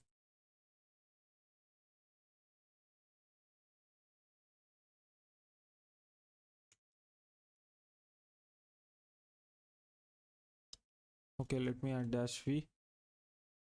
Mention your target IP here, which is 130. This one. Hit enter now. See, it successfully performed. The same results you will see. See, it's saying unique and EMS browse user, which is group. So this is how you can able to detect it. What you can able to detect, again, you won't see that much juicy information in NBT. Okay, simple, you will find the machine names, okay, PC names, this kind of stuffs, which will reveal in different scans as well. If you are performing this SMB scan, this kind of stuff, at that time also it will reveal this information. But the juicy information is this one, logged in users. This is very important. But mostly, again, NetBIOS is not there. You won't see it. No need to waste time, right? But still, if you see this, then you need to do this approach. Right? Thank you. Have a nice day. Hello guys, hope you're fine. In this class, we are learning about SMB enumeration. What is SMB? Server Message Block Protocol, used for file sharing, printer sharing, Windows authentication. Common ports are 445 and 139. Why SMB enumeration is critical? See, attacker can discover shared folders, usernames, operating system details, domain information, weak SMB configurations, right? Common SMB risk are SMB v1 vulnerabilities and null sessions, anonymous shares, eternal blue vulnerability, which is very critical, right? Real world scenario, SMB share exposed publicly, contains backup files, password spreadsheet, something like that. And results are credential compromise. So basically in Linux, there is NetBIOS. Here in Windows, there is SMB. Same thing, right? See results, SMB enumeration commands. So simple. This is how you can able to detect the version. And if you want to enumerate the SMB shares, then you can use this one. Now remember, here whenever you enumerate SMB shares, at the time what will happen means it asks for the password. Simple, hit enter there, or just type anonymous there. Same like FTP. If it successfully log in, it's a anonymous login vulnerable misconfigured. Okay, basically you are using anonymous as a username and the password is also anonymous. Sorry guys, sometimes what will happen, without typing anything, okay, you can able to log in there. So it's a very critical vulnerability. If you log in like that, then it's very critical, right? So how we can able to do it. First of all, we need to perform enumeration here. So let's see. You can also look for the vulnerability as well. Let's see, just let me show you. Just type here nmap -p. Now we are using our what we say Windows Metasploitable 3 machine here, because SMB is a what we say, this one SMB is a Windows protocol. Okay, most in Windows you will see SMB, in Linux you will see NetBIOS. Remember this point. Now see sudo nmap -p, just add 445 here, then just add service version detection, and also same attack same command which we used, which is script scan. Just copy your Windows IP here, which is 129, and paste it here. Just type password. See, SMB version 1 is vulnerable, SMB version 2 is secure. Remember this point. So here I can see all details, right? Host script, users are there, NetBIOS MAC, okay, it's enabled, right? Account is guest, authentication level is user, it's reveal the complete details, and also it's reveal the work group, NetBIOS name also revealed, right? Computer name also revealed here, right? So you can also look for vulnerability as well. It's vulnerable with eternal blue vulnerability or not. So simple how we can able to look for it. We have where it is. Okay, I think I close this Metasploit tab here.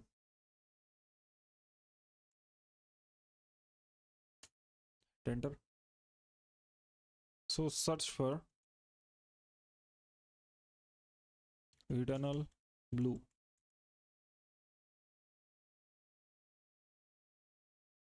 Right, so here it is. So first of all, you need to go with the auxiliary module. You need to check it, right? It's vulnerable or not. Exploit means direct it gonna exploit it. So we need to focus on which one? Auxiliary. That means it gonna scan it. Just type here use, what is the number here? It's 19, right? Just type 19 here. Just type here show options. So simple, what you need to do, you just need to add R host here. That's it. Set R host and paste your target IP here. That's it. Now simple, exploit it. It will tell that it's vulnerable or not. Unable to accessible name pipe.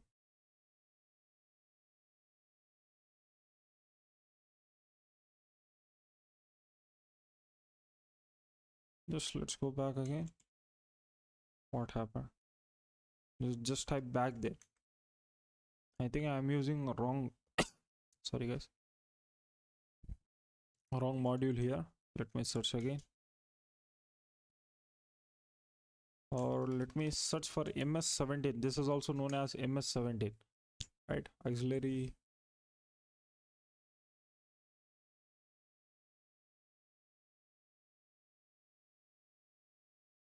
Exploit is here.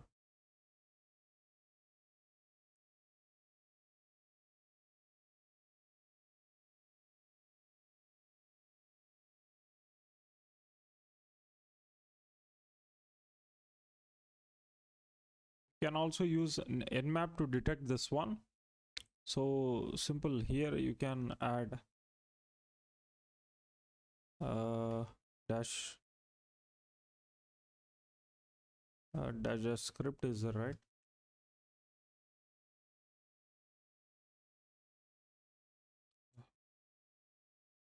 Script is there. Just add vuln and mention your target IP. Now it's gonna scan for the vulnerabilities here, right? So it will detect this what we say eternal blue vulnerability as well. And also direct you can attack it, but it's not a good way to attack anything. Mostly see, like almost most see sorry, what people think means this vulnerability won't exist, this eternal blue vulnerability, right? if you see the public IPs on showdown or something like that, don't exploit it. I'm just showing saying the steps. You'll see a lot of machines are vulnerable this with this eternal blue, right? So don't think that it's outdated or something like that. It's a very critical vulnerability. See, it's saying that host this IP is vulnerable with remote code execution vulnerability in Microsoft SMB version 1 server. So here you can able to say it. So this is how we can able to detect the vulnerabilities using Nmap, right? So we have a complete course related to Nessus, how we can able to detect vulnerabilities using Nessus. You can also use it, right? It's a very good way to detect the vulnerabilities using Nessus. Remember, it's a professional one. Okay, Nessus is very professional. You just need to mention the IP or something like that. It will detect and it will create a report in a very professional way. So you can use that one, but it's a paid tool. You will get a free trial there, which you can able to do a lot of stuff. But in for real assessments, you need a paid one. But still, if you don't have a paid one at the time, these tools are very necessary. Like Nuclei is there. We also created a complete course on Nuclei. You need to watch that one. It's a kind of side topics for you, okay? Whenever I say this kind of stuff, just watch like 15 minutes per day or something like that, or half an hour or something like that, right? Just increase the speed and watch it in 1 hour or something like that, right? So if you want to exploit this vulnerability, then we need to use this one, this exploit. That means it's exploit the vulnerability there. Let me clear it. In Metasploit, whenever you see exploit at starting, that means it's useful to compromise that vulnerability, okay? You can also detect, we can detect version using what we say, Nmap as well. You can also do the same steps in MSF console. Simple, just type here, search SMB underscore version, right? Same, if you want to look version using Metasploit for FTP or anything, just change the keyword here. Instead of SMB, just add SSH FTP or something like that. Use 0, or just type here show options, right? Just set our host here.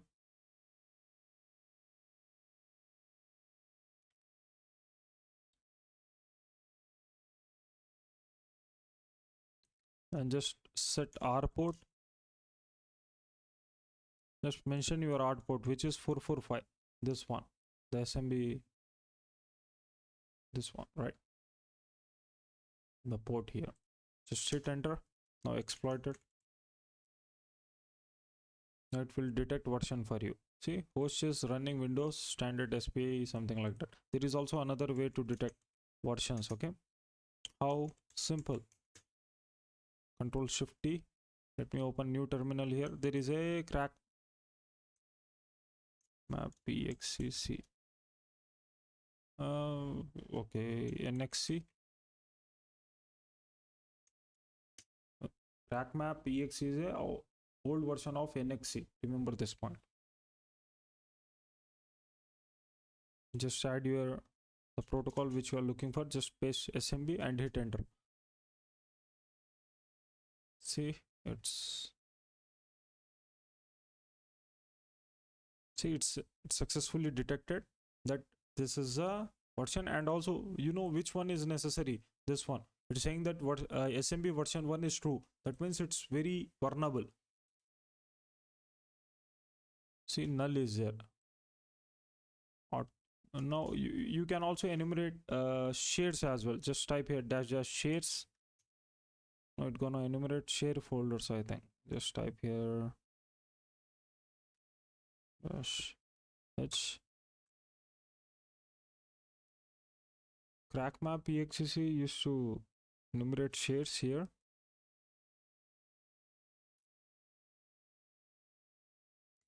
Let's enumerate shares. Okay, how we can able to do it? See, just type here SMB client and then just type -l and mention your target IP.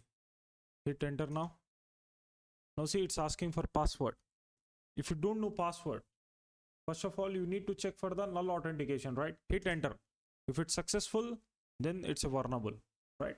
See, it's anonymous login is successful here, but I can't see any share names here. Basically here you will see share names, share folders.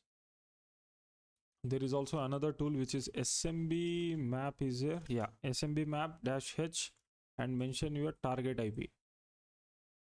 Oh, it's gonna detect this all stuff. Access denied, no fun for you.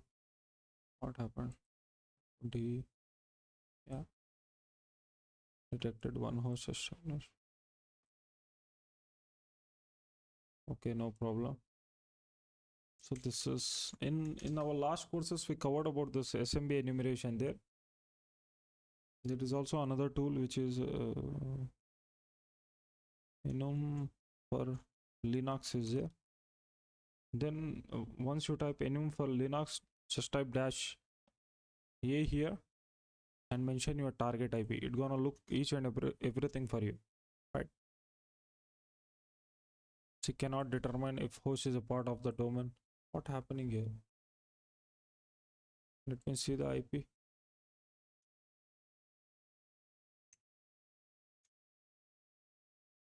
Okay, no problem. Slide, but it can't able to reveal the information. Here you will see a lot of steps. Now let's type here enum for Linux and let's mention our Linux metasploitable 2 IP here. Now see, you will see a lot of informations. No, nothing. Here it just reveal the work group, right? Okay, no problem. So these are the tools which you can able to use for SMB enumeration. Okay, right. Thank you. Have a nice day. Hello guys, hope you're fine. In this class we are learning about SNMP enumeration. What is SNMP? See, SNMP is a simple network management protocol used to manage network devices. Common port is 161, which is UDP, right? Why SNMP enumeration matters? See, SNMP may expose device names, routing tables, right? Network interfaces, running processes, system information. We're gonna see this all steps, right? How it's revealed. We're gonna look this thing. Okay, at the time you will get it. SNMP community strings, which is very important. See, what is community string here in SNMP? See, it's a password like value used by SNMP. Common default community strings are there, which is public and private. You know about private, okay? It's a private basically. Public is what here? See, what does public means? Default read only SNMP community strings. Okay, allows attacker to retrieve device information. By using public, we can able to get the device information there. Sometimes it's reveal the passwords as well, right? So why it is dangerous? If SNMP uses public, okay, attacker may access router information, network topology, interface configurations. Okay, SNMP brute forcing is there. Why we perform brute forcing? It's a different topic. First of all, remember SNMP have 3 versions. One is SNMP v1, second one is SNMP v2c, okay, and SNMP v3. See, v1 v2c, the second version is v2c. It's very critical, okay, it's very high. You guys will see the vulnerabilities there. You can able to perform brute force there, right? In SNMP v1, what will happen means you can able to see the password in clear text, right? Basically you can also perform man in the middle attack there. You can able to perform brute force there, right? So it's a critical which one, SNMP v1 and SNMP v2c. SNMP v3 is secure, okay, right? Hope you guys get it. Now let's check for SNMP in our target. So let's type here, just mention this one, nmap -u-p for port, the -u for UDP ports, right? -p for the port it's used 161, and the IP, let me also perform service version detection here. Just hit enter now. So basically we need to focus on public. We need to test for public. See, it's saying that SNMP v1 server, which is public. It's saying clearly, right? It's public. Now we can able to start attack here. It's vulnerable. It's You can it's misconfigured basically. You can't set this to public. Once you set this to public, then what will happen? You can able to get the informations there. Okay, how we can able to do it? See, just type here SNMP walk is also there. SNMP walk is also there, but the easy one is SNMP check. This one is good, man. SNMP check. Yeah, it's there. And just add -R, then mention your target IP here. Then just add -C community, okay, which is public here. Just copy this one and paste it here and hit enter. You see, it's don't showing anything. What happened? Let me run it as a sudo. What happened?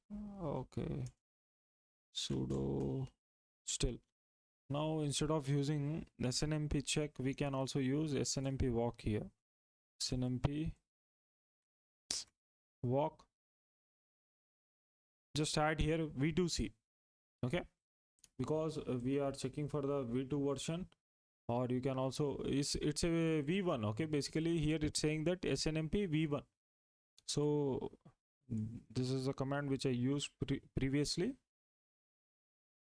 v2c. You can also mention v1 here. It's using v1, right? Here it is v1, right? Just add v1 -c for community, which is public here. Just mention this one and your target IP. Hit enter now. So it's revealing each and everything. That means it's vulnerable, right? It's misconfigured in a simple words. You need to change it. If you change it, then it will become secure. You know that. See here, you can able to see strings here. You can see a lot of details, right?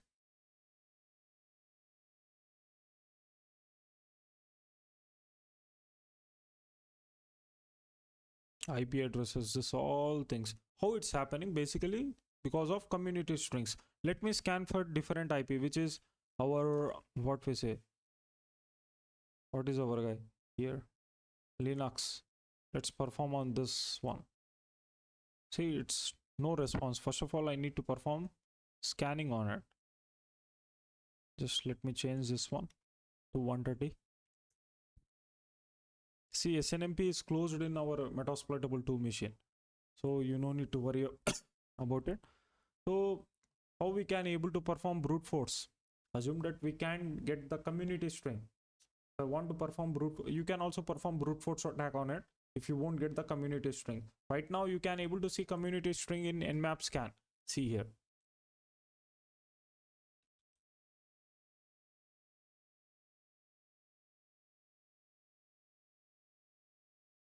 See, in nmap scan, you can able to see the community string here, public. It's saying public. Now, if you can't see this one, it's a SNMP v1, but still you can't see the public string here, or it's a v2. Still you can't see the public string here, the string, community string here. At that time, you can able to perform brute force attack on it. How? Simple. Let me show you. Let me clear this first. There is a tool, okay. The tool is 161. Just type here. Very popular tool, okay. 161. Is there? Yeah. Just add -c and mention your community. What we say, the list. Just let me show you how we can able to download it. Just go to seclist. You can also do this process using Metasploit as well. You know that. So simple, go to Metasploit and search for SNMP login. So here we have. But still, let me show you this one. Seclist is there. Sorry guys. So what you need to do, go to discovery. In discovery, you will see SNMP. Here it is. Click on SNMP. See, there is a common SNMP community strings is there. Just download this.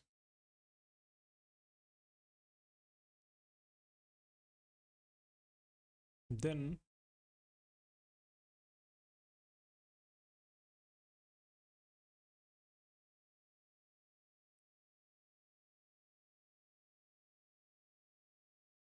Just drag and drop this here. Then mention your target IP. This one is our target IP, right? Let me full screen it. Just paste it here. Hit enter. Now it started. This one. It successfully get the results public, right? So here you will see the strings, right? Once you get the string, what you need to do, simple, use the previous techniques to interact with it. So you can, by using those strings, you can able to get the results. So this is how we can able to perform SNMP enumeration, right? Thank you. Have a nice day. Hello guys, hope you're fine. In this class, we are learning about what is exploitation. See, exploitation is a phase where an attacker uses a vulnerability, weaknesses or misconfiguration. Remember, vulnerability, weaknesses and or misconfiguration to gain unauthorized access to a system. After reconnaissance and enumeration, attacker identify weaknesses, create attack paths, execute payloads, gain control of system. See, goal of exploitation: attacker try to execute commands, gain shell access, steal data, escalate privileges, ensure malware, maintain persistence, move laterally inside network. Okay, so this all stuffs attacker can able to do once attacker get access. Now remember how attacker can able to get access: through vulnerability, weaknesses and misconfiguration, and also through social engineering as well. Simple attacker perform phishing and he just sent it the email. Okay, with that email he just attached some kind of malicious script or something like that. Once the victim executed, attacker will get a revert shell here. From there also he can able to control it. Now when this phase comes, now assume that in your target machine no vulnerability exists, there is nothing, everything is secure. At that time, attacker go with payloads, go with social engineering techniques, this all stuffs, right? Okay, what happens during exploitation? Step 1, reconnaissance. First, what we need to do, so why we covered this much reconnaissance topic? Simple, because of this. Okay, identify target, enumeration, discover services and vulnerabilities. Step 3, vulnerability discovery, like SQL injection, RC, weak passwords, misconfigured services, right? We didn't cover about weak passwords and this brute force attack. We're gonna cover in next classes. Okay, see, payload delivery, malicious payload executed, shell access, reverse shell, bind shell, meter session is there. And in step 6 is post exploitation. In post exploitation, you can attacker will perform persistence, privilege escalation and data theft. When data theft will happen, it comes under post exploitation. What? Data breach comes under post exploitation, right? Once attacker get the access, then you sorry guys, you're gonna perform privilege escalation, this kind of stuff. Then you're gonna get the access there. You're gonna dump the database. This all shows the data, each and every thing. Now shell in exploitation, mostly we say shells, right? What is shell here? A shell also allows attacker to execute commands remotely, control compromised system, interact with operating system, right? Examples: Linux bash shell is there, Windows CMD, PowerShell, right? Let me show you practically here. Just open your Kali machine. Let me start netcat here. If you don't know about netcat, no need to worry. We created a complete course on netcat, how we can able to use this netcat, this all stuffs. Each and everything we covered. It's around 4 hours training. This channel only you guys will see this course about netcat, what happened here. Just wait. Now just open terminal here. Let me clear this. Now let's start listening here in my Kali machine. Attacker will, where attacker listen in his own machine. Okay, if attacker is performing attacks through VPS or something like that, in VPS you wanna listen for connection, right? So simple, just type here nc-lvnp. let me listen on the port 4444. Hit enter. See, it's listening on this port, right? So let's go back to our Metasploitable 2 machine. Here what I'm gonna do means just type nc and our attacker machine. Basically this is what payload does. Okay, we generate the payload for different platforms like Android and what is this? Android, Windows, Linux based machines. We generate the payload for it, right? Once victim executes the payload, this is what happened. Okay, it's execute the command there in their machine. So let me, first of all, let me show you. Just wait. Just open new terminal here. What is my IP address here? It's 1128.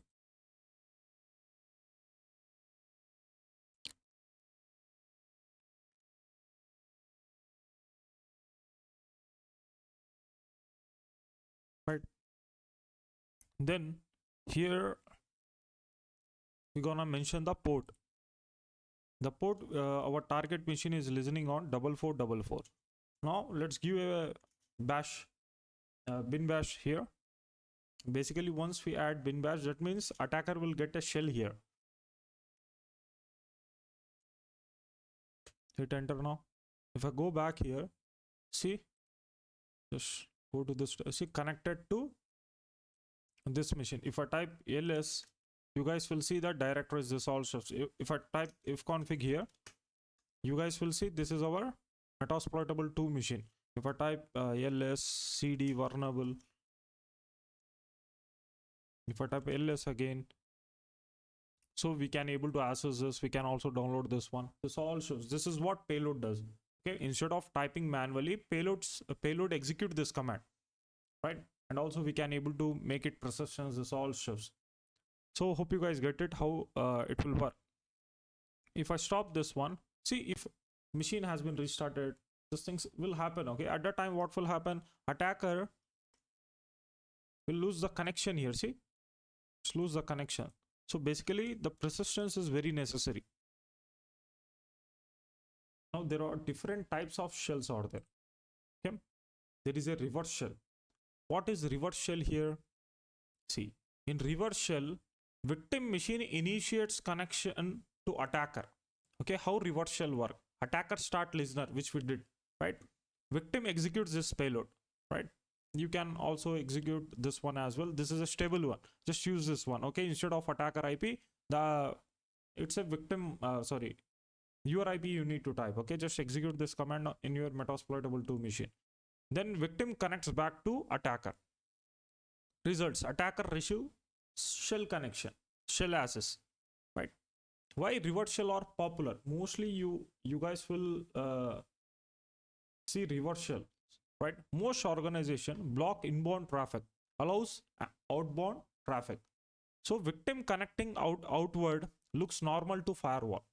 Firewall behavior, see, inbound connections usually blocked. So example, external attacker trying to connect directly to internal host, outbound connections usually allowed it. Okay, example, web browsing, DNS, queries, HTTPS, etc. So why it's bypass this firewall rules? Okay, see, victim initiates connection. Firewall thinks it is legitimate outbound traffic, especially when using port 80 and port 443. Now there is a challenge. See, instead of using this for listening, what we use a legit port such as 443. Mostly in red teaming, what we do, we use port 443 here for listening.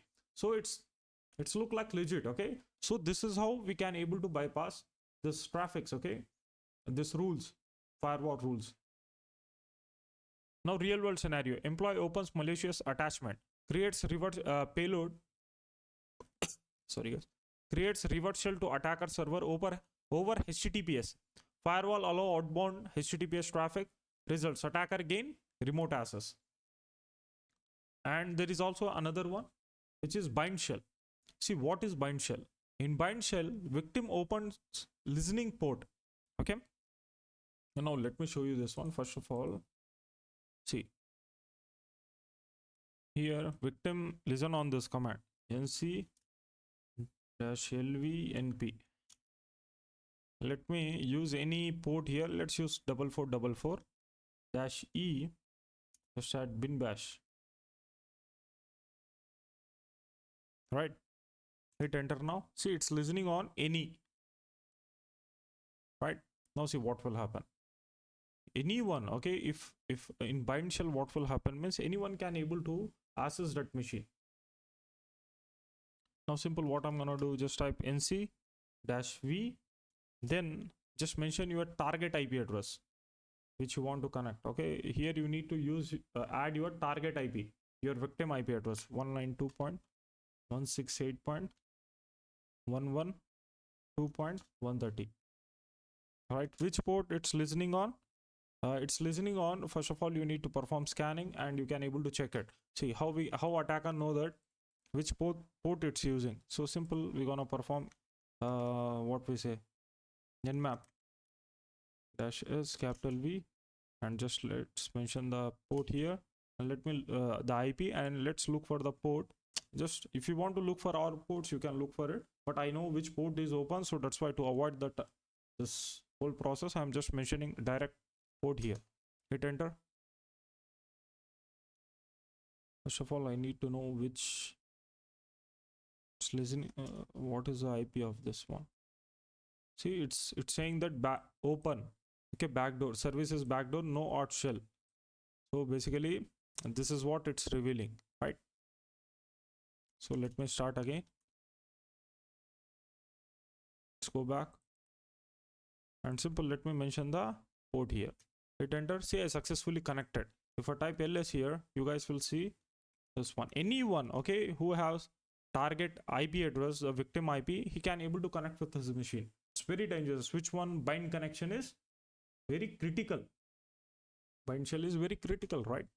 So in netcat course, we covered about this all steps, right? If you're not getting about what is this, what you are doing, something like that, simple, just watch the video because for idea. Then you can also watch that one as well, netcat course. There it's a kind of 4-hour course.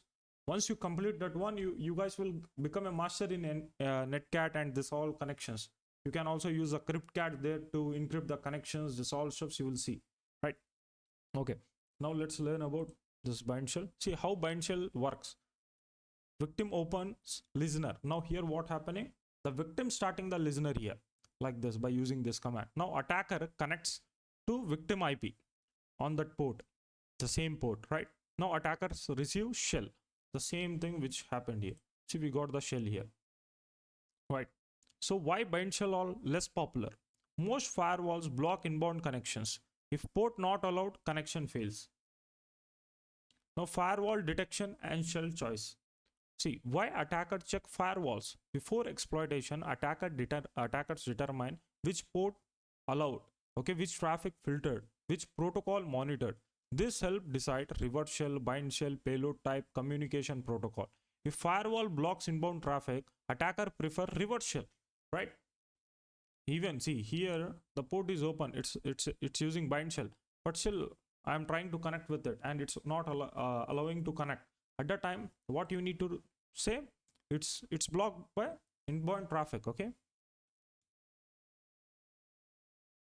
sorry, outbound traffic often sorry, this one, inbound traffic is blocked. So that's why what we need to do, we need to use revert shell, right?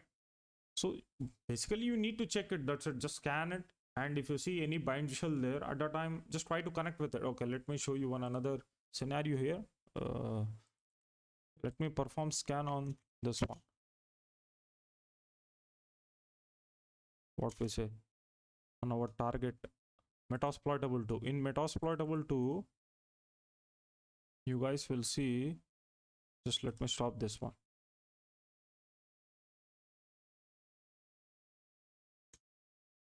Bind shell, what happened? Hit enter now. Just wait. It's a Metasploitable 2 is a vulnerable machine, right? It's have the bind shell there.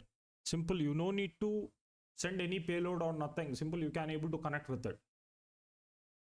For demonstration, here we have this one, bind shell 1524.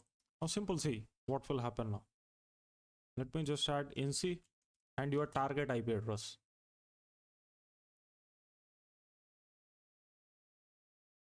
And the port which bind shell is running 1524. Just mention it. Hit enter. See, you successfully connected without anything, right? Without username, password, nothing. So simple, you can able to execute this one. What is this? This is a bind shell. You can able to connect with it. Not only you, anyone. But in revert shell, no one can able to connect, right? It's not like this. Reverse shell is completely different. Only your machine can able to listen for the connection, and victim machine will connect back to you, right? So this is how it's work. But here what happening in bind shell, we are connecting with victim machine. Our Kali machine is connecting with victim machine here. But in reverse shell, what will happen? You're gonna listen here, and the victim machine will connect back to your Kali machine. So this is a scenario, right? Let's go back. See, this helps decide reverse shell, bind shell, payload type, communication protocol. If firewall blocks inbound traffic, attackers prefer reverse shell. This is what we are talking about. Bind shell is there, but still we can't able to connect with it. At that time, attacker use reverse shell. Okay, sorry guys. Outbound traffic often allowed if internal network allows direct access. Attacker may use bind shell, especially during internal pentest lateral movements. Right? Common firewall evasion techniques. See, using port 443, traffic appears like HTTPS, right? And using DNS tunneling, commands hidden inside DNS traffics. So this one is kind of very excellent attack. Maybe in next courses we're gonna cover about this one. Using encrypted channels make inception harder, right? Now let's learn about some exploitation path here. So what we covered here in exploitation. See, exploitation is a phase where an attacker uses a vulnerability, weaknesses, or misconfigurations. Now here we have the vulnerability. Which vulnerability have? Eternal blue. In where? In our target machine.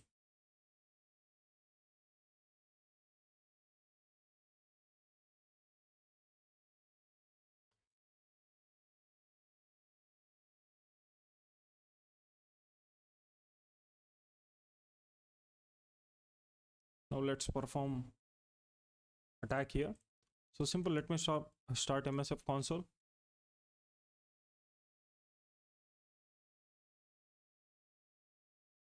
Now let's search for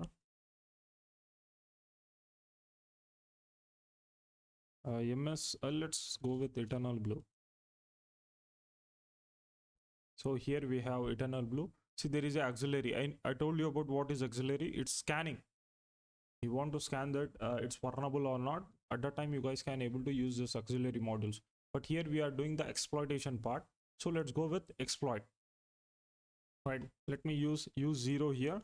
There are multiple exploits. You can able to check it. If that exploit won't work at the time, check another one. So this is how you need to go with it. Now just type here show options. So here what we need to do, we need to set up our target IP address here. Set our host. And what is our target IP?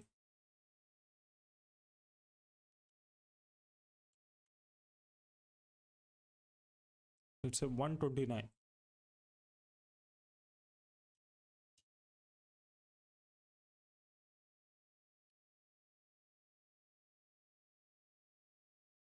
Again, in real world assessment, you can't see like this. Okay, you can go here and you can see like this. So you need to perform net discover or some other techniques which we covered to identify which machines are connected with our network, right? So you need to scan it and you need to show those results. From that results, you need to start testing, right? Hit enter now. See, what is a port? Port is 445, right? Here there is a IP. This is your Kali IP, and automatically it set this IP and the port here, right? So there is a automatic target is there. Great. Let me exploit it. That means it's automatically choose the target. It doesn't go with only Windows 10, Windows 7, something like that. It will automatically detect and it gonna automatically exploit that one. See, exploit. Now it started. See, host is likely vulnerable. Scan. Using what? Using this module which we used in last classes, auxiliary scanner SMB is this one. So once you see this output, that means you will get connection here.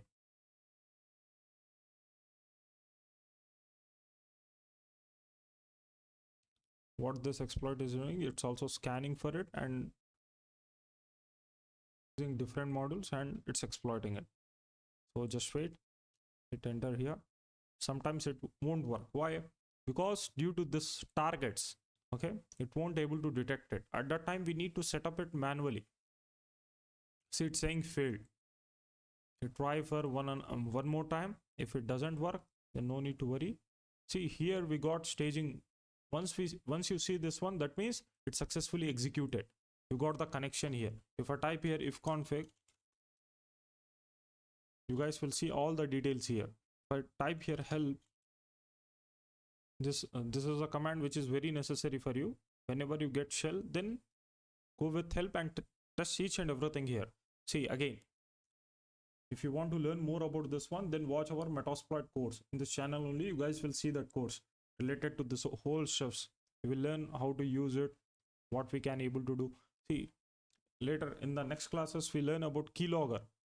In Metasploit only, you have the feature to execute the keylogger there. And you can able to dump the stuff. See, there is a key scan start is there. Let me copy it. Let me paste it here. Now, if victim just typing something, he just open the browser or something like that. See, there is a start. Let me type here something like type Chrome, right? Or in terminal, I just type something like who am I? Any commands, or you just open the browser and you just type username and the password. Victim just type the username and password. At the time, what will happen? The attacker can able to snip that one. See, here there is a command key scan dump. That means the attacker will dump those all stuffs which victim type. Once I type key scan dump, here you will see the results. Why it's not dumping it? Yeah, it's having kind of issue here, but it will dump. So you no need to worry. Let me open text file here. Let me type something. Let's see. Yeah, it's not showing the results, but it will dump. Okay, in our last courses also we use this thing. If I want to stop it, just copy it and simple. Click on stop. Now it's gonna stop the key scan here. And see, there is this all stuff comes under what? Post exploitations, right? And there is a screenshot. There is also a screen share is there. That means you can able to monitor the screen share here. How simple. Let me open this location in home Kali. It's automatically open this one. See, you can able to see the screen share. If attacker try to visit any, let me close this one. See here, the attacker can able to monitor live here. He can able to see. This is how it will work, right? Let me stop it. So you can also record mic, webcam, chat, so all stuffs out there. So check one by one. So this is all about exploitation. Now let's learn about staged and non-staged payloads. Right. Thank you. Have a nice day. Hello guys, hope you're fine. In this class we are learning about staged versus stageless payloads. What is staged payloads here? A staged payloads loads in multiple parts. How staged payloads work? See, stage 1, small initial payload executes. Purpose is to establish the connection. First is establish, then the stage 2 is download larger payload from attacker server. Okay, such as like for example, we have Meterpreter. It's do the same thing. There is a full malware is there. Ransomware loaders are there, right? And there is why attackers use staged payloads. Smaller initial payload, easier to inject, easier to bypass filters, flexible payload delivery, right? Attacker can change second stage dynamically. Lower detection, initial payloads look less suspicious. Real world scenario, phishing email contains small malicious macro. Macro downloads full remote access trojan. In macro also what we do, we add the code there. In that code, there is a link. Basically that link, what it does means it's download the payload from the server and it's gonna execute it, right? So see, full remote access trojan. Results is initial payload bypasses email what? Filters, right? Email filters. Now there is a non-staged payloads. Entire payload delivered at once, right? Advantages: faster execution, no second stage download needed. Now remember about this faster execution. Now in meter-peter payload, what will happen? Once you execute the payload, instantly you won't get the connection. Here you will see this thing, right? Let's go back to our Kali machine. Once we perform this one, what we say? In the last classes, we exploited this thing, right? At last, see, session open, sending stage here. Basically, it gonna send the second stage, the payload here. See the bytes here to your target machine. At that time, it gonna execute and you will get the connection, right? So this is how it will work. So disadvantages: larger size, easier detection.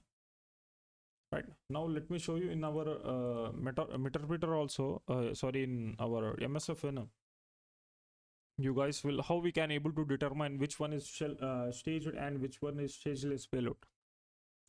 Simple, just type here MSF Venom. See, MSF Venom is used to generate the payloads. List payloads.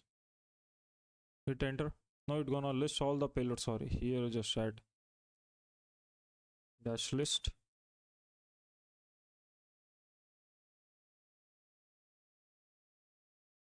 dash dash list dash dash payloads. Sorry.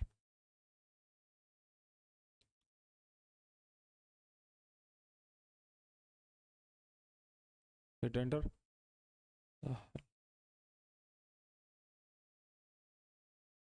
Choose dash L payloads here.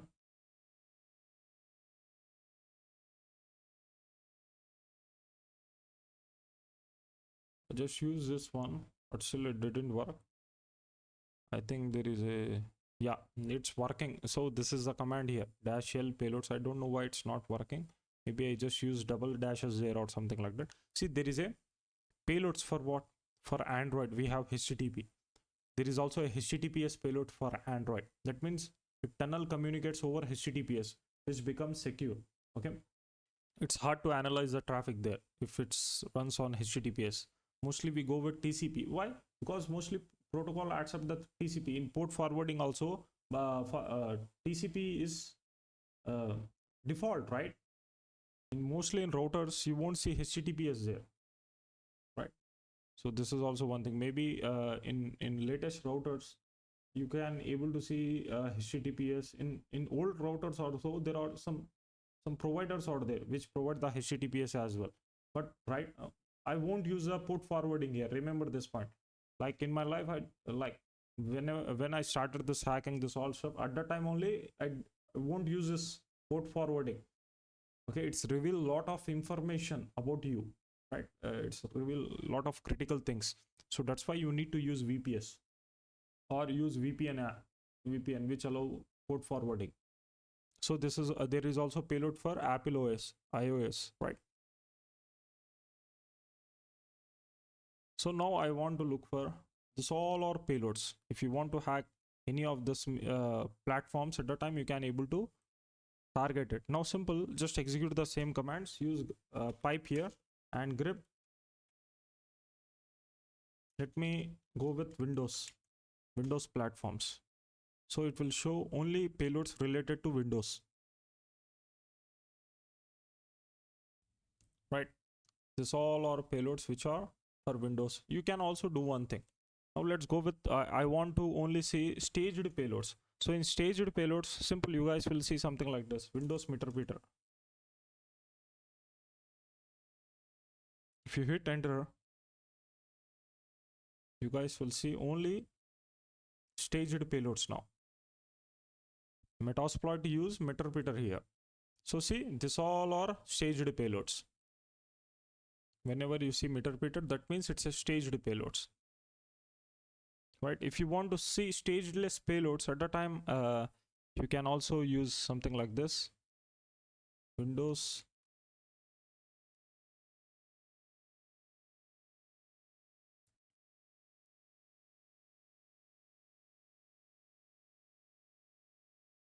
just add here. If you want to look for all payloads, the stageless payloads at the time, just add here payloads, just add / here and close with double quotes. add grep again, sorry, the pipe again, and use grep and use double quote here and start dash and hit enter. Now you will see all stageless payloads, each and every stageless payload for Android, for iOS, this all shows. If you want to filter only for Windows, then again add grep and you can look for it.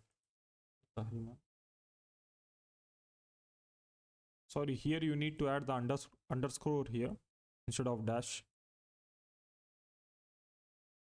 Okay, yeah, sometimes it works. So simple, just use this one, the same one. Windows, just add meter underscore. Don't add / here. Then hit enter.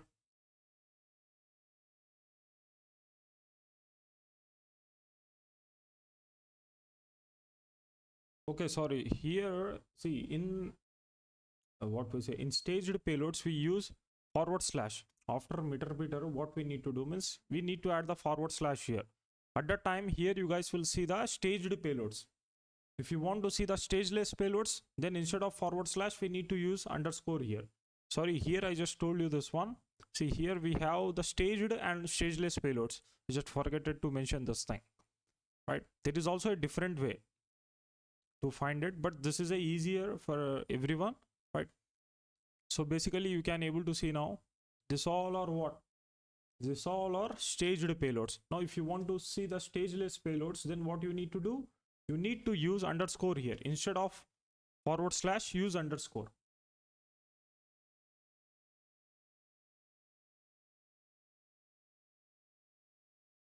Just wait.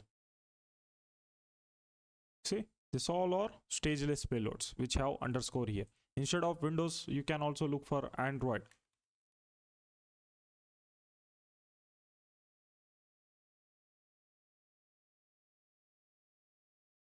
If you want to see only meter payload, at that time you can also see this one. It will only show meter payload here.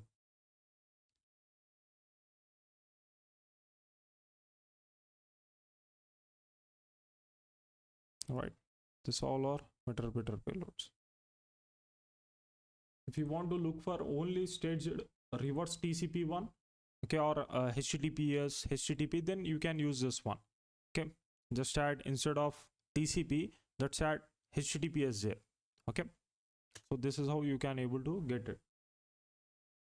But stageless payload, simple. Instead of using /, you need to add underscore there. Right, so this is how you can able to see the results. This all are TCP one. So TCP, this all shows. So this is about how we can able to find stage and stageless payloads. It's not that much necessary, but learning is necessary here, right? But last classes we covered which payloads we use mostly, right? In the next classes we're gonna create some more courses, okay, related to, at the time we won't use this Metasploit. Let's use Silver C2 or any C2 servers, different C2s, right? So in the next class, in next courses, you will see a lot of steps, okay? This is just for beginners, right? If you who don't know about staged or stageless payloads, this is for them, right? See, I also doing this video on the staged and stageless payload after kind of years, right? I think in Netcat course also we covered this one. I can't remember it, but still. So guys, hope you're fine. In this class we are learning about malwares. There are different types of malwares. The first one is Trojan, which is very popular. Trojan disguises itself as legitimate software. Victim willingly install it, right? What victim does? Willingly install it.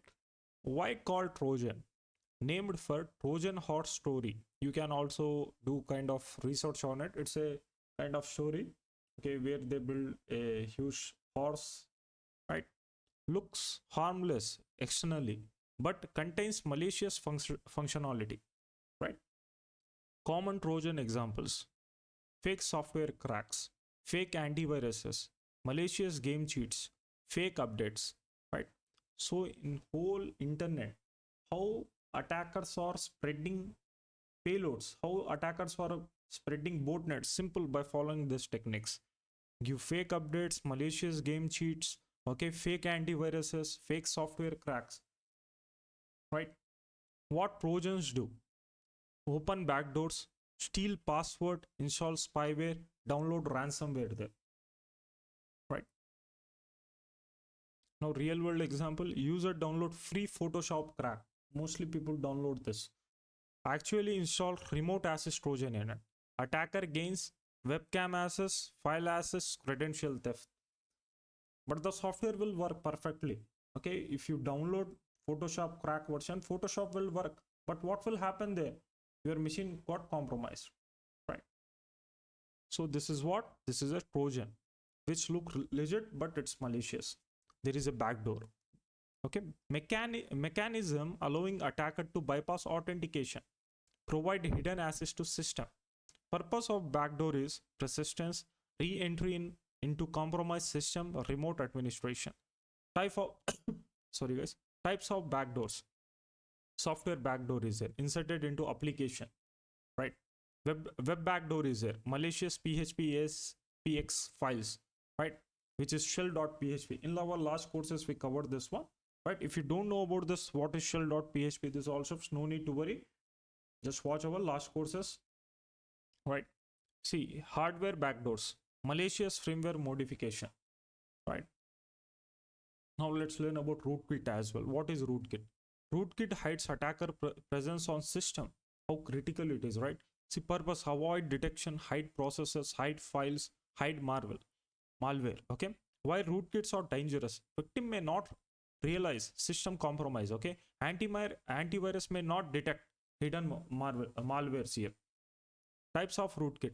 Kernel root sorry guys, kernel rootkit is there, operates inside OS kernel, very dangerous, right? It's operate where inside OS kernel, very hard to detect, right? User mode root, you know where you guys will see this one. Mostly people download cracked OS files, right? Windows 11 cracked OS, Windows 10. There mostly you will see this this kernel rootkits. User mode rootkit is there. Targets applications and processes, right? Firmware rootkit is there. Okay. In fact, BIOS or firmware survives OS reinstall. It's critical, man. These rootkits are critical. So that's why you can't use cracked software, right? Okay, there is a ransomware. What is ransomware? Malware that encrypts. It's also a malware. But what it does, the main motive of this ransomware is it encrypts files, demands payment. After encrypting file, it's gonna demand for payments. Now, if you want to see this all stuffs practically, then in 16 hours ethical hacking course, in this channel only, you will see 16 hours ethical hacking course. Watch that. Okay, just increase the speed and completely watch that one. You will learn each and everything about this. Practically, we covered this all stuffs. See, YouTube won't allow 24-hour video. Okay, what we decided means let's create 24 hours duration of this course. Let's add new topics, let's add each and everything. But they won't allow it. Okay. So what we did means let's create different parts. This is a kind of first part. Okay, then we're gonna create another part. Okay, where we're gonna learn some kind of red teaming. Then we're gonna learn some network pen testing. But this is how we will go. See how ransomware works. Step 1, initial infection through phishing emails, exploits, RDP compromise. Step 2, encrypt files, display ransom message. Okay, it's ask for the payment. Yeah. See real world impact, it's target hospitals, companies, governments. Okay, causes business shutdown, financial loss, data loss. Famous ransomware examples are WannaCry is there, Logbit is there, Ryuk is there, Conti is there, right? Now there is a adware. What is adware? Software displaying unwanted advertisements. This is also a malware, right? Purpose, generate revenue, track users. It won't hack your machine. Now remember, mostly, okay, in cracked softwares, right now in cracked softwares, in what we say, in marketing softwares, there are a lot of marketing softwares out there, such as Black Hat SEO, Black Hat Links Grabber, something like that. Okay, in those softwares, when you download this marketing softwares, there you will see this thing. And also in cracked antiviruses as well. If you download any cracked antiviruses, mostly adware will be injected with it. In cracked antiviruses, automatically browser will open and it will redirect to one website. So this is adware. Generate revenue and track users. Risk of adware: browser hijacking, privacy invasion, slower system.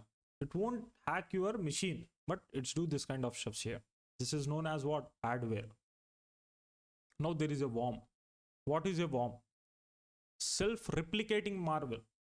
Okay, self-replicating a malware spreads automatically across network. Worm, what worm does? Right? Simple like that only. Difference between virus and worm. See, virus need user interaction, but in worm, it spread automatically. Right? Worm real world example or WannaCry is there. Okay, spread using SMB vulnerability. Yeah, automatically it spread this WannaCry. Okay, infected thousands of systems globally. Right? Okay, there is a virus. What is virus? Malware attaching itself to legitimate file. What? Malware attaching itself to legitimate file activates when infected file runs. When it's activated that time only when file executes. Okay, when it runs. Virus characteristics are: requires host file, user interaction is needed here, replicates by infecting files. This is known as what? Virus. Now spyware. What is spyware? Malware designed to secretly. Okay, what? Malware designed to secretly monitor users. Rats out there. Basically, rat is also a spyware. Android rats out there. We have a complete advanced Android hacking course where we covered a lot of rats. Okay, basically the whole Android course is focused on hacking Android using rats and botnets. Right? We use multiple rats there. So there we also cover about this one. What spyware steal? It steal passwords, banking information, browser history, keystrokes. Okay, this all feature will have in the spyware. Now there is a keylogger which we covered in last classes. What is keylogger? Type of spyware record keyboard input. Whatever user type it's gonna record it. And there is a botnet. What is botnet? Network of infected devices controlled remotely. Each infected machine called bot or zombie. Okay, what botnet do? It's perform DDoS attacks, spam campaign, credential stuffing, cryptocurrency mining. Right? Real world example: Mirai botnet is there. Infected IoT devices launched massive DDoS attacks. There is a crypter. Crypter is not a malware, okay, but tool used to encrypt malware, obfuscate payloads. Right? Purpose: evade antivirus detection. How crypter work? Originally, in original Marvel, modified, encoded, and packed. The stuffs it's do. Right? Antiviruses fail to recognize signature. Why attacker use crypter? To bypass antiviruses, avoid sandbox detection, extend malware's lifespan. Now malware infection methods. Commonly delivery methods are to deliver malware to any target machine. So it happens through phishing emails, malicious attachments, drive-by downloads, exploit kits, USB devices, and pirated softwares. Mostly I just saw this scenario and phishing emails, this one, and malicious attachment. Mostly in rare cases you will see USB devices. Right? This is also very important to know. Now post-exploitation goal here. After gaining access, attacker escalate privileges, dump credentials, move laterally, install persistence, and exfiltrate data here. Right? So this is all about malware. This is all about different types of malware, how it work. Okay, what is the difference between those? Right? So hope you guys enjoy this class. Thank you. Have a nice day. So hello guys, hope you're fine. In this class we are learning about what are default credentials. So default passwords are pre-configured credentials set by manufacturer or developers, commonly found in routers, CCTV cameras, firewalls, IoT devices, web panels, applications, right? Why default passwords are dangerous? Many users never change default passwords, use weak password to reuse vendor defaults. Vendor provided you the password, the default password, and you are using that one, right? Attackers know common defaults and test them first. Common defaults are admin, password, root, guest, something like that. Now there is a way to find this one.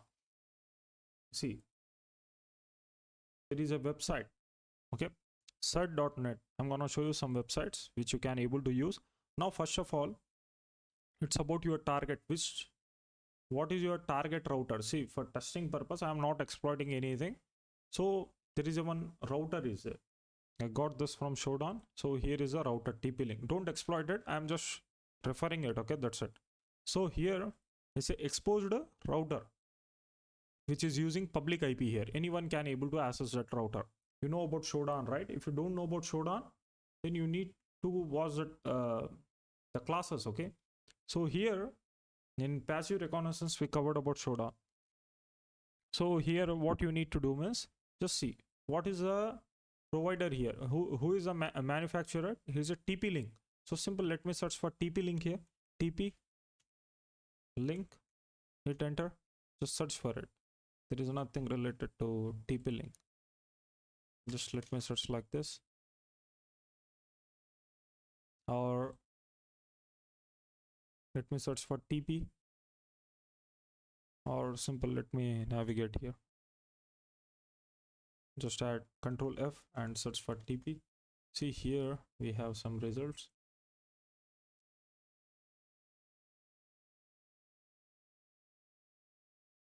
So basically there are different providers. Just assume that if your target is Axis.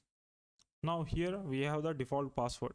It's a camera server and this is a version, and this one is a default password. Now there is also another website which is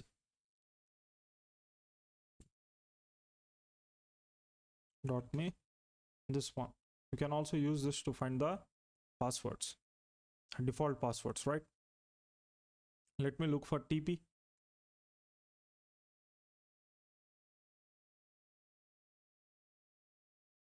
See, here is a TP-Link. Simple. Let me open this one.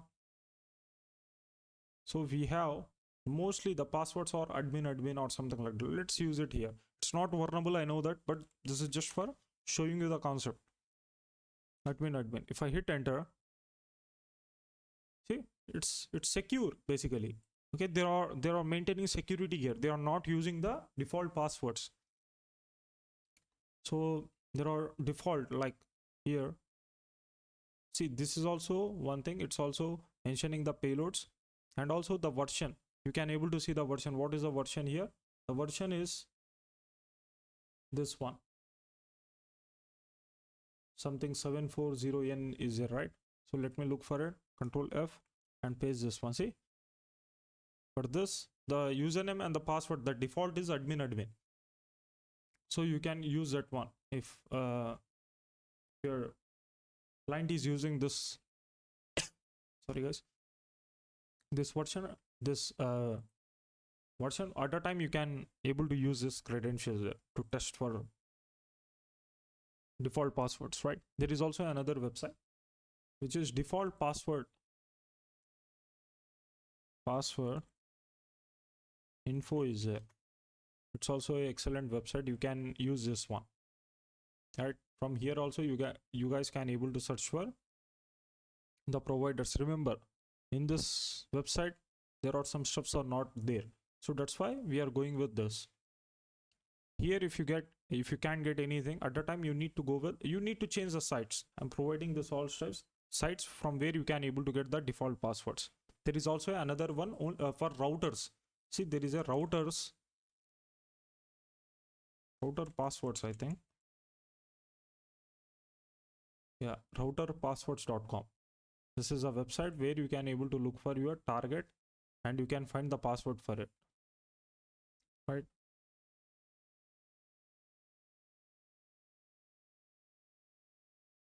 So TP link is there, find password.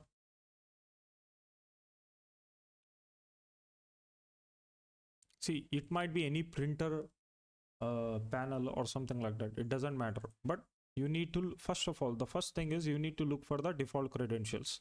So here we can able to see the details here. The default one is admin here, right? Sometimes what will happen, the username will be admin. Mostly this will happen in D-Link routers.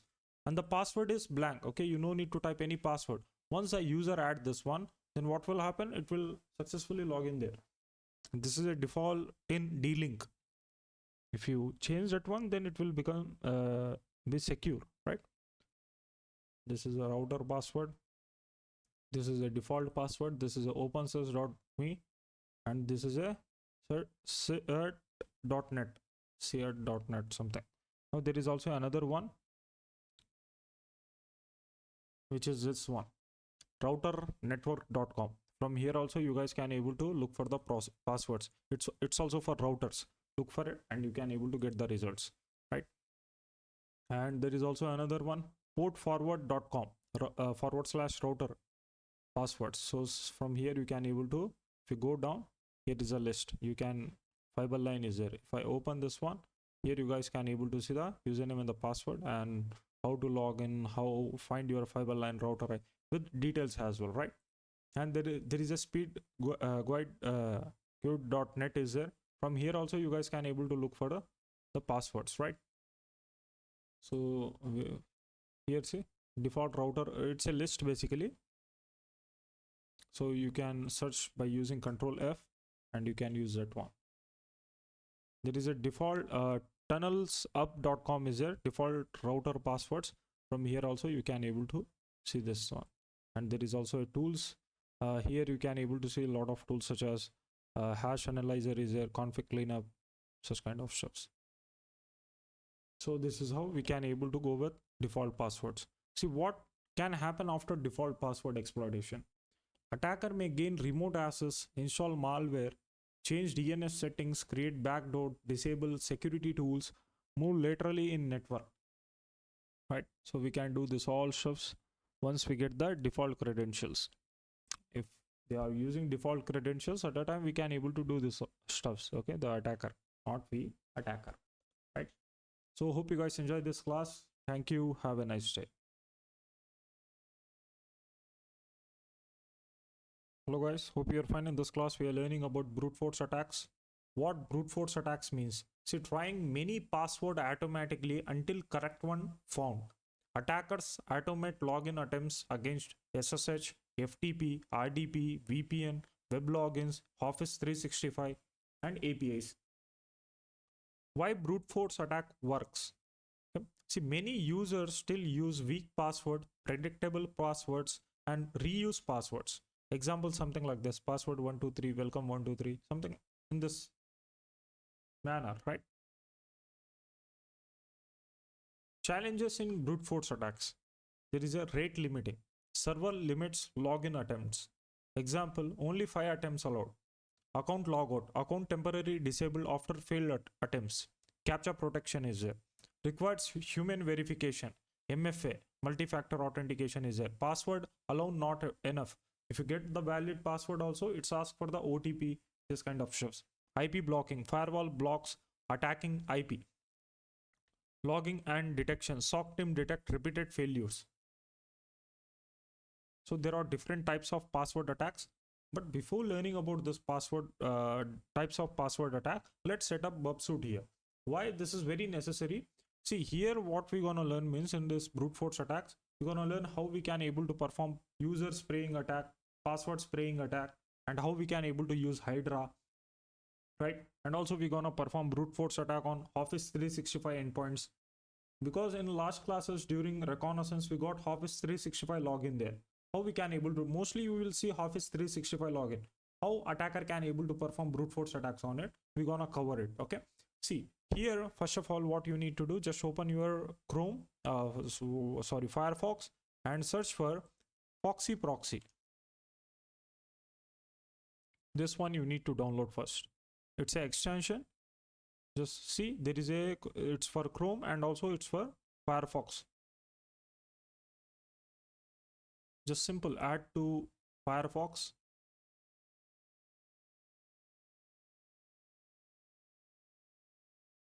Yeah, if you want to allow, just allow this one. This is very necessary. Add pin to extension to toolbar.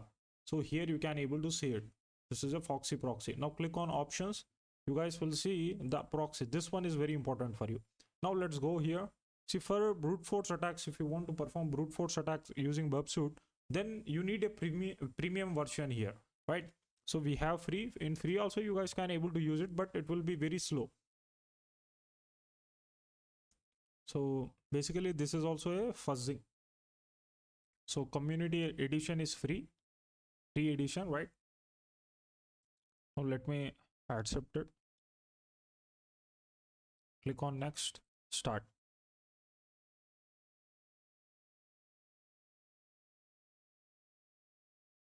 Now click on proxy, click on proxy settings. What is a proxy here? It's it's a loopback IP and the port is 8080. Now let's go back to our what we say, Firefox. Click on again, click on Foxy proxy, click on options again. This is what you will see, right? Click on add. What you need to do, just give the title here. Let me give here the same name. Okay, let me give Bubsuit.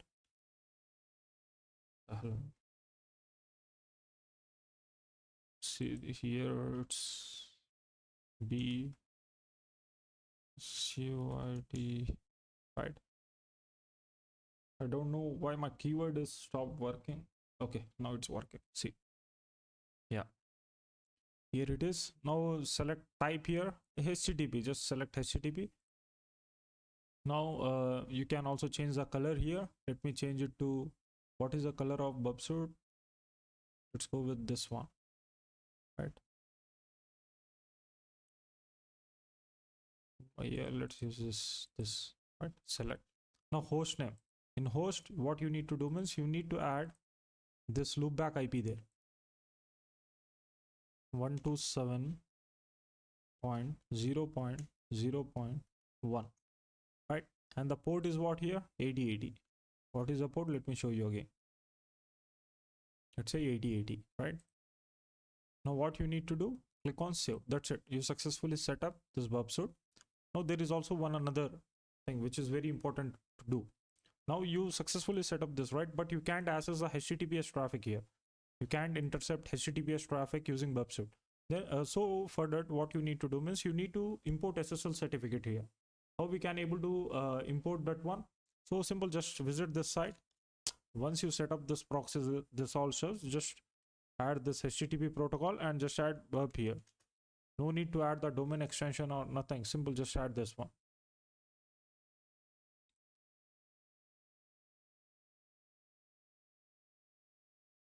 So before doing that one, click on this Foxy proxy and select Bub here, Bubsuit, which you set up. Hit enter now. See, there is a Bubsuit community edition. At the left side, sorry, at right side, there is a CA certificate. Just download this one. It's a CA certificate, right? So what you need to do, click on, after downloading that CA certificate, click on settings and search for certificate. See, there is a view certificate. Click on this view certificate and click on import. Once you click on import, navigate to that one where you downloaded it. See, in download folder, there is a CA cert is there. Select it and click on open. Now check this boxes, okay? These two boxes, click on OK, click OK again. That's it. You successfully set up Bubsuit completely. So you can able to access, intercept this HTTPS traffic using Bubsuit.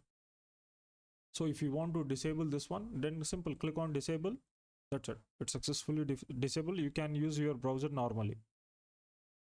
Now, if you want to learn about Bubsuit completely, how we can able to use it, we also created course on it. So simple, watch that one. It's around 2 hours in this channel only. You guys will find that one. Okay, let's go back here. See, types of password attacks. There is a simple directory attack is there, right? Sorry, man, dictionary attack. Okay, what is dictionary attack? Use predefined word list of common password. Example, you have a list here and you're gonna use that one. Why it works? Most users choose common words, predictable password, Real world example, attacker target SSH server, use rocky.txt and finds password. In OSCP also, mostly in exam you can use rocky.txt. Mostly you can crack the passwords using rocky.txt, right? Now there is a hybrid attack. What is hybrid attack? Hybrid attack here, it's a combines directory words with mutation, right? Example, here is a password list. Why hybrid attacks are effective? User often add numbers. See here, they added the numbers, added symbols as well, add years such as 2025 or something like that. Attacker automates those combinations, right? So let's perform this attacks. So how we can able to do? So simple, let's we have, I think Metasploitable 2 is running. I think we have web server in it.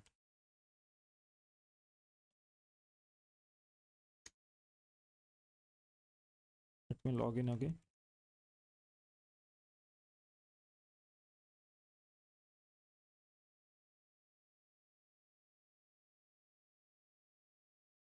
So it's 192.168.112.130, right?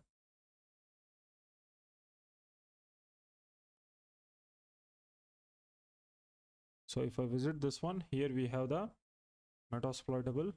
There is a PHP myadmin is there. Linda, yeah, here we have this one. Let me click on login. So here we can able to see the login. Let's perform brute force attack on this, what we say, on this page, right? So before doing that one, let's perform password brute force attack on what we say, on SSH, FTP, something like that, by using Hydra. Just type here Hydra -h for help. So see, to perform to use Hydra, you have a lot of options here, right? You can use IPv4 here. Just try to read it. So you can also bypass rate limiting using Hydra, right? So simple. Just let's do this one. Just type here Hydra. Now I have, just assume that you have password. Okay, you have password, sorry, username. Mostly whenever you perform brute force attack, if you are testing on routers, on cameras at the time, mostly one user will be default available there, which is admin. If you compromise admin credentials at the time, you successfully become an admin there, right? So that means you compromise a main guy there.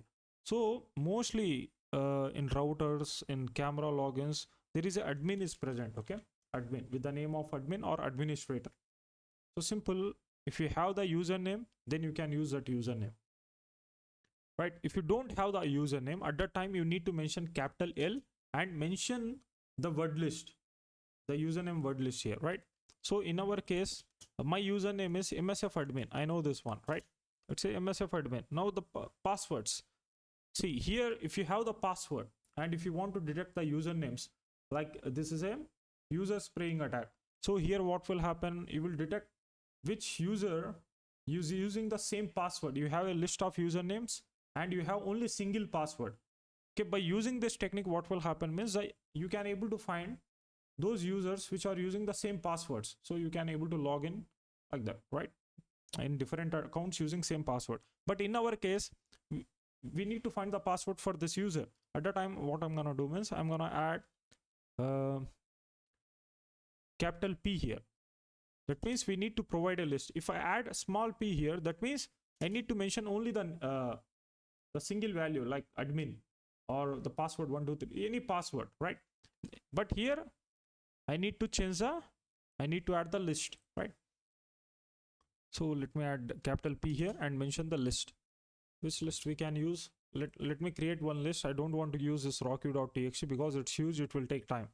So let me create document. Just let me add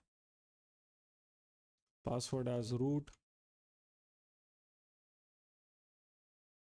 rat trojan worm, right, malware, and the right password, which is MSF admin. Let's use this 6 passwords, right? This is just a list, right? Again, if your word list is good, then you can able to find a valid results. It's again, this whole stuffs depend upon word list. Just drag and drop your word list here. Then this word list contain password. You can also download it from checklist as well. Just add your protocol where you are performing this attack. On which protocol? I want to perform this on SSH. So simple, just add SSH /s and your target IP. In our case, what is our target IP here? It's 130, which is our metasploitable 2 IP. So simple, just paste it here, hit enter. So here what happened? SSH, no matching method.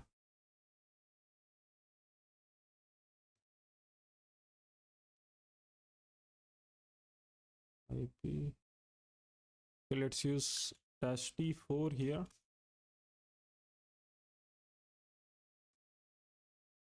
So mostly it will work, but if it doesn't work, then you need to mention like this: Hydra _ SSH max is equal to HMAC SHA1. Now hit enter. Let me remove -T from here. What is the issue? Okay, there is a issue. Why it's happening means here you need to edit this SSH config file. Then just execute this command, it will work. What you need to edit in that config file? Simple, you just need to add this thing there. This all steps, right? Host and your target IP, and then you can fix this one. Mostly it won't happen. I don't know why it's showing this issue. Same for FTP. If you want to perform brute force attack on FTP, just add FTP here. You can also perform brute force attack on RDP as well. If RDP is there, see for FTP it's not throwing any issue, right? So it successfully detected the username and the password. Right? If you want to see the output, just use -V there for verbose. So it will show you the output. Resolving addresses. You can log in SSH server using this credentials. Once you got the credentials, then how we can able to log in? Just type here SSH and your target username and the IP address of your target. What is it?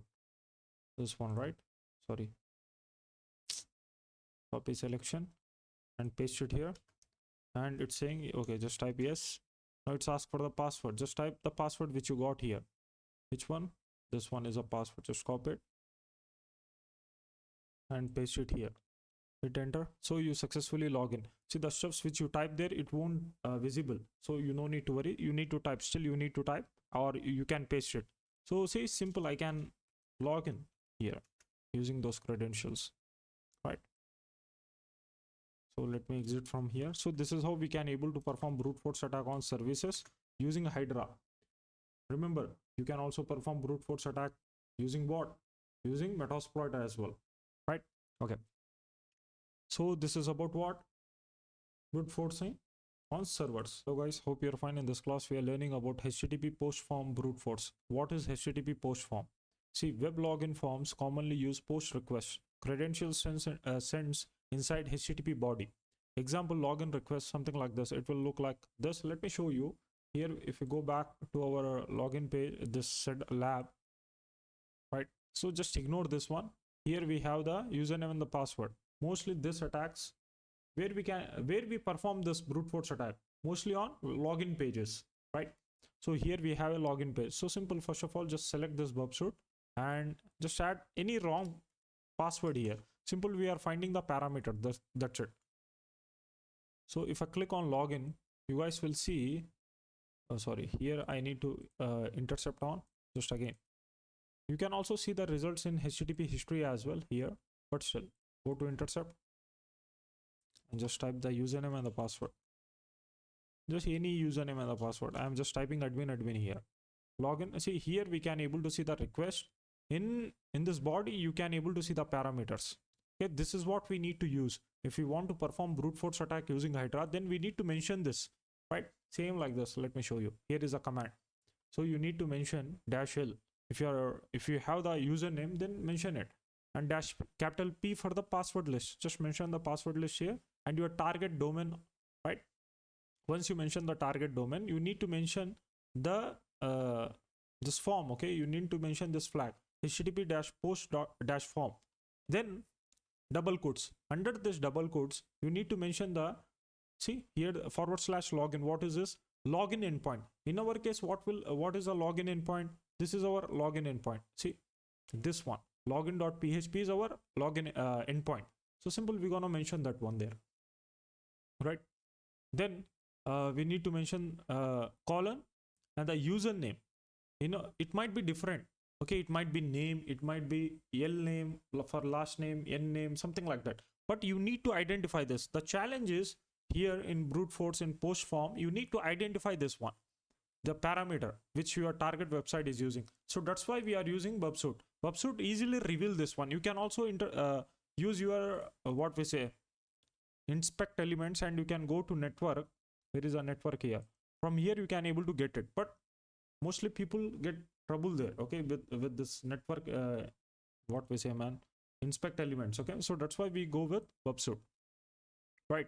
So in Bubsuit we can easily see this one, the parameters. It's using username for username, and the password is for password. Again, if you are testing in real website at a time, it will be different. The password will be something like pass, the username will be something like uname or something like that. Remember this point. So you need to focus on this one, right? Not values which you type.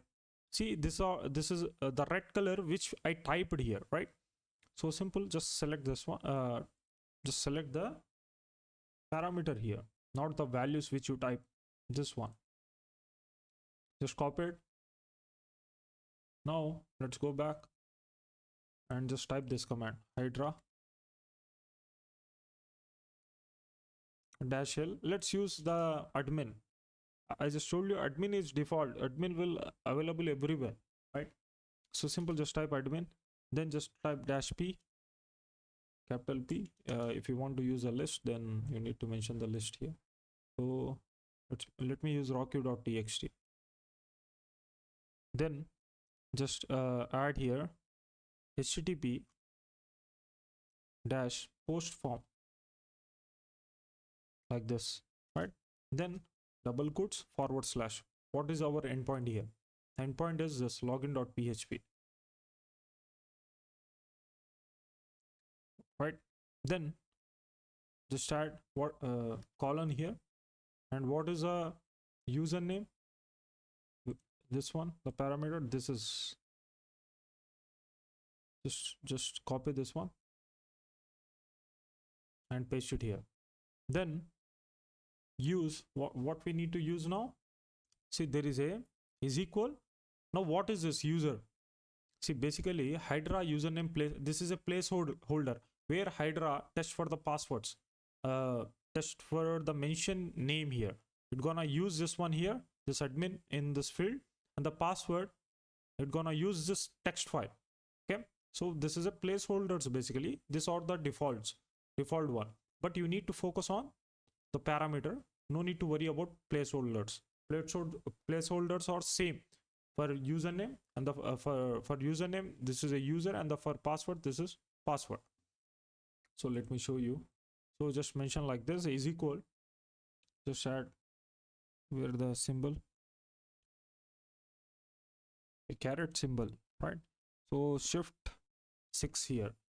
What is this? A caret. So now mention the placeholder which is default user. Let me minimize it. Now you guys can able to see it, right? Then close with it with caret only, caret. Then use and what it's using in between username and the password. It's using and here. So simple, you need to mention that one.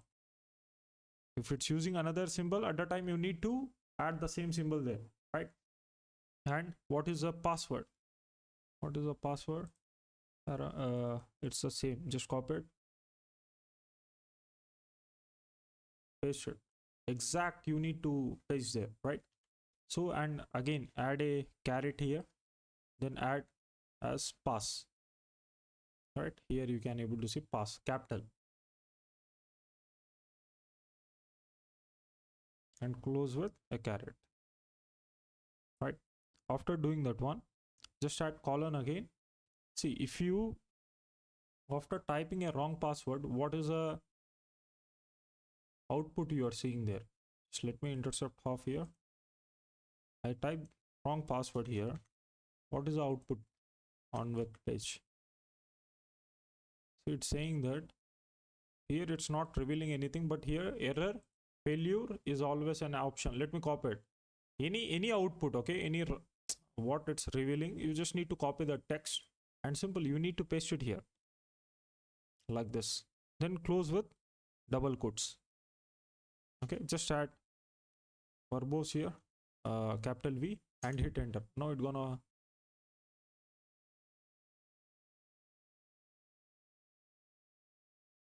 okay, I didn't mention the IP there. Sorry. Here we need to mention the IP.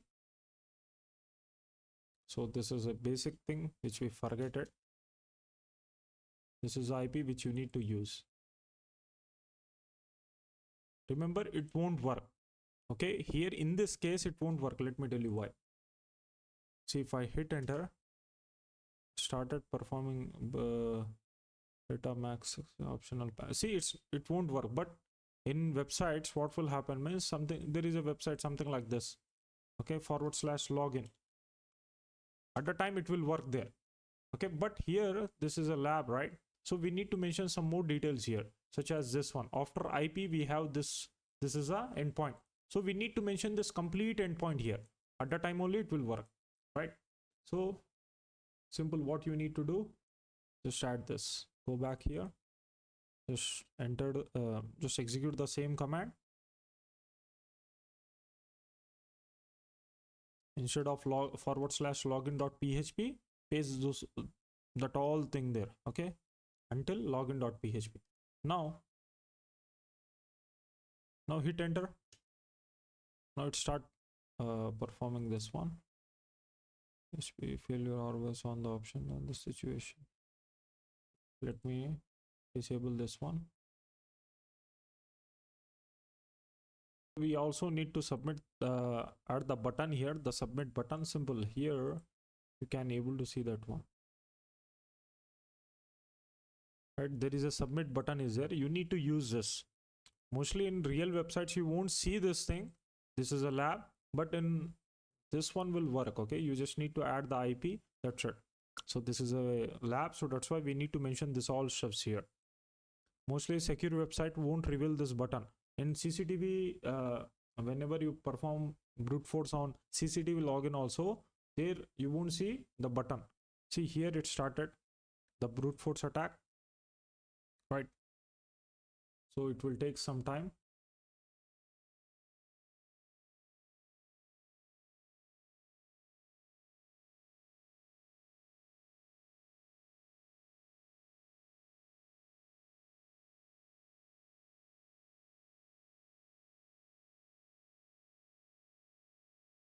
So if you want to see which one is being used here at a time, just add -v and capital V here. That will show you the output once you add this.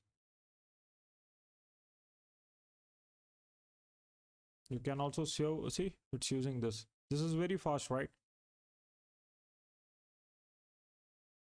So this is how we can able to perform brute force attack on web panels. It's not that much hard. Remember, what we need to do means we just need to add this IP. We forget it to add the IP and the endpoint. This is a lab, so that's why this much endpoint is there, right? But in real world, you only see the login here or any other stuffs which you see after the IP. You need to focus on those. In our case, in real world testing, the endpoint is after the IP, okay, after your target domain or IP, which endpoint is asking for the login. So that one you need to choose. Just copy the complete endpoint here and paste it there, right? So this is the thing. Hope you guys get it. And also remember, if you are getting about this button, we also forget it about this button, right? Do one thing. Just copy this entire thing. Just copy this entire thing. Even in real website, it doesn't matter. Just copy it. Just execute the same command. To avoid this whole confusion, I am showing you this thing. Just execute the same one here. Here, right? till here after the page.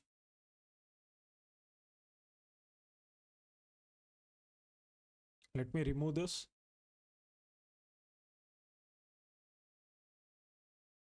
The hell, man.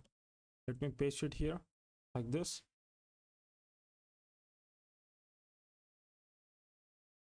Let me add.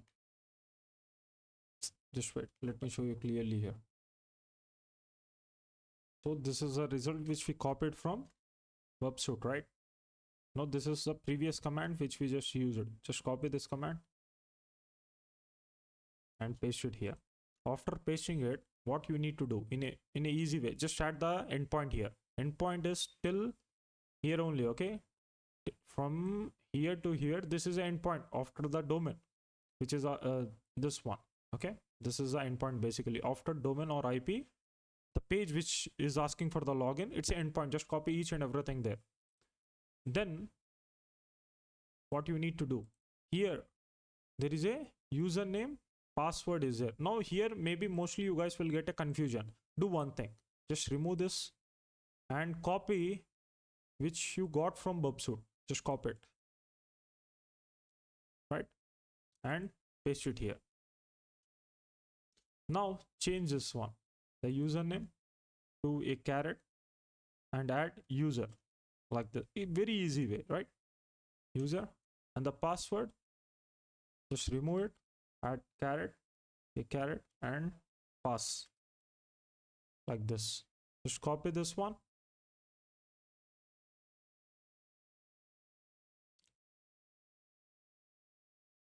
Just open new terminal.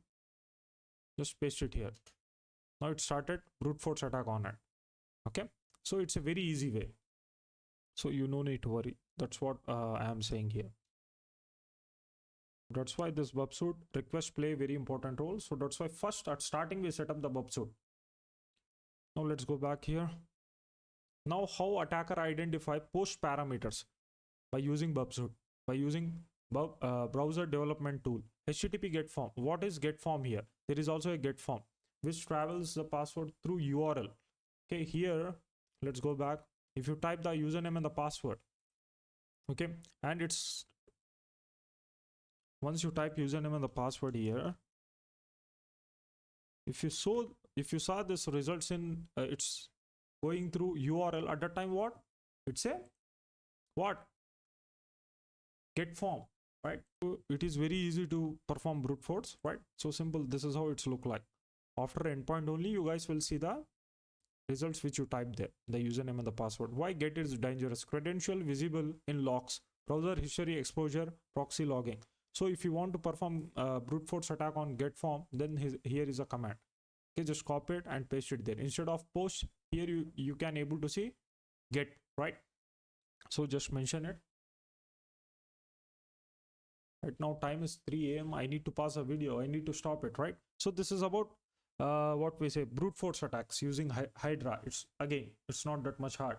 So mostly people ask me about this thing, how we can able to detect this post form. So simple, use websuit. That's it. Easy thing, right? So hope you guys enjoy this class. Thank you. Have a nice day. Hello guys, hope you are fine. In this class we are learning about credential stuffing in detail. In last classes we covered about this credential stuffing, right? Attack workflow. Here we are focusing on attack workflow. Step 1, obtain leaked credentials. What attacker do here? We're gonna obtain leaked credentials from where? From data breaches, combo list, malware logs, right? Then step 2, filter organization emails such as the company domain @tesla.com is there, @microsoft.com, like that. Then step 3, automate login attempts, target out VPN, Office 365, Gmail, webmail, right? Now, why it is very effective, this credential stuffing? See, employees reuse password across personal accounts, corporate accounts. So that's why attacker perform this attack. Password spraying in detail. Now this is a main class. See, attack logic here is instead of many password against one user, attacker do one password against many user. Instead of performing brute force attack on user, he gonna, in a simple words, attacker perform brute force attack on passwords. You are getting it right. Now here what happening? See, in normal brute force attack, what will happen? Admin is there. You got any username or something like that, and you want to identify the password, right? What you do, you use single username there and list of passwords. But here in password spraying attack, what will happen means, instead of using password huge amount of list, it's use only one password, okay, which got from leaked credentials. By doing some research, attacker got one password of any user, and he gonna use the same password for multiple accounts. He gonna look for it. Is any user is there who is using the same password in that organization? This is how it will work. See, many passwords against one user. Instead of many password against one user, attacker do one password against many users. You will get a in Active Directory as well, right? We do this password spraying attack. Here what will happen? We get the user list, and we're gonna use only single password there, and we're gonna look for it, okay, which user is using the password for multiple times, the same password. See why this evades detection. Most logout system monitor multiple failures per account.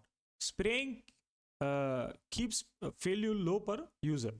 Office 365 password spraying. Why Office 365 is a common target here? See, widely used, internet accessible, contains corporate email and files, right?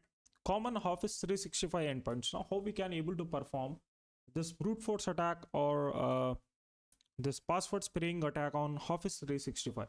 See, simple, there is a lot of scripts which we can able to use it, but endpoints, how we can able to detect the endpoints? So simple, in our last classes we covered this thing. We got admin some website which we found the subdomain there. Simple, what happened? Once we copied that subdomain and pasted it on browser, it will redirect it to Microsoft login. So simple, you need to copy that URL there. Okay. All right. Common attack flow. Step 1, collect employee emails, source from LinkedIn, data breaches, company PDFs. Step 2, test common passwords such as like this. There is a list of passwords which you need to use. The default passwords. You can also use top 1000 passwords like that. Step 3, identify valid accounts. It's not that much easy process, but still, this is a flow. Basically, it's a flow. Now using Bubsuit for logging analysis, right? So why Bubsuit is important here? Bub helps attacker intercept requests, identify parameters, analyze authentication flow, build brute force attacks. Okay. Now basically how we can able to do it? Capture login request, enable Bub proxy, login manually, intercept request. So this is how we can able to use it. See, using basically this one is important for us. Intruder. Purpose automate credentials testing. You can also basically by using intruder only we can able to perform fuzzing here, right? Send request to intruder, mark password field as a password, load word list, start attack. Now why intruder is powerful? See, it's detect response differences. Now this is a main advantage of this one. Identify successful logins, bypass weak protections. Okay, analyze authentication behavior. Now let's go back and let's start this class here. Just let me click again.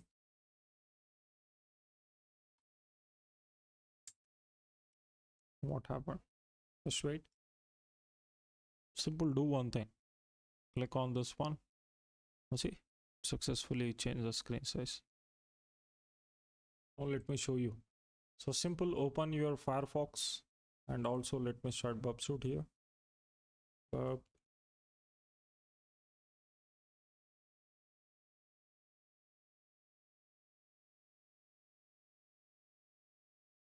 And change, click on Proxyfox extension and select Bubsuit. Now let's select DBWA here. Right, here is a what we say username and the password, right?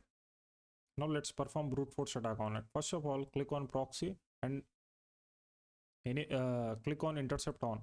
Once intercept is on, just type username as a user, right? And password as password. Okay, let me access this one. Now we successfully captured this request. So now right click here, and you can also click right click, and you can also use do intercept here if you want to what we say. Okay, just ignore it. Okay, this is not a web part. Click on send to intruder. Once you send to intruder, here you can able to see the request is successfully send it to intruder, or else you can also select here in request and click on send to intruder. It's gonna send it there. Now basically how we can able to perform brute force attack on it. So select the parameters, okay, the values where you type the username and this stuffs. Here I just type the user as a user, click on add here, right? The in input you need to select that one, the input values, right, which you type. I just add the password as password. Let me click add again, right? So basically I am showing you how we can able to perform brute force attack. So now if you are using double positions here, at a time you need to select this pitchfork, is there, right? Allocate a payload set to each position intruder something, just select it. Now what you need to do, see here there is a payload position, one is there. See, click on mouse, see this mouse pointer, see first position is user and second position is password. Now let me add the user list here. I know the password of this page is password. Just assume that you got the password and you want to see that how many users are using that password, right? So simple. What I'm gonna do, just let me create one list. In real world it will be a huge list, but for testing let's create something like this. I think in last here we created this one, right? So let me use this one, the same list. So let me copy it, this all, and let me paste it here. In where? In user. Select it because I want to perform password brute force on user, right? So simple, just paste it here. Once you paste it, you guys can able to see it. You can also remove duplicates as well, and you can also add the list, load and add your word list here. Then what you need to do, that's it. So simple, click on start attack, ignore. Okay, see here we also set up the payload position. Let me do one thing, let me clear this one, because I am performing password spray attack here. So password will be same in this scenario. In password spraying attack, what will happen? The password will be same, but we are testing on users. How many users are using the same password here? So that's why we added this many users here. And let's start testing here. Just okay. So for double users, you can go with pitchfork, or let's go with sniper here. Click on start attack.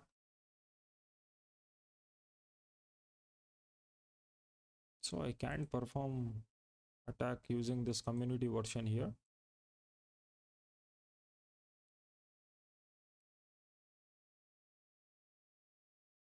You need a pro version here. Basically I have the pro version, but still, right?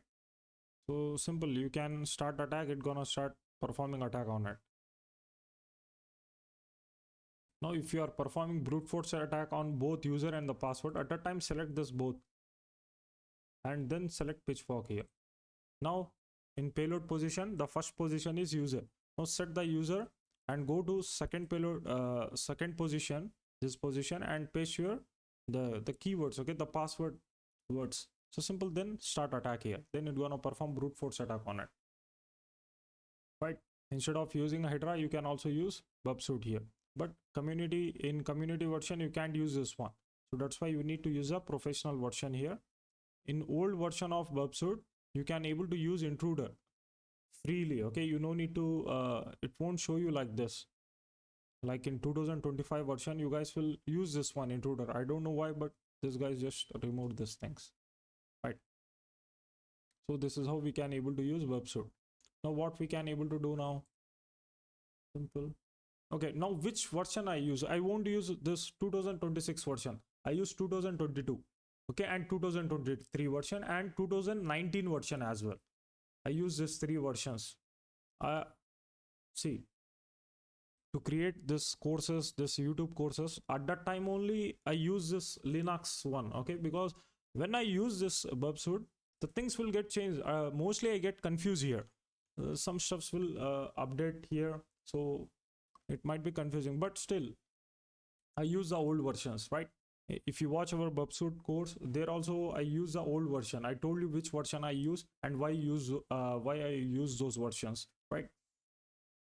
Now let's learn how we can able to perform brute force attack on Office 365 logins. So simple, what you need to do, let me disable this. So Trevor Spray, one of the excellent tool to perform brute force attacks on to test on Office 365, Active Directory, Outlook Web, Okta, SSO, Cisco VPN, right? So what we need to do, simple. First of all, we need to install it. Just copy it. Just paste it here. Then, okay, I need to create environment here.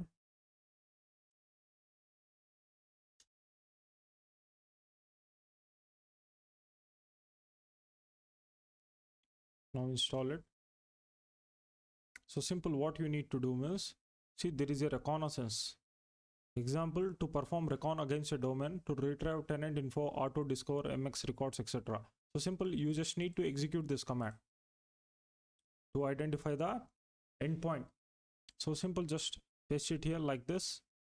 What happened? It's not detecting it. Let me open new tab here.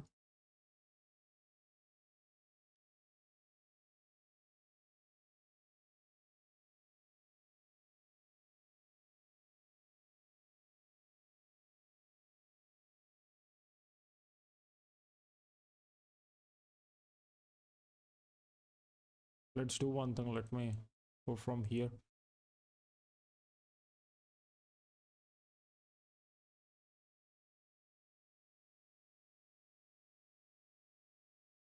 So simple, you can also execute this one, pip install Trevor Spray.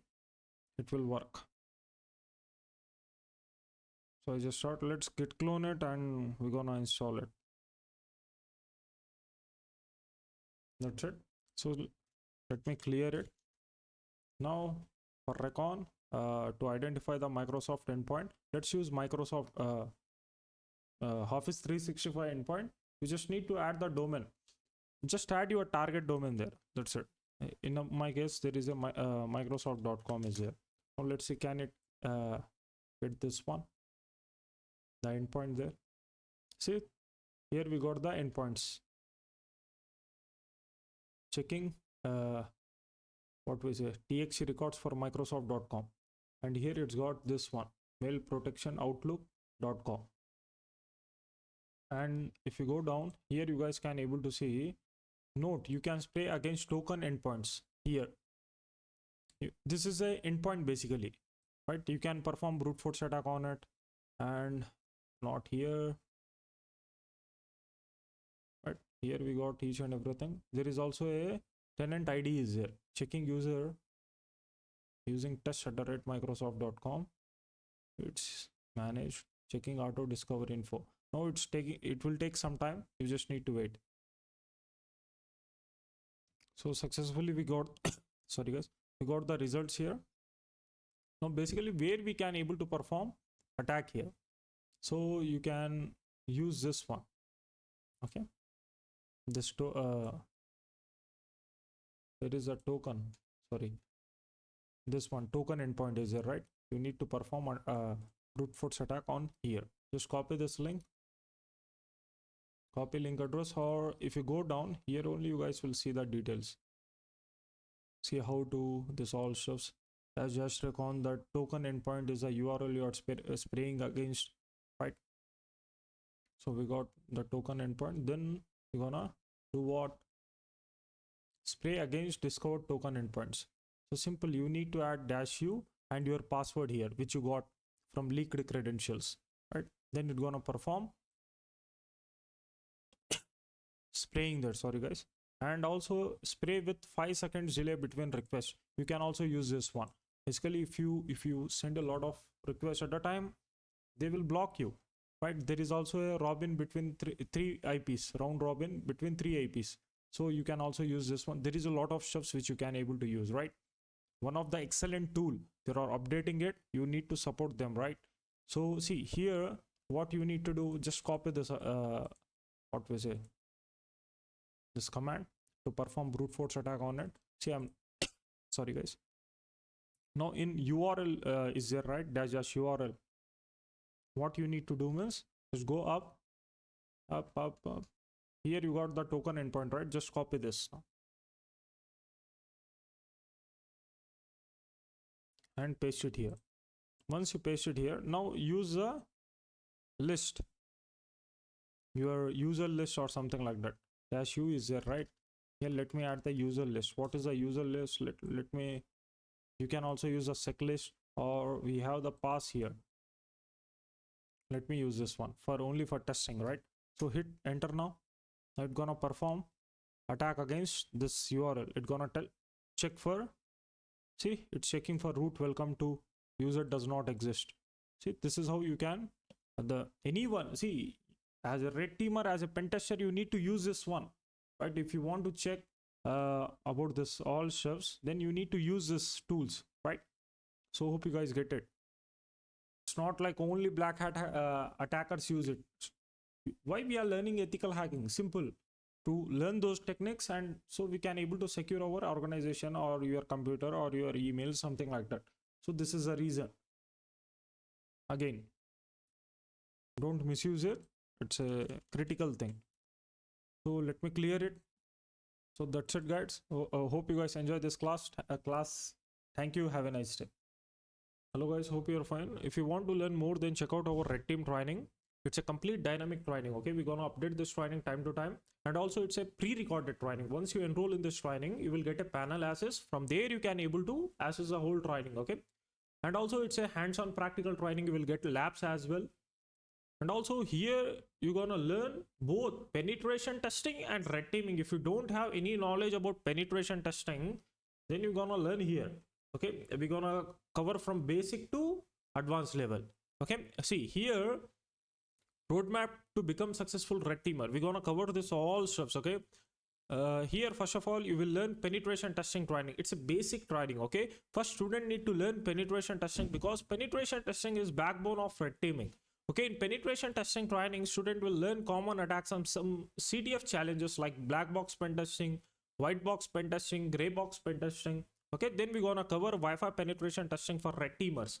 See, in this training, student will learn how to perform Wi-Fi penetration testing using different hardwares such as Raspberry Pi, Wi-Fi Pineapple, Android device, and Node MCU. Okay, Wi-Fi penetration testing is one section in MITRE attack. Okay, which comes under initial access. Wi-Fi penetration testing is very important in terms of initial access. Let me tell you, this is a kind of section. Okay, one topic in initial access. And also here we covered how we can able to use Wi-Fi Pineapple for Wi-Fi hacking. Okay, because Wi-Fi Pineapple play a very important role. So that's why we covered this all stuffs which are necessary for red teamer and pen tester. And then we're gonna go with red team training, introduction to tools and MITRE attack. Here you're gonna learn each and everything about those tools which are necessary for red teaming. Okay, then we will move to Active Directory pen testing for red teaming, for red teamers. Okay, here you will learn only those topics which are necessary for red teamer, not everything about Active Directory. Okay, hope you are getting it. Okay, see, in this training, student will learn how to perform Windows Active Directory pen testing for intruder to get to what they ultimately want. Your data, they need a plan in, they need credentials. The Active Directory stores all the credentials. Okay, we will learn practically how intruders compromise AD, Active Directory. Okay, then we will move to penetration testing using Metasploit. It's a complete section. Okay, where you will learn how you can able to perform penetration testing using Metasploit, only Metasploit. Okay, we are not using any other tool here. Simple, we're gonna use only Metasploit to perform pen testing. Okay, then we will move to external and internal red team operation training. Okay, in this training, student will learn how to perform internal and external red team operations Okay, student will get a complete idea of red team operation, like how to perform in real world. Right, then we're gonna go to complete hands-on real world red teaming and pen testing. Now this is a different section. In this training, student will learn how to perform red teaming and penetration testing on real world. It's a complete hands-on practical section with a lot of challenges.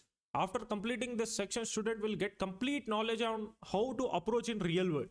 Okay, from which things you need to look. Okay, how we can able to perform this steps. Okay, in real world.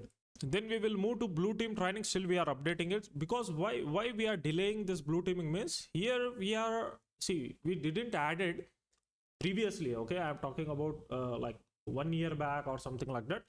At that time we didn't uploaded a complete penetration testing.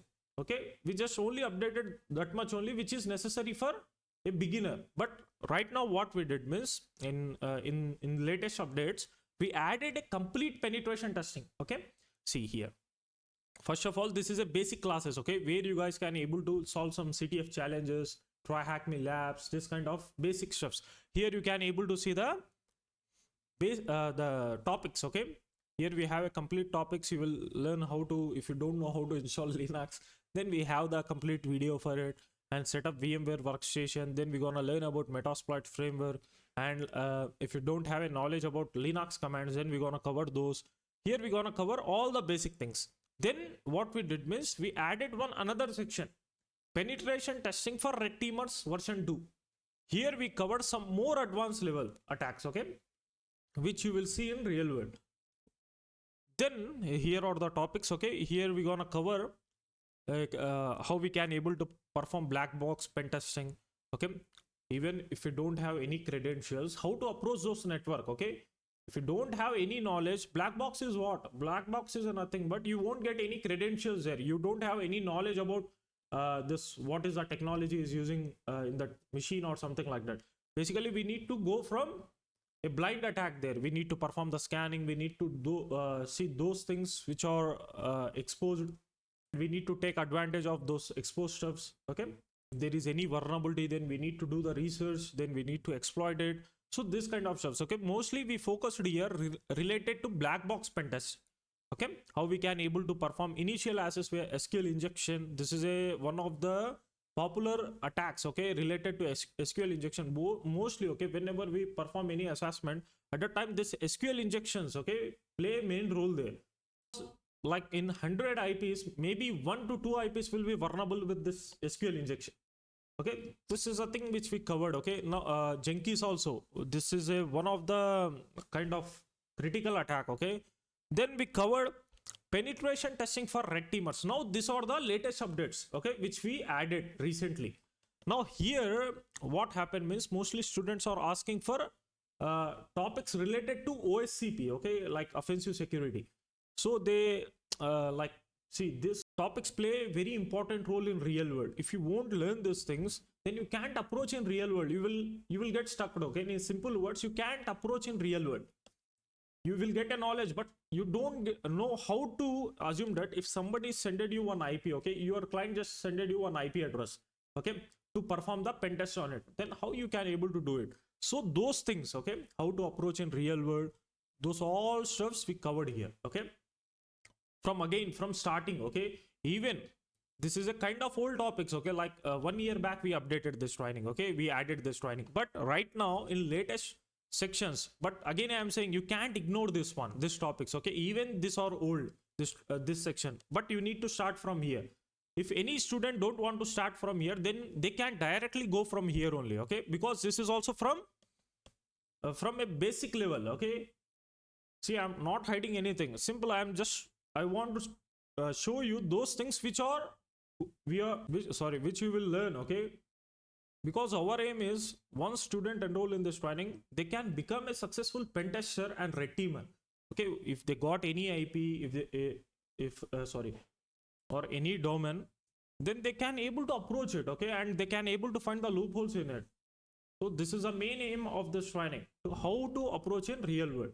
Okay, now see, in penetration testing for red teamer version 3, you will learn about this all stuffs. Okay, here we have the the topics, okay, you can able to you can read it, right? Then what happened is, then we covered a complete section about only Linux privilege escalation.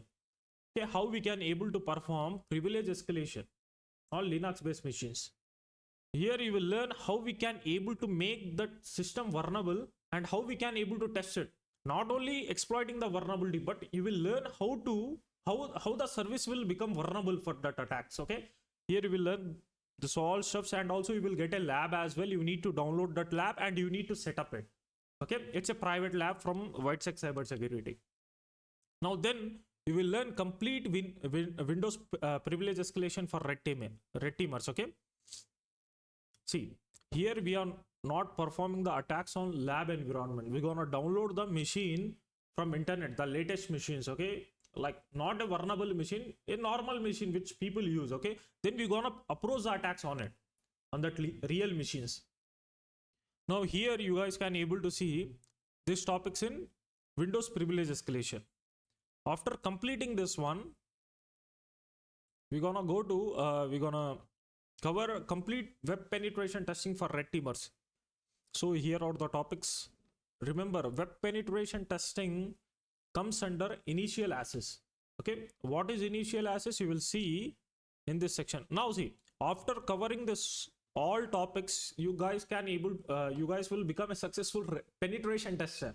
Okay, so this is the main aim of this updates, to make you a successful pen tester and red teamer as well, right? After completing this penetration testing, we're gonna go to this one, red team.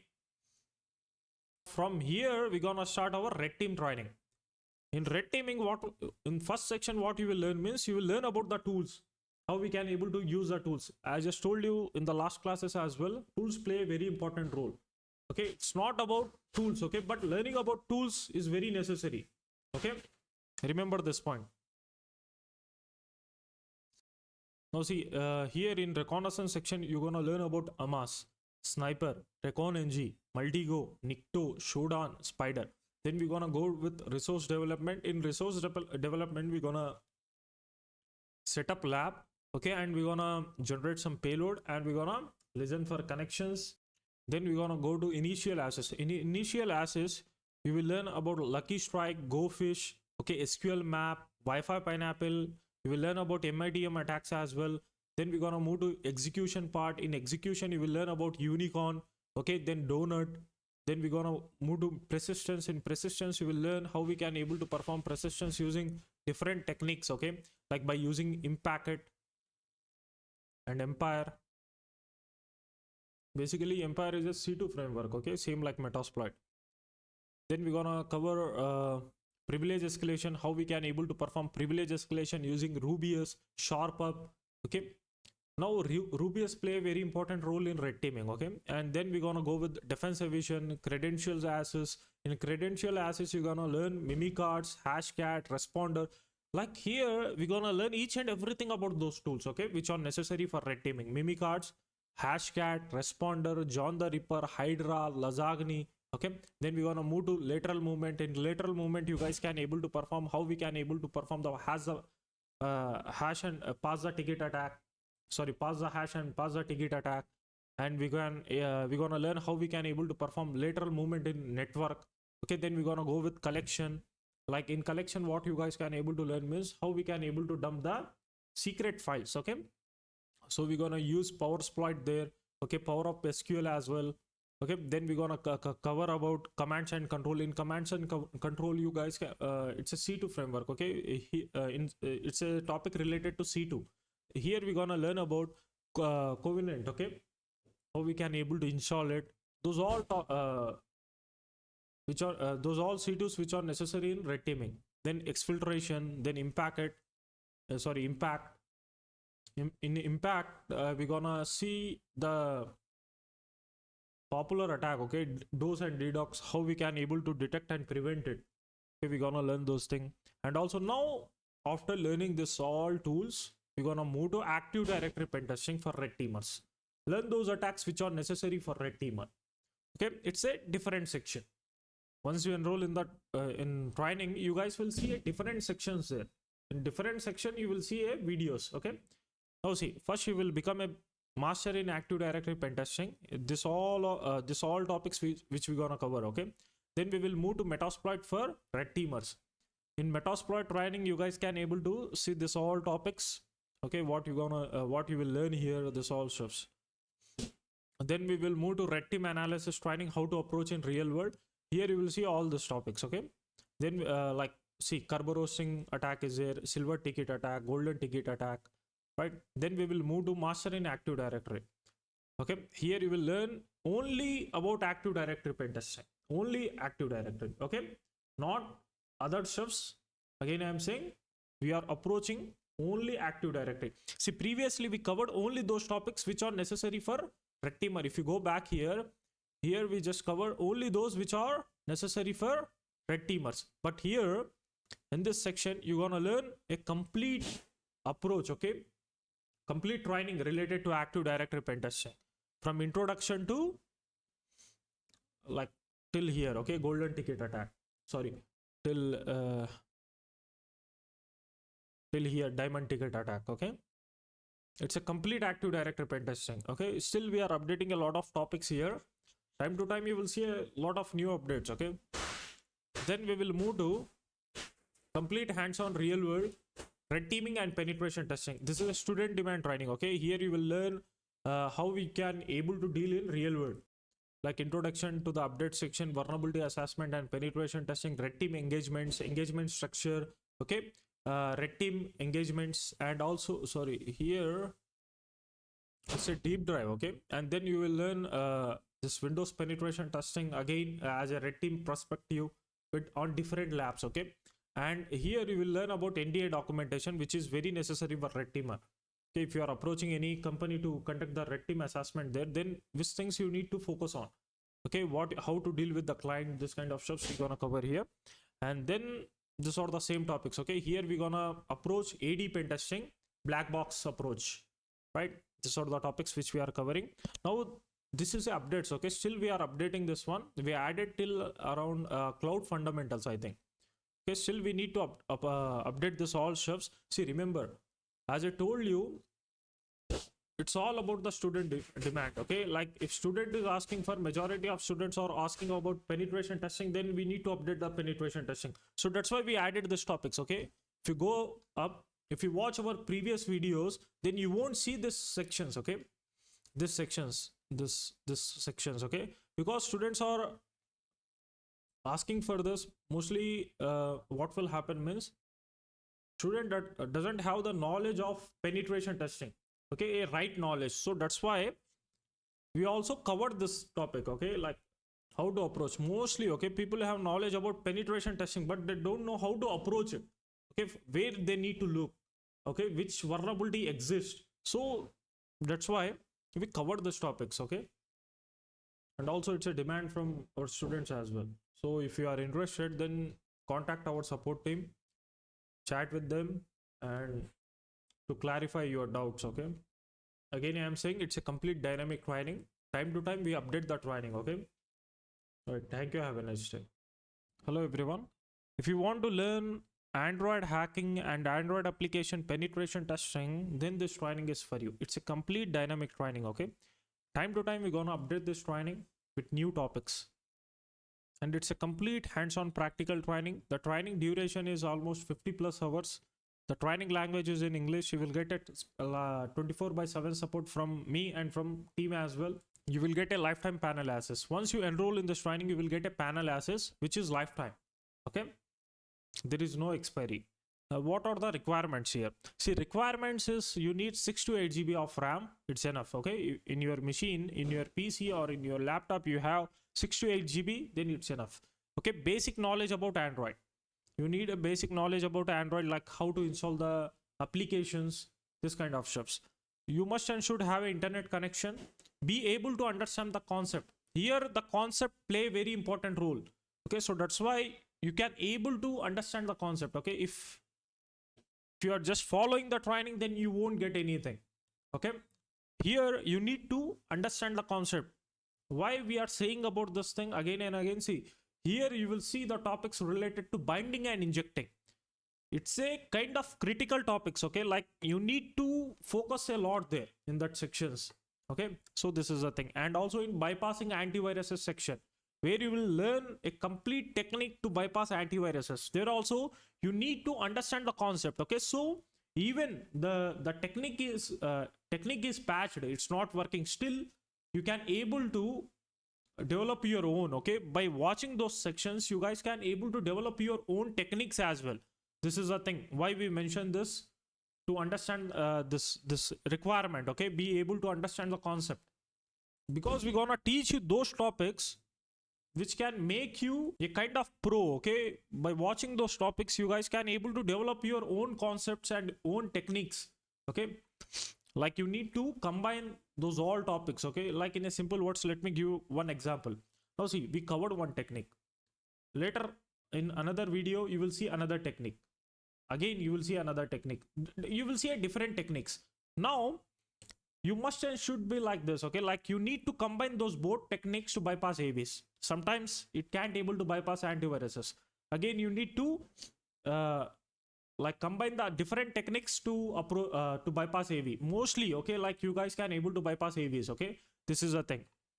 You guys will see a lot of proofs as well on our channel related to bypassing this AV. See, it's a kind of challenging techniques. Okay, because Android is updating time to time, so that's why you need to understand the concept. This is a main thing in requirement.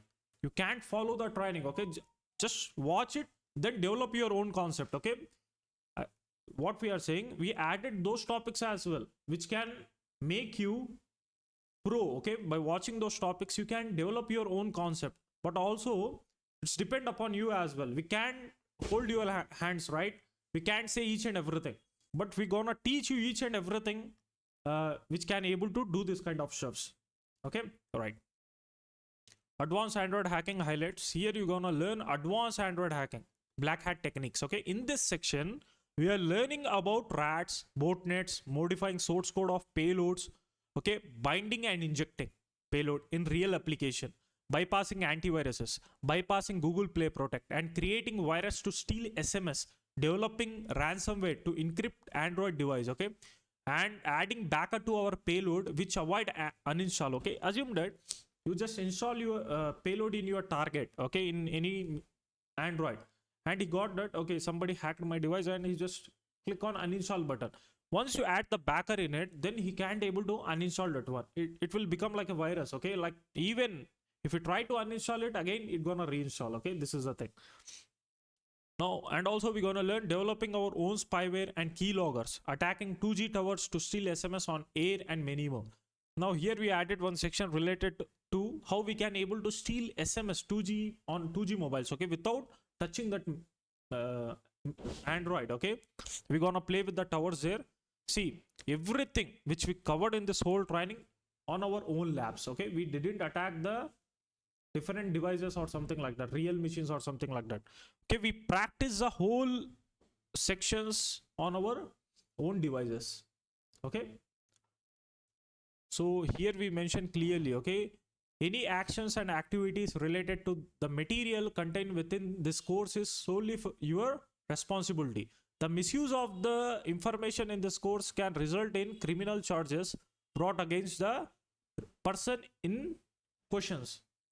The author and course tutorials will not be held responsible in the event any criminal charges be brought against any individual misusing the information in this course to break the law.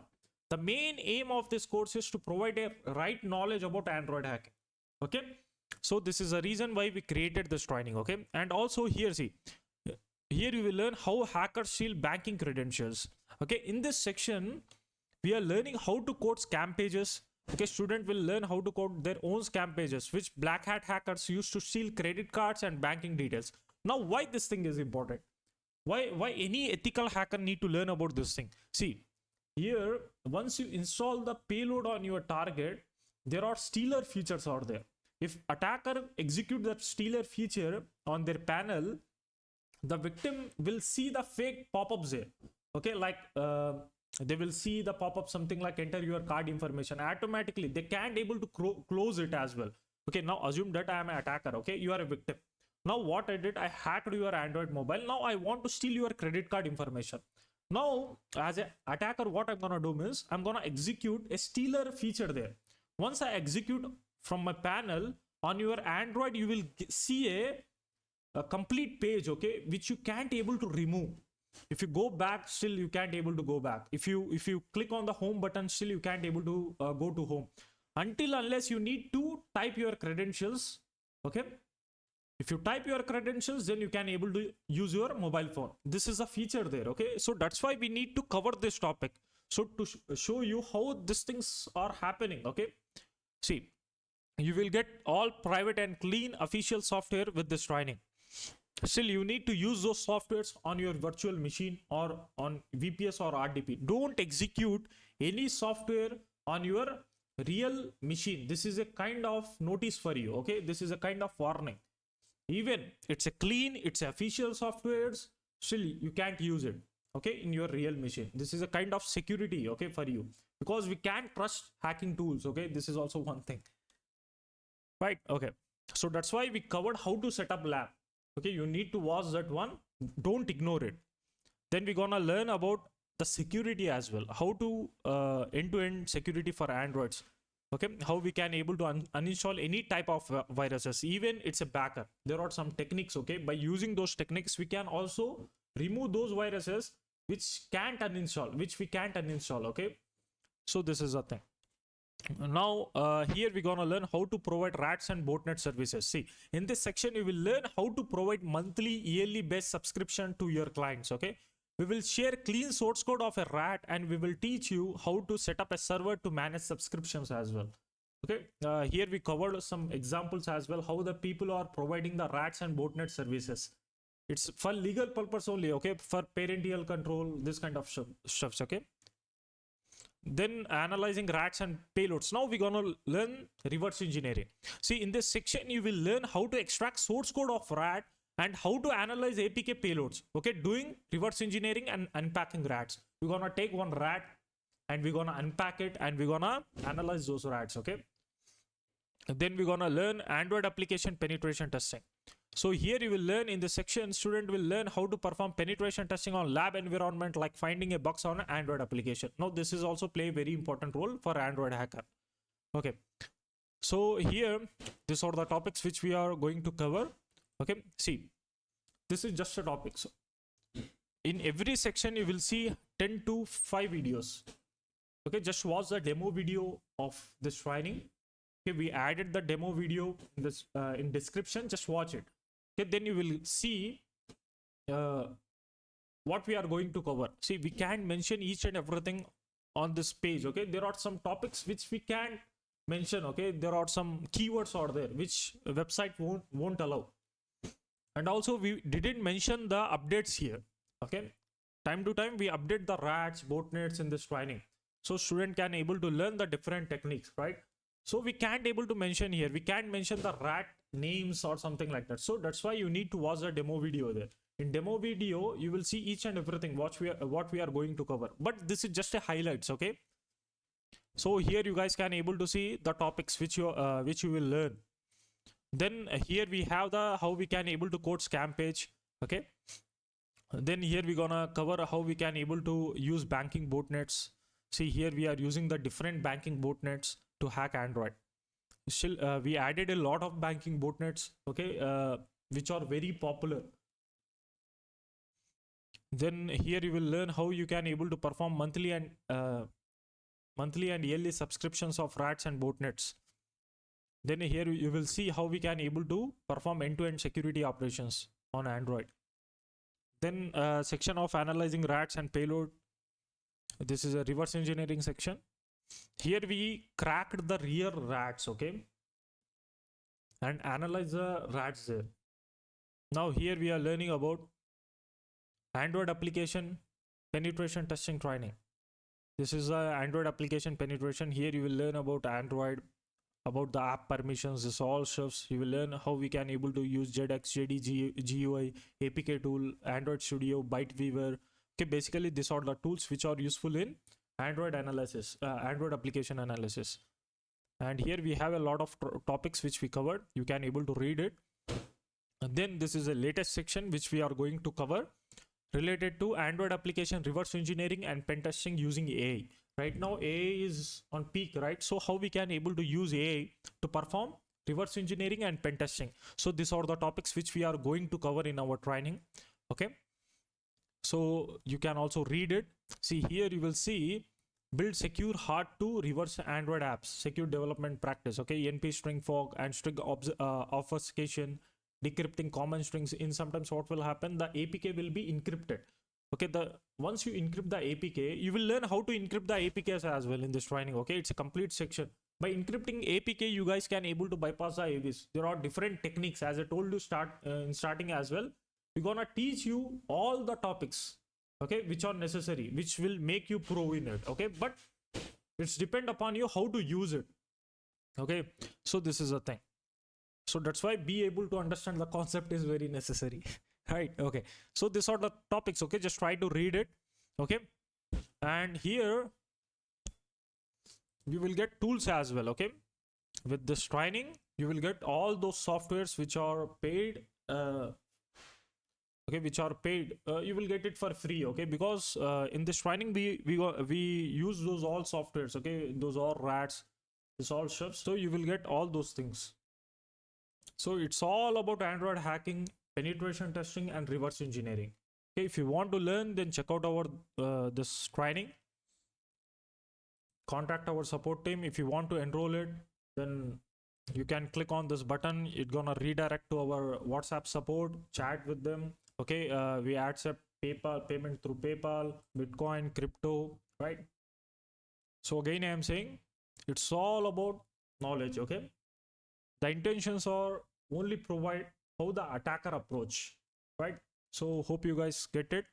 Remember, our trainings are dynamic. Okay, we update our training time to time. It's not like only those, okay, which we provided here. Okay, like we update it, we update new topics time to time. So hope you guys enjoy this classes. Thank you, have a nice day.